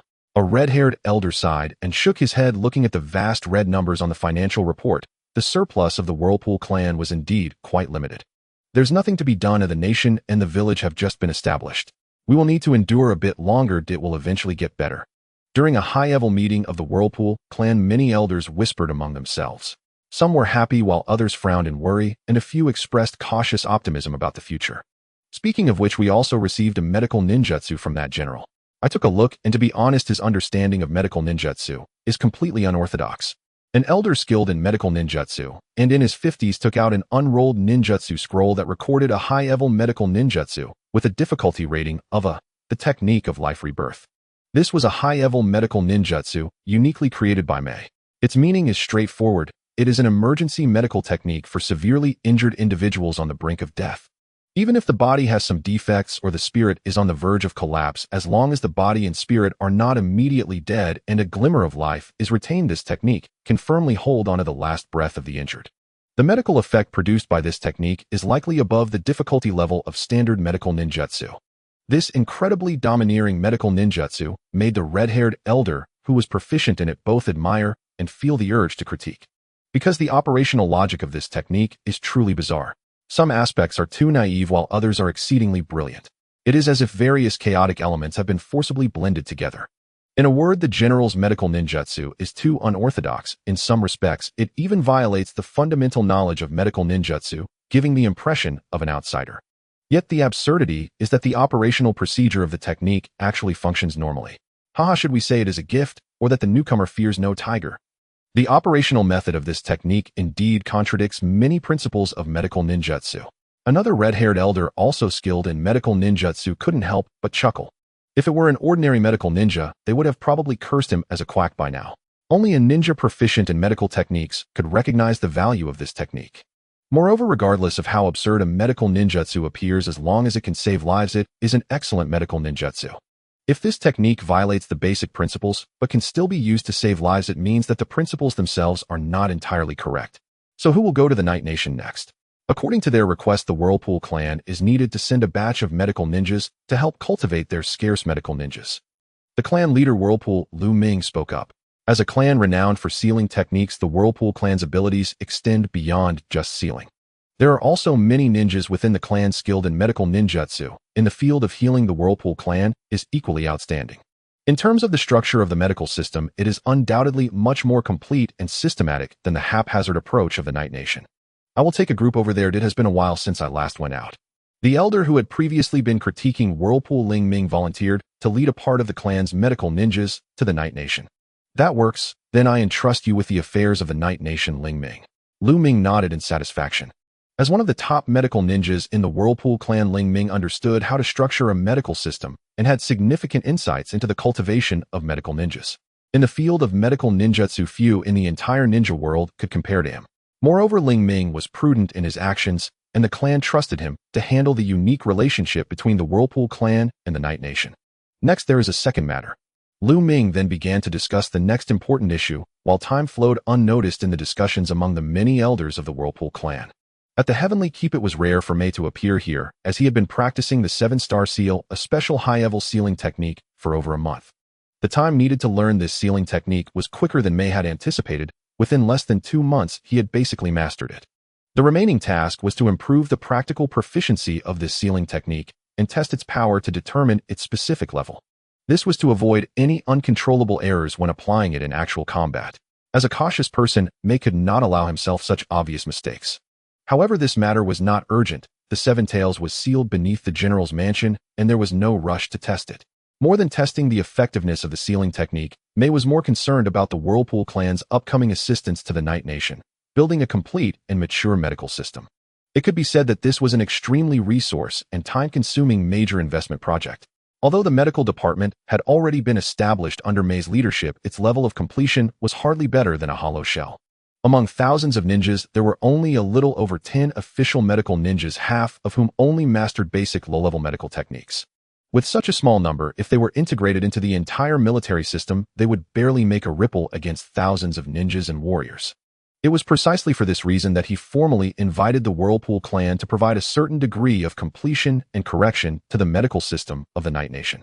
This invitation, of course, would come with a price.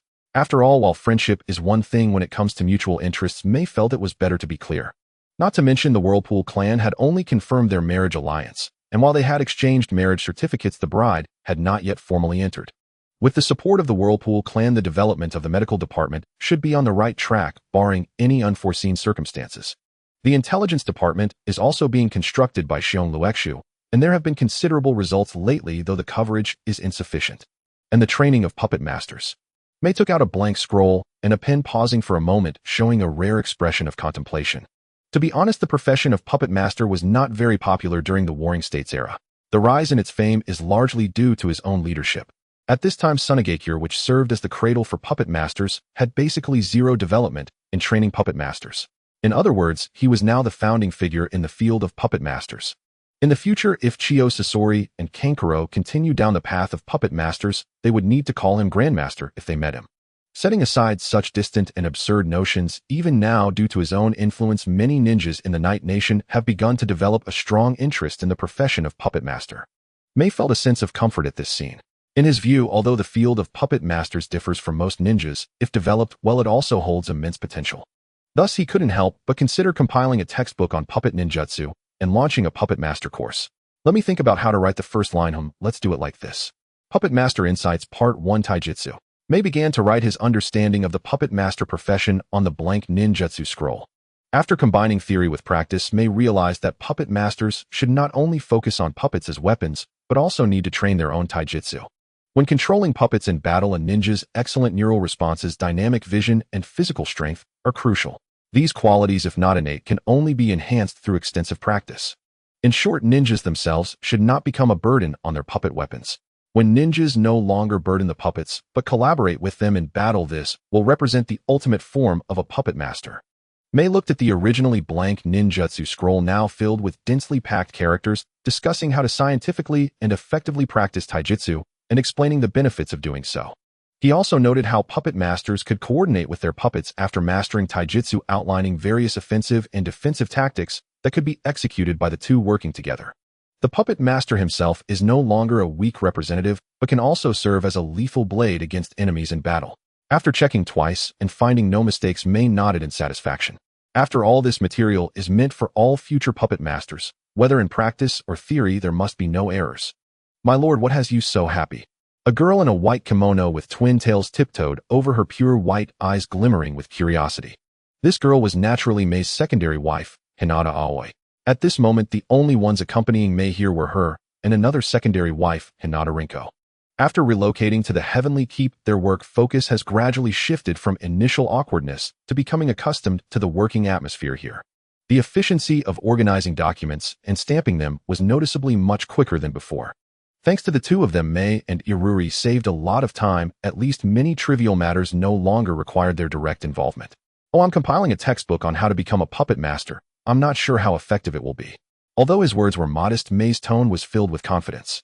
Though the textbook he was writing raised the difficulty of becoming a puppet master, conversely, if one completed all the topics he mentioned, the resultant puppet masters would undoubtedly be much stronger than those in the original work. Since it's a textbook written by my lord, it must be the best. Rinko, with shoulder-length hair and dressed in a maid-style white kimono, brought tea and snacks, gathering her courage to chime in. After officially becoming May's secondary wife, her originally soft and shy personality underwent significant transformation. After all, my lord, as a pioneer of puppet masters, is indeed a remarkable achievement. Aoi sighed. Yet as a chunin, she could not fully comprehend what being a pioneer of puppet masters signified, but through guessing she understood that being a precursor to a ninjutsu system meant one would surely be etched in history. However, there are still too few puppet masters in the ninja world, and most are concentrated in the Night Nation. It can be said to be a niche profession. To develop this industry and gain recognition from others, it will take at least 10 or 20 years. As a puppet master, May was well aware of how niche this profession was. At least before his rise, puppet masters as a branch of ninjas had not even qualified to take the stage. Many puppet masters controlled their puppets not for battle, but to perform tricks and dramas, earning a living. Enough of that. Where has Iruri gone? Since just now it seemed like I hadn't seen her around. May switched the topic and noticed Iruri's absence, asking where she had gone. She went to the intelligence department. Apparently, there is some important information that requires her attention. Seeing that my lord was busy, she didn't remind you and went alone. Aoi tilted her head and answered about Iruri's whereabouts. May nodded. He might have been too immersed in writing the puppet master textbook to notice Iruri's actions. Then let her be. Now you both go and busy yourselves there. I need to handle today's official duties. May rolled up the ninjutsu scroll and handed it to Aoi, placing it on a nearby bookshelf, then began his work for the day. In the future, Deidara captured Gaara and Kankuro pursued. Kankuro, Scorpion, you defeated my puppet. That was fortunate, but also tragic. Let me show you my second stage. Since becoming a jonin, I haven't fought in this form for a long time. As he spoke, his black clothes were torn apart by his muscular body, and the erupting chakra instantly blew away the surrounding rocks and sand. Scorpion remained silent, stripping off his clothing to reveal an indestructible iron body. Will the future puppet masters have such strange appearances? In the afternoon, Yayoi had just returned from the intelligence department, personally conveying a matter to Mia. Are you saying the Dry Persimmon clan? Upon hearing Yayoi's narrative, a look of surprise appeared on Mia's face. Yayoi's demeanor was calm, with a gentle smile on her face, as if nothing could stir her emotions significantly. I remember the Dry Persimmon clan is a ninja clan from the Land of Water, right? Why are they appearing in the Land of Night? Mia was puzzled by this matter. The Dry Persimmon clan by the name alone indicates that this is the clan of the Shrank Rogue Ninja from the original work Kisame Hashigaki, who belonged to the Akatsuki organization. In fact, before knowing the name of the Dry Persimmon clan, it was the first time he learned that Kisame Hashigaki was actually from a ninja clan. According to the leader of the Dry Persimmon clan, due to their distinct facial features and physique, the clan itself is not very strong and has long been rejected and oppressed by other clans in the Land of Water. Furthermore, with the establishment of the Mist Hidden Village, many ninja clans in the Land of Water have gradually merged into the village, and the Dry Persimmon clan, due to discrimination, is somewhat worried about joining. Yayoi explained the difficult situation of the Dry Persimmon clan in the Land of Water. I see. Mia had researched this clan some time ago when she learned about the existence of the Dry Persimmon clan in the ninja world.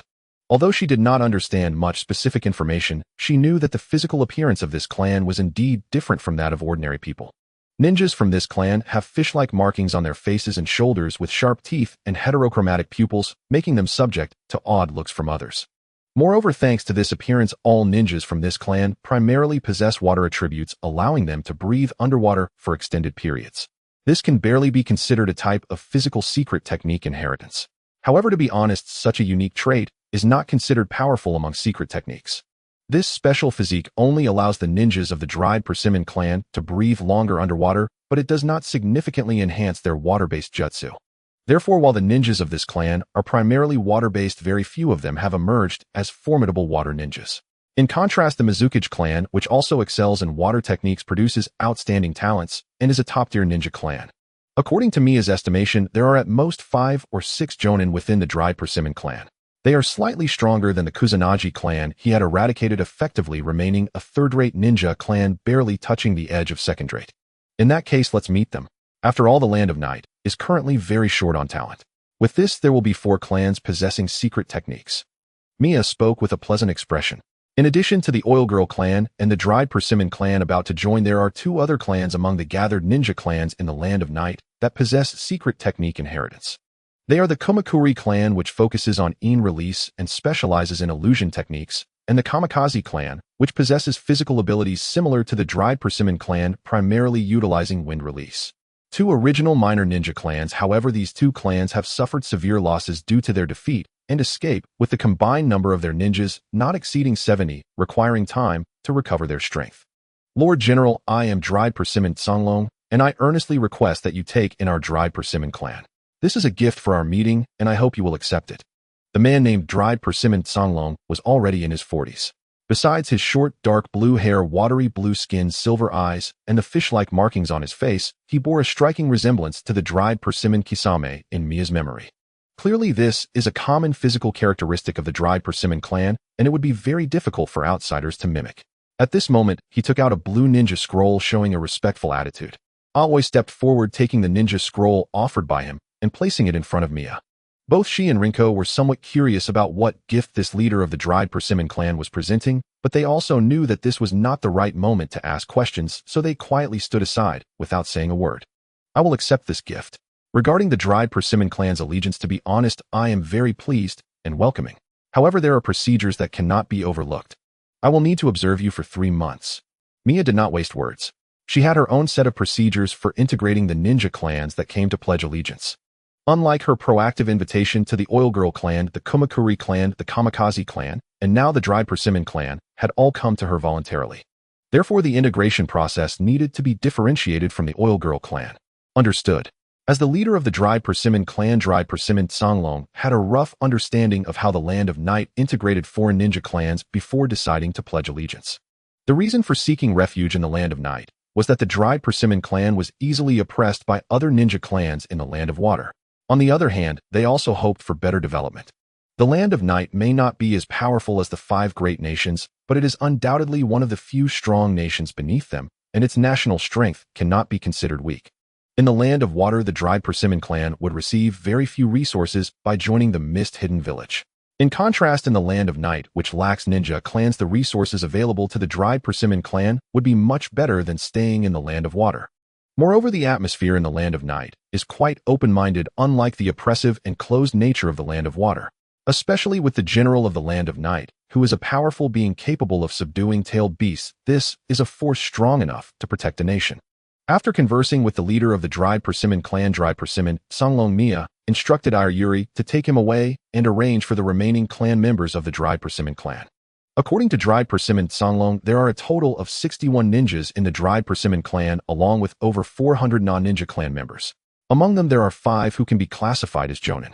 As the clan leader, Dried Persimmon Songlong is not weak, and according to Mia's judgment, he is slightly stronger than Jonin Kakuzu, who is not fused with the land's grudges. My lord, does this scroll contain some kind of ninjutsu? I think it might seal a powerful weapon, just like the Kusanagi sword you obtained, my lord. After Dried Persimmon Songlong left, Aoi and Rinko approached, curious about what was inside the ninjutsu scroll presented by Dried Persimmon Songlong. Aoi speculated that it contained a formidable ninjutsu. Rinko believed it sealed some kind of weapon. I'm also quite curious about this matter. How about we play a game? Whoever guesses correctly will decide who gets to sleep with you first tonight. Mia weighed the blue ninjutsu scroll in her hands, looking at Aoi and Rinko's curious expressions, feeling playful. That hardly counts as a reward. Aoi couldn't help but retort. During these inconvenient days without Kaguya, haven't they been often together as a trio lately? They often made her wear all sorts of tattered and bizarre outfits and had fun together. What difference does it make who goes first or last? How about this? If you guess correctly, Aoi, I will control your twin tails tonight. Aoi, control my twin tails? Why is this strange game coming up again? Aoi instinctively touched her black twin tails, feeling her body heat up. Is this hairstyle really that fun? If Rinko guesses correctly, then you must not close your eyes tonight. Rinko's face turned red, her body feeling lightheaded. If I have to keep my eyes open, things will definitely go wrong. But what is this feeling of my heart racing like a startled deer? I have become a lewd girl like Lady Kaguya. Since you don't oppose, then it's settled. After Mia finished speaking, she untied the string of the blue scroll and laid it out on the table. The contents were fully visible, merely an ordinary sealing scroll. It seems Rinko's guess was correct. There should be a weapon inside. You two stand a bit farther back. Before confirming what kind of weapon was sealed inside, Mia needed to be cautious. Aoi and Rinko obediently stood back, but to see better they started to tiptoe. Mia carefully examined the technique and then placed her hands on the corresponding positions of the scroll, injecting chakra. Bang! A puff of white smoke appeared, and lying on the table along with the smoke was a large knife, nearly 2 meters long, wrapped with white bandages obscuring the true form of the blade. If not observed closely, this does not resemble a sword or weapon, but rather a large stick wrapped in bandages. Samahata, Mia murmured softly, gazing at the familiar bandaged sword. The Land of Water long ago was a country that popularized warriors and swordsmanship. Like the Land of Iron, it is one of the original sources of warriors. Even in today's ninja-dominated world, many warrior families still exist within the Land of Water. In fact, many of the ninja clans from the Land of Water originated from warrior families. Thus, this nation of water has given birth to many uniquely shaped and strangely functional ninja swords throughout history. It is said to be the culmination of the ancient swordsmiths' efforts. As long as there is no specific time or creator, it is regarded as made by ancient swordsmiths. The sword Samahata is indeed one of these unusual ninja swords. The Dried Persimmon clan does not inherit such ninja swords, nor are they skilled in using swords. Did they obtain it by accident? Regardless, it is now my possession. But if that's the case, won't the 7 ninja swordsmen of the Mist Village become the 6 ninja swordsmen? This thought suddenly flashed through Mia's mind. To explain, in the Naruto series, high-ranking ninjas can easily assess the strength of lower-ranking ninjas at a glance, determining their level. In the first part, what level was Kakashi? When facing Orochimaru, he couldn't even withstand the killing intent, instantly experiencing a death-like illusion. Refer to manga chapter 70. Mia is not counted among our Yuri. Her true strength barely reaches the level of a Kaguya. When she unleashes her killing intent, she can easily suppress Jonin-level ninjas. On the 3rd day after the Dried Persimmon clan submitted to the Kingdom of Night, a team led by the elder Vortex Ling Ming of the Vortex clan successfully arrived at the Kingdom of Night. Though he had heard about the capital of the Kingdom of Night, a truly magnificent city, he never expected it to be so spectacular.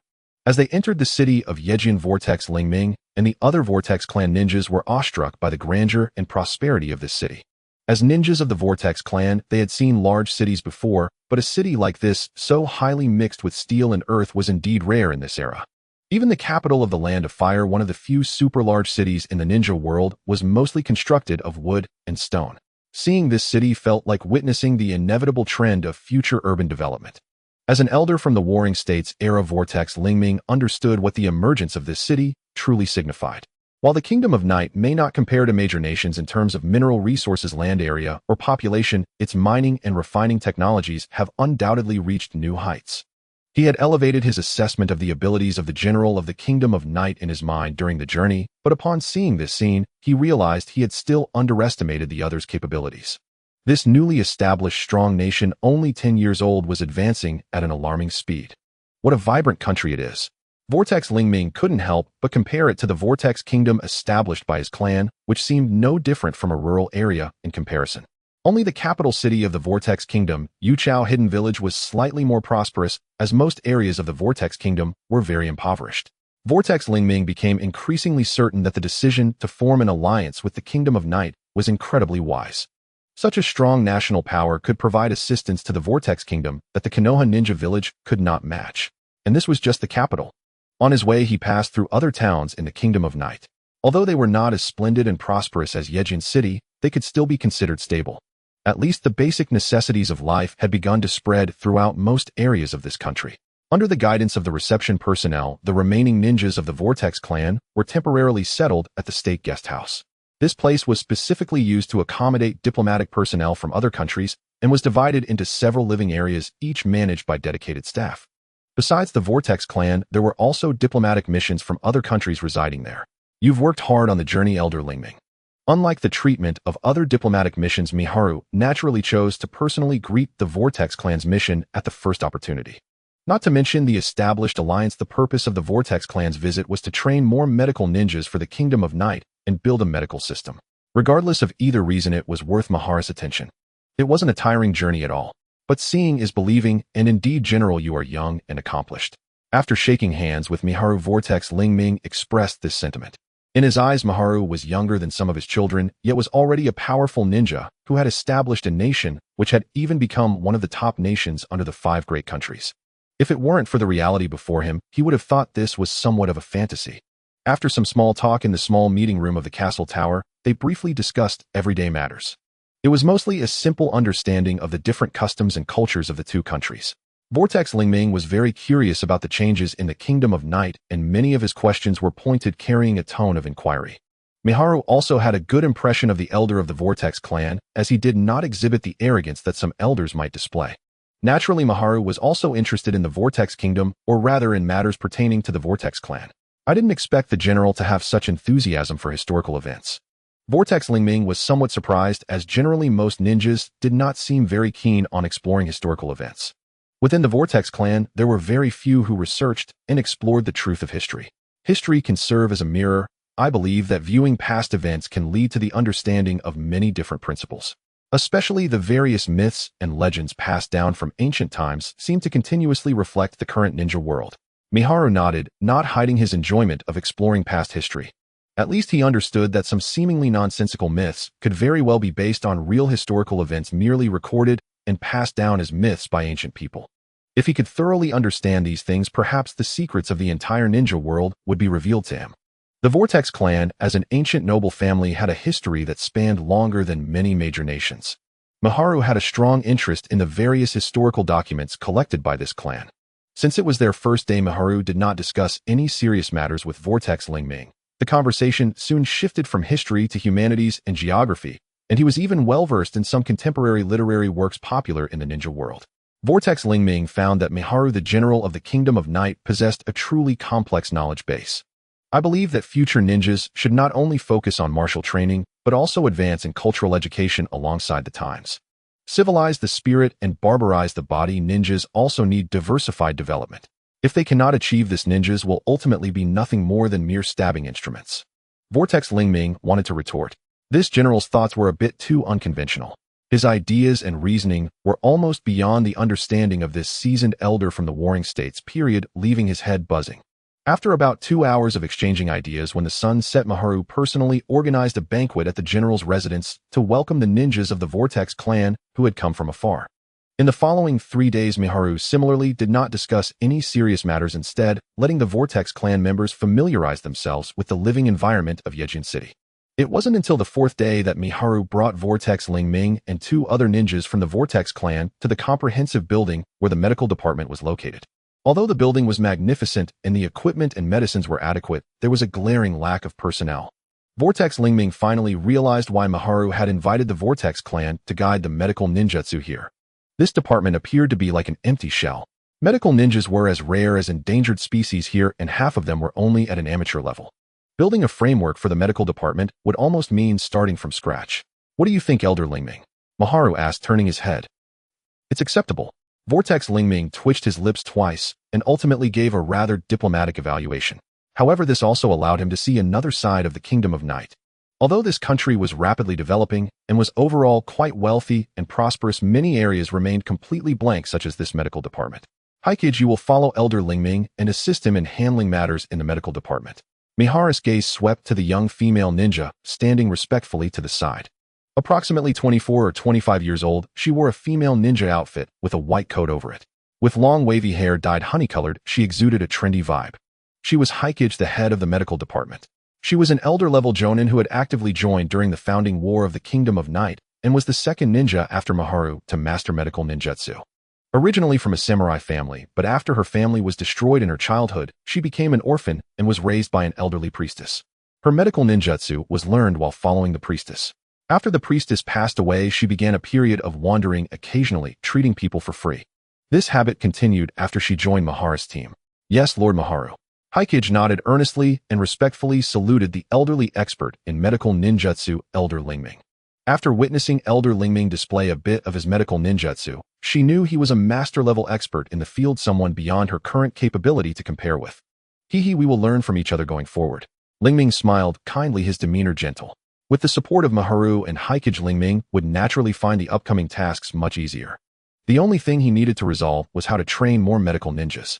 Compared to the Kingdom of Night, which was somewhat haphazard, the Vortex clan had a relatively complete system for training medical ninjas.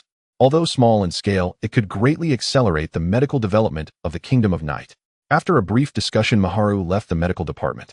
With the strong support of the Vortex clan, it was believed that within a few years the medical department would undergo a transformative change. Before leaving, Miharu also inquired about Vortex Hish's matters from Ling Ming. However, he could not gather specific information, still only knowing that she had a large appetite and was skilled in sealing techniques. Next, let's go find the 7 tails to practice sealing techniques. Miharu recalled that he had not practiced sealing techniques since he learned them, and with the matters in the medical department alleviated, it was time to hone his newly learned sealing technique, the 7-star seal. Thus, Miharu walked toward the underground space of the general's residence. Afterward, he trained with the 7 tails to his heart's content. As a result, the 7 tails was left rolling on the ground, eyes rolled back, foaming at the mouth. Miharu, on the other hand, had played until he was nearly exhausted, drenched in sweat. In November, the city of Yejin was blanketed by heavy snow, the hum of the underfloor heating system resonating like a beating heart, operating nonstop for 24 hours. After almost a year of turmoil, the disturbances from the outside world seemed to have quieted down recently. Many internal conflicts among the small nations were nearing their end, and small ninja villages began to sprout up like mushrooms after rain. Under the system of one nation, one village, although the ninja villages bore the heavy responsibility of national defense, they primarily obtained development funds from 2 sources. One source was the support from the daimyo of their respective nations, who would adjust the military funding based on the level of development and changes in the international situation each year. The other source was from undertaking commission tasks from outside, earning military funds from outside personnel. It can be said that while the ninja villages had become the backbone of their countries, they still could not escape the traditional model of employment, only becoming more organized and layered than before. However, on the surface, they no longer intervened in the internal affairs and wars of other nations. Hence, the ninja mission system was initiated under the first statement from Konoha and officially began operating from the end of last month. No one knew what would happen to the ninja villages in the future, but for now both the great nations and small nations that had established small ninja villages held great expectations. The occurrence of such events was within Mei's expectations. Compared to the inevitable emergence of the task employment system, Konoha seemed a bit unstable recently. Rumors suggested that a divergence in ideology had emerged between the founders Senju Hashirama and Uchiha Madara. The truth of this rumor was uncertain, and no one dared to explore its veracity. At this time, an invitation letter personally signed by the first Hokage Senju Hashirama was sent from Konoha to the Land of Night. Not only the Land of Night, but all nations with ninja forces received the invitation from Senju Hashirama, hoping that the leaders of the ninja from all great and small nations would come to Konoha for an important meeting. Even if one could not attend in person, they could send a representative. Furthermore, the invitation indicated Konoha's willingness to draft alliances with other nations. It was an alliance meeting. It seems I need to visit Konoha next, Mei said, already prepared the moment he received the invitation. He had anticipated this situation long before. As the first established ninja village with such formidable military power, every move Konoha made would stir the hearts of countless people. As the general of the Land of Night, he could not miss such a crucial meeting. Do you want me to accompany you, father? Iruri understood the significance of this meeting and expressed her desire to join.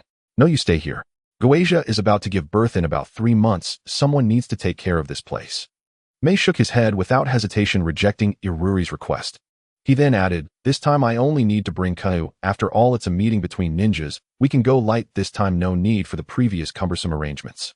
But, don't worry, you know Kakuzu's strength. He recently acquired the hearts of lightning and fire, only one step away from his complete form.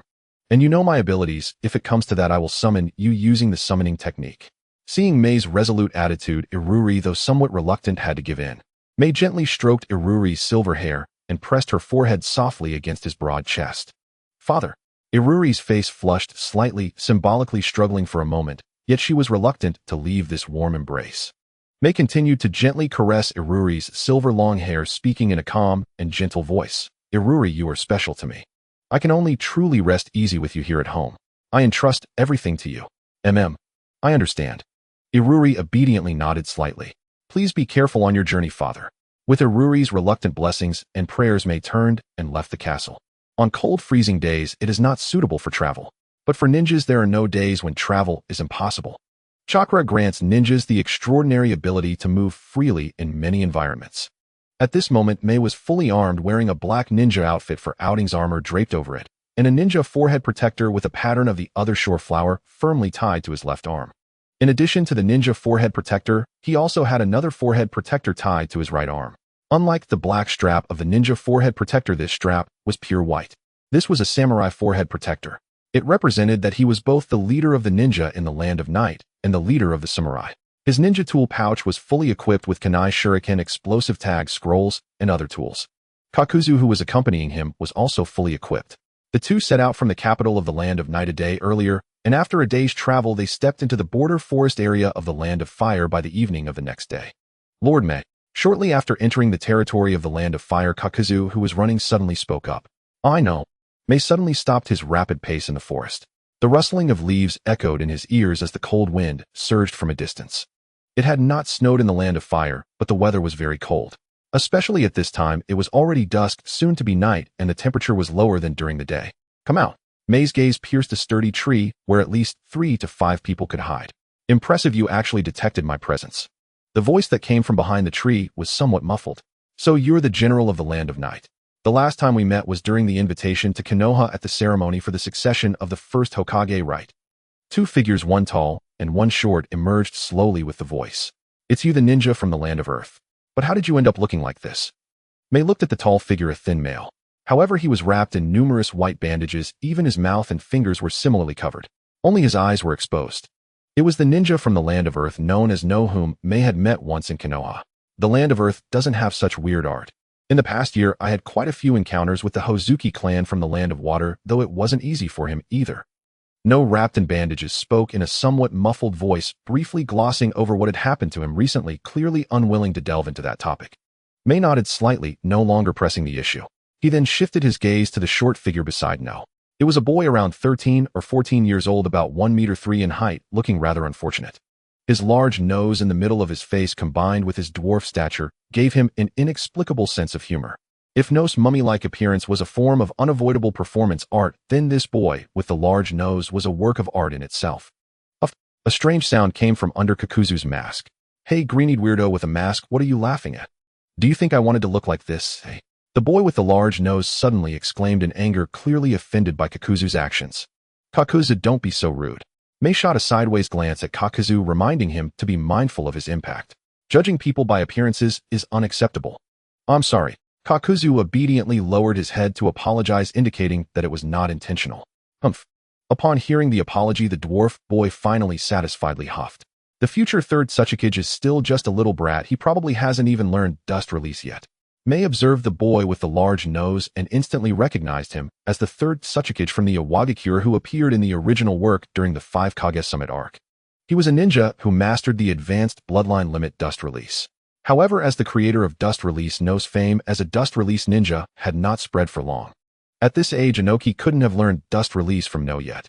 Looking at this boy Inoki who had just reached puberty and recalling the elderly appearance he would eventually have, Mei suddenly felt a sense of time travel. Alright Inoki, stop making a fuss. No reprimanded Inoki. Then he turned his gaze toward Mei, the leader of the Land of Night. Since you are here, it must mean that the Land of Night has also received an invitation from Lord Hashirama. That's correct, it seems we have the same destination. However, has the Tsuchikage of your village not arrived? Mei only saw No and Inoki, but did not see the original Tsuchikage Ishikawa. The Tsuchikage is extremely busy with village construction, so he couldn't spare the time. Therefore, I am here as a representative to visit Konoha. No offered a brief explanation. Since there were no conflicting interests between the Land of Earth and the Land of Night, No's attitude towards Mei was relatively calm. If he had encountered the delegation from the Land of Water, he would have directly used dust release to attack them. No, would you like to join us? Mei inquired, subtly inviting him. No hesitated for a moment before nodding slightly. Inoki did not object either, but looked at Kakuzu with a hint of hostility. Kakuzu raised an eyebrow, not bothering to respond. He did not take the hostility from the little brat Inoki to heart. Currently, he only needed the wind release heart to complete his collection, having already mastered the advanced techniques of earth, water, lightning, and fire release. Dealing with a brat like Inoki posed no challenge at all. The four of them then set off together, heading toward the village of Konoha.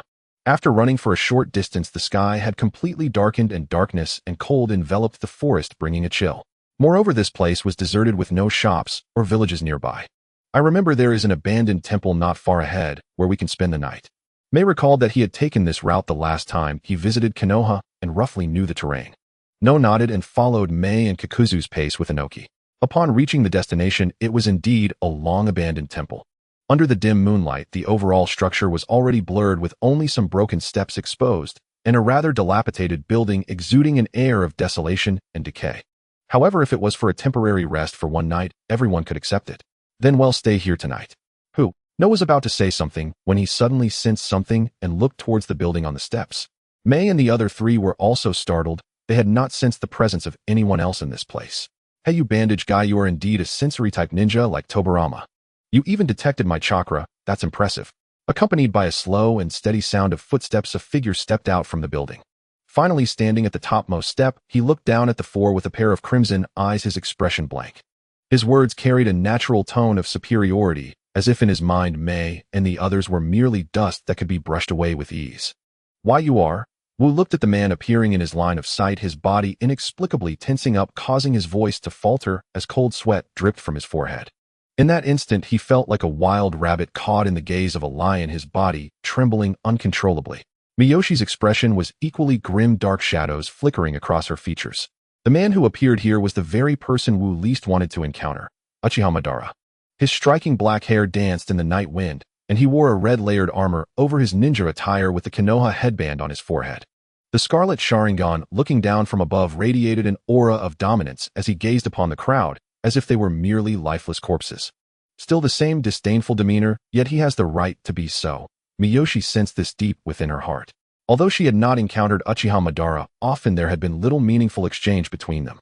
But the way he regarded everyone as mere ants made everything clear. This man, apart from Senju Hashirama, held no regard for anyone else. Lord Madara, may I ask why you are here? Did Lord Hashirama send you? Miyoshi stepped forward, intending to inquire about Madara's purpose for being here. However, as soon as he spoke, Madara impatiently interrupted him. Do not mention that man's name in my presence. Do you wish to be killed by me? Miyoshi pursed her lips and ceased her words. But Inoki, who stood beside Wu, was as bold as a newborn calf, unafraid of tigers, unable to hold back. But this summit was arranged by Lord Hashirama. Boom. The earth exploded in an instant. A blue sword aura suddenly split the air, crushing everything in its path with an unmatched force. A gaping, shocking crack appeared in the ground, extending deep into the forest. Along the way, rocks and trees were sent flying by the shockwave of this tyrannical blue sword aura disappearing from sight. In the blink of an eye, this piece of land was brutally sliced in half. Gulp. It was Inoki swallowing hard in shock. At that moment, he was grabbed by Wu by the collar and thrown to a safe spot, sitting on the ground pale and speechless. If it hadn't been for Wu pulling him away just in time, he would have been split in two by the sword aura. Teacher Wu, your arm. Inoki suddenly noticed Wu's right arm was covered in blood, staining his sleeve with blood continuously dripping to the ground. Madara's attack had been too swift. Despite his early warning, Inoki had still been a moment too late and had not fully escaped the range of Madara's sword aura. Moreover, carrying Inoki this burden was a significant reason he had failed to evade danger in time. I'm not a hindrance. Wu spoke in a low voice. Although cold sweat still trickled down his forehead, there was no fear in his eyes, but rather a hint of madness. On the other side, Miyoshi and Kakuzu had also managed to escape the range of the sword aura. Nevertheless, both were left disheveled. Especially Kakuzu. He had attempted to resist with the black threads of Doton Yoton, but they were instantly shattered by the impact. At his feet lay the severed black threads torn apart by the sword aura. Lady Miyoshi, to be honest, I think at a time like this we should strategically retreat. Kakuzu's forehead, like Wu's, was drenched in cold sweat, even his mask was soaked. In that fleeting moment, he even felt the deathly illusion of having his head severed. That's a good idea. But unfortunately, the moment we were targeted, it was already fated. We couldn't escape. No matter what, let's not show such a disgraceful attitude, Kako. Miyoshi's face grew serious as a large amount of chakra began to be extracted from her body, dispersing to every part of her being, her gaze intensely focused on the immense blue chakra monster amidst the swirling dust ahead. Susanoo. The nightmarish power that only manifested from the Mangekyo Sharingan. It was the natural manifestation of Uchiha's ultimate strength. The smoke entwining the massive chakra warrior slowly dispersed, different from the time Miyoshi had seen over a year ago. It was complete and standing tall. At this moment, the chakra warrior enveloping Madara had no lower body, standing at a height of no more than 20 meters. That said, this giant warrior materialized from chakra had an impressively high level of completion, boasting nearly perfect muscle lines, with 4 arms outstretched, each gripping a deadly chakra sword. The sword that had just sent everyone flying was one of those blades' might. If all 4 swords were unleashed. I've already said do not mention that man's name in my presence. You bunch of grains of sand truly know how to provoke anger. However, I will still give you an opportunity to speak. Madara did not strike immediately, but continued to stand atop the stairs, casting a glance at the 4 figures below who appeared disheveled, now representing the countries behind you. Submit your surrender papers immediately. I can show mercy and spare your lives. This statement was essentially telling everyone that kneeling to surrender was a supreme honor, not a humiliation. Such an arrogant attitude made everyone's faces darken. Why? This isn't what was agreed upon. We came to Konoha to sign a treaty, not to. Inoki trembled, and despite his fear, he clearly could not bring himself to represent the land of earth and surrender. Wu did not speak, but his bloodied and injured right hand patted Inoki on the shoulder, silently supporting his decision. That man has his own methods, and I have my own approach. Most importantly, the Konoha village needs no alliances. You diverse nations only need to submit to Konoha's strength. Madara coldly stared with his Sharingan, continuing, all right, I'll stop with the pleasantries. Now quickly tell me your choice. Will it be submission, or do you plan to resist to the end? I will decide my attitude towards you based on your answer. A cold wind swept through, blowing away a cloud of dust. I'm sorry. After a moment of silence, Wu's voice sounded hoarse and low, mixed with an uncontrollable anger and unwillingness, his gaze sharp as he stared directly at Madara. People say you and Lord Hashirama are the pinnacle of the ninja world. But I do not believe it. I want to challenge this so-called pinnacle of ninjas and see if it lives up to its name. Is that so? Then what about the 2 of you? Madara turned his Sharingan towards Miyoshi and Kakuzu, asking them what their stance was. Kakuzu instinctively tensed up his center of gravity, sinking as he clenched his fists tightly. Miyoshi remained silent, merely biting her finger and forming hand seals. Summoning jutsu. With a bang, after the smoke cleared, Ayuri's figure appeared next to Miyoshi. Father. As Ayuri emerged, he quickly scanned the surroundings, puzzled about what had happened here, confusion evident in his voice. No more nonsense, Ayuri. It's time to fight with all we've got. Miyoshi's actions indicated her stance. Like Wu, she also wanted to know just how far she was from the pinnacle of ninjas. Moreover, facing Uchiha Madara as an opponent, any probing would be pointless. She had to go all out from the start, or she might not even have the chance to strike. Yes. Ayuri seemed to sense the heavy emotions within Miyoshi. His expression suddenly turned serious, his silver hair beginning to float as a chilling aura spread rapidly through the air, showcasing his readiness for battle. Seeing this, Madara not only showed no disappointment, but instead revealed a terrifyingly grim smile. as if he had long anticipated that things would evolve into this situation. In his scarlet Sharingan, the dark and complex Tomo began to rotate. Very well. Then you five shall dance before me. Ice Release, 1000 Kills Formation. Yayoi initiated with Ice Release. The sky shimmered with cold radiance as countless weapons made of ice instantly formed, breaking the sound barrier and producing a terrifying sonic boom as they sliced through the air, unleashing an endless barrage towards Madara. This ice release technique is Yayoi's fastest in formation, with an exceptionally rapid attack speed and an enormous range.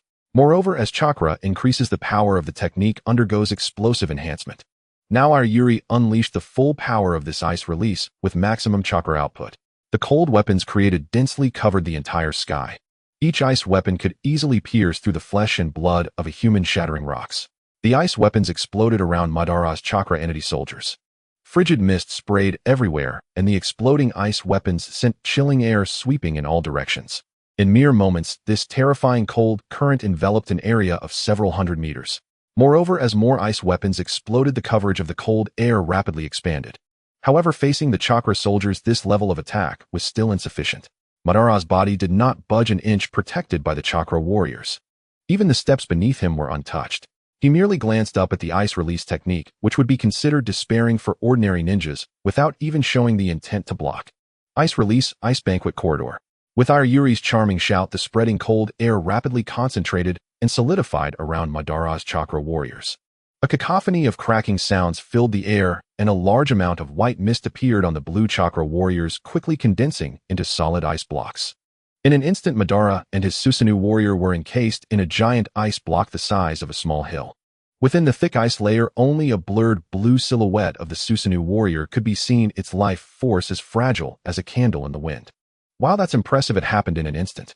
Onoki exclaimed, his eyes widened in surprise. He had not expected such a powerful ninja to exist outside the 5 great nations, especially a female ninja, which is quite rare in the ninja world. However, before he could finish, the blue chakra warrior trapped within the ice suddenly ignited like a raging fire. Boom! The ice layer exploded. Streams of blue sword energy sliced through the ice layer from 4 directions. A large number of thick ice blocks scattered and crashed down, toppling rows of trees, while producing a booming sound that resonated through the ground like an earthquake's lament. Accompanying the scattering ice blocks were 4 streams of blue sword energy that triggered a second wave of impact. The dazzling blue sword light blinded everyone's eyes, causing them to lose sight. By the time they regained their senses, the ground within 100 meters was utterly shattered. The rocks and trees that could have obscured their view had completely vanished. In that moment, when the blue sword light erupted, all obstacles on this land disappeared. Onoki, stay back. I won't have time to look after you from now on. The real battle is just beginning. Ryukong charged towards Madara while warning Onoki to be careful and protect himself. The ensuing fight was entirely beyond Onoki's capability to participate. Even for high-level ninjas, merely approaching the upcoming battlefield would pose a life-threatening danger. Using the 4 streams of blue sword energy unleashed by Madara as a battle signal, Yayoi and Kakuzu, who were observing the situation, began to coordinate with Ryukong and advance. The 3 figures moved so quickly that they were nearly invisible to the naked eye, launching an attack on Madara. Fire Release, Great Fire Annihilation. Seeing this, Madara's hand finally moved as he formed under the protection of the Susanoo warrior. His technique was completed flawlessly. Tilting his head slightly back, a large amount of chakra accumulated in his mouth, and then he unleashed the scorching flames built up within. This was a fire release attack on a massive scale, distinct from the blue sword light. The intensely burning flames distorted the surrounding air. Like a landslide or tsunami, it surged toward everyone. The range of the impact and the speed of the firestorm left no time or space for anyone to dodge. Water Release, Water Barrier. At the back, Yayoi clapped her hands almost simultaneously, her eyes swirling with purple energy, releasing a high-intensity purple light that even bore a hint of icy crimson. As her mouth opened, the sound of surging waves spread through the air. First there was a rapid current, then it transformed into a torrent, rivaling the firestorm gushing forth from Yayoi's mouth, howling across the land and shaking the frigid atmosphere. Boom! The tsunami-like waves collided with the fire waves. After a thundering roar, a hissing sound followed, and white-hot steam rapidly spread, obscuring the vision of everyone present. Well done, Night Country's ninja. Now it's my domain.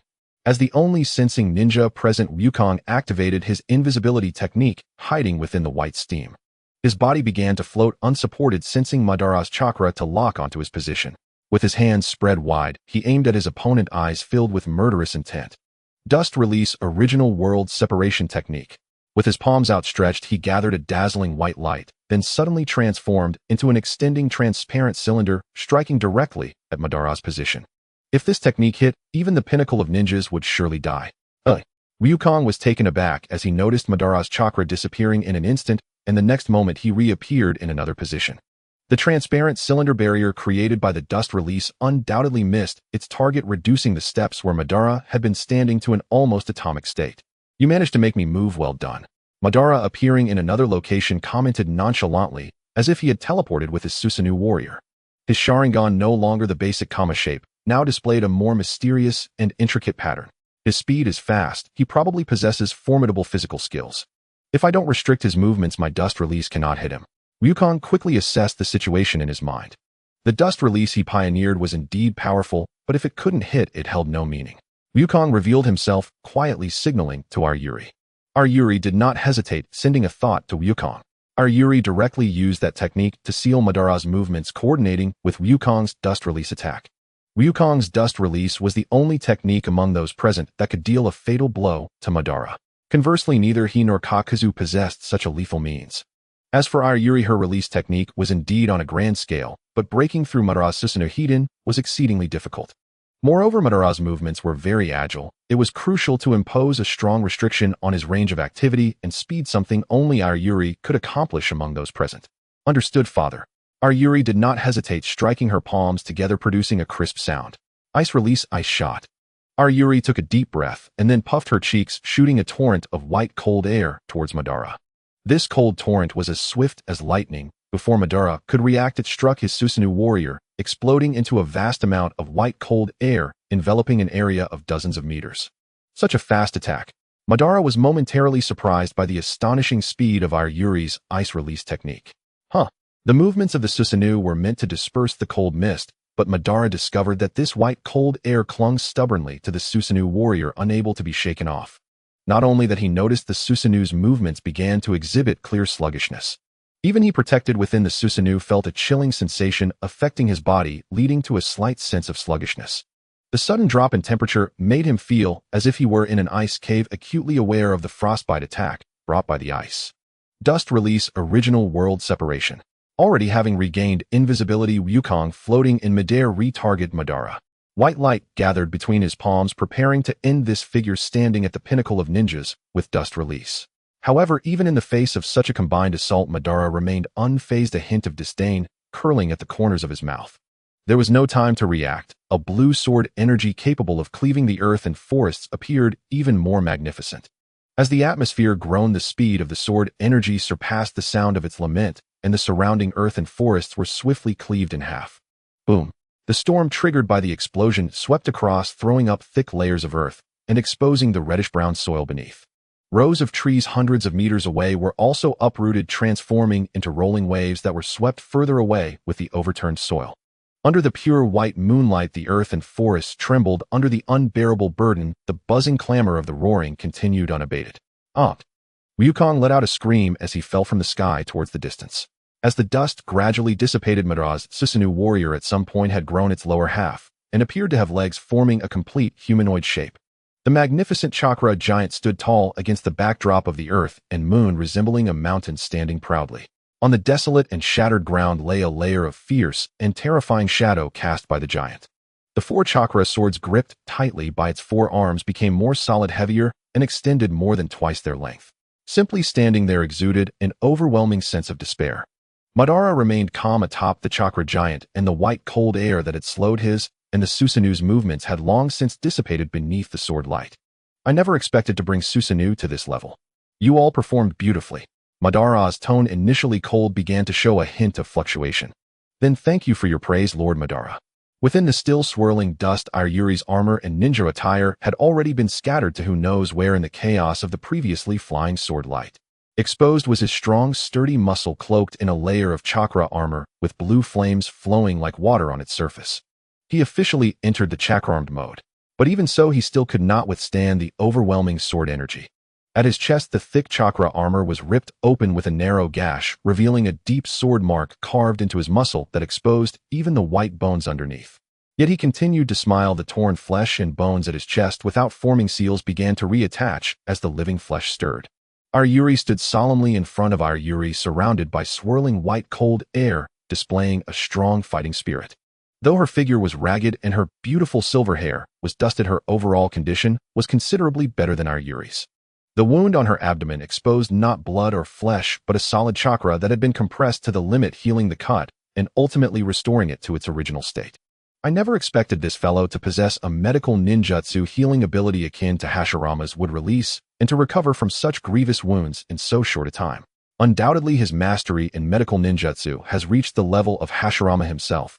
Madara fixated on Yayoi body, severely injured, yet swiftly restored in the blink of an eye.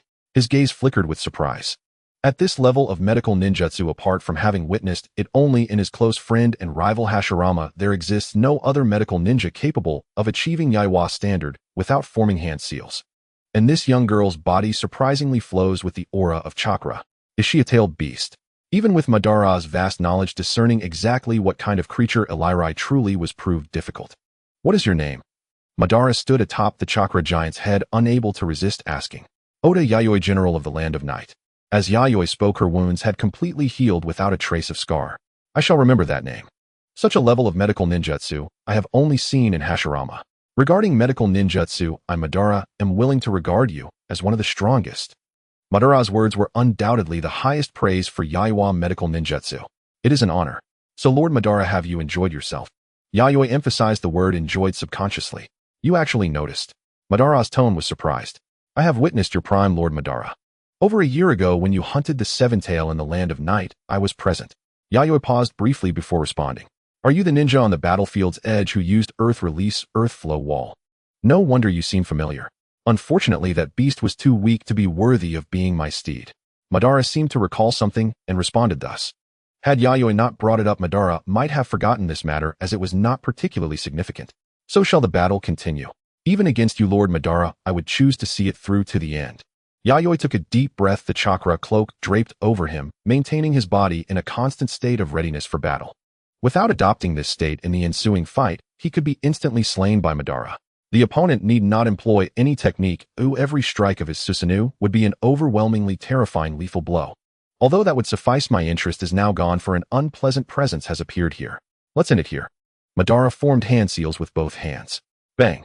A swirl of white smoke swept by, and Madara's figure vanished along with his Susanoo, dissolving into the air without a trace. This is... Elira's purple pupils trembled slightly. As I suspected, what is here is indeed a shadow clone. Yayoi was unsurprised by the scene and smiled wryly. From the start, he found Madara's strength peculiar, not because it was too great, but because his offensive power was too weak.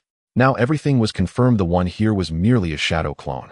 It was unknown how much chakra this shadow clone possessed compared to Madara's original body. As for why Madara used a shadow clone, it could only be said that the Sharingan's copying ability was simply too convenient. A brank ninjutsu with no special hard requirements, Madara probably could master it effortlessly just by a glance. You lot are truly formidable. Together you managed to withstand Madara's assault for so long, even forcing out his third-stage Susanoo. A detached voice sounded. Yayoi and Elira turned toward the voice, revealing a white-haired man clad in black ninja attire with layered blue armor, Senju Tobarama. Lord Tobarama has been here for some time, Yayoi said, pressing his somewhat sore neck, which cracked audibly as he dispelled the chakra cloak. Madara evidently sensed Tobarama's presence. If Tobarama joined, realizing the battle might drag endlessly, Madara lost the will to continue fighting. After all, no matter how formidable Madara's original body was, a shadow clone's strength had limits. I just arrived, Tobarama claimed, but Yayoi did not believe a word. This fellow might have been here long ago, concealing his chakra while seeking Madara's flaws without revealing himself. However, after Madara unleashed his third-stage Susanoo, the massive attack range evidently affected Tobarama, alerting Madara to his presence. Lord Mu. Suddenly a pained cry came from afar. Oanoki, drenched in blood, barely able to stand, but resolute in approaching the heavily wounded and unconscious Mu. That guy is truly lucky to survive such a technique. Yayoi was a bit surprised by Oanoki's resilience, noting his extraordinary endurance. Though Oanoki held great potential at present, he was merely a lowly soldier on the battlefield's edge, facing immense danger even as a bystander. He used Earth Release in the end to hide deep underground, evading most of the sword energy's force, otherwise not even scraps would remain. Tobarama observed clearly how Oenoki avoided Madara's chakra sword attack range. Oenoki, stop forcing yourself. Let me handle this. Yayoi used body flicker technique to appear beside the unconscious Mu, halting Oenoki's futile efforts. Tobarama accompanied Yayoi, his own body flicker technique equally refined, easily keeping pace. Such troublesome wounds so severe, Madara struck too viciously. Tobarama frowned deeply, merely glancing at Mu's wounds revealed the precariousness of his life. His waist was nearly severed by the sword, energy, flesh, and bone barely connected. Fortunately, his vitality was robust, sustained by immense chakra clinging to his last breath. How about it, Lord Oda? Can you treat such injuries? Tobarama addressed Yayoi with respect. Oenoki was inconsequential, but Mu representing the land of earth dying here would cause serious complications. Especially since Mu was a trusted confidant of the first Tsuchikage Ishikawa, probably groomed as a successor. A misstep here could spark war between the land of earth and the land of fire, potentially triggering a shinobi world war. He knew his elder brother Hashirama was devoted to maintaining peace in the shinobi world and would never tolerate war. Madara's actions had crossed the line. After all, regardless, Madara was merely Konoha's advisor. His elder brother Hashirama was the decisive Hokage. If it were natural death, there would be no hope. But injuries like these still fall within my healing capabilities. Without hesitation, Yayoi placed his palm over Mu's waist wound, enveloping it gently in a vibrant green chakra brimming with life. The bloody granulation tissue began to writhe and connect. Broken bones rejoined and healed under the chakra's influence. Tobarama exhaled in relief, but his expression remained solemn. The chakra this general uses is less chakra and more akin to a living organism clad in a chakra shell. Madara's earlier assessment was entirely accurate. This healing ability rivaled that of his brother Hashirama, ranking among the strongest in the shinobi world. In terms of medical ninjutsu alone, Yayoi had truly risen to the pinnacle, one of the strongest in another sense. Wonderful. I am truly grateful to you, Lord General. Oenoki wept tears of joy, wiping them incessantly. Meanwhile, Elairi found Kakuzu buried beneath rubble, lifting the massive rock pinning him down. Kakuzu lay in the pit, not immediately rising, his expression undoubtedly one of existential doubt. To such a degree of power was Uchiha Madara truly a ninja. On the battlefield, Kakuzu constantly sought an opening even to merely distract Madara. Yet in truth, until being blasted away by sword energy shockwave, he never found the perfect moment to strike. The advanced lightning and fire release techniques he had just acquired had no opportunity to be displayed. This frustration deeply wounded Kakuzu's spirit. That guy is truly pitiful. Rising from the earth pit, Kakuzu glanced at Mu's pitiful state, a sharp pang striking his heart. Fortunately, most of Madara's four sword energy slashes targeted Yayoi, Elairi, and Mu. Otherwise, Kakuzu felt his fate would not be any better than Mu's. Madara's sword energy could instantly shatter all his hearts in a single moment. This should suffice. Barring accidents, he should awaken by tomorrow. After some time, Yayoi completed Mu's treatment.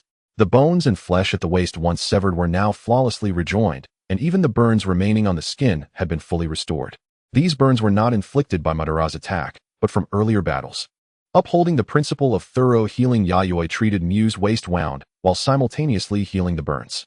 Follow me next. About 10 kilometers south lies a stronghold once built by our Senju clan. Tobarama spoke, instructing Oenoki to carry Mu and lead the group to the mentioned stronghold for rest. Given recent events, heading to Konoha would have to wait until Mu awakened. Elairi, you should return first.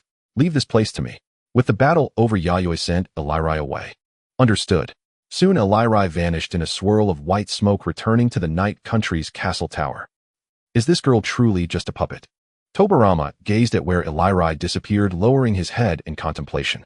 In truth, shortly after Yayoi and Madara began fighting, Tobarama silently arrived on the battlefield, seeking an opening in Madara to allow Yayoi and others to escape danger. Elairi's ice release and water release left a deep impression. Her formidable ice release suppressed the first and second stage Susanoo, and her water release could extinguish Madara's fire release. Such power was by no means mediocre in the shinobi world. Tobarama had gathered some intelligence on Elairi. For instance, about half a year ago, she showcased her mighty ability to freeze islands and seas in the northern waters of the Land of Night, gaining widespread renown. No matter how one looked at it, she did not resemble a puppet. She could act autonomously, possessed wisdom and thought, and her body exhibited an extraordinarily strange, self-healing ability after being injured by Susanoo. A humanoid-tailed beast, Tobarama silently concluded. In his heart, he had already marked Yayoi as a subject of special attention. Though the protagonist cannot defeat Madara, now he must maintain dignity and style. As for Oenoki at 13 or 14, he stood like a mere soldier.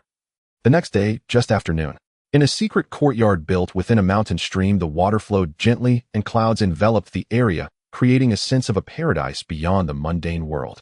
Awakening abruptly from the cold darkness, he opened his eyes to find himself staring at an unfamiliar ceiling. Where am I? With a body aching and creaking from the strain, he struggled to sit up from the floor, glancing around the strange environment. It was a relatively spacious, quiet room, simply furnished, but equipped with all the necessary furniture, and it was kept clean, making it a good place for peace and rest. Teacher Wu, you're awake. The large wooden figure sleeping beside him immediately woke up upon sensing the movement, rubbed his eyes, and exclaimed with joy. It's Di Yimu. I'm currently. Wu shook his head, his mind foggy, filled with a chaotic array of thoughts. The last thing he remembered before losing consciousness was being overwhelmed by a torrent of blue sword energy, and then everything faded to black until now. Given the situation, he must have been saved. Teacher Wu, here's what happened. Di Yimu had already prepared his explanation, vividly recounting the various events that transpired after Wu fell unconscious last night. If that's the case, I truly owe someone a huge debt of gratitude. After listening, Wu couldn't help but express his sentiments. Having walked through the Warring States period, he had witnessed too many tragic scenes of national ruin and familial destruction. Many small nations had been extinguished, often propelled by the ambitions of larger nations. He had always believed that genuine peace treaties between countries were impossible. This time, having faced threats from Ban, he narrowly escaped death, serving as the best proof. However, the kindness shown to him by Mi Sheng was indeed overwhelming. On a personal level, Wu felt that Mi Sheng might be a very good person. By the way, where's Lord Oda? I need to personally express my gratitude. Di Yimu, help me up. Di Yimu wanted to say something, but seeing Wu's determined gaze, he knew he couldn't change anything and had no choice but to assist Wu, leading him outside to search for Mi Sheng. At this moment, Mi Sheng was conversing with Tobarama in the courtyard corridor.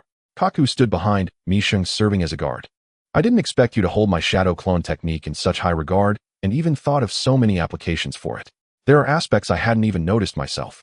Tobarama exclaimed with surprise. Just moments ago, he had exchanged ninjutsu with Mi Sheng, who had learned the cultivation methods for the shadow clone technique from him. He also obtained other techniques from Mi Sheng.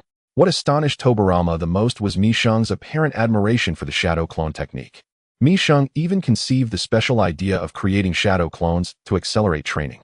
Frankly, he had not considered these possibilities as the originator. After all, the initial purpose of developing the shadow clone technique was to counteract the Uchiha clan's Sharingan. Ordinary clones could be easily seen through by the Sharingan, but the shadow clone technique was different. Each shadow clone possesses the same chakra network as the original. Not only the Sharingan, but even the Byakugan cannot discern the difference between the shadow clones and the original. Just like how he specifically trained in water release techniques to suppress the Uchiha clan's fire release ninjutsu. The techniques he created are proof of his profound love for the Uchiha clan. While the two exchanged experiences about ninjutsu, Wu approached with Di Yimu's support. It seems your injuries should be no longer severe. Mi Sheng glanced at Wu's complexion, realizing that with some rest, he would completely recover. I must also thank you for your treatment, otherwise had I been hit directly by that kind of attack, I wouldn't have survived. Wu's expression remained largely unchanged, but his voice conveyed gratitude. He was no longer wrapped in bandages and had returned to his original appearance, resembling a man in his 30s with a stoic face. Speaking of which, I'm a bit puzzled. Why did you appear in front of Ban in such an unguarded manner? Did you have some hidden ultimate move that you didn't use? Mi Sheng expressed his confusion. In his mind, with Wu's strength, he should have been able to dodge and avoid such a tragic situation. After all, Wu was also an excellent sensory ninja, surely stronger than him in sensing danger, allowing for prior evasion. Not to mention, he was a flying ninja excelling in speed and evasion. Thus, Mi Sheng couldn't help but speculate whether Wu was hiding some killing move aside from dust release that could turn the tide, which is why he appeared within Ban's attack range. Unfortunately, I don't have any secret techniques. I simply didn't expect that the invisibility of Wuchan Misai would be seen through by Ban. When I realized that his attack was already upon me, and there was no time to evade. Wu's voice was low, tinged with apprehension and fear towards Ban.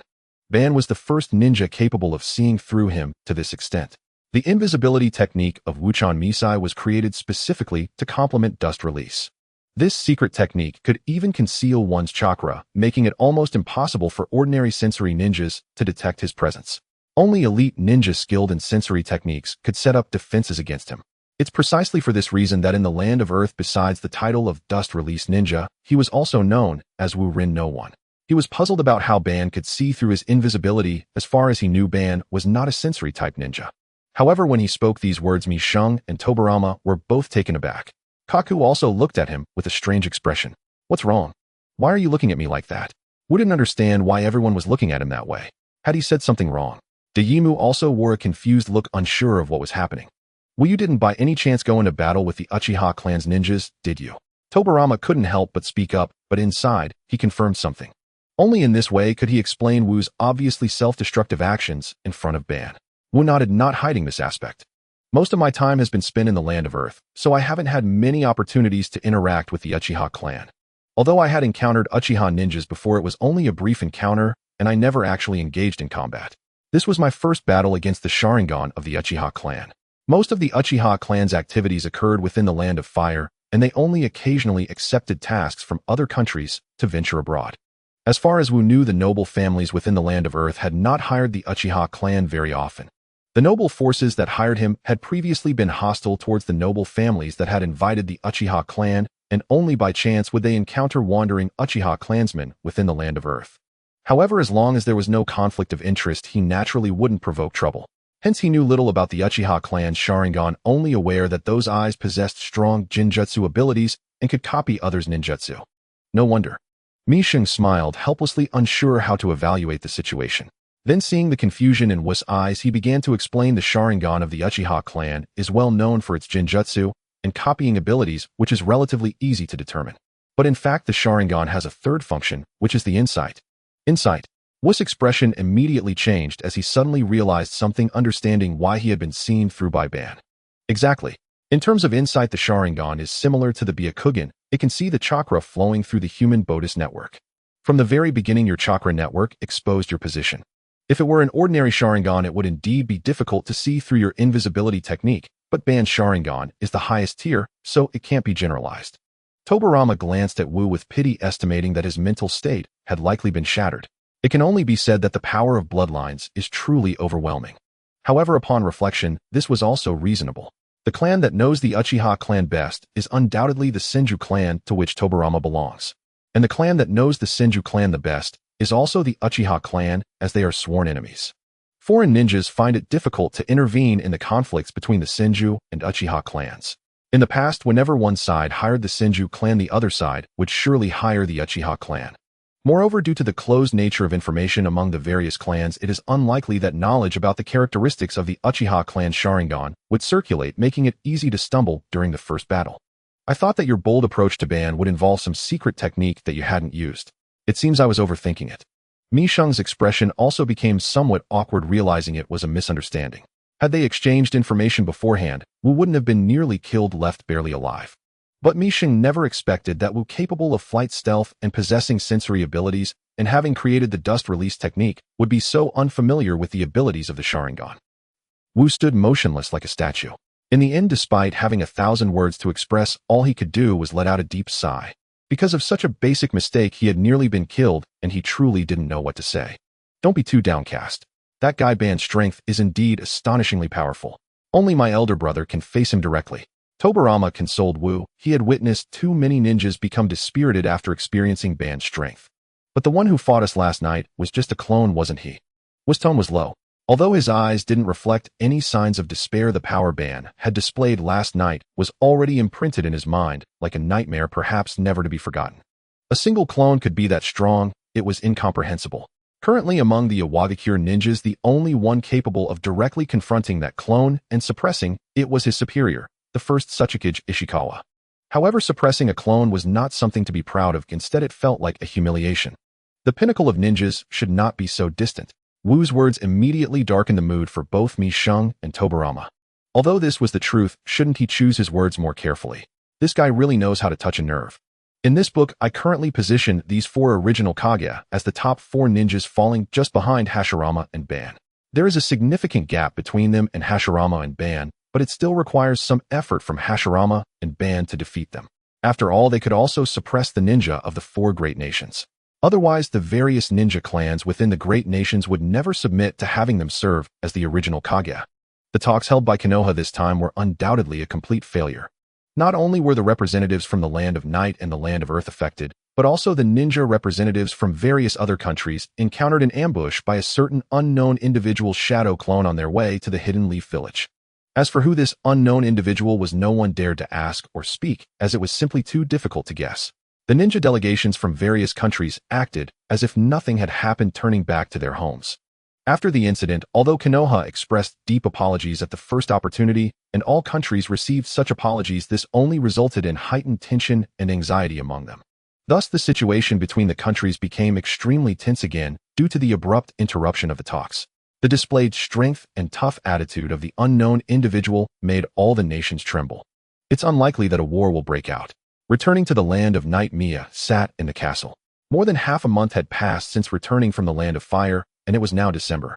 After nearly half a month of fermenting, intelligence documents on the actions of various countries piled up thickly on Mia's desk, coming in like snowflakes. Mia did not look at these intelligence documents, but unhesitatingly made this judgment. He knew without looking that although the countries were tense, they did not have the authority to initiate a war. This authority to initiate war had always rested solely in the hands of Konoha. As long as Konoha was unwilling to go to war, all nations had to force themselves to remain calm, enduring this tormenting sense of urgency. According to reports during the talks, the first Raikage A from the Land of Lightning personally went to Konoha, but as a result, it is estimated that he would not be able to get out of bed for a month. Truly impressive to encounter the real Madara and yet survive. Mia could not help but feel admiration and surprise at the abilities of this first Raikage. He and the other ninja delegations from the great nations faced attacks from Madara's shadow clones. Among the 5 great nations, only the first Raikage A personally went to the Land of Fire for talks. To compel this first Raikage to yield Madara's real body, personally took action. As for the ninja villages of the smaller nations, he didn't even glance at them. Due to their weakness, the ninja villages of the smaller nations were simply not in his plans. Encountering Mia, who was with the delegation from the Land of Earth, was entirely a coincidence.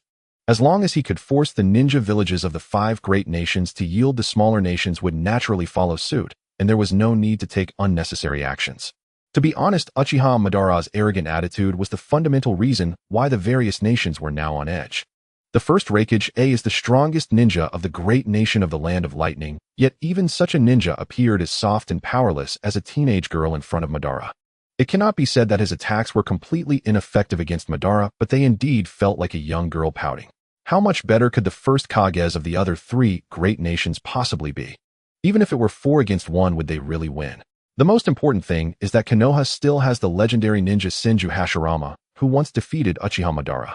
This led the other countries to begin speculating internally whether Madara's actions were orchestrated by the ninja god Senju Hashirama himself. Madara is the executor on stage, while Senju Hashirama is the mastermind behind the scenes. But with such power, is there really a need for any schemes? The great nations are trembling in fear, secretly starting to gather troops in preparation for a ninja world war that could break out at any moment. The smaller nations have simply given up, ready to raise the white flag and surrender if Konoha dares to strike, indicating they too can love Konoha. Father, do we really not need to set up defenses at the borders? In the face of such a predicament, Iryu could not help but feel worried. Since the day she fought against Uchiha Madara, she knew that he was a monster that the Land of Night could not withstand. It would be pointless to do so. Announce to all citizens to carry on with their daily lives that it is more important to eat well, drink well, and sleep well than to engage in meaningless worry. Mia remained calm and composed. Unlike the observation a year ago, this time Mia personally experienced Madara's power, which was truly terrifying. So he was very clear that in the face of such an existence, setting up defenses or not is utterly meaningless. Furthermore, after this incident, he had already seen that the Senju clan represented by Senju Hashirama and the Uchiha clan represented by Uchiha Madara were like water and fire, almost impossible to reconcile. Between Senju Hashirama and Uchiha Madara there appeared an irreparable rift. Only one critical opportunity stood between them and a true divergence. Thus he was not particularly worried that Konoha would trigger a ninja world war. If it truly came to that, he was prepared to die on the battlefield. Anyone from the Land of Night could surrender, but he as the general would never bow to anyone. At that time, he just needed to prepare for his family's evacuation, and there was no need for them to accompany him to martyrdom. Seeing Mia's expression so serious and resolute, Iryu's heart also settled down. I understand, I will handle it immediately. Iryu turned and left the castle to announce the statement to the outside world. In the world of ninjas, there exists electrical technology. However, in this era, such electrical technology had not been widely adopted by the various countries. But as one of the advanced metropolises in the ninja world, Yagakure placed great importance on electrical technology. Not only in the military, but also in some civilian sectors, simple electrical products have begun to be applied. For example, the loudspeakers scattered throughout the streets and alleys of Yagakure and the inns and taverns utilize this technology. It can be imagined that in the near future such electrical products will spring up like bamboo shoots after a rain entering various fields and greatly increasing the convenience of life. With a hoarse, elongated tone, Irius' gentle and calm voice quickly broadcasted from every loudspeaker in Yagakure announcement to the citizens. Dear citizens, how is your health lately?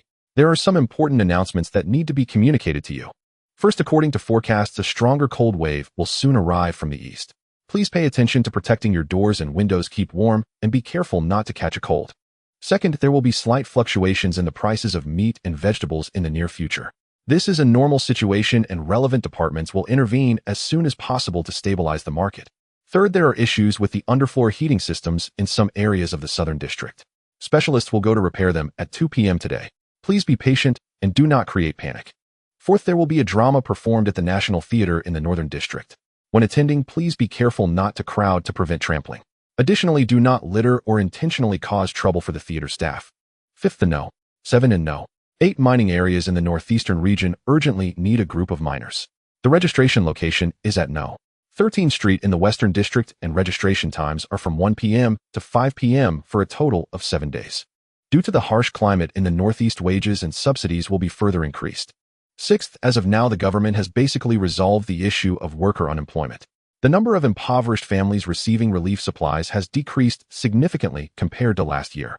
Regarding new job positions, the government will set up more factories in April next year to quickly address the employment issues of remaining individuals at home. Seventh, lastly, please do not believe rumors or spread them. The general will always be with you. Thank you. Irius' calm and peaceful voice seemed to possess an infectious power, naturally soothing the chaotic emotions of the people. Oh, it's Miss Irius' voice. No matter when I hear it, I feel that Miss Irius' voice is very healing. I'm burning up. I want to be scorned by gentle Miss Iriu while being insulted. I'm dead. Such frenzied statements filled the streets, taverns, and inns. As a creation of Mia Iriu, with her beautiful and ethereal appearance reminiscent of a fairy from myths, along with her gentle and tranquil demeanor, was undoubtedly a highly popular figure among the citizens of the Land of Night. Moreover, whenever there was a significant matter that required public announcement, it was always Iriu who personally took the stage. Occasionally, Iriu would also perform some visually captivating puppet dramas for passers-by in the streets, attracting countless viewers. The puppeteer controls the puppets to perform the puppet show. Within just a year, she became a national-level idol. However, not everyone felt the same way. Many were still more focused on the content of the announcements themselves. How should I put it? It always feels completely different from other countries. In other countries, from the daimyo and officials down to the common folk, it seems they are all discussing military affairs, as if a ninja world war could break out at any moment, filled with fear and panic, with everyone on edge. Only the general's announcements do not mention any international conflicts or tensions, instead focusing on various domestic issues, as in previous years. They concern how well the people are eating, dressing, sleeping, whether they have found work, and whether impoverished families are receiving government aid supplies on time. As the weather turns cold, attention is paid to keeping warm, and fluctuations in the prices of meat and vegetables will be promptly adjusted. General, you really are. This is not tears, it's just that the eastern snowstorm came too suddenly this year, and I accidentally got something in my eyes. We love you, General. This era has electrical technology. Ooh, I really didn't make this up. I found the manga chapter 625, where Hashirama and Madara looked at Konoha, showing the architectural design from the early days of Konoha's construction. The village indeed has electrical wiring, and it seems there is even air conditioning. However, it's not depicted very clearly. That thing should be the air conditioning, and the wires and poles can also be seen. I can only say that it's truly worthy of Ninja World technology, absurdly skewed. Furthermore, I slightly adjusted the ages of some characters in this book. The female lead has been established as 18 years old, an adult. As expected by Mia, while the various nations were preparing preventive measures for the impending Ninja World War, due to the interrupted talks, Konoha Village took no action afterward, as if it had completely forgotten the series of events that had transpired. However, in Mia's view, this might be Konoha's way of solving problems. At this moment, anything Konoha does could easily raise the heightened vigilance of the other major nations. Since that is the case, it is better to remain still than to act. They could do nothing and pretend that nothing happened, focusing instead on the development of their ninja village. Once the tense nerves of the other countries gradually relaxed, they could seek another opportunity to intervene. It is uncertain whether this was a suggestion put forth by Senju Tobarama. However, this approach might lead to some minor setbacks in Konoha's short-term development. Many countries had interrupted their trade with Konoha due to Obito's actions, but the Land of Night was one of the few remaining countries maintaining communication with Konoha. In Mia's perspective, regardless of what Konoha does, external forces would find it difficult to intervene. Instead of overthinking it, is better to proceed at their own pace. Mia handled the relationship with Konoha just as he always had. Normal diplomacy, normal trade. Konoha had yet to take any action, and it would be unacceptable for him to create chaos on his side. Regardless of the circumstances, as the highest authority of the nation, he was the one who absolutely could not panic. The sky was overcast, and the snowflakes drifting down from above gradually covered the ground, adorning many buildings in the inner courtyard with white caps. Bang! Bang! Each time a low, resonant sound erupted, it created a powerful gust of wind, causing the surrounding snowflakes to swirl chaotically. In the training ground, a massive black cubic object stood still. It was not made of rock, but rather a large cube forged entirely from steel. Its dimensions exceeded 5 meters in length, width, and height. Additionally, some special chakra alloys had been integrated into the steel, further increasing the weight of the cube while significantly enhancing its structural integrity. Mia, dressed in a black, tight-fitting ninja outfit, was enveloped in a chakra armor that clung to his muscular body like flowing mist or rising flames. Clearly, he had entered the chakra-armed mode, significantly enhancing all his physical abilities in this state. Each punch he threw sounded as if it sought to tear through the air, producing a terrifying, chilling whistle. Then his fist exploded against the steel cube, emitting a dull bang as waves of force comparable to a fierce wind erupted, sending surrounding snowflakes flying. Even so, Mia's punch could not induce any visible movement in the steel cube before him. It merely caused the large cube to tremble, leaving behind clear impressions of his fists. Moreover, each strike against the cube resulted in fine cracks appearing on its surface, bursting forth with iron shavings the size of fingernails. Mia felt no disappointment. Merely crafting this steel cube had consumed considerable effort, and it served as top-tier training equipment for physical techniques. Its ultimate purpose was to simulate the intensity of battling against the Susanoo. Although he knew that Obito's Susanoo had a defense far superior to this steel cube. Yet to reach such heights, he could only take steady steps to catch up. If his attacking power could not even shake such a steel cube, there was no way he could hope to confront Obito's Susanoo. The advantage of physical techniques over ninjutsu lies in their concentrated destructive power despite having a smaller range. Ninjutsu, which may appear grand in scale, does not necessarily inflict more effective damage than physical techniques that seem to have a smaller destructive area. Mia initially planned to maximize his physical abilities under the chakra-armed mode before delving into the research and development of complementary attacking ninjutsu. If his body were not strong enough, the chakra armor he wore would cause soreness over time. Even now, after 3 hours in this mode, his bones began to creak and his muscles ached all over. At this rate, in another half-hour, his body would be pushed to the limit by this technique. This was clearly unacceptable. He had to mitigate the side effects of this mode on his body. To eliminate the side effects of this mode, there was no shortcut. It required steady progress, enhancing his physique through countless repetitions, raising his body strength to a level compatible with the chakra-armed mode. This included his initial conception of injecting chakra nature transformation into the chakra armor, which would impose even harsher demands on his physical fitness than now. Although my chakra is still abundant, my stamina has already been depleted. As expected, this mode still requires further time to fine-tune. Furthermore, the force must be more concentrated and not too dispersed. The destructive range should be compressed to a single point, otherwise it would be difficult to break through the chakra armor of the Susanoo. Mia released the chakra armor enveloping him, and the weight pressing down on his body dissipated significantly, allowing him to take a deep breath, as if releasing all the fatigue accumulated over the past few hours. Thanks to his active chakra's slow evaporation rate, as long as he refrained from reckless use, he had more than enough chakra to engage in a prolonged battle. Moreover, this mode demands too much from the body. It cannot be casually employed with shadow clones to accumulate experience, or it will cause irreversible damage to the body. Once his physical strength showed significant improvement, he could use shadow clones to accelerate his training. Currently, sending one clone to the Tenju Tower for official duties while the main body trained here was already the limit. Mia twisted his neck and pressed on his shoulders and neck, which were becoming stiff and immobile, producing crackling sounds, and concluded that he could not place excessive expectations on the experience accumulation from the shadow clone technique. First of all, unlike the original protagonist Naruto Uzumaki, he did not have a Nine Tails within him to share the burden of fatigue. Secondly, the chakra-armed mode is different from ordinary techniques. This technique imposes a comprehensive and all-encompassing burden on the body, and the accumulated fatigue is far beyond that of general techniques. Thirdly, he is not the type of ninja with an exceptionally large chakra reserve. The number of shadow clones must be kept within a certain range. His chakra level could only be considered above average, significantly stronger than most, yet not reaching the pinnacle. The reason he could engage in prolonged battles is that his chakra evaporates slowly and its quality is superior, allowing him to achieve optimal effects in physical techniques ninjutsu and jinjutsu with a small amount of chakra. For him in training, he would never push himself in the pursuit of rapid power, leading to irreversible damage to his body. The outcome of battles between ninjas should not be reflected solely in a single confrontation or a war. Only those who laugh last are the true victors.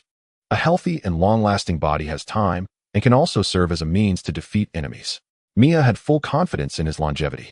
The reason ninjas in this era do not live long is partly due to the intensity of the wars and the chaos of the order. On the other hand, it is also because ninjas excessively strain their bodies, often engaging in overburdened battles with chakra, depleting their physical and mental energy. Occasionally doing this once or twice may not matter, but if it continues for years, it will inevitably accelerate the depletion of the body. He strongly suspected that the absence of the founding Kage from each ninja village in the First Ninja World War was because these Kage either lay bedridden, unable to move due to illness, or were unable to reach the battlefield. Or it could be that their bodies suffered too many hidden injuries from frequent battles in the past, leading to premature deaths. Now this era is their era, but in a decade or so these older and powerful ninjas would either be bedridden or resting eternally.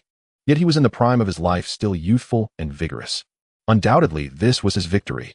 In the second year of the Wood Leaf era, in February, the 11th year of the Land of Night, since the failure of the Wood Leaf Conference in November of the previous year, the situation among the nations has become exceedingly tense due to issues surrounding Wood Leaf, leading the other four great nations to enter a state of active military preparedness. It felt as though the First Ninja World War was on the verge of breaking out. However, this state of affairs did not last long, as the silence of Wood Leaf gradually led to a relaxation of tensions. After the complete failure of the Wood Leaf Conference in November, they merely expressed an apology, but delayed further actions. Naturally, the other four great nations could not maintain such a state of extreme military readiness indefinitely, as it would not only hinder national development, but also jeopardize national stability. Thus, in January of this year, sensing that Wood Leaf really would do nothing, the ninja of the four great nations could not help but breathe a sigh of relief, and their military readiness was no longer as tense as it had been at the beginning. However, the state of preparedness had not been completely lifted and basic preventive measures were still in place. At this moment in the Land of Night, the General Mia had long ceased to pay attention to the international situation in recent days. Compared to the international situation, there were more significant matters at hand. Today was an important day for the birth of Gue Dai. Oh, a painful groan echoed, prompting Mia to instinctively stand up from the bench outside the delivery room. The pain in that voice sounded heart-wrenching, yet there was an incredibly strong resilience behind it, as if gritting teeth to endure. My lord, don't worry, Lady Gue Dai has always been strong, and she will be fine in the end. Moreover, Aoi and Iruri are still inside. Seeing Mia stand from the bench, although he was trying hard to suppress it, a trace of rare agitation still appeared on his calm face. As a secondary consort, Rin also stood up, comforting Mia not to worry about what was happening in the delivery room. Yeah, I know. Mia, as if affirming Rin's words, took a deep breath and nodded slowly. Although the agitation on his face dispersed, the inner anxiety and worry were not so easily alleviated. Inside the delivery room, besides Gue Dai, the mother, only Iruri and Aoi, along with the head of the medical department, Hoko, were present. Iruri and Aoi were there to assist in case of emergencies and to help reassure Gue Dai. The main person responsible for the delivery was the female medical ninja Hoko. To be honest, even during the battle with Madara last year, Mia had not felt as anxious as he was now. It felt as if he would rush in at the slightest sign of trouble inside. Oh, Gue Dai's pain still sounded immense. That heart-wrenching cry not only troubled Mia's mind, but also brought a deep shade of worry to Rin's face. She could not fathom what kind of pain would cause Gue Dai to cry out so painfully. As a high-ranking ninja, Gue Dai possessed a bloodline limit and had a stronger physical constitution than many high-ranking ninjas. Generally speaking, it was impossible for her to reach such a state of agony as a regular woman would during childbirth. Could something really be wrong? Rin could not help but feel the urge to rush into the delivery room, but upon remembering that Iruri and Aoi were inside, she dismissed the thought. Since they had not called for help, it meant that Gue Dai was not in any life-threatening danger. Just as Gue Dai's painful cries echoed, the two outside were beginning to grow a bit impatient. Wah wah wah wah wah. The continuous and high-pitched cries of a baby burst forth like a beam of dawn, dispelling the clouds of anxiety in Mia and Rin's hearts. Before long, Hoko with her long wavy hair walked out smiling, looking as though she had greatly relieved a burden. My lord, congratulations. Mother and child are safe. Quick, go inside.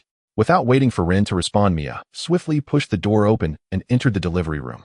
The moment he entered, he saw his wife Gue Dai lying on the white delivery bed, her pale face reflecting the weakness that comes from complete exhaustion, a frighteningly pale hue. Moreover, the beads of sweat were flowing down her face, and her long dark hair was sticking to her cheeks, appearing somewhat disheveled. My lord, it's a very healthy baby. As if for this moment, Gue Dai smiled weakly, yet happily struggling to sit up, but was gently pressed back down by Mia, urging her to lie down. Yeah, I understand. Thank you for your hard work, Gue Dai. You're tired, so rest for a while. Mia held Gue Dai's cold, delicate hand, gently stroking it to try and give her a bit of warmth. Gue Dai obediently nodded, no longer forcing herself. Upon seeing Mia, she completely relaxed and sleepily closed her eyes. Father, my lord. The calls came from Iruri Aoi and Rin. At this moment, the baby born by Gue Dai was being held by Iruri, wrapped in a layer of soft, warm, milky white swaddling. Aside from initially crying, the baby had now completely quieted down, peacefully sleeping in Iruri's arms. Mia released Gue Dai's small hand, gently tucking it back under the covers before moving over to Iruri to check on the bundled baby. It was a baby boy. Moreover, this boy was sturdier than average infants. Although using the term sturdy to describe a baby might seem inappropriate, that was the impression Mia had. He was not a sensory-type ninja and could not deeply perceive the details of this baby, but just from appearance alone, he could tell that this boy's vitality was not something an ordinary baby could compare to. No wonder Gue Dai had such a difficult delivery and cried out so heart-wrenchingly. A baby with such robust vitality was indeed extraordinary. If one were to describe it, he could be used as a vessel for ceiling-tailed beasts. However, Mia would never do such a thing. The tragedy of being a Jinchuriki was one he would not impose even on his subordinates, let alone his own son.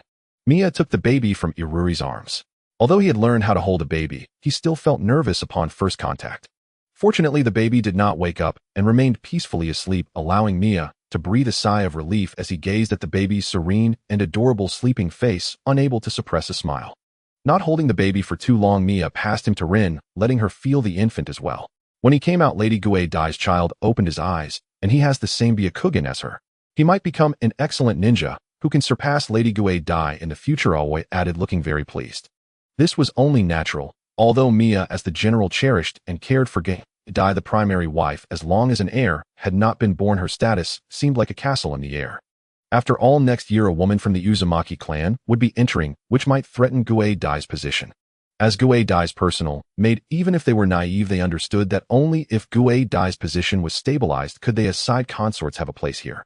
As for challenging Gue Dai's status, it could only be said that in the ninja world, strength ultimately speaks volumes.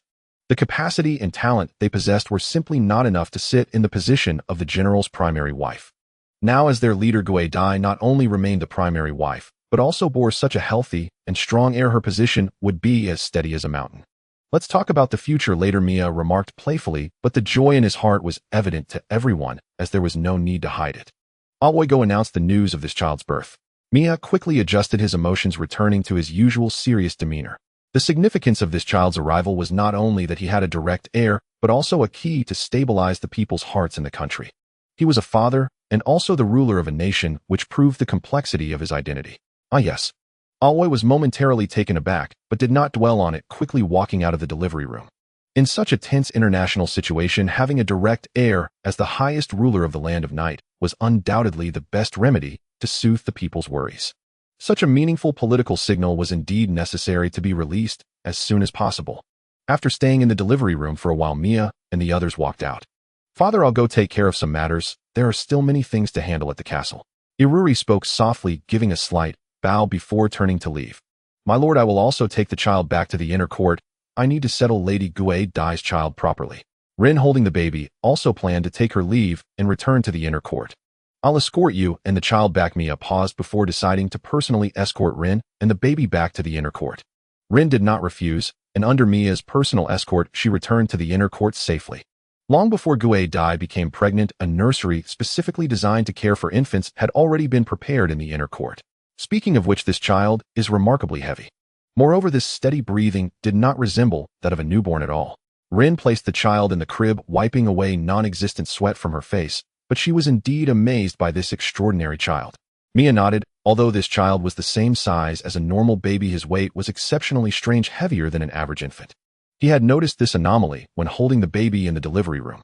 However, Mia did not regard this child as an ill omen, rather such traits further confirmed his extraordinary nature. This was a natural talent for a ninja. Perhaps at the same age he will surpass me. Mia began to evaluate and predict in his heart. It was not that he was confident his talent would be inferior to that of his child, but rather that his starting point had been very low. The wandering ninja who once took him in was not a master, and by the time he learned chakra refining techniques, Mia was already 7 years old. In the early stages, many of his abilities, including nurturing Iruri's life embryo, involved a lot of trial and error. Generally speaking, in this era, any ninja born into a ninja clan officially starts learning chakra refining techniques at the age of 3. At the latest, they must be exposed to chakra refining by the age of 4. Starting at 7 years old was a full 3 to 4 years behind the ninja clan. Additionally, without systematic learning of ninja techniques, the paths he took in developing his abilities were rather wild. This child was different. His future would involve early exposure to chakra refining techniques and access to exceptionally high-quality educational resources. Saying he was born with a golden key would not be an exaggeration. By the way, my lord, have you thought of a name for this child? Rin teased the baby and then suddenly turned to ask. About that, there's no rush. I need to think carefully. Mia paused before continuing. I'll leave this to you, Rin. All right, my lord. Mia left under Rin's watchful gaze. Exiting the inner court, he ascended to the castle tower, heading not to his usual office, but to the observation deck atop the castle. This was the highest point of the castle, serving not only as a symbol of power, but also as a spacious lookout point. Above the observation deck was a pristine sky.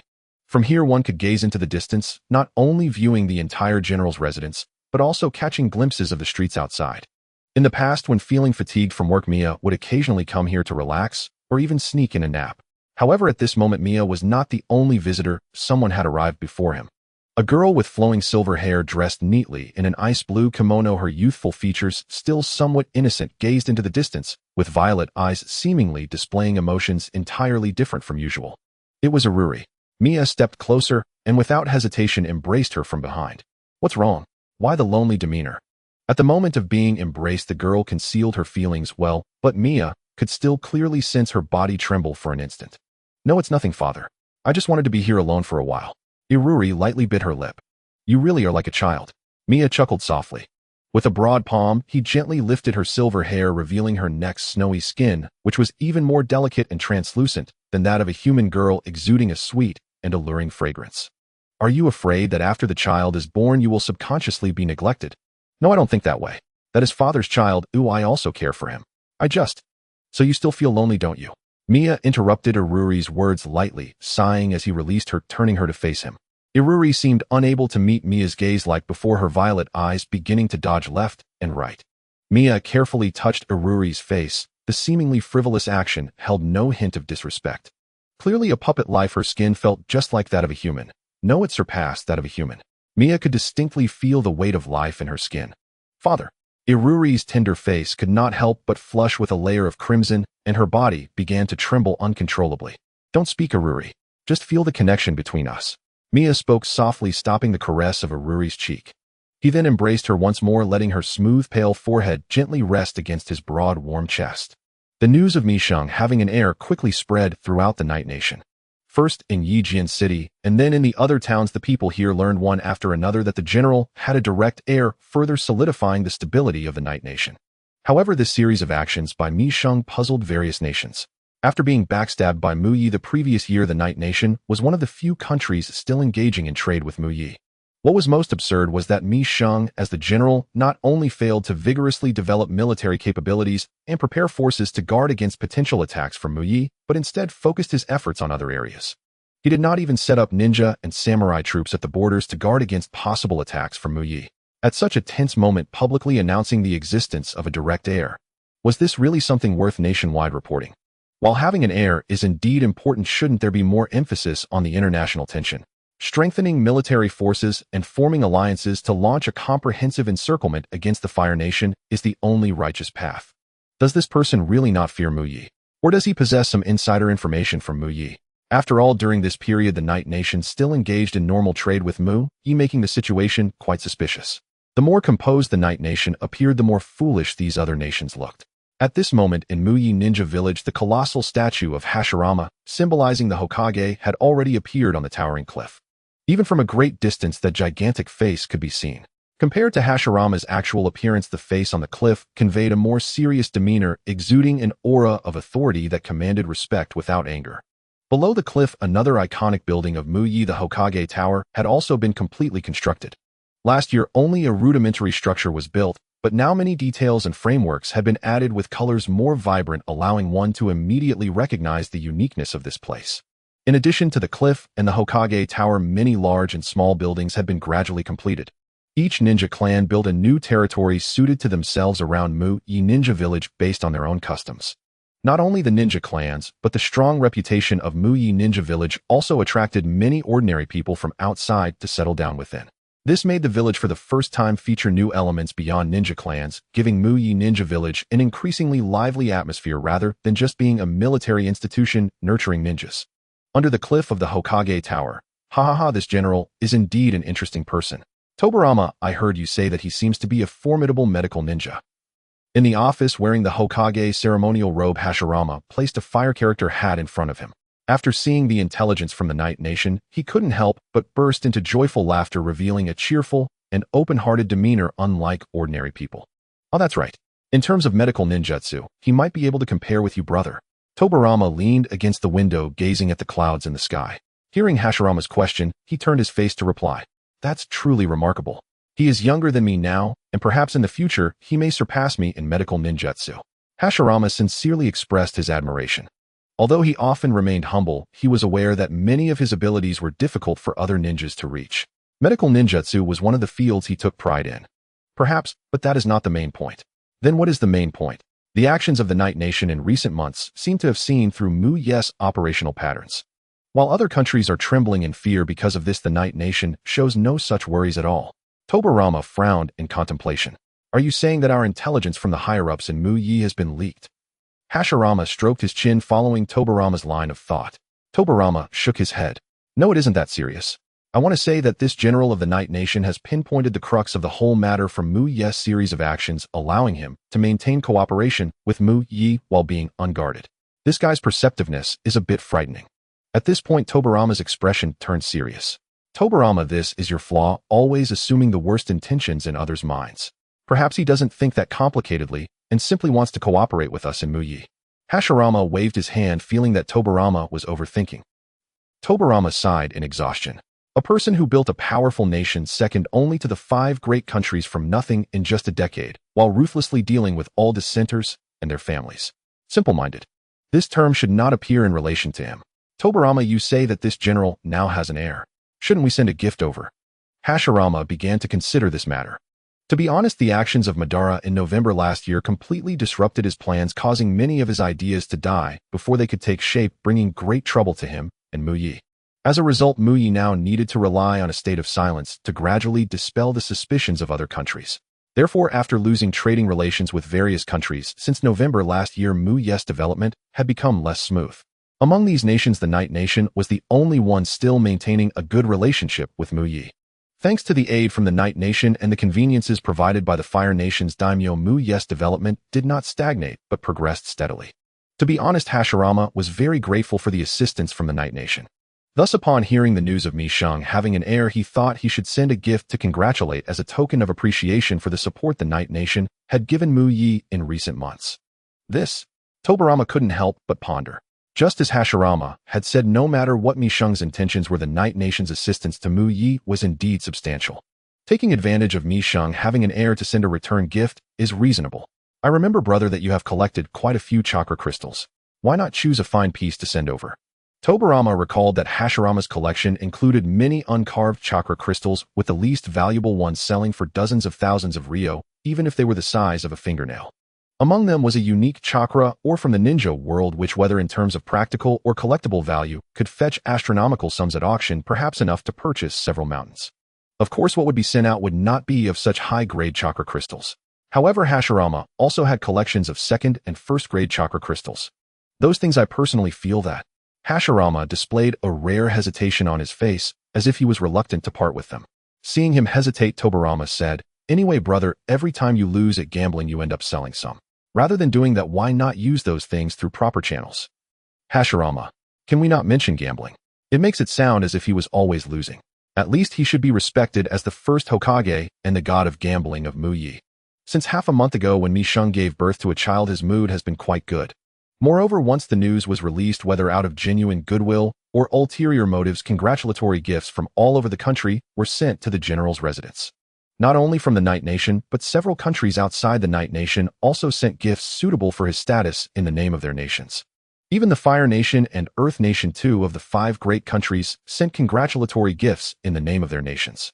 Similarly, the Muyi Ninja Village and Iwagakure Ninja Village, representing the military strength of these 2 nations, also sent valuable gifts. The names of the gift givers were marked on them, namely Hashirama Senju, the first Hokage, and Mu, the leader of the first Tsuchikage's bodyguards. The gift from Hashirama was a chakra crystal the size of a fist, shimmering with an emerald hue. Although Mi Sheng did not know the exact value of this chakra crystal, given Hashirama's collection, it was surely not an ordinary item. He knew that in the original story, the necklace Hashirama gave to his granddaughter Tsunade was made from chakra crystals valued at 3 mountains and was a unique or in the ninja world. It even showcased the ability to restrain the powerful control over Kirin Naruto in the battle against pain. As for the gift sent by Mu, it was a chakra metal that could stand alongside chakra crystals, and it was not an ordinary chakra metal. It was predominantly red, emanating an extraordinarily peculiar luster. Moreover, the metal contained a unique energy fluctuation. When Mi Sheng lightly touched the metal with his fingertips, some of his chakra was absorbed by this red metal, merging with the internal energy and making the surface of the metal shine even more brilliantly. The red metal was quite hefty, about the size of several fists. Although there were some impurities within, once removed, it would yield a perfect chakra metal. At that time, the enhancement of this chakra metal on chakra would be even more terrifying. Clearly, Mu was willing to part with this treasure because he had previously saved him with medical ninjutsu. In terms of economic and practical value, it surpassed the chakra crystal sent by Hashirama. Indeed, I should make more friends. Mi Sheng played with the chakra crystal and chakra metal, the corners of his mouth, unable to resist a smile. Now the friendly relations with Mu Yi and Iwagakure may not last forever. Perhaps in the distant future, conflicts and battles may erupt between various nations for various reasons, and even friends may turn against each other. But for now, fostering good relations with these countries is hugely beneficial for him and the Night Nation.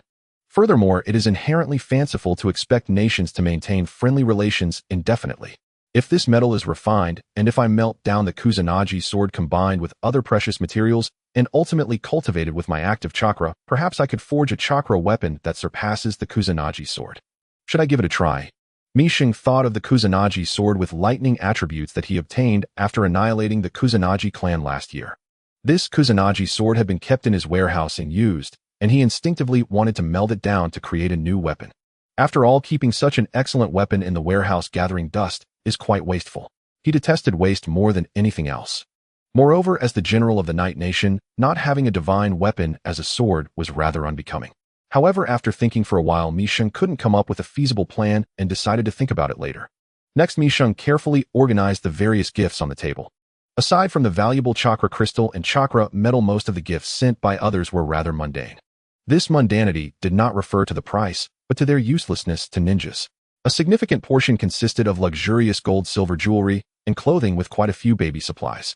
The baby supplies were naturally reserved for the child, while the exquisite jewelry and clothing were intended to be distributed among Illuri, Gue, Dai Aoi, and Rin. That's enough for today, Illuri. Although it was still early evening outside, Mi Sheng planned to end today's work and go home to rest. Yes, mainly to check on his child, so in these past few days he had been finishing work early every day. Please take care, father. After that day's events, Illuri's internal gloom had completely vanished and his complexion had improved significantly. No, perhaps it was more accurate to say he seemed rejuvenated, full of vigor. After visiting the swaddled child in the nursery for a while, Mio decided not to disturb him further so as not to wake the baby.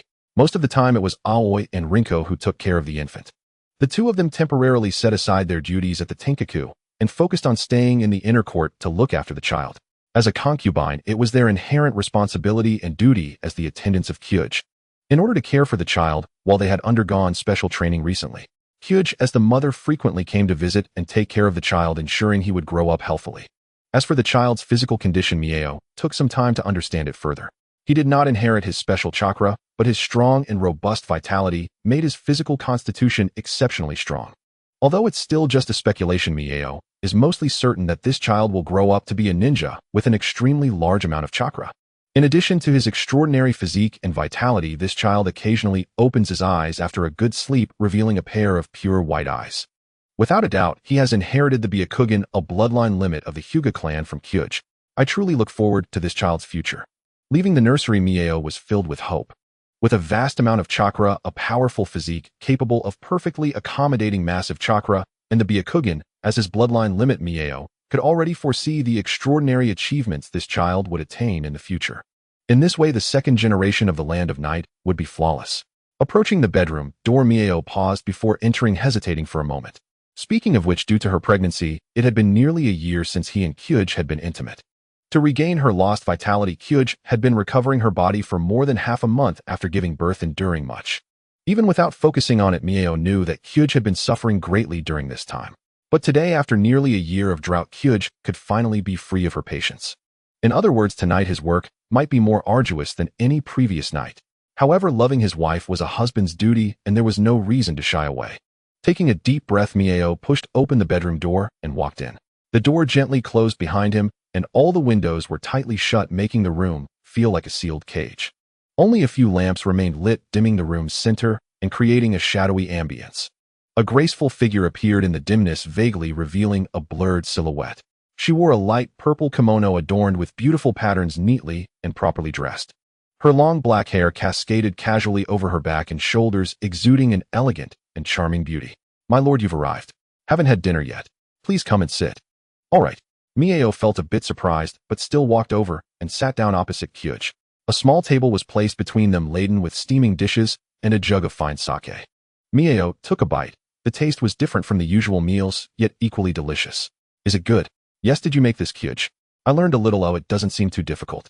"Since it's tasty, eat more, my lord." Mieo nodded, eating leisurely. He indeed hadn't eaten since he returned. His stomach was quite hungry. Moreover, for the work ahead, he needed to expend a lot of energy, so he couldn't go without a full meal. One must say she is truly a thoughtful wife. "Kyuj, aren't you going to eat?" Mieo asked, noticing Kyuj had not moved. "I've already eaten." "Is that so?" "My lord must be a bit tired after working all day outside. I wonder if I have the honor to perform for you," adding a bit of unique amusement. Kyuj's lips curled slightly, revealing a breathtaking smile. "Unique amusement? Your medical ninjutsu hasn't reached the level of being formless. During this time, I haven't wasted my time either. I have researched a water release ninjutsu and would like my lord to evaluate it." "Water release?" "Yes, a formless water release." "My lord, do you want to see it?" At this moment, her attire was impeccably arranged and her every gesture radiated noble elegance. But Mieo could not help but feel that Kyuj's water-moistened white eyes emitted a hint of suppressed hazy desire.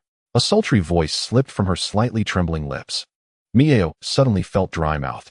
A formless water release would indeed be wonderful. He had to see it. The next day at noon, Aoi and Rinko hesitated at the main bedroom door, wanting to push it open, but pausing unsure. 18 hours had passed, 18 full hours. Since last night's 6 o'clock, Mieo and Kyuj had not stepped outside, and the breakfast left at the door remained untouched. Though the main bedroom looked calm and ordinary from the outside, there was nothing unusual. However, considering that the two inside had not come out for nearly a day, the intensity of the situation within was likely beyond their imagination, of ferocity that could not be described in words. "They haven't come out for so long. Oh, Lady Kyuj won't be broken, will she?" Aoi murmured softly. "It shouldn't be so, right?" Rinko's face and ears turned crimson.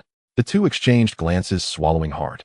The general truly was reckless. How could he treat such a delicate girl like Lady Kyuj this way? "Come in." A calm and soothing voice came from the bedroom. Aoi and Rinko immediately collected their thoughts, cautiously pushing the door open and stepping inside. The fierce battlefield they had imagined did not appear. Everything in the bedroom, including the bedding, was arranged very neatly, without a hint of chaos. Not far away, both Mieo and Kyuj were fully dressed without a single wrinkle or flaw. Yet perhaps it was just an illusion, but they felt that Mieo the general seemed a bit pale. As for Kyuj, Aoi and Rinko were left astonished. She wore a white kimono adorned with red maple leaf patterns, perfectly fitting her body, standing there with grace. On her jade-like face bloomed a rosy blush, radiant and seemingly savoring something. Compared to the past, although she still bore a hint of youthfulness, the allure in her eyes was particularly enticing now. When their gazes inadvertently met hers, Aoi and Rinko felt as if they had been struck by lightning. Their bodies trembled, unable to suppress their dry mouths and dazed minds. Meanwhile, they couldn't help but feel anxious. How much had Lady Kyuj been nurtured during this time, blending innocence and charm so perfectly? My lord, do you need me to bring the food over for Lady Kyuj?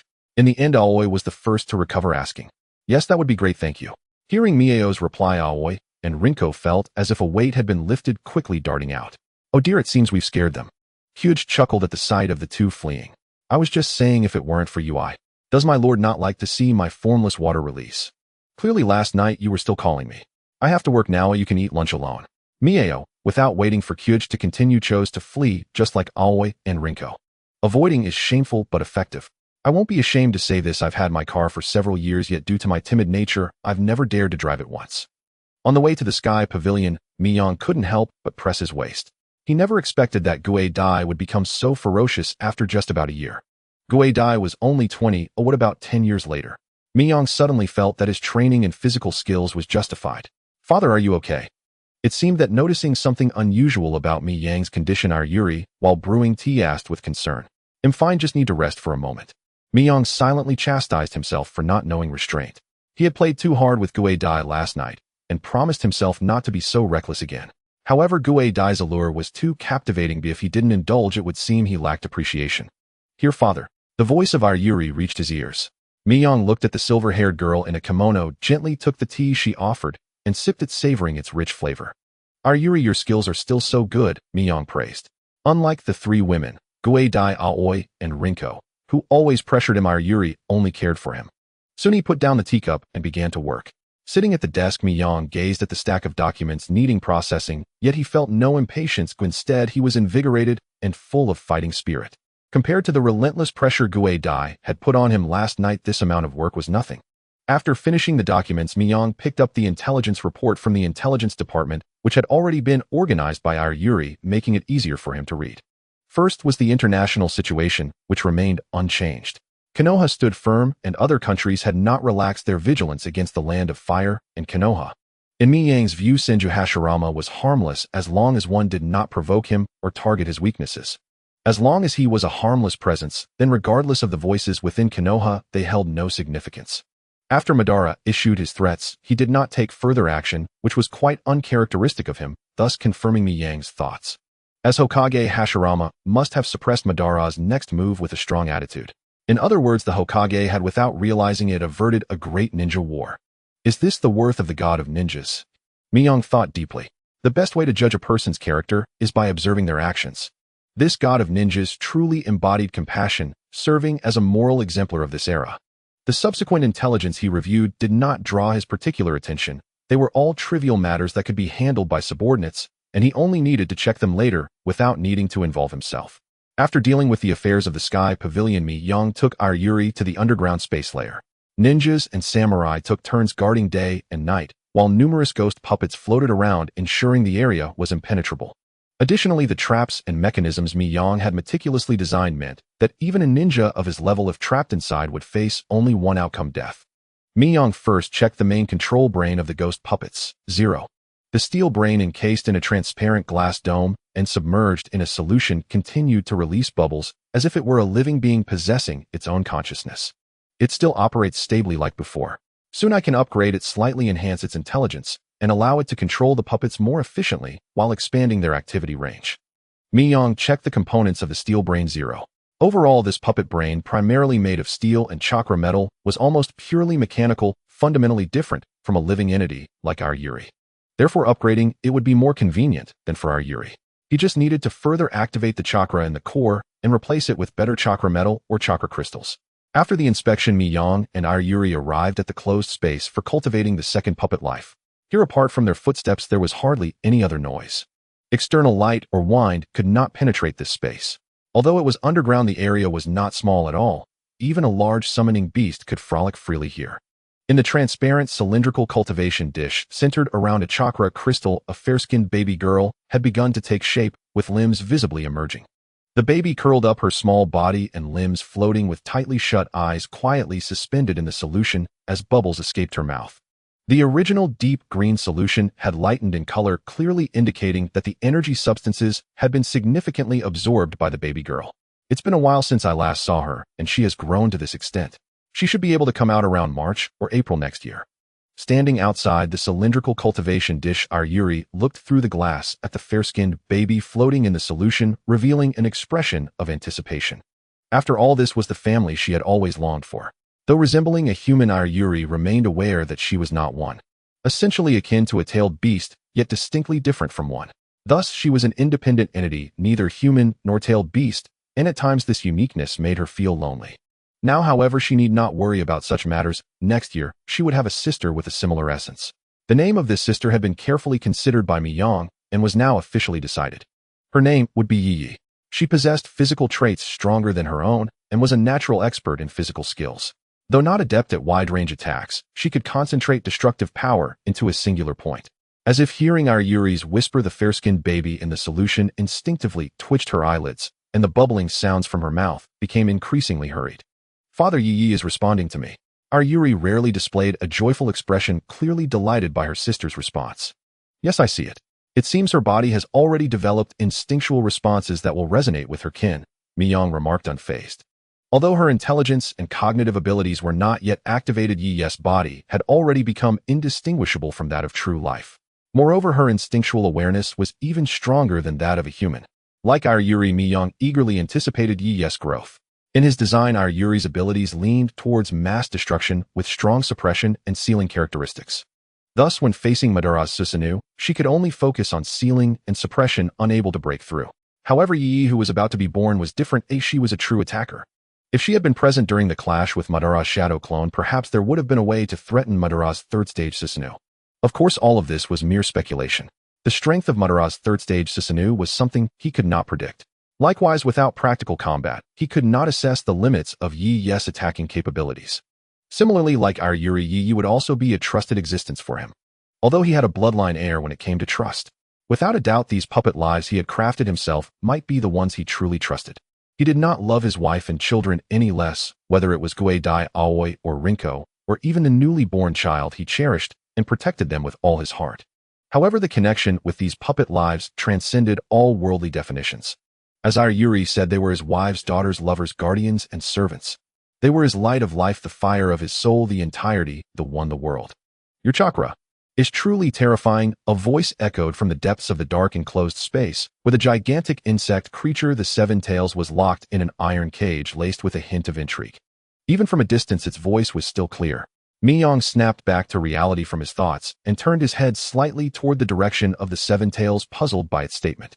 Your chakra feels less like energy and more like a living entity. The puppets you create shouldn't exist neither theoretically nor practically. The Seven Tails voice continued amid Yuri's unfriendly gaze. Could this kid be the prophesied child mentioned by the Sage of Six Paths? The Seven Tails' thoughts drifted to the ancient times shortly after its own birth. That creator of the nine-tailed beasts, the first Jinchuriki of the ninja world, the legendary Sage of Six Paths, who established order and peace.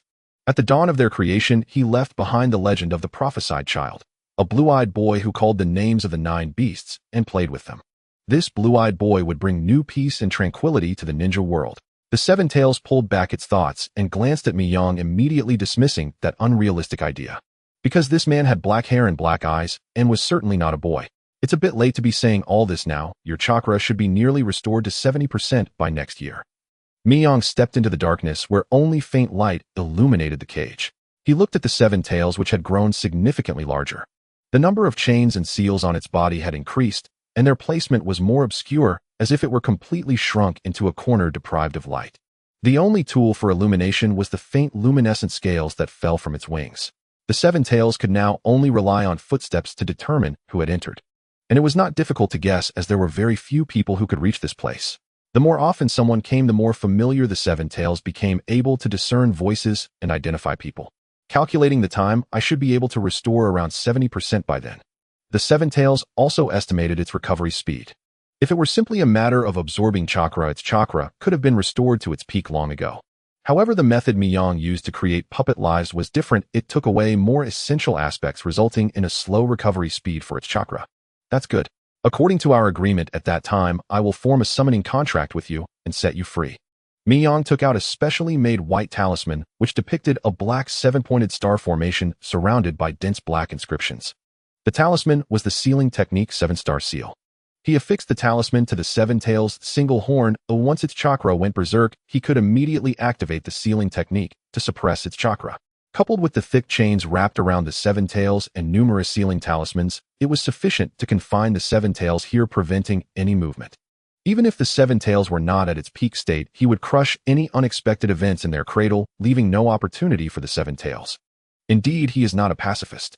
The Seven Tails sensed the sealing talisman affixed to its horn and couldn't help but scoff internally. It was already so weakened, yet he took such extreme precautions using advanced seals and sealing techniques to target it, leaving no chance whatsoever.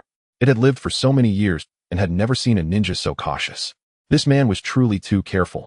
The images of Yayoi and Yi are inspired by the anime The Asterisk War, specifically the elder and younger sisters of the Snow Moonflower puppets. The third puppet life created after the protagonist is the third sister of the Snow Moonflower puppets, Little Purple, who is a relatively pure support-type puppet, but her abilities will be modified to better fit the native power system of the ninja world. I have placed the images of the Snow Moonflower puppet sisters at the end of the chapter. After nearly 20 hours of brutal combat, her long dry body received an unprecedented rejuvenation. Guei Dai arrived at the training ground in the inner court feeling refreshed and invigorated. She had shed her kimono and donned a light purple ninja outfit suitable only for battle. The training ground was filled with various obstacles and equipment designed to simulate real combat. Guei Dai approached the specially designed wooden post where she practiced her soft fist technique. In her mind, she quickly transformed this wooden post into an enemy that needed to be defeated, executing the Hinata clan's soft fist technique. Since this was a warm-up, Guei Dai only practiced the soft fist for half an hour before halting her movements. Although she had not formally practiced for nearly a year, her movements during the soft fist technique were not clumsy, but rather fluid and precise. Guei Dai was not surprised by this. During her pregnancy, she hadn't been completely idle doing nothing at all. Unable to practice the soft fist, she focused her energy on enhancing her Byakugan's ocular power. Ultimately, it was not the soft fist that perfected the Byakugan, but rather the existence of the Byakugan that allowed the soft fist to become the mainstream physical technique of the Hinata clan. This order cannot be reversed. Moreover, Guei Dai walked to the side and took out a black ninja scroll. The scroll was made from a special chakra tree. Unlike ordinary scrolls, this one could inscribe ninja techniques and traps. If the correct sequence of hand seals was not used, the traps inscribed on the scroll would be triggered, causing the scroll not only to self-destruct, but also to attack the target in the form of an explosion or fire. Release. Guei Dai opened the scroll and, using a specific sequence of hand seals, unlocked its seal. The densely packed black characters on the scroll began to rearrange themselves. After a few seconds of adjustment, the order of the characters stabilized, revealing the correct content. Chakra Living Technique. This is the name of the technique inscribed above. It is a special chakra refining skill passed down to her by Mia, and mastering this technique provides a comprehensive enhancement in the realms of ninja abilities and illusions. Her bonus resistance to damage and recovery ability would also be enhanced. During her pregnancy, aside from practicing ocular power, she spent most of her time using the chakra living technique described in the scroll to refine her own chakra, merging it and transforming it into new chakra. This type of chakra is also called active chakra, but it is entirely different in nature from Mia's active chakra. They merely share the same name. Now the active chakra she refined can already be applied to the soft fist and Byakugan. Although it is a refining technique in some respects, it is also a powerful forbidden technique that emphasizes foundations. Guei Dai looked at the content of the scroll and couldn't help but exclaim. The reason she referred to it as a foundation emphasizing forbidden technique is that mastering this skill has very stringent requirements. First, a strong chakra is needed. Second, an extremely precise chakra control ability is required. Third, a strong body is necessary to accommodate the refined and transformed active chakra. The transformed active chakra is heavier than ordinary quality chakra. If one does not meet the above three conditions, practicing this forbidden technique, while not life-threatening, will cause the meridian system to bear unbearable pressure, ultimately collapsing and resulting in becoming an ordinary person unable to be a ninja. In other words, the minimum requirement for practicing the chakra living technique is to be a Jonin-level ninja. Guei Dai had studied this for over 3 months, finally grasping more than half of the content, while still needing to enhance her own strength to fully comprehend the remaining portion. If she could fully master this technique, she felt that her ninja ability would be further enhanced. Moreover, the changes would extend beyond just combat strength. Guei Dai touched her fair face as if she could squeeze water out of it with a gentle pinch. This face seemed unchanged compared to 2 years ago, perhaps even appearing slightly younger. Slowing down aging and prolonging youth. is also one of the benefits of practicing this refining technique. As a woman, although Guei Dai was not yet at an age where she would care about her age, it did not mean she lacked interest in prolonging her youth. Guei Dai thought of Mia's face, which also seemed unchanged compared to when she first met her 2 years ago. The only flaw of this refining technique is that its training conditions are too harsh to be widely popularized. However, this is quite normal, isn't it? The risks are negligible compared to the various enhancements brought by this refining technique. After studying this refining technique for about an hour, Guei Dai's head began to throb. She rolled up the scroll and placed it back into her ninja tool pouch tied to her thigh. Next, I need to use this active chakra to develop more advanced soft fist techniques. The basic soft fist technique she had already mastered before the age of 10. After that, creating her own variant of the soft fist is a path every ninja of the Hinata clan takes upon reaching a certain height. Over a year ago, Guei Dai had the idea of developing new techniques for the soft fist and had already mentally simulated the concepts dozens of times, leaving no loopholes. Now the only thing lacking is to transform theoretical concepts into reality. With her Byakugan activated, Guei Dai stood up and returned to the specially designed wooden post for training the soft fist. This is a composite wooden post harder than steel. Moreover, it possesses a special resilience that can absorb impact, making it more difficult to destroy than merely breaking steel. Guei Dai gently inhaled, stepped back, raised her right arm, curling her fingers into a tiger claw, assuming a combat stance. This is the technique of the 8 trigrams empty palm. By utilizing the chakra points on her palm, she would compress high-density chakra into a projectile instantly, sending this hardened steel-like entity chakra out as a strike. This type of attack is similar to an air cannon. Although it is a ranged attack that targets meridian system, will still be attacked, causing chakra blockage. The stance Guei Dai was currently in resembled the 8 trigrams empty palm. However, upon closer inspection, one could still discern subtle differences. Boom. The moment Guei Dai struck with her right hand's tiger claw, the sound produced was no longer just the vibration of the air, but rather a piercing explosion akin to that caused by explosive tags. Moreover, what shot out was not a vacuum projectile, but a furious white storm roaring like a beast and forming a sharp, ear-piercing solid shockwave that swept away everything within Guei Dai's line of sight. The orange-eared hues burst forth across the horizon. Against the backdrop of the setting sun, the wooden posts in the training ground were sent flying, towering trees uprooted, and the hardened ground scraped away several meters deep, simulating a mountain collapse, with man-made rivers buried beneath the rocks. When Aoi arrived at the training ground searching for Guei Dai, she was greeted by such a scene, her eyes widening in shock and her mouth agape. What on earth has Lady Guei Dai done here? This scene was even more devastating than a battlefield subjected to continuous bombardment by explosive tags. In the not fully dissipated dust, a slender figure appeared faintly, and it could be vaguely discerned that it was a young woman dressed in a light purple ninja outfit. Lady Guei Dai. Aoi rushed into the training ground, approaching a relatively intact piece of land, calling out to the figure obscured in smoke with uncertainty. It's you, Aoi. What's the matter? Guei Dai lightly waved her hand, dispersing the smoke around her. The light purple ninja outfit showed severe damage, and even her ninja shoes were battered. Her originally flawless black hair was covered in dirt, dull in color. Only her Byakugan, still open, shone with an intensely pure white light that made Aoi's heart race, and within her pure white eyes a faint hint of purple could be seen. When Guei Dai's Byakugan swept over her, Aoi couldn't help but shudder, feeling as if her blood had frozen. Lady Guei Dai, I came to call you for dinner. Is it that time already? Guei Dai glanced at the sky. Only a trace of the sunset remained on the horizon. I got a bit too engrossed in training, sorry for worrying you. Guei Dai took a deep breath, the veins around her eyes returning to normal, and closed her Byakugan. Were you training the soft fist? Aoi instinctively asked, casting a glance at the devastation on the training ground, uncertain. Only the soft fist can harmonize with these eyes, right? Guei Dai replied matter-of-factly. That's true. Aoi scratched her head, laughing awkwardly, feeling that she had asked a very foolish question. However, she ultimately couldn't imagine what kind of soft fist could cause such destruction to the training ground. It looked more like the aftermath of a powerful physical technique. First, I need to soak in a bath, then have dinner to replenish some energy. Otherwise, I won't be able to handle Lord Husband tonight. Guei Dai rubbed her empty abdomen, feeling quite hungry. Aoi's expression darkened. Don't think she didn't understand the implications behind those words. Training was already so exhausting, and now there was also that kind of indecent activity planned for the night. Did Guei Dai have unlimited stamina? Moreover, hadn't they already indulged in that kind of activity yesterday? Forget it, it's a bit troublesome.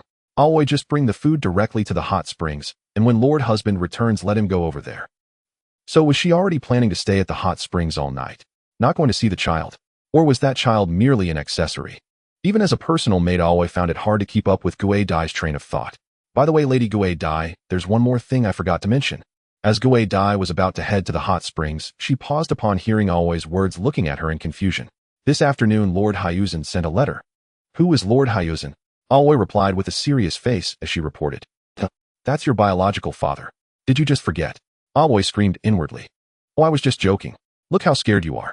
Seeing Aoi's face filled with horror, as if she had been shocked, dumb Gue Dai covered her mouth and chuckled, looking like a successful prankster. Lady Gue Dai is a bit too free here.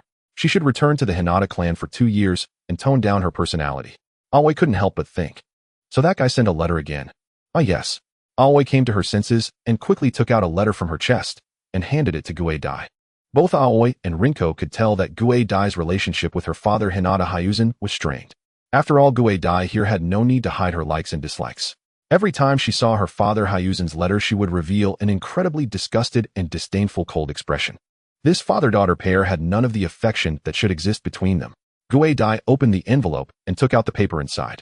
My daughter Gue Dai, seeing this letter is like seeing you. After reading it through as expected, it was still a letter asking for help. However, the message was somewhat subtle, wanting to maintain the father's dignity and not let his daughter look down upon him, while on the other hand, under the pressure of a severe situation, he hoped to gain her assistance. He wanted her to use the power of the Land of Night to help him re-establish his position within the Hinata clan. The conservative factions within the Hinata clan had grown unprecedentedly strong, making it clear that the radical faction, which primarily focused on martial ideals, was having a tough time. Lady Gue Dai is Lord Hyuzen trying to. Aoi recalled that Hinata Hyuzen had previously sent some letters, although the wording was quite vague. The underlying message seemed to indicate that he wanted Gue Dai to help. However, the expression was too ambiguous, causing her and Rinko to read it several times before grasping its intent. Moreover, the wording was convoluted, making it difficult to read. Just like before. This stubborn and uptight guy is really full of himself, Gue Dai commented about her father Hinata Hyuzen. Regardless, he is still your father. Shouldn't you show a little respect in your words? You said it yourself, he's just a father. Hearing Gue Dai's response, Aoi immediately fell silent. Just a father. Is it possible to describe a father with such words despite the blood connection? Lady Gue Dai is indeed a butterfly that flies freely. Gue Dai quickly gathered chakra at her right index fingertip and began to write a reply on the back of the letter. After finishing, Gue Dai tucked the letter away and handed it back to Aoi. Have someone send it back. Understood. Aoi took the letter and respectfully retreated. If I were to be lost, the Hyuga clan would eventually decline one day. The man with all white hair at the age of 50, Hyuga Shaozen, evaluated his importance to the Hyuga clan ever since it merged with Konoha Ninja Village. His head of white hair was the best proof of his tireless dedication to the clan. Although his peers also appeared aged, none showed such signs of decline. Thus, he was deeply dissatisfied with the current family atmosphere. The term weakness was a disgrace to the Hyuga. This applied not only to the adult clansmen, but also to the younger generation. Less than a year after joining Konoha, this group of people began to comfortably enjoy a nearly numb state of peace. A ninja's life should not be like this. Seeking strength through slaughter and proving oneself in battle should be the proper pursuits of a ninja. Walking along the newly constructed paths within the clan's territory, Shaozen could no longer see the spirit of hard work that once characterized the Hyuga. Because the past purity and simplicity were gone, the clansmen began to build grandiose and luxurious houses, adorning the clan's land with flashy but impractical things, enjoying a stable life. The children no longer held bloody shuriken and kunai, but rather wooden ninja tools, playing corrupting ninja games. The sky of the Hyuga has darkened. Shaozen's hawk-like white eyes gazed at a group of children chasing and playing in the open space. He felt no joy in it. He only found this new generation exceedingly noisy. The future of the Hyuga depends solely on me. No, it must be me who saves it. Shaozen made up his mind. His status within the clan had been declining continuously, and those who once obeyed him began to drift away for reasons unknown. Only a few trusted followers remained to assist him, yet even they seemed to have ulterior motives lately. He could not understand why his subordinates, who had once been passionate about fighting, had become corrupt and left him in such a short time. Shaozen arrived at the heart of the clan, a 6-story building, a luxurious structure that would have never appeared in the family area before. This was the gathering point for the radical faction of the Hyuga clan. However, to Shaozen, even the radicals within the clan seemed incredibly weak. He made his way to the 4th-floor conference room, a relatively traditional Japanese-style quiet room, with soft cushions already occupied by several individuals. These were all members of the radical faction of the Hyuga clan, each one a Jonin-level ninja. Shaozen, you're here, feel free to take a seat. An elder slightly older than Shaozan dressed in loose gray attire welcomed him with a smile suggesting he sit wherever he liked. Shaozan frowned, his expression revealing displeasure as the cushions in the front were already taken. Logically, shouldn't someone of his caliber be allowed a seat in the front? However, considering he needed to win over these people, he merely nodded indifferently and found a relatively forward cushion to sit on. Unlike those conservative folks, our faction's plans for the upcoming actions in Konoha need some adjustments. We must prove to the conservatives that only through our strategies can the Hyuga clan thrive within Konoha. After nearly a year of integration, most of the Hyuga clan's power-holding elders have accepted Konoha as a village and even actively started designing a new clan territory within Konoha, because they have truly experienced the convenience and advancement of the ninja village. Setting aside clan conflicts and starting a new form of competition and cooperation, the strength of the Hyuga not only remained intact, but became even more stable and prosperous than before. Not only the Hyuga, but even the prideful Uchiha clan harbored similar intentions. As for the other ninja clans, there's even less to say. They surrounded the Senju clan, offering various opinions, causing this village to progress at an astonishing speed. More importantly, the first Hokage Senju Hashirama, with his strength and inclusiveness, is worthy of anyone's allegiance. In this stable environment, the Hyuga are divided into radicals and conservatives, yet overall they center around the village, elevating the status and strength of the Hyuga clan to new heights. As this elder spoke, other radical elders began to discuss eagerly. The radical elders present included both members of the main family and branch family, and their eyes were filled with confidence regarding the future of Konoha Ninja Village. Only Shaozan remained serious, his demeanor starkly contrasting with those around him. I believe it would be better to consider solidifying the Hyuga status here. Recently, the family's attitude toward cooperation with other ninja clans has been rather weak. Upon Shaozan's words, the quiet room suddenly fell silent, and all eyes turned to him. Shaozan was calm, his tone filled with the coldness and firmness of a martial faction. Isn't it so? The Uchiha clan can be excused, but why should families like the Sarutobi and Yamanaka, who have no bloodline limits, be granted the same resources as our Hyuga clan? Don't you think this is a tremendous humiliation for us Hyuga? The crowd exchanged glances. Was it a humiliation? It seemed not really. After the establishment of Konoha, the Sarutobi clan was the first to respond, bringing along the Yamanaka and Akimichi clans. Apart from the Senju and Uchiha clans, the alliance of ninja clans led by the Sarutobi undoubtedly made significant contributions to the establishment of Konoha. Given that the Hyuga clan joined later, yet received the same treatment as these families, the Hokage has already shown considerable favor towards them. Shaozan, you. At that moment, a knock sounded at the door. Come in. Before the other elders could speak, Shaozan took the lead. A male Hyuga clansman in his 20s pushed the door open and walked in. The radical elders recognized him as a jonin from the clan and one of Shaozan's trusted aides. Lord Shaozan, here is a reply from Lord Kaicho. The young jonin approached respectfully, handing Shaozan a letter. You did well, you can leave now. Shaozan waved his hand, signaling him to depart. Is it a letter from that child, Kaicho? An elder couldn't help but grow curious. He was aware of Kaishu, the once genius girl of the Hyuga clan, now the wife of the general of the Night Kingdom. Moreover, not long ago, as the wife Kaicho had given birth to a son for that general, and the Hyuga clan had specially sent a generous gift in the clan's name to maintain friendly relations. With such a powerful external ally as the Night Kingdom, even if they did nothing, the Hyuga clan could steadily gain significant benefits. She is my pride and joy. I believe that after seeing my letter, she will leverage the power of the Night Kingdom to elevate our radical faction further. A rare smile appeared on Shaozan's stern face. With her capabilities, that general might have already become her subordinate. He deliberately chose this moment to attend the meeting, anticipating that Kaishu's letter would arrive around this time. He needed to establish his leadership position within the radical faction here. He also wanted to convey to others that even if his power was diminished, he was not without support. Beyond the clan, he had a formidable force backing him. Some elders revealed subtle disdain in their eyes upon hearing this, but soon it was replaced with apprehension and worry. Unlike the other radicals, Shaozan was more like an extremist cloaked in radicalism. If he were to gain the support of the Night Kingdom, would it truly be a good thing for the Hyuga clan? Would it lead to uncontrollable conflicts between the clan and the village? After all, Kaicho had always obeyed Shaozan, and they had been watching this closely for years.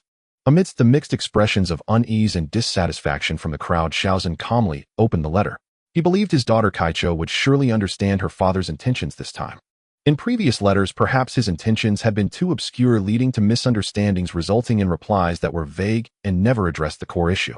This time was different. Although the content of the letter was also subtle, his meaning was relatively clear. After opening the letter, Shaozan flipped the paper over, his eyes filled with anticipation as he scanned the text word by word. The content was simple, only a single sentence. Do not write to me again, I fear my husband may misunderstand. Shaozin's vision darkened, and he spat out a mouthful of blood, collapsing to the side. Shaozin, Elder Shaozin. The crowd was startled by the scene and hurriedly rushed to check on him. An elder took the letter and upon seeing the elegant handwriting on the back couldn't help but chuckle. The other elders gathered curiously and upon reading it burst into laughter. Even those who didn't laugh aloud were shaking their shoulders, trying to suppress the uncontrollable smiles creeping up their faces. Kaichou is a good child. Shaozin still doesn't understand that a married daughter is like water that has been poured out. She's no longer his little cotton-padded jacket. In this way, Shaozin can enjoy his old age in peace. How enviable. If you envy him, why don't you go enjoy your old age? Aren't you almost 60? I'm only nearing 60. This is the prime of my life for hard work. Amidst the cheerful laughter, the meeting came to an end. As for the fainted Shaozin, the elders immediately called for medical ninjas to treat him. In the second year of the wood leaf June, the winter chill has long since dissipated, and the weather has begun to feel somewhat sultry. The child of Mai and Guodai has also grown to 4 months old. As early as the end of March this year, Mai had officially named this child Oda Yayoi. Unexpectedly, this child is expected to grow up happily and joyfully under the hopes and blessings of both him and Guodai. However, in Mai's view, the biggest problem is the speed at which this child is growing is rather astonishing. Lying in the crib, the baby, while only 4 months old in real age, exceeds the height and weight limits of a 1-year-old infant. The action of grasping small objects is not clumsy or weak like that of a typical baby. He can produce relatively coherent syllables and will smile when encountering familiar faces. Most remarkably, when he slaps the bed with his palm, the crib emits a violent tremor and a wailing sound, as if it might fall apart at any moment. In fact, this crib is a special creation by Mai, using puppet techniques with a steel frame covered in soft bedding capable of withstanding the child's slaps. The previous crib had been smashed to pieces by this child 2 months ago with a single slap.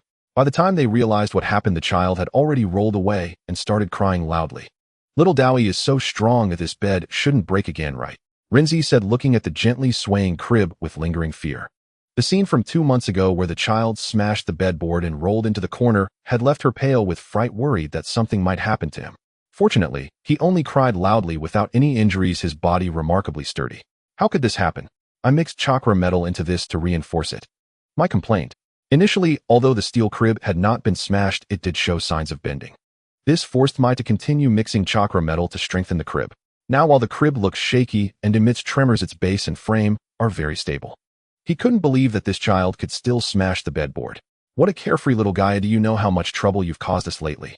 Aoi pretended to be fierce and harshly pinched Day's little face. The child's originally cheerful face immediately scrunched up, and he began to cry like a bitter melon. Click. The flash of a camera went off in Godi as the mother not only did not intervene, but skillfully captured this moment, freezing it in a photograph. Mai's mouth twitched. Is it really that fun to record the child's black history? Well, the child is indeed quite entertaining. Such a thing is really convenient. It can capture the moment instantly.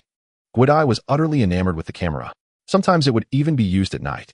The Land of Night is a nation undergoing industrial transformation coupled with a highly active commercial sector, often producing all sorts of novel products.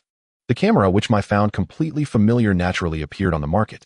Civilizational symbols like electric lights and air conditioners have also sprung up like mushrooms after rain in recent years. This forced Mai to complain about the wondrous technology of the ninja world, having heard that in some places super large computers have already appeared.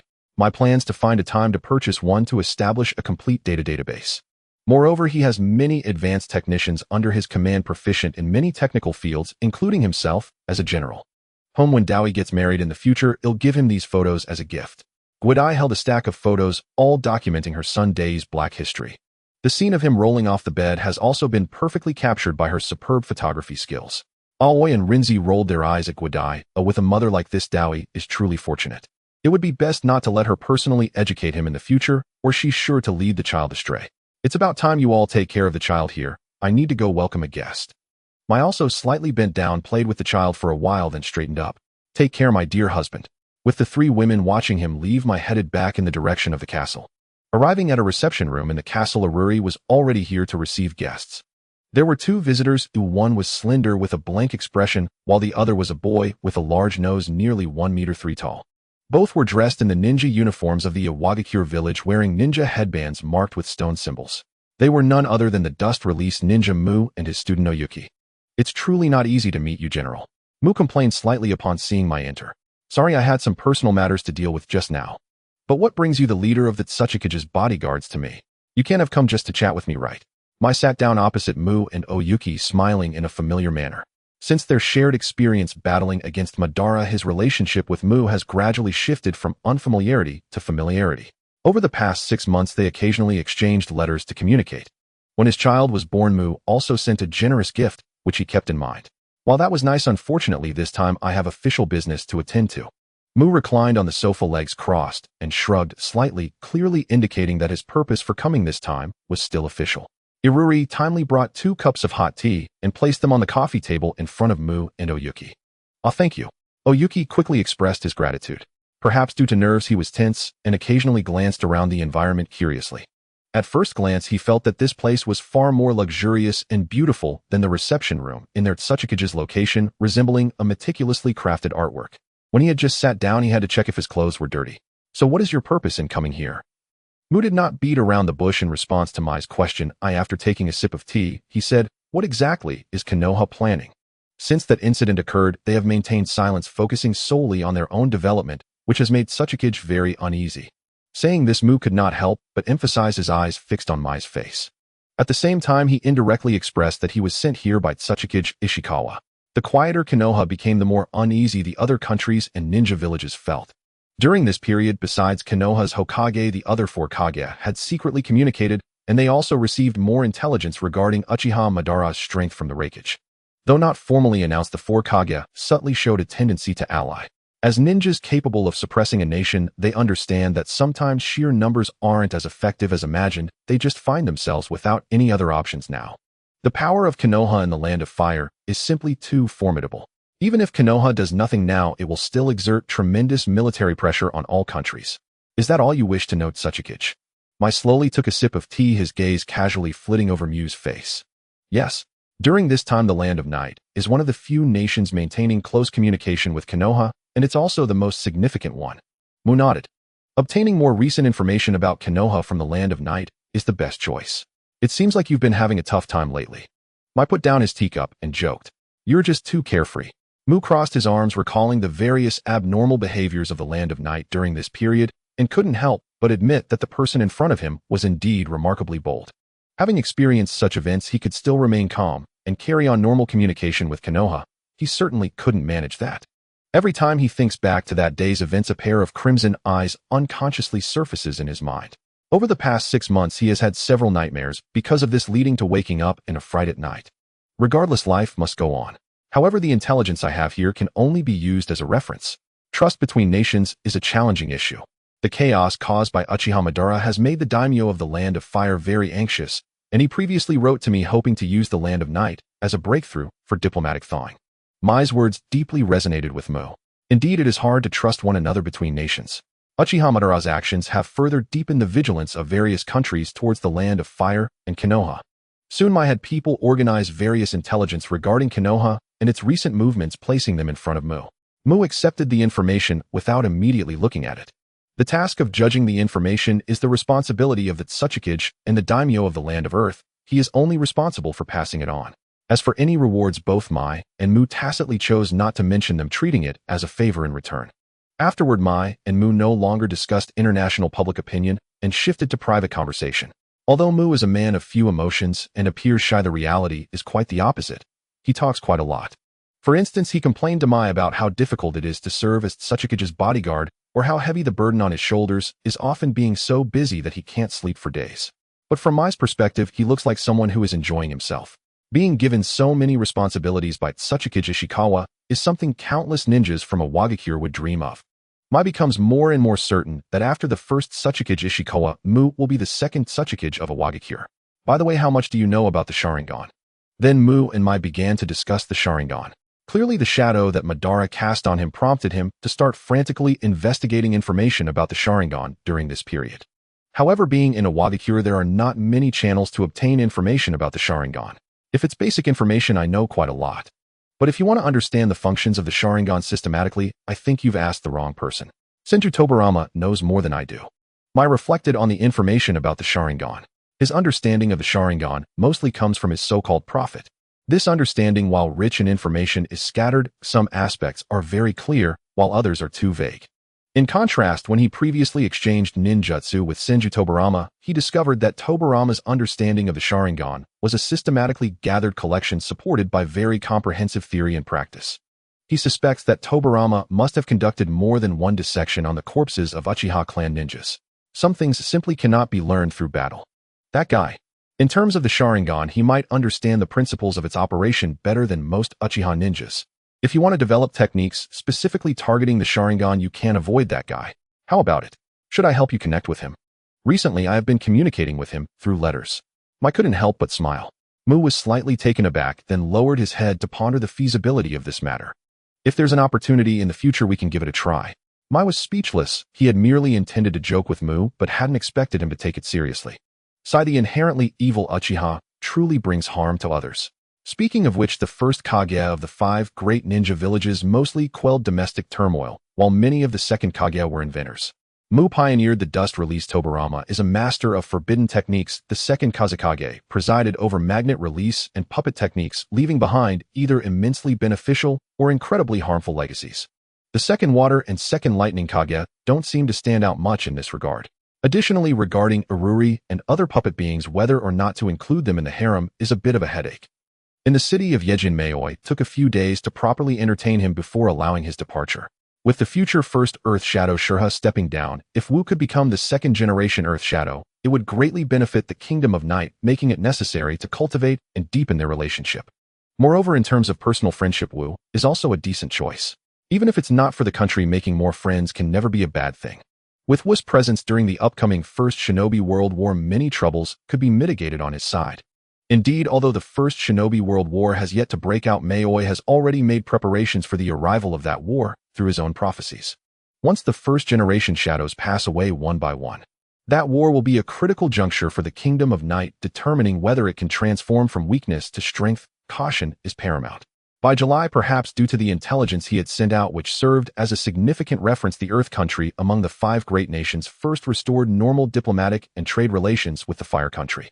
Then among the great nations, the resource-scarce Wind Country, even the Wind Country's daimyo, personally visited the Fire Country's daimyo at the end of July, becoming the second country to break the diplomatic ice after the Earth Country. In August, the Lightning Country and the Water Country also swiftly took corresponding actions. Although discussions regarding trade and other areas are still pending, their diplomatic relations with the Fire Country are no longer as frosty as before, allowing for some room for easing. The actions of the great nations have greatly relieved the small nations. Given the situation, it seems unlikely that a war among the 5 great nations will occur. As a small nation wedged between great powers, their capacity to withstand risks is the weakest. Facing this new era, they stumble forward in confusion. If a shinobi world war were to break out at this time, it would undoubtedly be a catastrophic disaster for them. This thawing situation is not only a hope for the nations, but also something Mayoi is pleased to see. The Kingdom of Night can strike down the remaining small nations, but the might of the great nations remains unshakable. The ninja villages responsible for the defense of the great nations include not only the leading 5 shadows, but also a multitude of elites who have survived since the Warring States period. Without ample time for development, facing the ninja villages of the 5 great nations leaves no chance of victory. The number of ninjas in the ninja division has expanded to 1,500. Among them, there are 76 jonin and over 400 chunin. In the Tenshikaku, Mayoi looked at the already prepared reports, noticing a significant improvement in both the quantity and quality of ninjas in the Kingdom of Night compared to 2 years ago. Now the internal chaos in each nation has basically settled down, and the ninja clans they could recruit have largely been absorbed. Even if there are still ninja clans outside the ninja village system, their numbers have become exceedingly scarce. If these wandering ninja clans do not change, it will be very difficult for them to survive in the upcoming era. Apart from ninjas, the samurai force has also made considerable progress, with their numbers exceeding 5,000. Among them, only 8 can fight against jonin, while there are over 600 intermediate samurai. Mayoi picked up the report recording the samurai data to compare with the ninjas. It was easily discernible that among the jonin level, the samurai do not hold an advantage. However, at the chunin level, the samurai have the upper hand.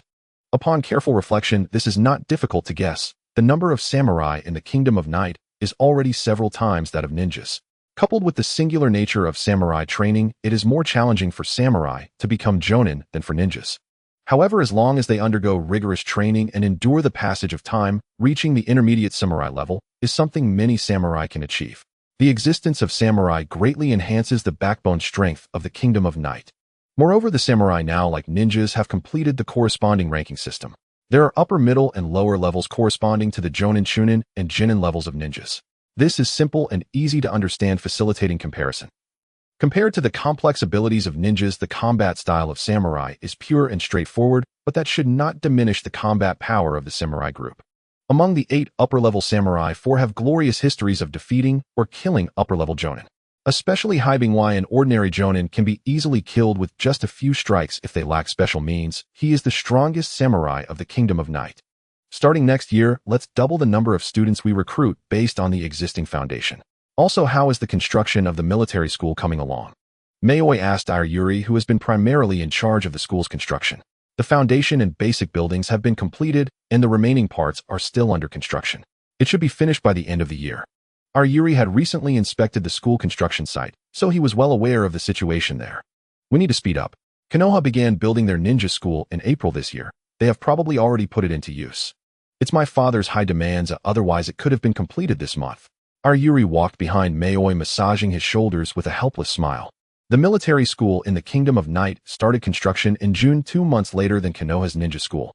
This is not only a place to train ninjas, but also a training ground for samurai. Moreover, only by following Konoha's lead can we proceed safely.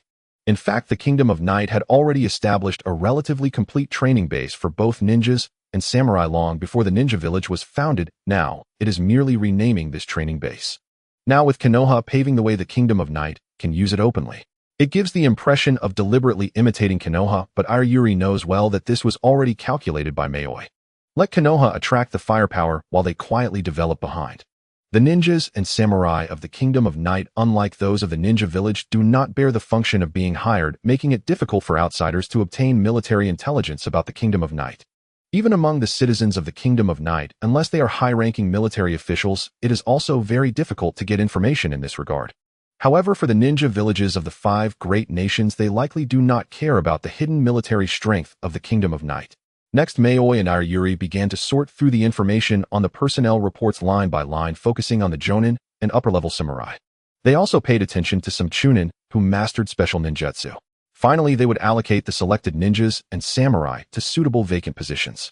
This work is quite tedious, but neither Yayoi nor Yuri showed any impatience. There was no need for words or eye contact between them during this time, as they had long since become accustomed to handling national affairs side by side. This intimate sense of tacit understanding, akin to being one entity, is something others cannot reach. In the land of fire, Konoha Ninja Village. In the Uchiha clan's territory, South He Shrine. Uchiha Madara, dressed in black with black hair like a waterfall, sat cross-legged in the main seat of the room, opening his pair of scarlet Sharingan, eyes scanning over the Uchiha clansmen sitting cross-legged on the floor before him. These Uchiha clansmen are the powerful figures within the clan, totaling 26. 9 are from the radical faction, while 17 belong to the conservative faction. Among them are both men and women, with none under 30 years of age, who all have been granted the rank of Jonin by Konoha Ninja Village. The Uchiha clan has more than just these Jonin. This is merely the ruling faction, with non-political Jonin not counted. They sit before Madara, some puzzled, some hostile, and some indifferent. Speak up, what is the purpose of convening the clan meeting at this time? I still have work to do. A radical Uchiha ninja spoke, only in his 40s, yet already a high-ranking member of the clan. His attitude towards Madara, the clan leader, is more of ignoring than indifference. In such a place, do not be overly presumptuous. A conservative faction member reprimanded.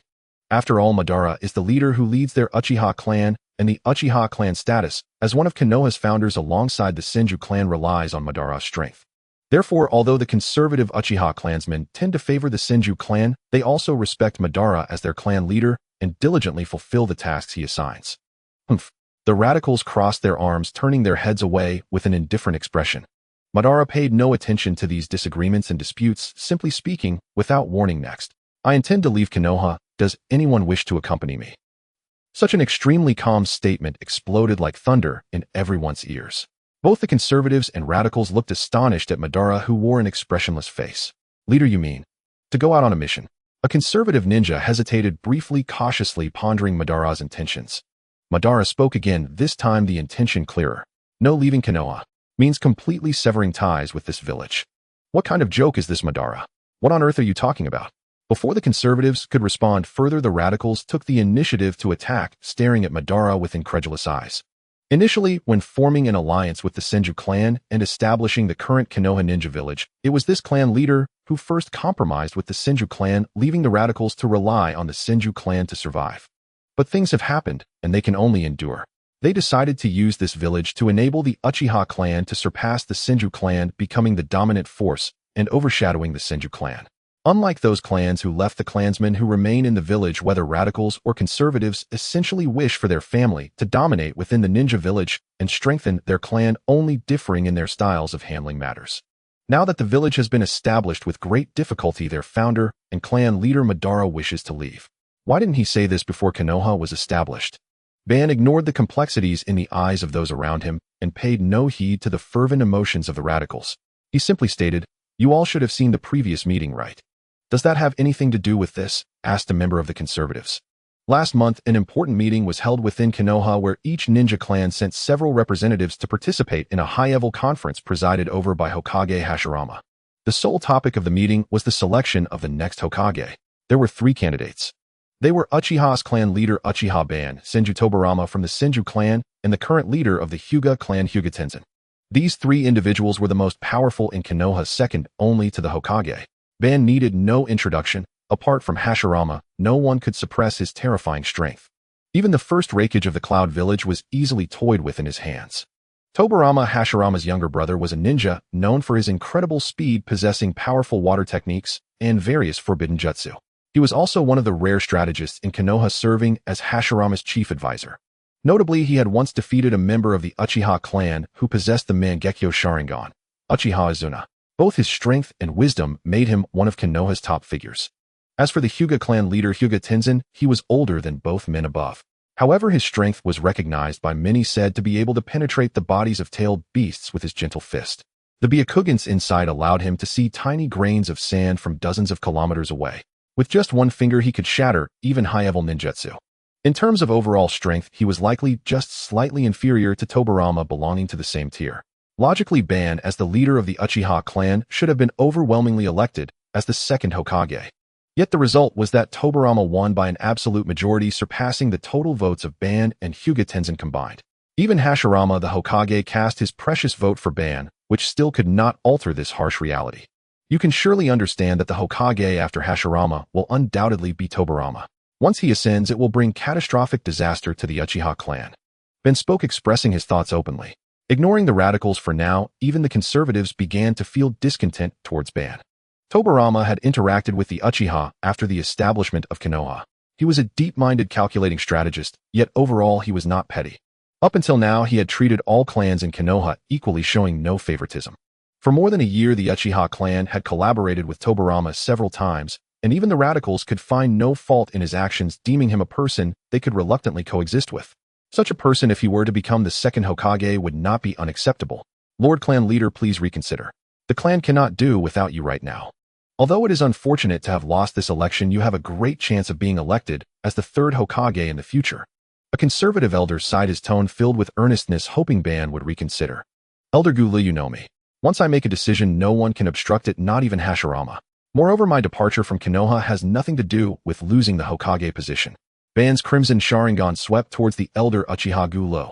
He was a respected figure in the clan, almost serving as a leader among the conservatives. Unfortunately, he had his own way of doing things, and this matter would not change for anyone.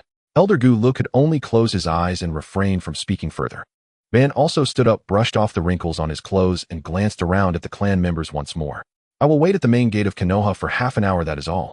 After saying this, Ban gave no chance for a response from the crowd and vanished from the room. That bastard, has he ever considered our feelings? Such a person is unworthy to be our clan leader. He looks down on us, otherwise he wouldn't make such a sudden decision. Whoever wants to follow him can go. Even if it means relying on the Senju clan, I don't want to serve under such a person. The one who allied with the Senju back then was him, and now the one who has betrayed the alliance is also him. What is he thinking? After Ban's departure, the Uchiha power holders gathered here, whether radicals or conservatives, erupted into heated debates. Uchiha Gulu opened his murky eyes, observing the agitated clansmen, and once again sighed internally. The clan leader who had lost the people's heart, the divided clansmen. He began to worry about the future of the Uchiha clan. Half an hour later at the main gate of Konoha, Ban dressed in black with his black hair flowing in the wind, carrying a long-handled weapon resembling a fan, stood alone with no one in sight. No one was willing to follow him. Well, this way I have no worries and can proceed with my plans. In the end, he cast a deep gaze at the ninja village he had built with Hashirama, as if casting aside all past attachments and concerns, turning towards the setting sun and stepping onto a path in stark contrast to the village behind him. In the setting sun, his figure was long, solitary, and desolate. As October approached, the news of Uchiha ban leaving Konoha could not be contained and quietly leaked out. The other countries and ninja villages were first in disbelief, then thought of sending someone to probe the situation in Konoha, but were also worried about encountering the previous incidents, especially since even the first Raikage had nearly been killed by the evil Uchiha ninja. Ultimately, these countries and ninja villages could only have mixed feelings. Moreover, even if Ban left, Konoha still had the stronger Senju Hashirama, and the military pressure on Konoha remained. Now, restoring normal diplomatic relations with the Land of Fire and Konoha was already the limit. No country or ninja village wanted to do anything excessive to provoke the current Konoha. When the news spread in a nameless small country, a man's scream echoed through the forest. The man was dressed in ninja attire, clearly a ninja. At this moment, a 14 or 15-year-old girl with long black hair, Uchiha Shizuya, effortlessly pierced the man's chest with her kunai, piercing his heart.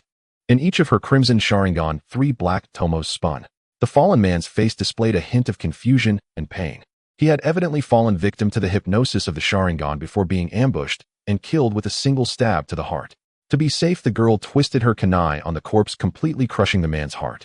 Then, with another merciless strike, she severed his head. This guy's techniques are quite troublesome, but in front of these eyes, any technique is meaningless. Although her tone was haughty, the process of battling this male ninja was not particularly easy for her. As a result, she was covered in dirt and appeared somewhat disheveled. The black-haired girl retracted her bloodied kunai and took out a blank scroll to carefully seal the man's corpse and head. Returning with the corpse and head was the client's requirement. Otherwise, she would have simply used fire release to incinerate the body on the spot. Shizuya. Once the body was sealed, a steady voice accompanied by a suddenly appearing figure rang out. The person was a tall adult male around 40 years old with a scar on his left cheek and very short hair, looking quite sprightly overall. Dressed in a similar style of ninja attire as hers, the back of his clothing was embroidered with the Uchiha clan's fan crest. Uncle Mero, what happened? The girl Shizuya looked at the man and called out his name. Uchiha Mero took out a letter and handed it to Shizuya. This is a letter from Elder Gulu for you. Hearing Mero's words, Shizuya pouted, but still accepted the letter and opened it to skim through. What does the letter say? Mero asked curiously.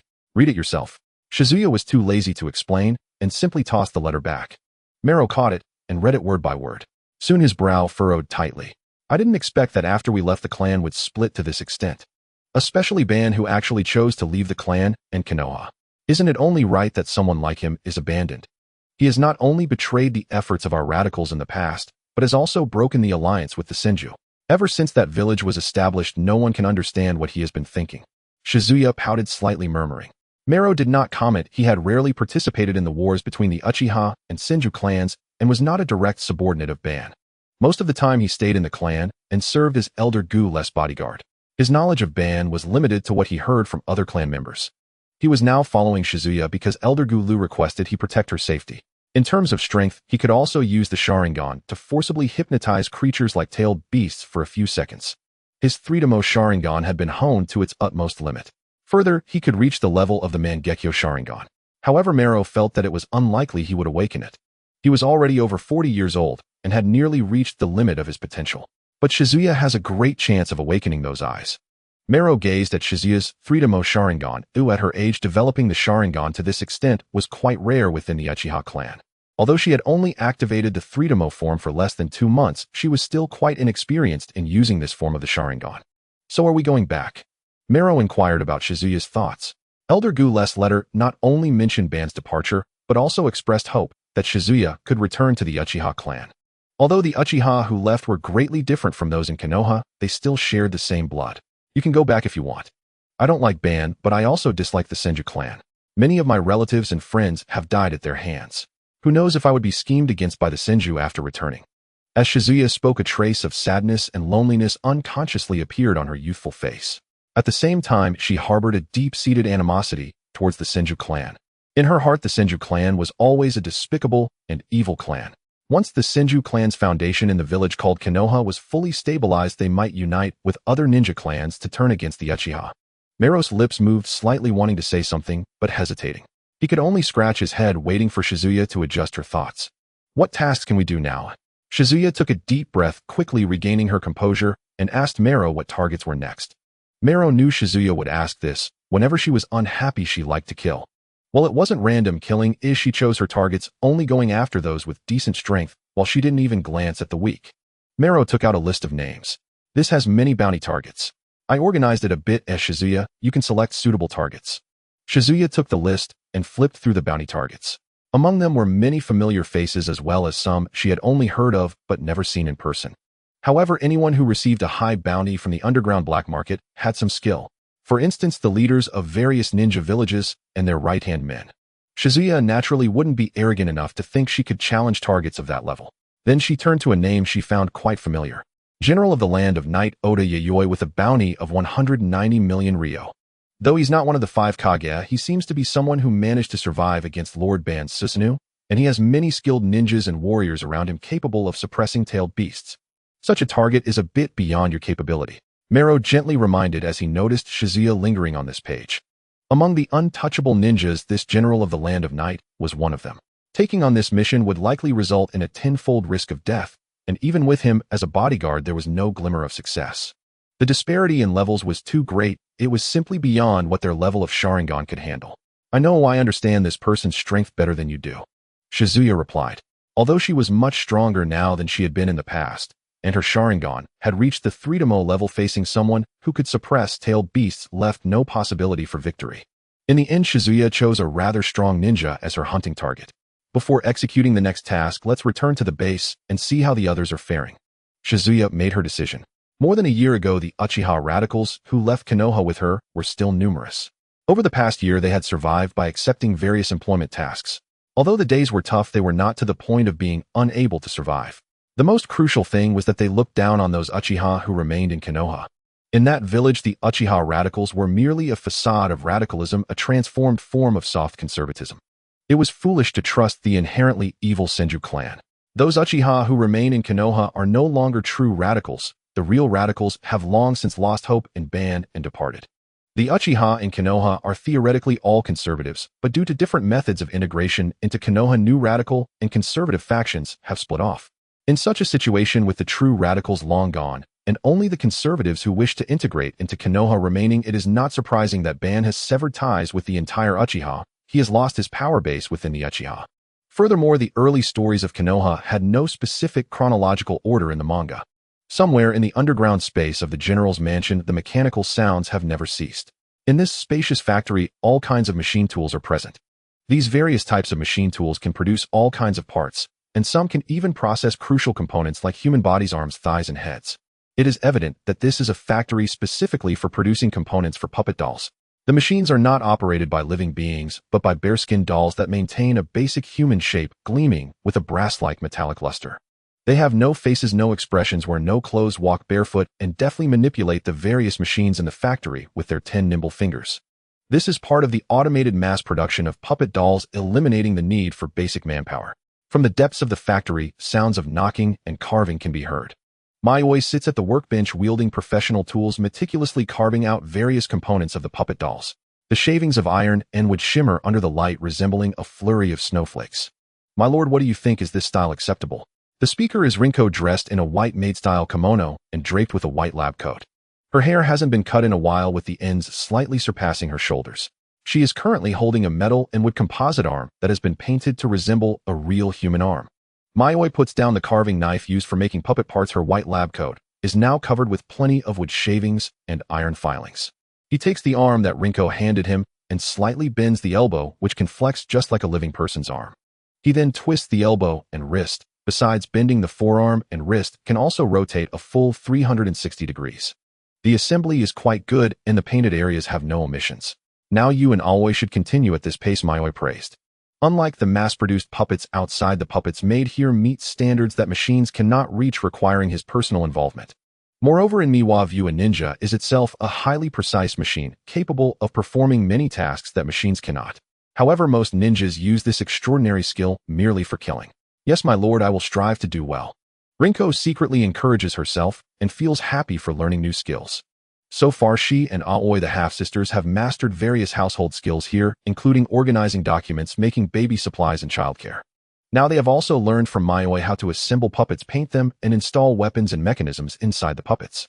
With their Byakugan, their learning speed in this regard has exceeded Miwa expectations. He suspects that if he teaches them for a while longer, they will be able to manually produce high-quality puppets just like the machines in the factory.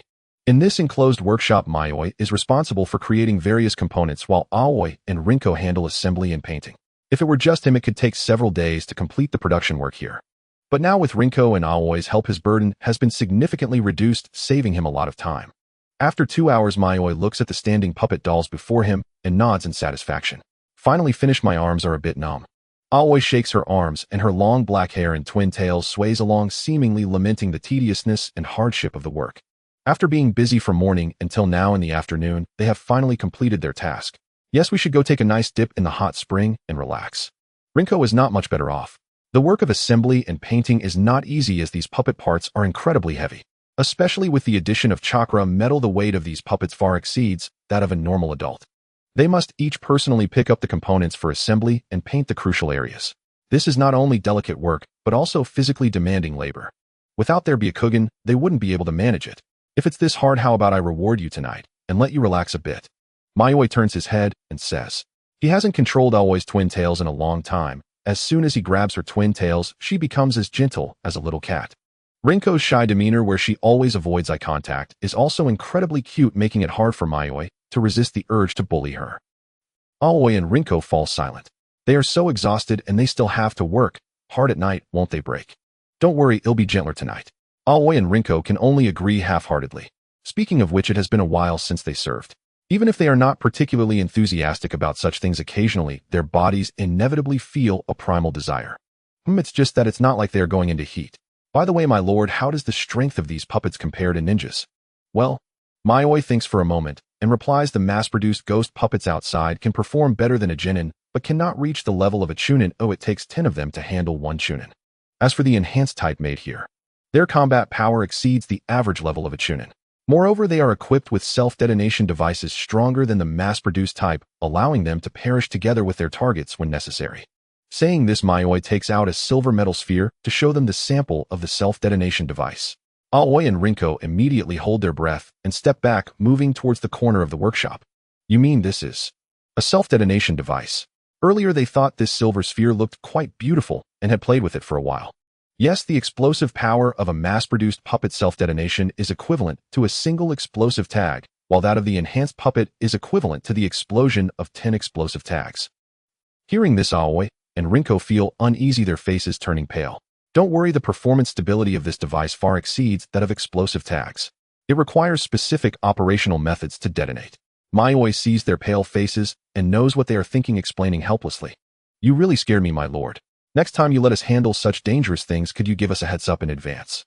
What if it explodes right in our faces while we're operating it? Aoi starts complaining. Rinko nods heavily, as she had played with the silver metal sphere longer than Aoi. I said it won't explode. Besides, you two are wearing protective gear while assembling, right? Seeing their continued distrust, Mayoi no longer tries to persuade them and picks up a red metal plate that has long been prepared on the workbench. This is the chakra receiver device. Only by equipping this can the puppets be controlled and commanded by Zero. Mayoi inserts the metal plates into the grooves of the enhanced ghost puppets' backs, then closes the small valves of the grooves. Like the mass-produced ghost puppets, these puppets are also equipped with finely crafted heavy armor and swords with some hidden parts setting up toxic mechanisms. However, unlike the mass-produced ghost puppets of normal adult size, these enhanced puppets are larger and more robust, with their heavy armor and swords modified to perfectly match their size. There are 50 enhanced ghost puppets in total here, serving as a supplement to the combat power that the ghost puppets lack. Without needing chakra threads for control, the chakra receivers inside their bodies receive the chakra signals sent by the Zero mainframe. Suddenly, the previously drooping heads of the 50 enhanced puppets rise, revealing faces wearing black iron masks with only their eyes exposed, glowing with a faint green light. Their bodies are indistinguishable from living beings, moving smoothly and even more nimbly than humans. They resemble ghosts levitating off the ground and streaking through the air, creating shadowy figures as they rush out of the workshop. Their speed is so swift that only the sound of slicing through the air remains. If all goes well, these 50 enhanced ghost puppets will stand by in their respective areas, forming a defensive line alongside the mass-produced ghost puppets. Is it really finished like this? Once the puppets have flown away, Aoi and Rinko cautiously approach. After all, a group of self-detonating puppets is still quite intimidating. Anyone who knows such dangerous things are nearby will instinctively feel a sense of vigilance. Yes, this place will rely on them for protection from now on. Maoi nods. Not long ago, the steel-brain puppet Zero, after his upgrade, can now control over 4,000 ghost puppets at once. Moreover, it can cover almost the entire area of Yejin City with the activity range of the ghost puppets. Ghost puppets do not tire, do not suffer, and once a command is issued, no matter how absurd or unrealistic the command is, they can disregard their own safety and execute the order decisively. They will be the most dedicated soldiers here. Rather than thousands of guards, they are more like thousands of freely moving bombs. However, in such deep underground, would anyone be foolish enough to break in? This place looks extremely dangerous. Aoi and Rinko both doubt this. Unlike the main wife Goeji, they don't come to the general's mansion underground often, but from what they know, it only proves the danger of this place. Wandering around carelessly could lead to death by poison gas, or stepping on some bizarre traps resulting in death by a rain of arrows or explosions. Some traps even use barriers to isolate, making them imperceptible to perception ninjutsu and byakugan. There are indeed some like those reckless thieves. There is never a shortage of them. Maio explains. In the ninja world, what is lacking is never those who seek wealth and danger. Naturally, many people both openly and secretly explore his secrets due to his identity and strength. Will those intruders be dealt with directly? Rinko curiously blinks her eyes. Generally, we don't do that. We try to leave survivors whenever possible. After all, living ninja test subjects are quite rare. Moreover, ninjas who can find this place usually have some unique skills, and their bodies can yield many valuable items. Listening to Miwa's explanation, Aoi and Rinko gain further insight into the darker side of ninjas. However, the two of them have no other thoughts and certainly cannot sympathize with the enemies. As a medical ninja, Maoi conducting human experiments is entirely reasonable. Many medical ninjutsu and medications developed by medical ninjas are validated and improved based on human trials. You have already mastered the technique of assembling puppets. After some time, you should learn some medical knowledge. With your byakugan, you can quickly grasp these skills. Maoi then thinks of something, planning to take Aoi and Rinko to learn the skills of medical ninjas. As a medical ninja, he occasionally needs to conduct human experiments to dissect the secrets of various types of ninjas. This is the fastest way to analyze ninja abilities. So far, he has acquired a wealth of ninjutsu and secrets through this method, greatly enriching the ninjutsu library of the Land of Night. Aoi and Rinko. Are they about to develop a new skill set again? Since coming here, they haven't learned any proper ninja skills, but have unexpectedly mastered all sorts of bizarre skills. Aoi and Rinko. Are they about to develop a new skill set again? Since coming here, they haven't learned any proper ninja skills, but have unexpectedly mastered all sorts of bizarre skills. In November, with the international situation stabilizing, Mia could devote more energy to the development of national strength, while also paying more attention to the growth of her own power. In the world of ninjas, power is merely a byproduct of martial strength. Focusing solely on authority while neglecting martial prowess is a folly that Mia would never engage in. One can understand the art of power, but cannot become obsessed with manipulative tactics. Mia has always been clear on this point. At the very least, she had never heard of a truly first-rate monarch who relied on scheming to maintain their prestige. Only those monarchs lacking in personal ability would depend on cunning means to maintain control over their nations. Even if the opponent is my lord husband, my soft fists will show no mercy. In the general's inner court within a large training ground of over 20,000 square meters, Mia stood face to face with Goei Dai, both adopting a combat stance. Goei Dai wore a light purple ninja outfit, her feet adorned with light blue high-heeled ninja shoes. Key areas were protected by armor that matched her outfit, serving both as decoration and defense. A spiritual blade spider cutter was fastened at her waist, while shin and back were equipped with tool pouches filled with various ninja tools. Her ninja headband hung casually around her neck, which might also serve to protect her neck. She was not in a soft fist stance, but stood casually 10 meters away from Mia. However, the chakra flowing quietly within her body indicated that she was secretly prepared for battle. That would be perfect. After Mia spoke these words, a blue flame-like amorphous chakra enveloped his body in an instant. Gone was the pain and pressure of the past.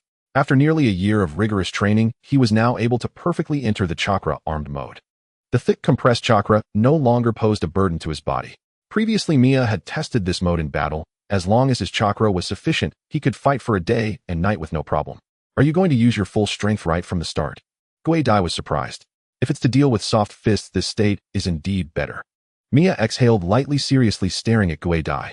This was not the first time he had sparred with her in recent days. Gue Dai's growth speed was astonishing. Now she not only mastered the chakra refining technique he had taught her, but could also perfectly integrate the refined chakra into her Byakugan and soft fists. Moreover, being in a golden phase of rapid growth, her strength improved significantly every month. Without entering chakra-armed mode, it would be impossible for Mia to counter her Byakugan and soft fists. Then I shall make my move. As soon as Gue Dai finished speaking, she launched a surprise attack. Bang! The clash of fists generated an astonishing shockwave, producing the sound of heavy objects colliding. Despite the barrier of chakra armor, Mia still felt a prickling pain transmitted through Gue Dai's soft fists. Accompanying this prickling sensation was the overwhelming force hidden within the strike, launching a second wave of palm energy. If it weren't for his sufficiently sturdy body and the chakra armor on the surface, he would have likely been knocked away by Gue Dai's palm. The seemingly soft fists, while possessing tremendous penetrating power, also concealed the fierce strength of hard punches. Rather than calling it soft fists, it was more accurate to describe it as a fusion of soft and hard punches. Though the fusion was still somewhat inexperienced, with the fierce strength hidden within the soft fist strikes appearing rather weak, Gue Dai was indeed on a completely different path from traditional soft fists. Have you already developed your soft fists to this extent?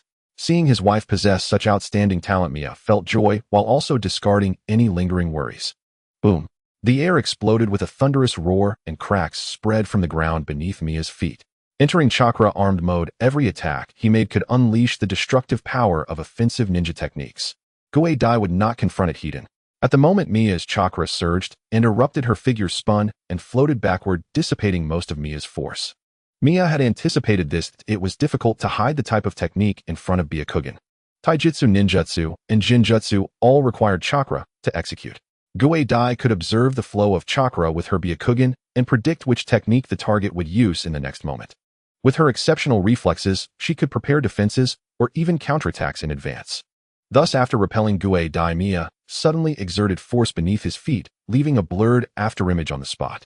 He shot forward like a cannonball, creating a sharp whistle as he cut through the air and rushed toward Gue Dai. Moi!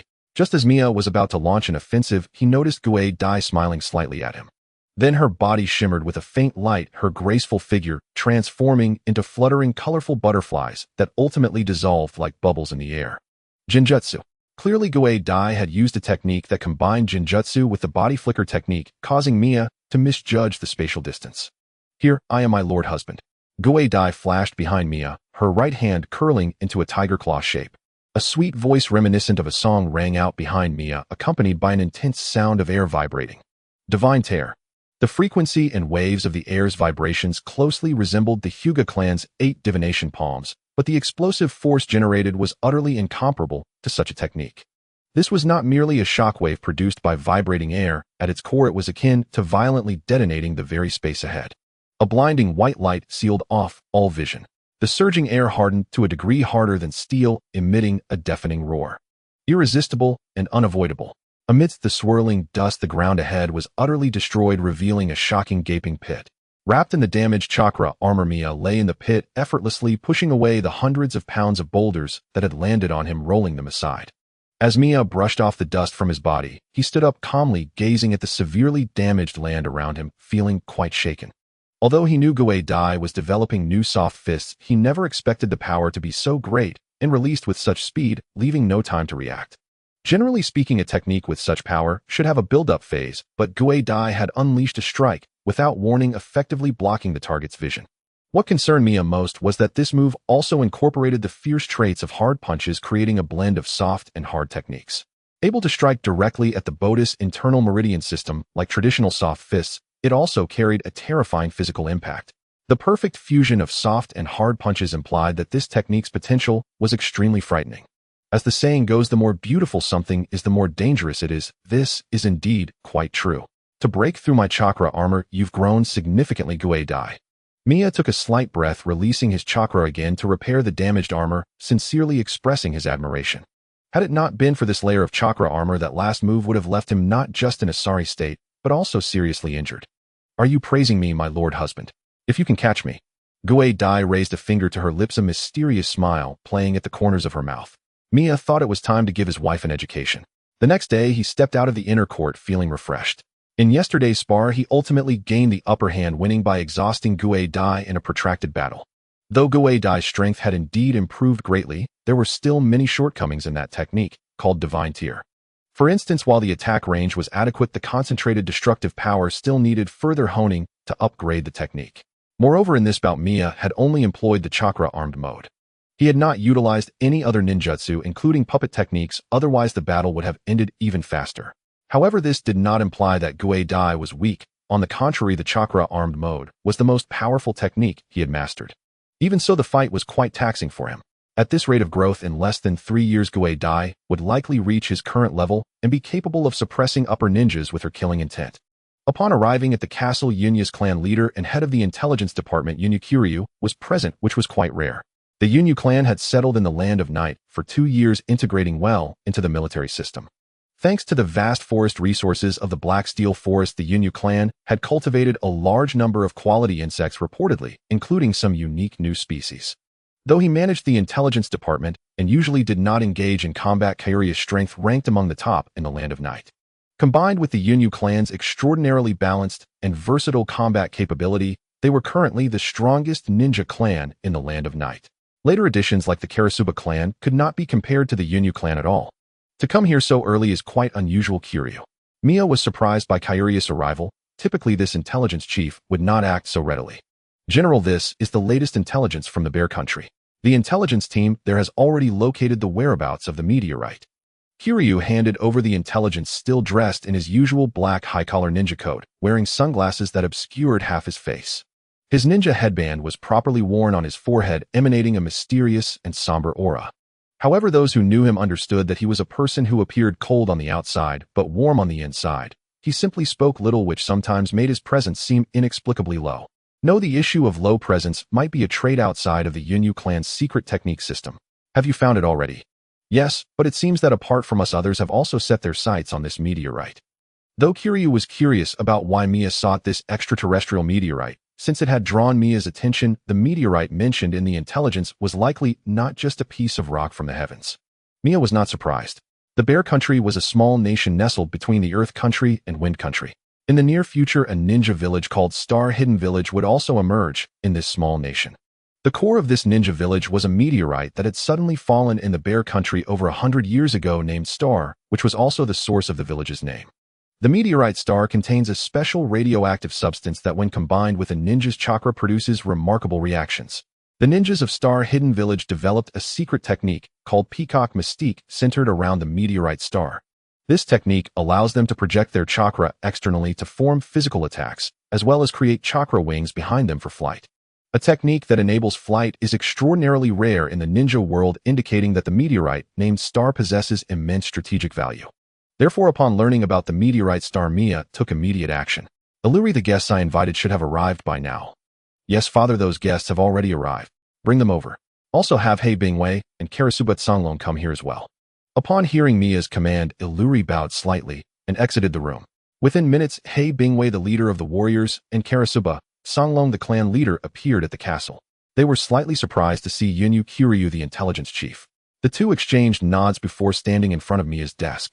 Mia handed over the intelligence regarding the meteorite star to Hei Bingwei and Karasuba Songlong. Each took a copy and quickly scanned the contents of the documents. This is the mission: safely retrieve the meteorite from the Bear Country.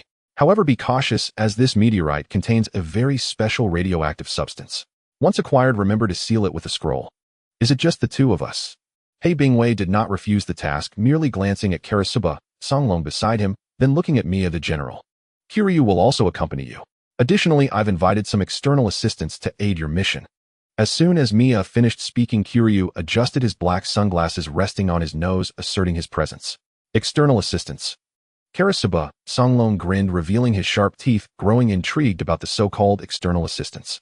Some experts active in the underground world. Mia took a sip of tea and smiled slightly. Karasuba Songlong appeared puzzled, but Hei Bingwei seemed to understand something. Moments later, Illuri walked in calmly, followed by 3 others. 2 adult males with black hair and a black-haired girl. All 3 wore nearly identical high-end ninja outfits with a very noticeable fan symbol embroidered on the shoulders and backs. This indicated that the 3 were ninjas from the Uchiha clan. Long time no see, Miss Shizuku. Mia first looked at the fair-skinned, clear-tempered girl with long black hair.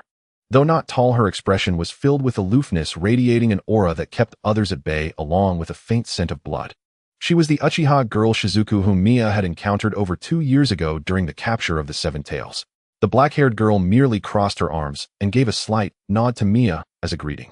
Her gaze occasionally flicked toward Alluri, who stood beside her like a servant, her eyes glinting with intrigue. She still remembered that she had been killed in one strike by this woman. However, wasn't this woman a puppet? Though puzzled, Shizuku understood that it was not the right time to voice her thoughts, and it was someone else's secret that she had no interest in exploring. Standing next to Shizuku, Uchiha Mero was also surprised. He had no idea that Shizuku was acquainted with this general from the Land of Night. As for the leading Uchiha man, he was around the same age as Mero, in his 40s, with a black hedgehog hairstyle. Though older, it was apparent he had been a handsome and exceptional youth.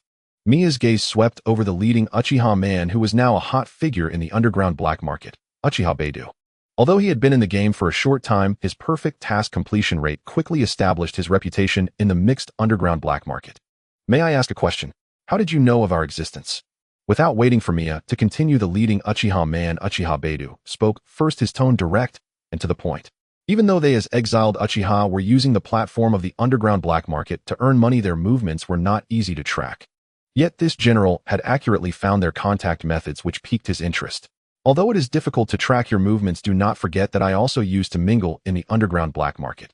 Mia mentioned his past experiences in the underground black market where his veteran team had started. I see. Uchiha Beidou nodded in understanding.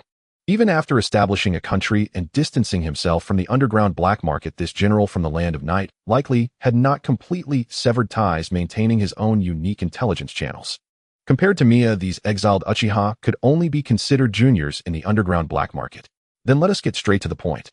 We want to take jobs below 10 million Ryo. Beidou stated his requirements. Rest assured the remuneration will be satisfactory.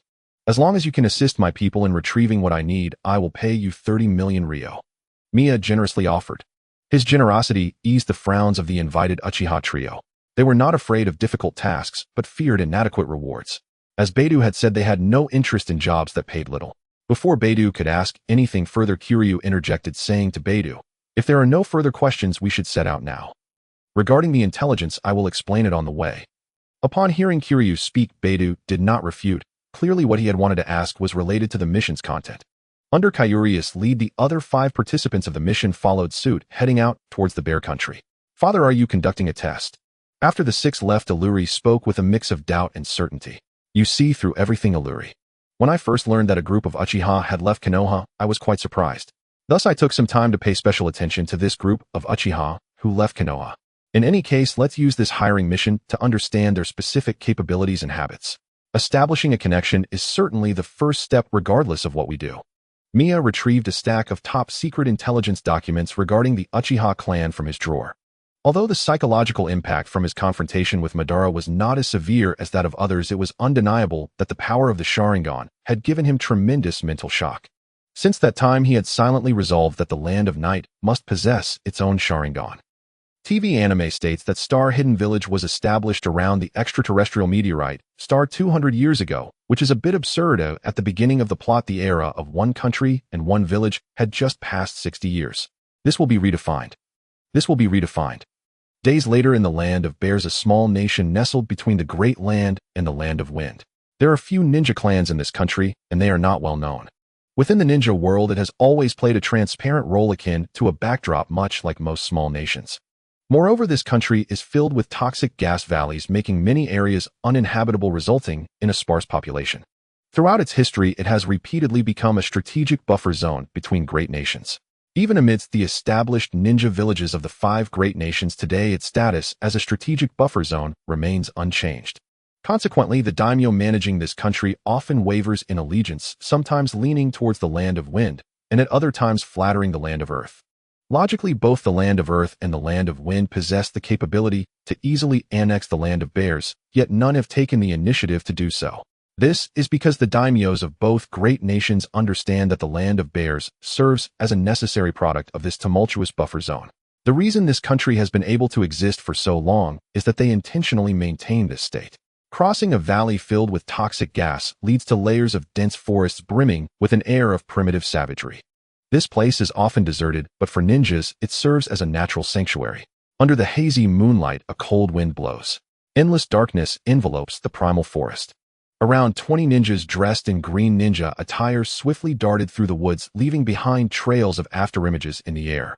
Their speed was so fleeting that it was evident they were sprinting with all their might, causing the branches and leaves in the forest to rustle violently from the high-speed airflow. The leading ninja carried a square black wooden box on his back. The wooden box appeared ordinary, lacking any special features. At first glance, it seemed like nothing more than a common object. Just as they were racing forward, a black insect, smaller than a fingernail, silently landed on the shoulder of the leading ninja. The leading ninja remained completely unaware of the anomaly, focused on guiding his team deeper into the forest. The tiny black insect lingered for a moment, confirming its direction before taking flight in the thick night, vanishing into the shadows of the dense forest. About a quarter of an hour later, the leading ninja running at the forefront suddenly raised his hand to signal, and all the green-clad ninjas immediately halted, then dispersed according to formation, their palms resting on their ninja tool pouches, not daring to make a sound. However, after half a minute of this tense standoff, nothing seemed to occur. Am I overthinking this? The leading ninja couldn't help but feel puzzled. Just as he was about to move forward, the bright moonlight above noticeably dimmed. He looked up to find that it wasn't clouds obscuring the moonlight, but a thick layer of white mist that rapidly covered not only the moonlight, but also their line of sight. This is the mist concealment technique. The experienced leading ninja instantly recognized the ninjutsu upon seeing the white mist. This technique is not of high rank only level, but it is immensely complex to execute. Generally, only skilled ninjas can utilize this technique. However, by the time he uttered these words, it was already too late. A shadow suddenly surged out from within the white mist, moving without any unnecessary actions. The shadow's samurai sword gleamed coldly as it swiftly slashed across the neck of the leading ninja. Warm blood spurted out instantly, and before he could even let out a scream, the leading ninja fell straight down lifeless. Lord Zhuxing. The remaining ninjas vaguely saw this scene through the mist and cried out in panic. Their leader Zhuxing was a figure comparable to high-ranking ninjas in the ninja village, yet he was slain with a single stroke. After killing Zhuxing, the shadow suddenly vanished as if it had never existed. This instantaneous technique was simply terrifying. This is bad. The item is missing. They are after the star. Quickly send a signal. One green-clad ninja exclaimed, realizing something. Before they could act, a cold voice laced with a chilling aura rang out amidst the thick fog. Fire release, great fire destruction. A crimson wave of fire suddenly tore through the dense white mist, bringing with it a charred scent. The overwhelming flames sealed off all routes of retreat for the green-clad ninjas. Individually, these green-clad ninjas were not as strong as Zhuxing, but each was an elite far from weak. Several rushed out, forming water release hand seals. Water release, water barrier. Water release, water chaos wave. A heavy water wall and a rushing water flow formed a composite attack, and the scorching flames collided with the icy water, instantly creating a massive cloud of steam. The scalding hot winds erupted from the clash of water and fire, making it difficult for anyone to open their eyes. Meanwhile, signal flares shot into the night sky, bursting into brilliant fireworks above the mist. TCH. The discontented voice clearly belonged to a young girl who seemed unsatisfied with the power of her fire release technique. There, don't let them escape, get the star back. The green-clad ninjas noticed the direction of the attackers and immediately launched a joint assault using ninjutsu. Lightning release, earth walk. Wind release, beast wave palm. Water release, water dragon bullet technique. Electricity spread from the ground, sizzling as it charred and broke the surrounding flora. The condensed wind blades, accompanied by a howling sound, slashed down from the front. A water dragon as thick as a barrel crashed down from the mist with the might of a mountain. Rather than engage Heaton, the girl leaped out from the shadows of the forest, her toes barely touching the ground, as she gracefully evaded the combined assault of the three ninjutsu. Seeing the attacker forced out, the green-clad ninjas aimed to surround her. However, the ground beneath their feet suddenly softened and sank, causing several to find themselves half buried in the wet mud. Earth release, yellow spring marsh. A deep male voice resonated from the depths of the fog. Fire release, great fireball technique. Another deep male voice followed, and a red fireball with a diameter of over 4 meters suddenly ejected from the mist. The fireball traced a scorching trajectory through the air, crashing down towards the green-clad ninjas trapped in the mud. Caught off guard, screams erupted in the forest as the intense smell of burning flesh mingled with the scent of blood. The remaining green-clad ninjas, shocked and enraged, were about to form hand seals for a counterattack when a flash of crimson caught their attention. They felt a dizzying sensation as their bodies stiffened, unable to move. Before they could break free from the illusion technique, a dull sound of blades piercing flesh echoed through the white mist and moments later the forest fell silent once more. Two tall figures and one short figure stood amidst the fog, each with crimson, Freedomo, Sharingan eyes. It was Uchiha Beidou, Uchiha Mero, and Uchiha Shirlu. Shirlu was responsible for drawing attention, while Beidou and Mero executed a ninjutsu ambush before hypnotizing with illusion techniques to deliver the fatal blow. The enemy has a rare perception-type ninja, so let's eliminate them all. Beidou's crimson Sharingan stared intently ahead as the sound of hurried footsteps approached. A large group of ninjas was closing in on them with a very clear target.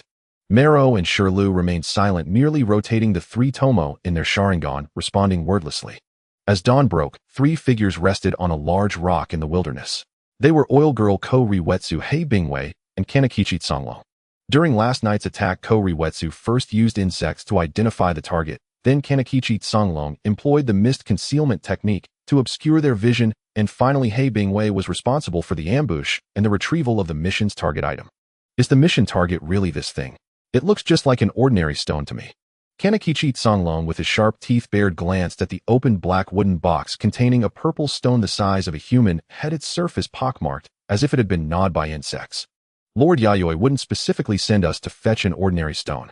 Moreover, this item has been carefully escorted by the ninjas of this country, so it can't be judged by its appearance. Hei Bingwei, although unaware of the specific function of the meteorite star, could tell from the meticulous protection given by the country's ninjas that this meteorite was not as simple as it looked. Ko Riwetsu nodded in agreement, speaking sparingly. The insects told me that this meteorite constantly emits a strange radiative energy. It should have a rather special use. Then let's proceed with the sealing. Lord Yayoi has reminded us of this as well. Prolonged exposure to this radiative energy may lead to undesirable consequences. Hei Bingwei suggested. The sealing work would certainly be left to Ko Riwetsu or Songlong. Being a warrior, he was only skilled in body techniques and swordsmanship, unable to handle ninja techniques. Ko Riwetsu took out a blank scroll which had already been inscribed with sealing techniques in advance. With his gloved hands, he retrieved the purple meteorite from the wooden box and placed it onto the scroll inscribed with the sealing technique. Boom! A puff of white smoke billowed, and the purple meteorite vanished from the scroll. In the center of the inscribed sealing technique, a prominent character star appeared. The mission is complete. Should we head back directly or wait for the other three? Songlong inquired about the opinions of the others, casting more glances at Ko Riwetsu, the leader of this mission and the strongest among the three. Ko Riwetsu remained silent, turning his body in a direction that concealed his eyes behind his sunglasses. Whoosh, whoosh, whoosh. Three shadows descended from the air, standing not far in front of the rock. It was Uchiha Beidou and his companions who had completed the cleanup. All three were unscathed, only stained with quite a bit of still wet blood, their crimson eyes returning to ordinary black. The mission is complete. The follow-up support team has been cleared, and there are no survivors left. As per your instructions, the bodies have also been disposed of. Beidou approached to report the progress of this commission to Ko Riwetsu, then his gaze swept over the sealing scroll in Ko Riwetsu's hand. So how about you? Has the item been confirmed to be accurate? He didn't know what Yayoi intended to do with this country's meteorite, but as long as the mission was completed smoothly and they received a generous reward, he wouldn't interfere. Ko Riwetsu slightly nodded, storing the sealing scroll in his ninja tool pouch, and said, since everything has been handled, let's return along the original route and deliver the item to the general as soon as possible. The remaining half of the reward must be collected upon returning. Before the mission began, Beidou had already received a deposit of 15 million ryo. Only by successfully delivering the item to the Land of Night could they receive the remaining reward. Kanakichi Songlong grinned, revealing his sharp teeth, a hint of ferocity in his smile. Then let's hurry up and set off. After this long journey, I want to soak in hot springs and enjoy some drinks soon. This mission was not particularly difficult, and most of their time had been spent on the road. Songlong missed the hot springs of Yijian City and looked forward to feasting again. Oh, life here was much more comfortable than in the Land of Water. Here there was neither discrimination against their ninja clan nor any exploitation at work. Most of the time they only needed to complete patrols and training periodically. At the end of each month, a generous salary was also distributed. Initially, he had hesitated a bit, but he soon grew fond of this country, enjoying the rhythm of stability and fulfillment. Their clan must also offer loyalty to the general. The Land of Water. Sorry, I'm not familiar with it at all. Honestly, Songlong, your smile is a bit terrifying, like the villains that always appear in puppet shows. Hei Bingwei looked at Kanglong's sharp-toothed grin, feeling that this guy was not a good person. Songlong, what could he do? This is just how their clan looked. Thank you for your hard work. It had been 4 days since Xiong Luxiue and the others reappeared at the Skyguard Tower. The Bear Nation was still too far from the Night Nation, and they encountered another ambush from the Bear Nation ninjas along the way. Although they ultimately succeeded in resolving the situation, it did waste a bit of time. The six stood in front of the office desk. Compared to the serious expressions of Xiong Luxue and his companions, the attitude of the hired Uchiha trio was relatively casual. "General, this is the meteorite you requested." Xiong Luxue took out the ninja technique scroll, spread it on Mayu's desk, and then formed hand seals. Release. After the white smoke dissipated, a meteorite about the size of a human head and covered in pits appeared before Mayu, its surface displaying a purple hue. Mayu nodded, her hands enveloped in a layer of solid chakra, reaching out to touch the meteorite, lifting it up to examine it closely. Our Yuri, standing slightly behind Mayu, also looked at the meteorite with great curiosity as it emanated a peculiar energy completely different from chakra. Mayu infused a bit of her active chakra into the meteorite, and like a long-awaited rainfall, the meteorite actively began to absorb her active chakra. Buzz. The pits on the surface of the purple meteorite suddenly erupted with intense and strange purple light. Alongside the burst of purple light, a tangible mass of purple chakra was expelled, forming a protective shell that tightly encased the purple meteorite. Mayu paid no attention to this and continued to pour active chakra into the meteorite. The purple chakra being expelled grew increasingly abundant, reaching an astonishing level. Not only that, as the purple light intensified, the entire space around them was enveloped in a hazy purple glow. Our Yuri frowned, a faint cold mist escaping from her slightly parted lips. Should anything go awry, she would instantly freeze this peculiar meteorite, filled with strange energy. Fortunately, Mayu did not press further and retracted her active chakra. The intense purple light and the tangible purple chakra vanished in an instant, as if the bizarre phenomenon that had just occurred had never been displayed before the others. The six people in front of the desk also displayed surprise, and with Mayu's actions they realized that this meteorite was indeed extraordinarily capable of producing such strange reactions to chakra. However, they still did not fully understand its specific uses. If it was meant to amplify chakra, the meteorite's effect could only be described as average. In the vast ninja world, there are countless ninja tools that can enhance chakra power, differing only in their degrees of amplification. Does this thing have any special purpose? 16 Knight could not suppress her curiosity, not out of greed, but pure interest. Mayu set the meteorite down and calmly spoke, "I plan to use the special energy within this meteorite to develop a secret technique." Without caring about the thoughts of the others, Mayu did not continue to elaborate. She revealed nothing about the types or effects of the secret techniques. After the earlier trial, she was already certain that this meteorite star was indeed extraordinary. Its uses were undoubtedly more than just assisting her in developing techniques like Peacock Mystique. It should have additional purposes. In terms of the meteorite's material, it also appeared to be quite remarkable. "I am very satisfied with this mission. The Uchiha clan with their Sharingan truly lives up to their reputation." Mayu was in a good mood and praised the Uchiha trio. Although their faces showed no signs of emotion, the satisfaction in their eyes was hard to conceal, and even their chins lifted slightly. Clearly, Mayu's praise had struck a chord within them. "This is the remaining payment for this commission. You can exchange it at any bank in the Night Nation. It is valid for a week." Mayu took out a check and placed it on the table. Uchiha Beidou stepped forward, picked up the check, glanced at the amount, nodded, and indicated that there was no problem. "By the way, can you leave your contact information? I am very satisfied with your work efficiency and hope to collaborate like this in the future." Mayu's implication undoubtedly told the three that she would seek their help again in the future. Beidou did not refuse. A straightforward and generous employer like her was quite rare. After leaving their contact information, Beidou, along with Mayu and 16 Knight, turned to leave. Once the Uchiha trio departed, our Yuri walked over to the wall map location, pressed the switch, and a clean white projection screen slowly descended, followed by the dimming of the room lights. On Xiong Luxue's palm, a bug the size of an eyeball appeared, its color similar to human skin, making it nearly impossible to notice if one wasn't paying attention. The bug fluttered its wings and transformed into a colorless form, blending with the air. When it landed on the projection screen, it turned white, becoming indistinguishable from the screen. Then colorful images were displayed on the projection screen, beginning to play. It was the scene of the Uchiha trio battling the ninjas of the Bear Nation. Although it was from the perspective of a bug, it was sufficient to gather a wealth of information. Haibingwai and Genkida Kuro did not show any surprise on their faces, clearly aware of this part of Xiong Luxue's abilities. This bug was called a color-changing bug, capable of altering its body color according to the environment, and could also record what it saw, serving as one of Xiong Luxue's means of gathering intelligence. Moreover, it could utilize its shell to conceal chakra, making it difficult for even the Sharingan, a keen insight, to detect it. Such bugs were also quite precious and rare within the Oil Girl clan, and were extremely difficult to control. Among the Oil Girl clan ninjas, there were fewer than 3 who could control such color-changing bugs, and Xiong Luxiue, as the clan leader, was one of them. That Uchiha Beidou. His strength is impressive.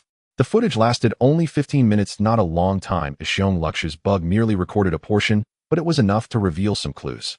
Haibingwei watched the screen as Uchiha Beidou effortlessly cut down the Bear Nation ninjas. Like mowing grass, his fluid body techniques and ninjutsu were exemplarily refined. Even his use of the Sharingan was exceptional. Even in such an intense battlefield, he sustained no injuries, with only the blood of his enemies splattered on his clothes. Haibingwei couldn't help but tongue-click. Genkitakuro nodded in agreement, remarking that it was no surprise that he was a ninja of the Uchiha clan. Had he been in the fray, he would have surely been overwhelmed by the enemy's tactics. The other Uchiha Mayu was equally powerful, but did not exhibit much strength, merely assisting Beidou, and 16 Knight, appearing rather unremarkable. As for the youngest 16 Knight, the future looks promising. It was evident she had considerable talent, but whether in body techniques, Sharingan, or ninjutsu, she was completely overshadowed by Uchiha Beidou. However, she couldn't be considered weak. After all, she was a Jonin-level genius ninja. With such standards at this age, she might very well qualify for the Sharingan in the future. Mayu reflected on 16 Knight's agile movements and fierce fighting in the projection. Compared to the more established Uchiha Beidou, the young 16 Knight in fact drew her greater attention. As for Uchiha Mayu, although he was making an effort to conceal his strength, Mayu could tell that he and Uchiha Beidou were on the same level.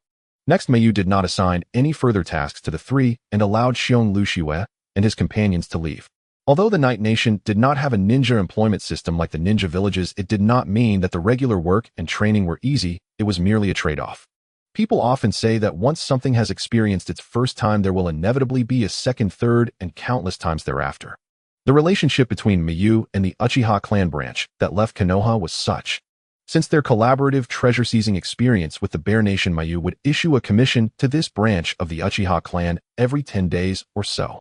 For instance, tasks such as intelligence gathering, or going to ancient ruins to search for lost historical documents, or seeking out certain special items. Uchiha Beidou was merely surprised for a moment at these commissioned tasks, then readily agreed. The difficulties of these tasks weren't high, and they were quite safe, though they were time-consuming and labor-intensive. Of course, the most important point was that Mayu had impressed him with her sincerity. Will this bastard general die if he sends a murder mission? Ultimately, it was 16 Knight eager to clash with strong opponents who first couldn't hold back her expletives. Just look at what they had been doing lately. Going to desolate ruins exposed to the elements. Or heading into deserted areas where not even a ghost could be seen, searching for special chakra ores. With these tasks, her mind had been filled with all sorts of random knowledge, forcing her to delve into books. After all, without some knowledge, she wouldn't be able to engage in archaeology. Damn it, she was a ninja and not a scholar. Even if she was a lady, she was getting a bit tired of this work that didn't involve fighting. Mayu ruffled 16 Knight's hair and smiled helplessly. To be honest, he found some joy in it. At least these tasks were much safer than bounty missions. The most important part was that they were traveling at the expense of the state. One had to admit that the general was genuinely generous. As a general of a nation, doesn't he have anyone he wants to kill? For instance, some potential rebel factions. He must have offended many people after becoming a general. 16 Knight looked puzzled. A person of such stature should have many enemies. Mayu shook his head. That general has no enemies. Is he such a good person? No, what I mean is he has killed all his enemies and their families. That made sense. Lord Beidou, let's take on other people's jobs in the future. I don't want to do archaeology anymore. At this moment, the three were in an unclaimed small country. In the split canyon, there was not a single person, not even a wild beast. Only a ruin that had existed for hundreds of years remained. Everywhere were remnants of walls and ruins, along with some ancient inscriptions that were hard to comprehend. The main body of the ruins had long been completely destroyed. 16 Knight stood on a relatively intact stone pillar, complaining to the leading Uchiha Beidou. She didn't want to continue this archaeological work.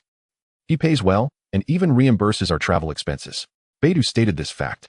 Unlike 16 Knight, whether it was killing work or archaeological work, as long as it could make money, he would not complain, but would complete it earnestly. Though he had been studying archaeology lately, it had been quite trying.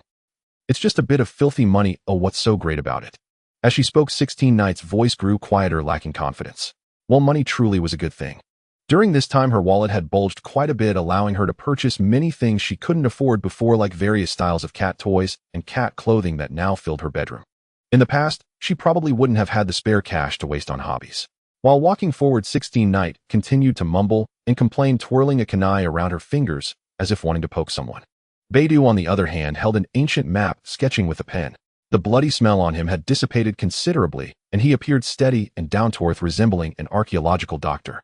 Over here, 16 Knight pointed ahead to a group of weathered stone buildings, most of which were severely eroded with collapsed walls, but a few ochre stone towers remained relatively intact. The three skillfully dismantled the outer mechanisms. Due to severe erosion, many of the mechanisms had lost their effectiveness, enabling them to dismantle them very quickly. The only thing to watch out for was the potential for collapse. The seemingly sturdy floor might break with just a gentle step. In less than half an hour, everything inside the stone towers had been transferred out by the three. Most of it had no collectible value. Only a few scrolls and books were relatively intact, which could be considered a stroke of luck. In the tasks given by Mayu, the scrolls and books recording ancient information were the most important parts and could yield payments based on the quantity. Are there really no ancient weapons? 16 Knight flipped through these scrolls and books, looking utterly bored. These things could at least fetch 5 million ryo in rewards. Mayu chuckled. 16 Knight immediately fell silent. Beidou also flipped through these scrolls with some changes evident in his expression. This seems like some incomplete research data. Is it related to forbidden techniques? 16 Knight's eyes lit up. No, it should be some biological modification data that can utilize the negative energy of ninjas to merge with chakra, creating special biological weapons. But the data is too incomplete, and the final remarks also mention that this research ultimately failed. Is it similar to the tailed beasts? Mayu expressed surprise. The negative energy chakra immediately reminded him of tailed beasts. Yes, the data mentions that they were eyeing the power of the tailed beasts, but that power was hard to obtain. Thus, they conceived the idea of creating biological weapons primarily composed of negative energy. These biological weapons were referred to as zero tails. Beta glanced at it a few times and lost interest. The data was incomplete, and it was still a failed product. While it couldn't be called rubbish, its value probably wouldn't be high. As for the other scrolls and books, some recorded history, some were purely literary works, and others were research materials, but all were severely incomplete. Let's go, this place has no value left. Beidou stored everything using the scrolls, carefully placing them away. These were all money, he couldn't be careless. You go ahead, I'll catch up soon. 16 Knight did not follow Beidou and Mayu, but chose to stay behind. Although puzzled as to what 16 Knight was staying for, the two didn't think much of it, and left first, waiting outside the ruins. Boom. A violent explosion sound came from deep within the ruins. The ground shook violently, and Beidou and Mayu's expressions changed as they hurriedly looked up to see stone towers collapsing amid waves of scorching fire, kicking up large clouds of dust, the booming noise echoing incessantly. Beidou and Mayu exchanged glances, both reading the mutual exasperation in each other's eyes. Not long after, 16 Knight emerged with a refreshed expression, her destructive urges released along with the pent-up frustration from the continuous archaeological tasks dissipating significantly. Zero Tail from the movie Naruto Shippuden Bonds is a biological creature of negative energy chakra similar to tailed beasts. It is said to be a type of ancient biological weapon conceived by ancient scientists. Led by Uchiha Beidou, the small team of three exhibited remarkable efficiency. Having just emerged from the ancient ruins, they hurried to the Land of Night, personally delivering various documents and materials found in the ruins to Miharu. As Miharu received the documents from Uchiha Beidou, she inadvertently caught sight of Shizuku staring at her with a resentful expression, stirring a sense of confusion within her. Surely she hasn't offended him, has she? Unable to resolve her thoughts, Miharu dismissed this trivial matter, perhaps attributing it to his physiological cycle. This is the reward for this mission. Miharu presented a check worth 50 million ryo, redeemable at any bank in the Land of Night. Beidou took the check and, as usual, without further ado, left the Tenku Pavilion with Maro and Shizuku. Watching the trio depart, Miharu picked up the documents and began to peruse them with keen interest. Zero Tail? So this is what it is. Miharu stumbled upon research materials on a scroll that mentioned a biological weapon concept known as Zero Tail. Zero Tail was not unfamiliar to him. This creature did not originate from this manga, but appeared in the theatrical version Naruto Shippuden Bonds as a tailed beast-like entity. According to the remaining research materials, this ancient nation had once attempted to create biological weapons, but ultimately failed to produce Zero Tail due to limitations in technology and resources. Although the materials were severely incomplete, it did not diminish their importance. If his speculation was correct, in a future, without his intervention, these documents would likely fall into the hands of the Land of Void. At that time, the Land of Void would not only succeed in creating Zero Tail, a formidable biological weapon, but would also utilize it as a vital energy source to operate airborne fortresses. However, in this era, Miharu had not heard of a Land of Void within the ninja world. Whether this nation would ever come to exist in the future was still uncertain. In addition to the research materials on Zero Tail, the documents brought by Beta's trio also included a vast number of design blueprints, which represented the primitive designs of an airborne fortress. Yet Maharu found this design blueprint equally incomplete. The technicians responsible for designing the airborne fortress likely only sketched the blueprints before the nation was prematurely destroyed in war. This nation was called the Land of Song, which existed over 400 years ago. There was little information about it in the documents, only a few brief notes, but from the remnants of the research materials and design blueprints, it was clear that this was a nation focused on scientific research. If developed, it would be a colossal undertaking. After reviewing the research materials and design blueprints, Yayoi considered the current development of the Land of Night and found that such research would indeed be challenging. Especially the initial investment would be astronomical. Not to mention the Land of Night had many other projects underway that could not be abandoned halfway. Let's put this away for now. There will surely be a time when it is needed in the future. Maharu understood that the Land of Night had many ongoing projects.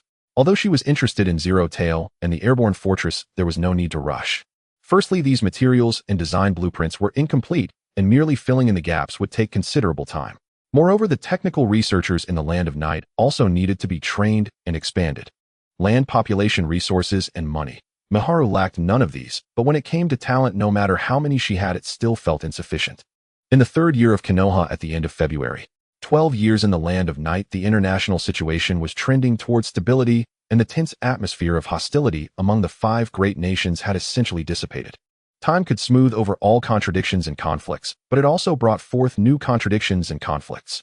The tensions between nations and villages had vanished, yet the internal conflicts and contradictions were not so easily resolved. Ninja villages were merely a union of ninja clans, and as long as they were ninja clans, many had historically been adversaries. In the short term, there seemed to be no issues, but as time went on, the imbalance caused by various interests would ignite buried resentments, leading to internal strife. The Mist Village of the Land of Water was the first to experience this. Due to internal disputes, it gradually escalated into armed conflict by the end of the previous year. The first Mizukage by Lien was compelled to resort to violent suppression, resulting in numerous casualties. Some ninja clans were even permanently erased from the ninja world. Similarly, the Iwagakure of the Land of Earth, Sunagakure of the Land of Wind, and Kumogakure of the Land of Lightning began to experience conflicts, starting with verbal disputes that eventually escalated into bloody incidents. Only Konoha remained stable, with all clans living in harmony, giving the Senju clan leader Hashirama a face. Additionally, Konoha's second-in-command Senju Tobarama managed the balanced strategy remarkably well. Although the distribution of interest was not perfect, it still considered the dignity of various clans. However, there was one issue that sparked the most controversy among these ninja clans. That was after Tobarama established the Ninja Academy last year, not only enrolling young children from ninja clans, but also accepting a batch of children from commoner backgrounds, teaching them ninja knowledge and how to refine and use chakra. However, this matter was also recognized by Hashirama, the Hokage. The Sarutobi clan and the Inazuka Nara and Akimichi clans also strongly supported this behind the scenes, providing a wealth of non-family heritage ninjutsu materials, making them ironclad supporters of the brothers Hashirama and Tobarama. Thus, the major ninja clans suddenly found this proposal quite appealing. Since Tobarama's advisor had done so, it must have his reasoning. Moreover, mere commoners, even if they learned how to refine and use chakra, could hardly threaten the status of their ninja clan's right. Late at night, in Konoha village, the Senju clan territory, Tobarama sat in his study, even in this season, wearing only a thin, deep blue robe and pants, and with the window open he sat at his desk before a recently drafted proposal. The name of this proposal was Assassination Tactics Special Forces. Umbu. Tobarama mused, lifting the still warm teacup, while gazing at his own hastily penned proposal, revealing a contemplative expression. The development of Konoha had reached a stable trajectory.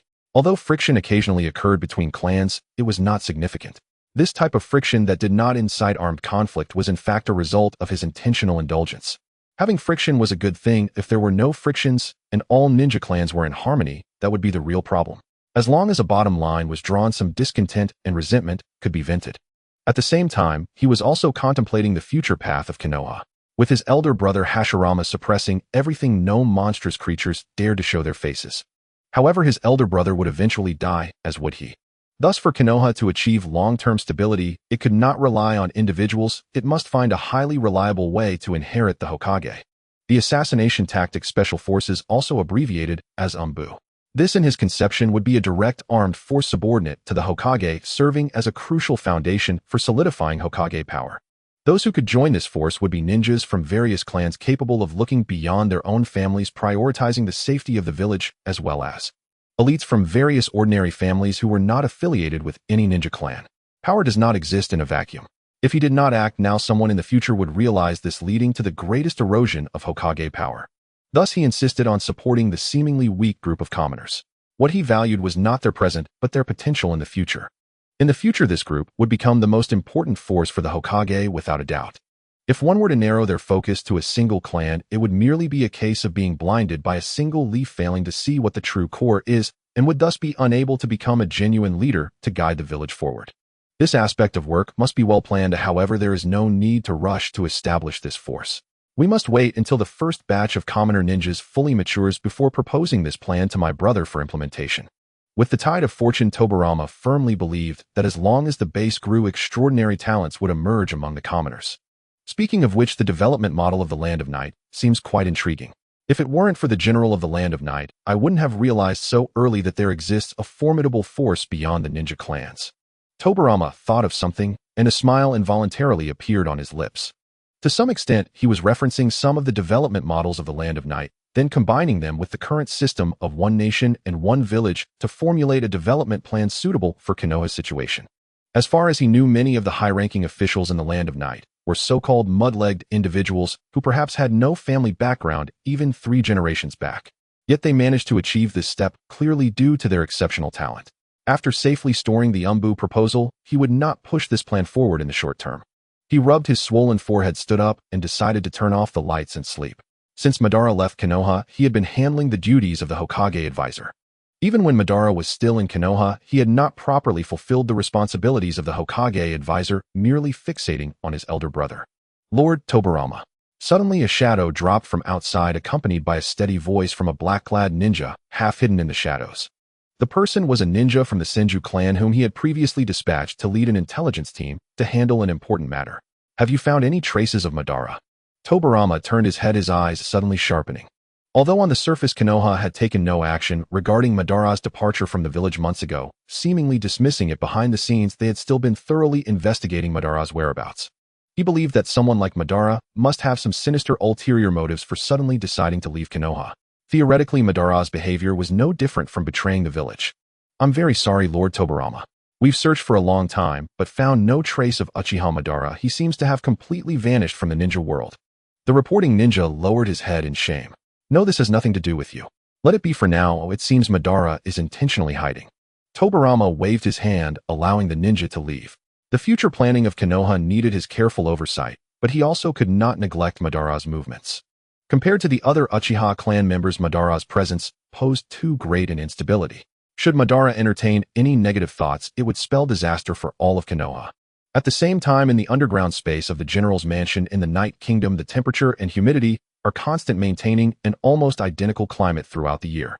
The wide and deep passageways intersect in the underground with lamps placed every 10 meters, casting a bright yellow light that dispels the darkness and cold within the corridors. Ninjas and samurais can be seen working in conjunction with the ubiquitous phantom puppets patrolling the intricately designed passageways along the planned routes. The ninjas and samurais wear serious expressions, their sharp gazes missing no corner. The mass-produced and enhanced phantom puppets float in midair like ghosts, patrolling key areas and blending seamlessly with their surroundings, giving the impression of wandering spirits and inducing great psychological pressure. Mayoi brought Iluri and Goetia to the depths of the underground space, a special cultivation room for nurturing puppet life. This place has also been equipped with lights by Mayoi, the bright illumination dispelling the heavy shadows and revealing the vast quiet space. At the front of the cultivation room stands a cultivation chamber over 3 meters tall. Through its transparent glass walls, a colorless solution can be clearly seen inside. These solutions should be a vibrant green, but they have turned colorless because the nutrients within have been completely absorbed, leaving only pure water. In the colorless solution, there is a girl 155 centimeters tall with her body naturally stretched out. Her silky black hair spreads out in the solution like dark seaweed. Her naked body has a youthful and innocent face with fair and delicate skin, and her eyes remain closed. The girl quietly soaks in the solution, exuding an innate sense of pure beauty. This dreamlike beauty and appearance, which seem unreal, is on par with Iluri, deserving to be called a masterpiece. At this moment, this masterpiece of a girl has already fully formed, her physical structure incredibly stable. Today marks an important day for her official awakening. I wonder what kind of child she will be. Goetia curiously stared at the girl inside. Judging by her physique and appearance, she should be a girl-type puppet life. Compared to Alluri, who is a life form between a girl and an adult woman, she might appear a bit more innocent and playful. With such a pure and adorable temperament, I believe she will definitely be a well-behaved and obedient child. However, she looks so delicate and fragile, completely unlike an expert in physical techniques. Father, can we begin? More eager than Goetia was Alluri, her usual composure dissipating at the thought of her Suntoba-born sister. Even she felt a surge of excitement, a joy named anticipation. Mayoi glanced at the eager and joyful Alluri and gently nodded. Yes, it's about time. Let's activate it now. As soon as Miwa's words fell, Alluri eagerly stepped forward and pressed a button on the outside of the cultivation chamber. Accompanied by the faint sound of machinery, the drainage outlet at the bottom of the transparent cultivation chamber slowly opened, allowing the colorless solution that enveloped the girl to flow out. Once the solution was completely drained, the glass door of the cultivation chamber opened with a sound. The girl with jet black hair and flawless white skin was covered in droplets of water that had not been thoroughly cleaned. Her hair, neck, shoulders, abdomen, and thighs. The girl, devoid of any emotional fluctuations, resembled a delicate ethereal doll without a soul. Mayoi extended her fingertip and a strand of blue chakra flew through the air toward the black-haired girl, accurately landing on her back. The girl, who had originally had a slight hunch, immediately straightened her back, her dim black eyes shimmering with the vitality expected of a living being. Only her exquisitely white face remained expressionless. Alluri. All right, father. Alluri presented the clothes she had prepared to the black-haired girl. The black-haired girl put on the clothes handed to her by Alluri, her movements incredibly fluid under Miwa's control. Even the act of dressing itself was imbued with an artistic beauty.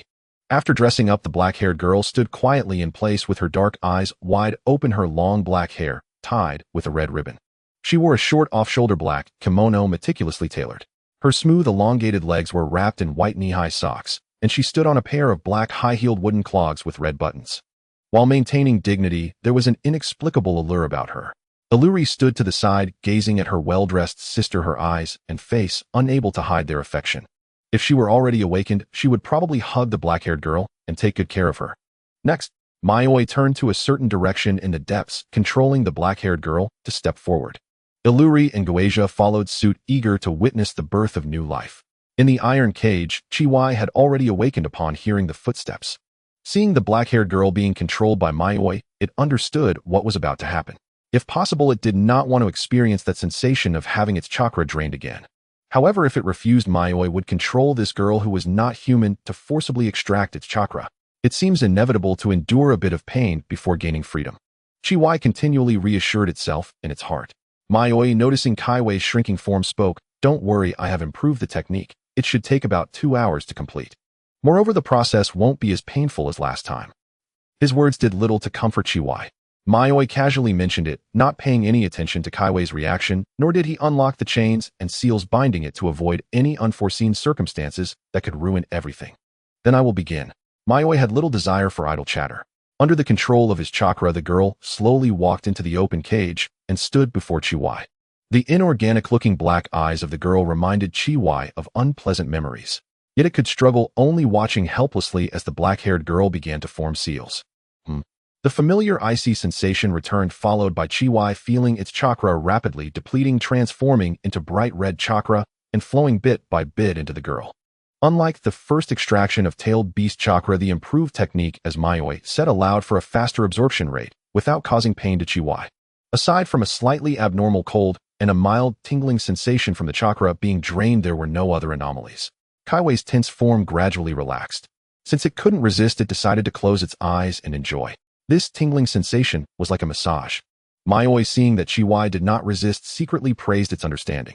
If the other party had resisted, he would have immediately activated the 7-star seal to subdue Chiwai. Anyway, the other party was already a fish on the chopping block. Whether it resisted or accepted, the outcome would remain unchanged. 2 hours passed smoothly. Originally the size of a small mountain, Kaiwei's body shrank significantly, now only as big as a single room. It could hardly muster any strength, lying weakly on the ground, gasping for breath, too weak to move. It had been drained of its essence by Mayoi. "I have already promised you chakra. Don't forget the contract." Perhaps it was indeed exhausted to the limit. Kaiwei's fragmented speech was left unfinished as it fell into a deep slumber, with its snoring soon echoing within the cage. Not wanting to disturb Chiwai, further Mayoi controlled the girl to exit the cage, then withdrew the chakra threads and began forming seals. Secret art birth of life. The girl's skin, which was almost transparent, became even more translucent this time, filled with numerous green lines representing a chakra-simulated nervous system as well as chakra pathways. These lines ultimately converged at the chakra core in her left chest, identical to a Luris life core in existence, as crucial as a heart or brain. The vast chakra absorbed from Chiwai after eliminating the will of the tailed beast began to flow rapidly through the girl's chakra pathways, gathering towards the chakra core in her left chest. Half an hour later, the girl gradually integrated this immense chakra into her core, transforming it into her own energy. Her previously transparent white skin began to lose its sheen, returning to a normal skin tone, while the chakra pathways and core hidden within her body also vanished from sight. The girl opened her eyes, revealing a gleam of spirituality, but her expression remained emotionless, making her appear very cold. "Yaya, do you know who I am?" Seeing the girl activated, Alluri eagerly stepped forward to introduce herself, grasping the white, delicate hand of Yaya. The girl named Yaya coldly nodded, but her voice softened. "Sister Alluri." Then the girl broke free from Alluri's grasp and approached Mayoi, completely ignoring Goesia, who was acting as her mother. "Father, it seems you. Wait, what are you doing? Father, please let Yaya check your body thoroughly," Yaya said earnestly, suddenly kneeling down and reaching for Miwa belt. After being drained by so many shameless little minxes, father must be very tired right now. Rest assured, Father Yaya is very professional in this area and will definitely be gentle. Yaya's eyes shimmered with tears, filled with compassion for Mayoi, as if what she was about to do was a sacred duty. She was fully prepared to sacrifice herself for her great yet pitiful father. No matter how rough Miwa methods might be, she would not mind. Without hesitation, Mayoi extended his finger and flicked Yaya's smooth forehead hard.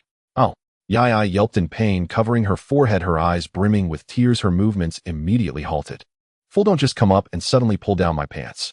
Father Yaya just woke up. Her mind might not be clear yet, as her sister Alluri found it hard to watch, grabbing Yaya, who was trying to struggle and continue pulling down Miwa pants, her expression filled with helplessness and embarrassment. She never expected her sister to be such a pervert. Goesia stood aside, covering her mouth and laughing softly. "Oh dear, it seems we have a very interesting child here." Then she took a couple of steps forward, standing in front of Yaya, smiling. "Your name is Yaya, right? I'm your mother. Be good, call me mother so I can hear." As she spoke, she reached out to stroke Yaya's head. Yaya dodged back slightly, her black eyes filled with vigilance and hostility towards Goesia, her mouth slightly opening. "Little minx." The air suddenly fell silent. Both Mayoi and Alluri couldn't help but hold their breath, as if a bloody conflict was destined to happen. "Come on, call me mother." However, Goesia was not angry, still responding with a smile. This child cursing seemed more like she was acting cute to her. To think her posture at night was far more seductive than any little minx. Is this woman not angry at all? Yaya bit her teeth, realizing she had encountered a true little minx. The hostility and vigilance in her eyes became even more apparent. "Anyway, let's go outside and test Yaya's combat abilities first." In the end, it was still Mayoi who stepped forward to halt the conversation between the two. As he spoke, he glanced at Chiwai, who was completely unconscious in the cage, shaking his head in regret. If Chiwai were awake, he could have been a sparring partner for Yaya. Although chakra had been reduced, the remaining strength was still enough for Yaya to warm up. Chiwai really was of no use. Mayoi led the three out, their footsteps gradually fading away. In the cage, Chiwai stirred slightly, a glimmer of light appearing as it opened its eyes in the dark, shining brightly. Seeing that no one was around, it let out a sigh of relief, and then closed its eyes again, this time truly at ease as it sank into slumber. Chiwai could soon sign a contract as a summoning beast, but tailed beasts are ultimately not ordinary summoning beasts. To give the protagonist another powerful summoning beast after considering the three great sacred lands, I think the slug sage from the Wetbone Forest is the best choice. Without the divine attributes of the great toad sage, and not as dangerous and cold as the white snake sage, the slug sage's personality is the easiest to deal with. They are neither deceptive nor do they backfire on their summoners, boasting high strategic value. Moreover, they speak softly and sweetly, and with their large bodies there is a charming sense of contrast. The sky had yet to brighten. The four of them from Misheng had already left the confines of Yijian City and arrived at a mountainous area. In the heart of the towering ancient woods, the dense canopy obscured the moonlight, and even the night wind was kept at bay by the layers of trees. This forest had no name and offered no particularly valuable resources. Its only advantage was its remoteness, making it an ideal place to test Yi Yes combat abilities without the worry of attracting unnecessary attention. Mi Sheng found a small mountain that jutted out from the ground, standing over 40 meters tall. It was far more robust than the simulated mountains he usually trained with. Considering that Yi Yi was an artificial being specializing in body techniques, the destructive power of her martial arts would likely exceed imagination. Thus, Mi Sheng needed a sufficiently substantial reference object to fully understand the extent of Yi Yi's martial prowess and determine her true level. This small mountain might provide a glimpse into Yi Yi's foundation. Probably. Mi Sheng thought to himself, unsure. Yi Yi, now you will attack this small mountain. Dismissing other thoughts, Mi Sheng stepped back with Aryuri and Gui Dai, allowing Yi Yi to take center stage. Upon hearing this, Yi Yi took 2 steps forward, her exquisitely cold expression contrasting sharply with her earlier demeanor of a perverted girl. A glimmer of light ignited in her pitch-black eyes. Without a moment's hesitation, she clenched her fists and pushed off the ground with her black high-heeled wooden clogs. Swift. Incredibly swift. She shot forward like a bolt of black lightning, her fist carrying a fierce wind struck the mountain without any delay. Boom. The hard mountain suddenly cracked, spiderweb-like fissures appearing as chunks of rock began to tumble down. Then, as if unstoppable, the cracked lines spread across the rock face, growing larger and more uncontrollable. What rolled down were no longer small stones but large boulders that began to collapse like a snowball, producing a thunderous roar. In just a few seconds, the once stable small mountain emitted a mournful cry under the unbearable burden, crashing down and sending clouds of dust swirling, obscuring much of the sky. Was that still insufficient? Mi Sheng observed this astonishing scene, his expression unchanged as he pondered. When he mentioned insufficient, it did not refer to Yi Yi's destructive power being too weak, but rather that this small mountain simply could not allow Yi Yi to unleash her full potential. Moreover, it wasn't just her destructive capability. Yi Yi's speed was equally astonishing. Just moments ago, he could barely register her sprinting trajectory with his naked eyes. Beside him, Gui Dai with her Byakugan could barely keep up. While her vision allowed her to see Yi Yi's movement clearly, with Gui Dai's reflexes, she would likely be unable to mount any adequate defense against Yi Yi's striking fist. Most importantly, this was merely Yi Yi's standard running speed. This is already quite terrifying. After shattering such a mountain with a single punch, she emerged unscathed. Gui Dai with her Byakugan saw clearly that after Yi Yi smashed the small mountain with a punch, her pure white fist bore not a single scratch. One could only imagine the extent of the young girl's defensive capabilities. She doubted that even her spider cut would be able to breach Yi Yi's skin. With lightning-fast speed, an unbreakable body, and monstrous strength, aside from not possessing the tailed beast ball for wide-scale destruction, Yi Yi resembled another form of a tailed beast. Against regular ninjas, she can indeed achieve overwhelming dominance. However, compared to Susanoo, this level of destructive power is still somewhat pitiful. Mi Sheng crossed his arms and provided this assessment. Not to mention the 3rd stage of Susanoo. Even the 2nd stage could easily crush a mountain of such magnitude with a single strike. Aryuri, it's your turn to test next. A stationary target would not be able to gauge Yi Yi's upper limits, and from Yi Yi's previous display, only Aryuri within the entire realm of the Night Country posed a threat to her. Without hesitation, Mi Sheng decisively instructed his sister Aryuri to personally assess Yi Yi's combat strength. Yes. Without a moment's delay, Aryuri was enveloped in a pale, cold aura and suddenly vanished from Mi Sheng's side. When she next sensed Aryuri's presence, she had already appeared not far behind Yi Yi, standing firm. Although Aryuri's attacking method relied on wide-range ice-release ninjutsu to suppress and block enemies, her physical techniques were equally remarkable. However, in most cases, she rarely needed to utilize physical techniques for defense, as her enemies were typically eliminated cleanly. So Yi Yi's next opponent is Sister Aryuri. Yi Yi turned around expressionlessly, her face showing little emotional fluctuation, and her black pupils appeared chillingly indifferent. But even against Sister Aryuri, Yi Yi will not hold back. Now completely serious, she resembled a cruel, emotionless killing puppet. Aryuri observed her sister's serious demeanor, a faint smile curling at the corners of her mouth. The white, cold aura swirling around her had not diminished. Instead, as her chakra flowed rapidly, it grew even more piercingly cold. Snowflake-like ice shards drifted through the air, reflecting a beautiful sheen in the moonlight. Well then, Yi Yi's sister is coming now.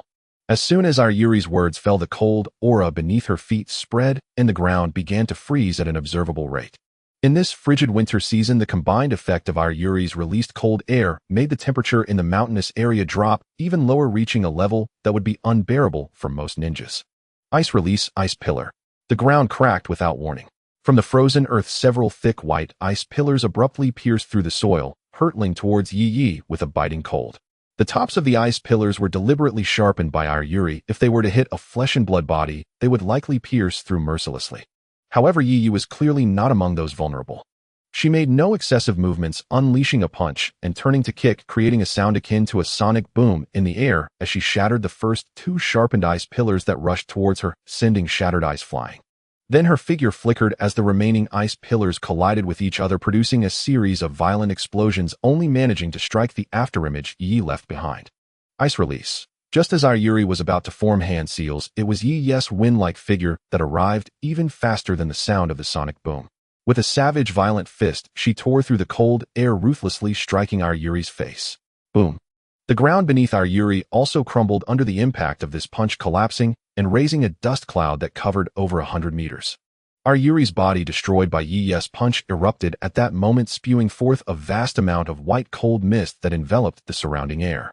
As the chill swept over her, Yi frowned slightly, feeling a slight sluggishness in her body. Suddenly, she sensed something was amiss. Her body spun abruptly, her long legs, clad in over-thinny white socks, sliced through the cold mist, dispersing the icy fog enveloping her. Then her sharp gaze scanned the surroundings, vigilantly searching for Yayori's figure. What speed? It's fortunate I used a shadow clone to test first. Moreover, she even sensed my next move. This battle intuition. Standing on fragments of ice in the sky, Yayoi gazed down at Yi's fierce and rapid movements, displaying a troubled smile. She had intended to utilize the concentrated cold aura surrounding Yi to perform the ninjutsu Ice Banquet Corridor to freeze Yi's movements. This ice release technique was a powerful high-level ninjutsu capable of briefly freezing even-tailed beasts, and even Yi would need to exert considerable effort to break free. However, Yi unexpectedly utilized a powerful spinning kick at the moment the cold mist enveloped her, dispersing the surrounding fog and nullifying Yayori's planned offensive. Beyond her impressive speed, defense, and strength, Yi's almost instinctive battle intuition allowed her body to react faster than her thoughts, predicting the source of danger. So how about this move? Ice release, one blade ice burial. Yayoi lightly tapped the ice beneath her feet and dove down like an arrow, raising her right leg high after reaching a certain altitude. Cold air frantically coalesced at her toes, then she swung it down. In the blink of an eye, a blade-like ice block several dozen meters long tore through the skies, silently aiming for Yi below, crashing down. Yi noticed the anomaly and abruptly looked up, her deep black pupils reflecting the massive ice blade. Boom! The earth exploded, cracks spiderwebbing rapidly in all directions, and the air trembled with a deafening roar. Countless crystalline ice particles mingled with the cold white mist, swirling amidst the clouds of dust. Ice release, thousand kill formation. Seizing this opportunity, Yayoi formed hand seals, with both hands pouring forth a large amount of chakra to unleash this ice release technique at maximum strength. Ice-made blades, spears, swords, and halberds shot down like cannonballs, raining down on the earth with an ear-piercing shriek.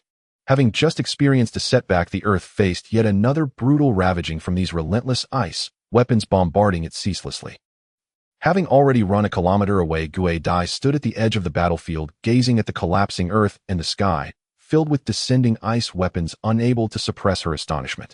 The usually gentle Yayoi, who resembled the girl next door, exhibited such brutality in battle. Don't dawdle, retreat a little further. This area is still dangerous. Mi Sheng grabbed Gue Dai's shoulder and swiftly pulled her back to a safer distance. Regardless of Yi, if Yayoi unleashed her full strength, the area within several kilometers would inevitably become a bombardment zone for her ice-release ninjutsu. After all, large-scale firepower was Yayoi's forte. The enormous chakra within her supported such fierce and brutal bombardments. As the smoke and ice mist had yet to dissipate, Yi emerged unscathed, albeit with slightly dirty corners of her clothing from crawling out of the deep pit created by the collapsed ground. Although Yi had shattered the giant ice blade that Yayoi had unleashed, the terrifying impact accompanying it caused the ground beneath her feet to crack, creating a horrific deep hole. Otherwise, she wouldn't have clumsily fallen into the massive pit created by the ice blade. Father's gift to me got dirty. Yi glanced at her clothing. The black kimono showed no signs of dirt, but the white over-thinny socks wrapped around her slender legs, tied with red cords, had gathered a bit of dust. Looking up at her sister Yayoi, who was still bombarding the ground with ice weapons, Yi showed no fear. She was just slightly displeased that her clothes had gotten dirty. This displeasure was clearly reflected on her face. Yi lunged forward, grasping the ice spear that was about to strike her face, then flung it back towards the sky. The ice spear shot out like a meteor in reverse, creating a sonic boom as it sliced through the air, leaving rippling waves. Subsequently, Yi seemed to have found a means of counterattack, continuously locking onto the ice weapons thrown by Yayoi, grabbing them and shooting them back towards the sky, unleashing a series of terrifying sonic booms. The weapons Yi hurled and her speed were equally formidable, both surpassing the speed of sound, delivering fierce attacks capable of producing sonic booms. Yuri had to halt her assault, creating ice sheets in the sky and stepping on them to continually shift her position, evading the incoming attacks from below. She felt the situation was becoming troublesome. At this rate, not only was she failing to suppress Yi, but she might even end up being the one suppressed. Just as Yuri was about to employ another technique, a voice resonated in both her and Yi's minds. All right, it's enough. There's no need for further testing. Continuing further, this forest would not withstand your commotion. Mi Sheng's voice prompted Yuri in the sky and Yi on the ground to cease their actions simultaneously. In this battle, although Yi was largely the one being suppressed, Yuri's ice release ninjutsu could only manage to barely suppress and seal her without inflicting any substantial harm. This was sufficient for Mi Sheng to confirm the general level of Yi's various capabilities. Although Yuri had yet to unleash her true ice release killing move, Yi had only met the challenge with her standard body techniques, also not exerting her full strength. Moreover, Yi's emergence was meant to compensate for the deficiencies in Yuri's tactics. In summary, Mi Sheng was quite satisfied with this test. After the two sisters collaborated, the power they could unleash was far beyond what a single individual could achieve. With Yi's addition, the high-end combat strength of the Night Country gained another formidable ally. Facing the impending currents of change, he felt increasingly confident. Did you guys have a group chat with Father last night? After the fierce battle, Yi still felt quite energetic. Early in the morning, she stood at the bedroom door, her bright and piercing gaze fixed menacingly on the three little hoofed spirits, Goei Dai Koei and Rin, who were following behind Mi Yang as they walked out of the bedroom. Goei and Rin wanted to ask who this extraordinarily beautiful girl was, but upon hearing such words their faces flushed red and they nearly screamed. Such words were indeed a bit too vulgar. They had simply shared the hardships with Goei Dai, the sect leader, last night. God knows why their husband was so enthusiastic last night. After returning in the dead of night, he made them sleep with Goei Dai until 3 or 4 in the morning, and now they still felt a bit drowsy. You're quite energetic this early, Yi. Goei Dai seemed to have discovered something amusing, taking a few steps forward, leaning in close to Yi's ear and whispering in a voice inaudible to others. Not only that, but we also hung in the air last night. Yi's expression instantly froze as if she had heard something extremely sorrowful. She immediately burst into tears, and while crying rushed to kneel before Mi Yang, unhesitatingly reaching for Mi Yang's belt. Father, please let Yi check if there are any injuries down there. Are you an idiot? Don't listen to rumors. Mi Yang pressed Yi's forehead, preventing her from getting close. However, Yi's strength was too great, and she was gradually losing control. Oh dear Yi, you really care about your husband.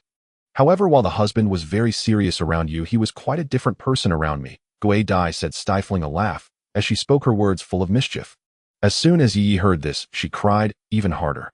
Her father, her great creator, actually, you little hoofed spirits, be gentle, don't hurt her father. Father, it's okay. Even if he can't get up in the future, Yi doesn't mind. Yi cried, tears like crystal beads rolling down her face, feeling an inexplicable pain. Mi Yang, what on earth is this person saying? She must be an idiot, Rin couldn't help but mutter. Yes, she's clearly no match for Goei Dai, Koei nodded vigorously.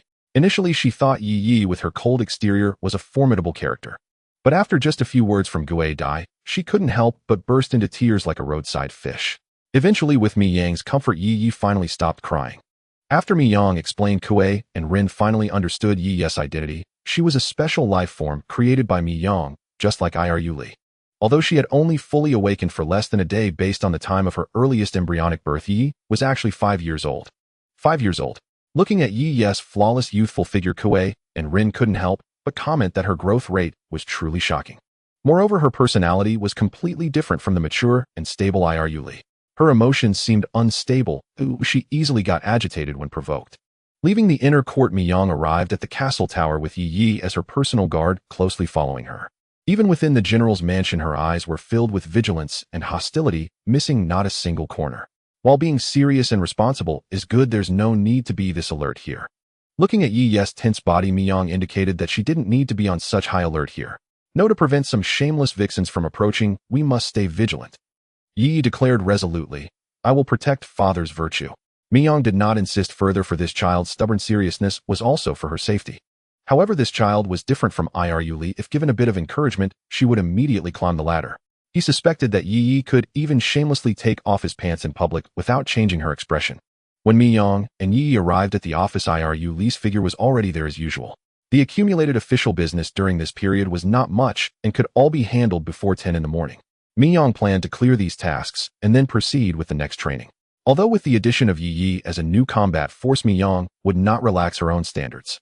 The chakra-armed mode no longer posed a burden on his body, but this mode would only allow him to crush regular ninjas.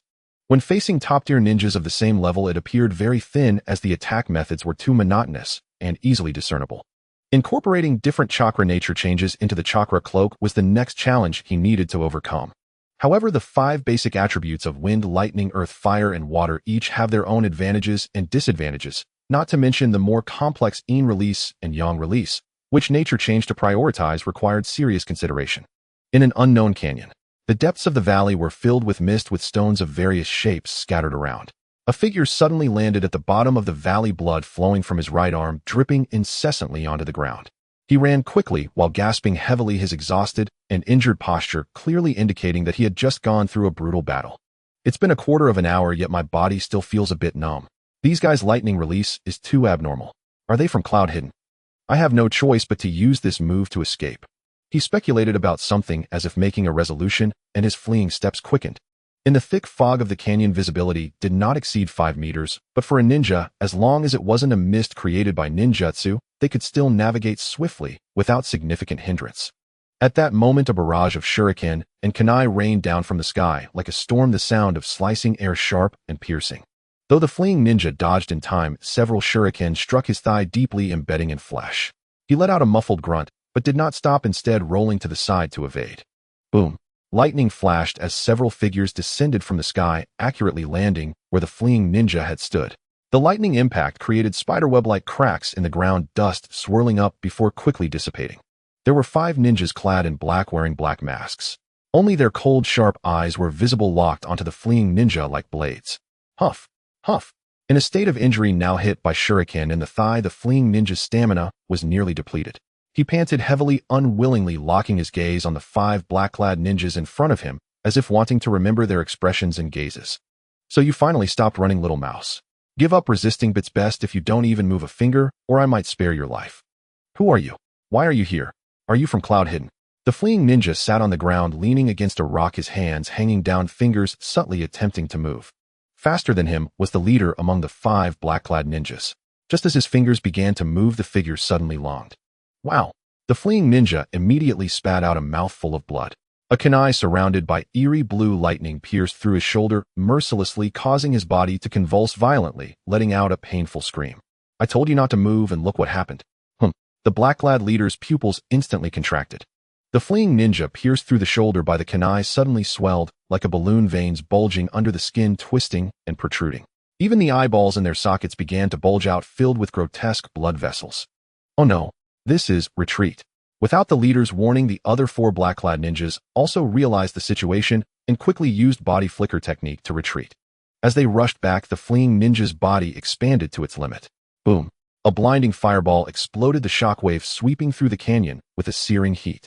Debris fell like rain, and the surrounding mist was blown away significantly. As the mist cleared, what remained was not the charred remains of a human body, but numerous unknown insect parts scattered everywhere, with green blood splattered on the rocks and walls, appearing exceptionally gruesome. The 5 black-clad ninjas reappeared, standing around the charred pit, observing the scene before them. Explosive insects that can serve as decoys to draw our attention. Did the real body escape?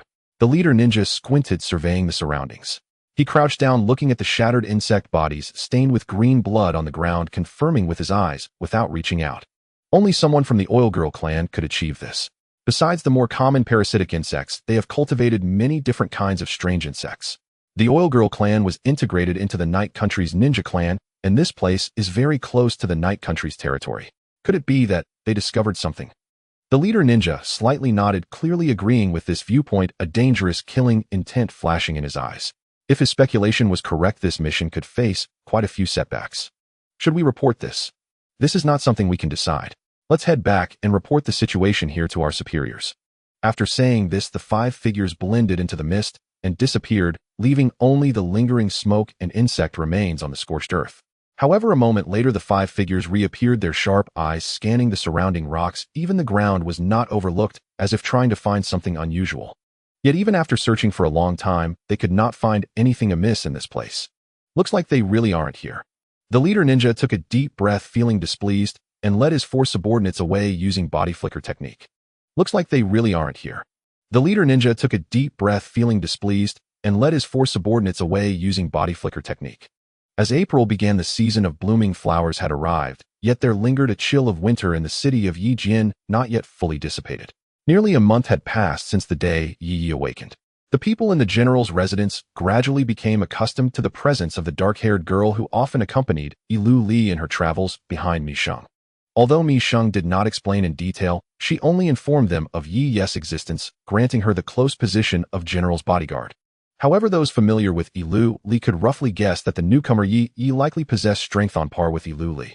In the inner training grounds, Mi Sheng was developing ninjutsu that could be used in conjunction with the chakra armor mode. This involved infusing the chakra with elemental transformations. In the nearly month prior, Mi Sheng had not directly infused chakra with elemental transformations, but instead honed the earth attribute chakra to a proficient level. Among the various ninjutsu he mastered, earth and water attributes were the two he delved into the most. Among them, earth was the attribute he utilized most frequently. Earth release techniques not only excelled in offense and defense, but also offered the greatest convenience in altering terrain among the 5 elemental techniques. In earlier times of limited means, earth techniques resolved many combat troubles. Thus, in the previous month, Mi Sheng first determined the initial elemental transformation of chakra, then created 4 shadow clones to train in earth attribute transformations. Unlike the chakra armor mode, training in elemental transformations was significantly safer, allowing Mi Sheng to create more shadow clones for simultaneous training. It could be said that it was indeed a training cheat. With a solid foundation in earth transformations, Mi Sheng elevated the earth attribute transformation to a higher qualitative level in less than a month. Utilizing various earth release ninjutsu became more effortless, allowing him to exert greater power from the same amount of chakra. Next, I will infuse the elemental transformation into the chakra armor. Blue flames of physical chakra erupted around Mi Sheng, forming a chakra armor that perfectly adhered to his body. It appeared light and insubstantial, but only Mi Sheng, donned in this layer of chakra armor, truly understood that this layer was not something an ordinary ninja could withstand. This technique placed extremely harsh requirements on chakra activation control and even physical attributes. Although it wasn't at the strength level, it surpassed a rank, partly due to his activated chakra's contribution. Others lacking such activated chakra would find mastering this technique as perilous as in strength forbidden technique. The activated chakra bore a strong will to live. If the practitioner lacked sufficient conditions, they could be eroded to death by the activated chakra. This mode was merely the most basic skeleton that Mi Sheng conceived. Only by completing the chakra elemental transformation could the complete form of the chakra armor mode manifest. Taking a deep breath, Mi Sheng quietly began to infuse the earth transformation into his chakra armor. According to his design, after infusing the earth attribute chakra transformation, the offensive and defensive capabilities of the chakra armor would further enhance. As for to what extent it could be enhanced, that would require further development. If all went well. Cough. At the moment he infused the earth attribute transformation, Mi Sheng felt an unresisting, terrifying weight descend upon him, crashing down like Mount Tai. His knees buckled, uncontrollably dropping to one knee as he spat out a mouthful of blood that splattered on the ground. Without hesitation, Mi Sheng dispersed the chakra armor, and that unimaginable weight slowly dissipated from his body. However, the lingering sensation of pressure still left his muscles trembling and aching, as if his bones might crumble at any moment. Failed. Not only was my body insufficient, but my control was severely lacking. I collapsed after infusing less than a third. Wiping away the blood, Mi Sheng's internal injuries quickly healed under his self-recovery abilities, a sense of ease flooding through him. This outcome was within Mi Sheng's expectations. Unlike the wind release technique used by Uzumaki Naruto, which wielded the spiral shuriken, he was directly attempting to embed the spiral shuriken within himself. The difficulty and danger were obvious. He hadn't expected to fail so decisively, but he had not set out to succeed in one go. According to his design, he should have been able to infuse up to half before collapsing, yet his body couldn't withstand even a third. This was no longer a matter of completion, but rather that even attempting it posed an unbearable risk. It seems I must find another way. Let's try this instead. Mi Sheng did not grow discouraged, but quickly shifted his mindset, opting to explore other methods to gradually pry open the door to elemental transformation in the chakra armor mode. Thus, Mi Sheng extended his right hand, and the solid azure chakra began to materialize in his palm, swiftly coalescing into a perfect spherical form. The Rasengan. However, while it appeared similar on the surface, the reality was that it was entirely different from the Rasengan. The chakra sphere Mi Sheng condensed did not rotate at all, it remained still in his palm, as if time had stopped. Initially, Mi Sheng did aim to produce a Rasengan, but after much study, he failed to fully realize it. He had indeed practiced with balloons and rubber balls, yet his Rasengan would always explode during the final shaping stage, leaving him in a disheveled state, as if missing crucial steps. Even his imitation of the tailed beast's cloak was based on his understanding, taking years to create a suitable chakra armor mode for himself. If he continued to stubbornly pursue the Rasengan, he would eventually succeed, but he couldn't estimate how long that would take. Reluctantly, he could only create a chakra sphere similar to the Rasengan. If spinning was too difficult, why not simply have the chakra remain still? By injecting elemental transformations into the non-rotating chakra sphere and launching it like a cannonball. Although the power was indeed reduced, its stability was significantly improved. Sure enough, after Mi Sheng infused the earth attribute transformation, the remarkably stable chakra sphere instantly took on a layer of dark golden ancient hue. It neither exploded nor placed a burden on his body. It was merely much heavier than a plain chakra sphere. This weight was something Mi Sheng could easily lift. Thus, only slightly surprised, Mi Sheng regained his composure and then gripped the dark golden chakra sphere, smashing it forcefully against the ground. Bang! The ground cracked. However, the destructive power was severely lacking, merely managing to create a small pit with a diameter of less than a meter. This feeling, it's like holding a solid iron ball. Repicking up the dark golden chakra sphere due to its excellent stability combined with his activated chakra, this chakra sphere could maintain its form for a long time without vanishing immediately after a single attack. Since it possesses this characteristic, Mi Sheng was not disappointed with the attack power of the dark golden chakra sphere. On the contrary, this incredibly stable structure, which could maintain its shape for a long time, might give rise to a powerful technique different from conventional attacks. In fact, he believed this could be the true Rasengan that belonged to him. For instance, if I engrave the 7-star seal on this sphere and then expand it, Mi Sheng began to entertain preliminary thoughts. Imagine if the chakra sphere could expand to a size larger than a house combined with the seals inscribed upon it. Not only could it utilize the immense mass of the chakra sphere to physically suppress the enemy's movements, but it could also suppress their chakra. Wouldn't that be a form of physical sealing technique? If he could successfully complete this technique, perhaps in the future, without relying on Yilu Li's ice release abilities, he could also independently suppress tailed beasts. After all, using just the 7-star seal to suppress a tailed beast was extremely difficult and could not maintain the suppression effect for long without additional means. With an idea in mind, Mi Sheng sought to test the feasibility of this technique. He had the perfect training target ready. Just as Mi Sheng was about to engrave the 7-star seal onto the dark golden chakra sphere, a message suddenly resonated in his mind. What is it? Okay, I understand. Mi Sheng brushed off the dust on his clothes and halted his training. Just now, Yilu Li had conveyed important information requiring him to make a prompt decision.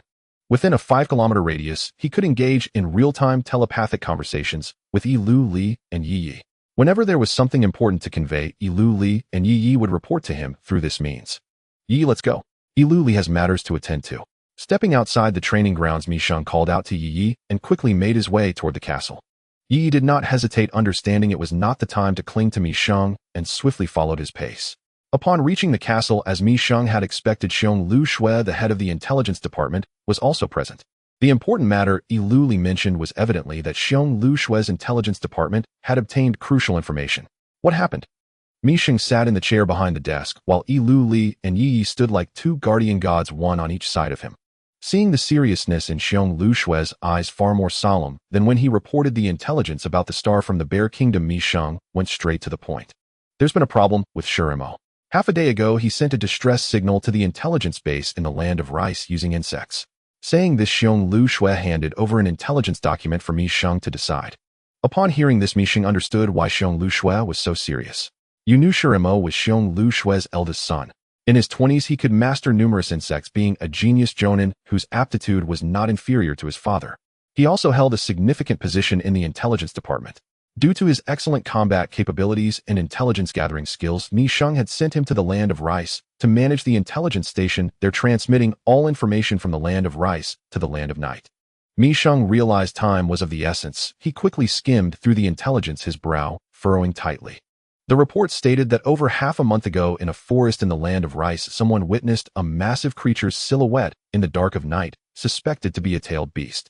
Additionally, a large number of unidentified ninjas have begun to operate in the land of rice with unknown purposes. Due to the large number of these ninjas, at least over 200, and their suspicious movements, Yunusher the captain of the intelligence team, there decided to personally investigate their true identities. Unfortunately, he was discovered and pursued. After leading the enemy to a canyon, he managed to escape by utilizing the complex terrain and insect techniques. The bad news was that he was severely injured at that time and was unaware if there were enemies lying in wait outside. He could only hide within the canyon, not daring to act recklessly. The intelligence conveyed by Yunusher also emphasized that many of these ninjas were powerful experts proficient in lightning release. A massive creature, a tailed beast. Mi Sheng's mind stirred, and he quietly paid attention to the silhouette of the enormous creature mentioned in the intelligence report. He was no stranger to the land of rice. It was a small eastern country neighboring the land of night, where the Sound Village established by Orochimaru, one of the legendary Sannin, was located. Its territory was fairly considerable among small countries. Although there was no ninja village within the country at present, the daimyo of the land of rice had a private armed group to stabilize his rule. While the internal situation was not very stable, it had not caused too much trouble, barely managing to hold its ground in this era. In fact, Mi Sheng had considered conquering this small country to bring it under the rule of the land of night. However, time was running short, and with the establishment of Konohagakure approaching, Mi Sheng did not wish to complicate matters further, thus halting military actions against the land of rice. Nevertheless, Mi Sheng had always kept a close eye on the situation in the land of rice. He even had the elite of the Yunu clan lead the intelligence base there to lay a solid foundation for the future annexation of this country. "General, do you need me to go investigate personally?" Xiong Lu Shui offered to volunteer. The information transmitted back by Yunusher was quite brief, but the fewer words, the greater the seriousness of the matter. With the potential danger of a suspected tailed beast and a large number of unidentified ninjas proficient in lightning release, this was no ordinary task for just any ninja. To understand the situation further, they could only dispatch sufficiently powerful ninjas for a second investigation. "There's no need to rush, Xiong Lu Shui. You've seen the information. Assure Mo is not in immediate danger." Mi Sheng first reassured Xiong Lu Shui, knowing he was worried about his son's safety. After all, he was not only Xiong Lu Shui's son, but also the most outstanding genius of the Yunu clan, the designated next clan leader. "Ilu Li, contact Uchiha Beidou. I remember he should still be in Yijian after completing the mission I assigned him a few days ago." "Yes, father." Ilu Li nodded and quickly left to contact Uchiha Beidou, with whom they had collaborated extensively. In less than 5 minutes, Ilu Li returned with Uchiha Beidou, Uchiha Mero, and Uchiha Shizuku. "I won't waste words. I need you to cooperate with our people and head to the land of rice to carry out some tasks." Mi Sheng rapidly explained the situation and then issued the employment task to Uchiha Beidou and the others. There was no choice. Kakuzu and Kurobi had important work and couldn't be spared. This general also needed to remain at the center. Without confirming the authenticity of the tailed beast, he could not rashly head to the land of rice, based on some unverified rumors. "Don't worry, General. We'll definitely handle this task and ensure nothing goes wrong." Before Beidou could speak, Shizuku eagerly agreed, fearing Mi Sheng might change his mind. She did not want to engage in any tedious archaeological treasure hunting tasks. This kind of combat and killing work was what she loved most. So much so that she looked at Mi Sheng with far more satisfaction. "All right, let's set off now." Beidou did not refuse either. Although he had just returned from an archaeological dig a few days ago, archaeological work wasn't exhausting and their energy was at peak levels. Moreover, knowing the urgency of the situation, he quickly agreed. Accepting part of the deposit, Beidou, accompanied by Mero and Shizuku, followed Xiong Lu Shui and set off towards the land of rice. "Initially, I planned to replicate the Rasengan directly from the original work, but after some thought I decided to re-establish the protagonist's ninjutsu system. There's no need to follow the majority of fanfiction in churning out various spheres." In the land of fields and a canyon, 4 figures, including Xiong Luvexu and Beidou, appeared amidst the thick, white mist. A black insect flew in from a distance, landing on Xiong Luvexu's fingertip, conveying information that only the Oilwoman clan could understand. After gathering the intel, Xiong Luvexu called out to Beidou and the others, speeding towards their destination. Beidou and the others closely followed behind, faithfully adhering to the principles of their employment, prioritizing the employer's requests. Xiong Luvexu stopped in a clearing surrounded by towering, narrow rock walls. On the ground was a large pit created by an explosion where the originally green blood and numerous insect carcasses began to decay, emitting an extremely foul stench. Shiliyui covered her mouth and nose, her brows furrowing. The odor of the insect corpses was truly disgusting. Xiong Luvexu calmly approached a rock wall and softly said, "Come out, Jima, it's safe now." As he spoke, Xiong Luvexu released the insects hidden in his sleeve, which buzzed and transmitted a chakra signal. This chakra signal resonated with the insects of the Oilwoman clan, and was an important means for the ninjas of the Oilwoman clan to distinguish between friend and foe. Sure enough, the rock wall began to undulate, revealing a multitude of black insects that scattered. A youth in a black high-neck ninja outfit wearing sunglasses walked out from a crevice panting and opened his sleeves to gather the surrounding black insects. During this time, he had utilized the secret insect technique to disguise himself as a rock hiding within. This technique could be maintained for a long time, with little chakra isolating the user from enemy sensory ninjutsu, but the drawback was that the user could not move. His injuries did not appear serious at this time, and the bleeding wounds had been treated to prevent any blood scent, but Xiong'Lvekshu could sense that the youth's physical strength and chakra were nearly depleted. This youth in sunglasses was none other than his eldest son, Yunujima, a young jonin of the Oilwoman clan and the designated next clan leader. "Dad, don't speak, just rest for a bit." Xiong'Lvekshu handed him clean water and dry rations along with some special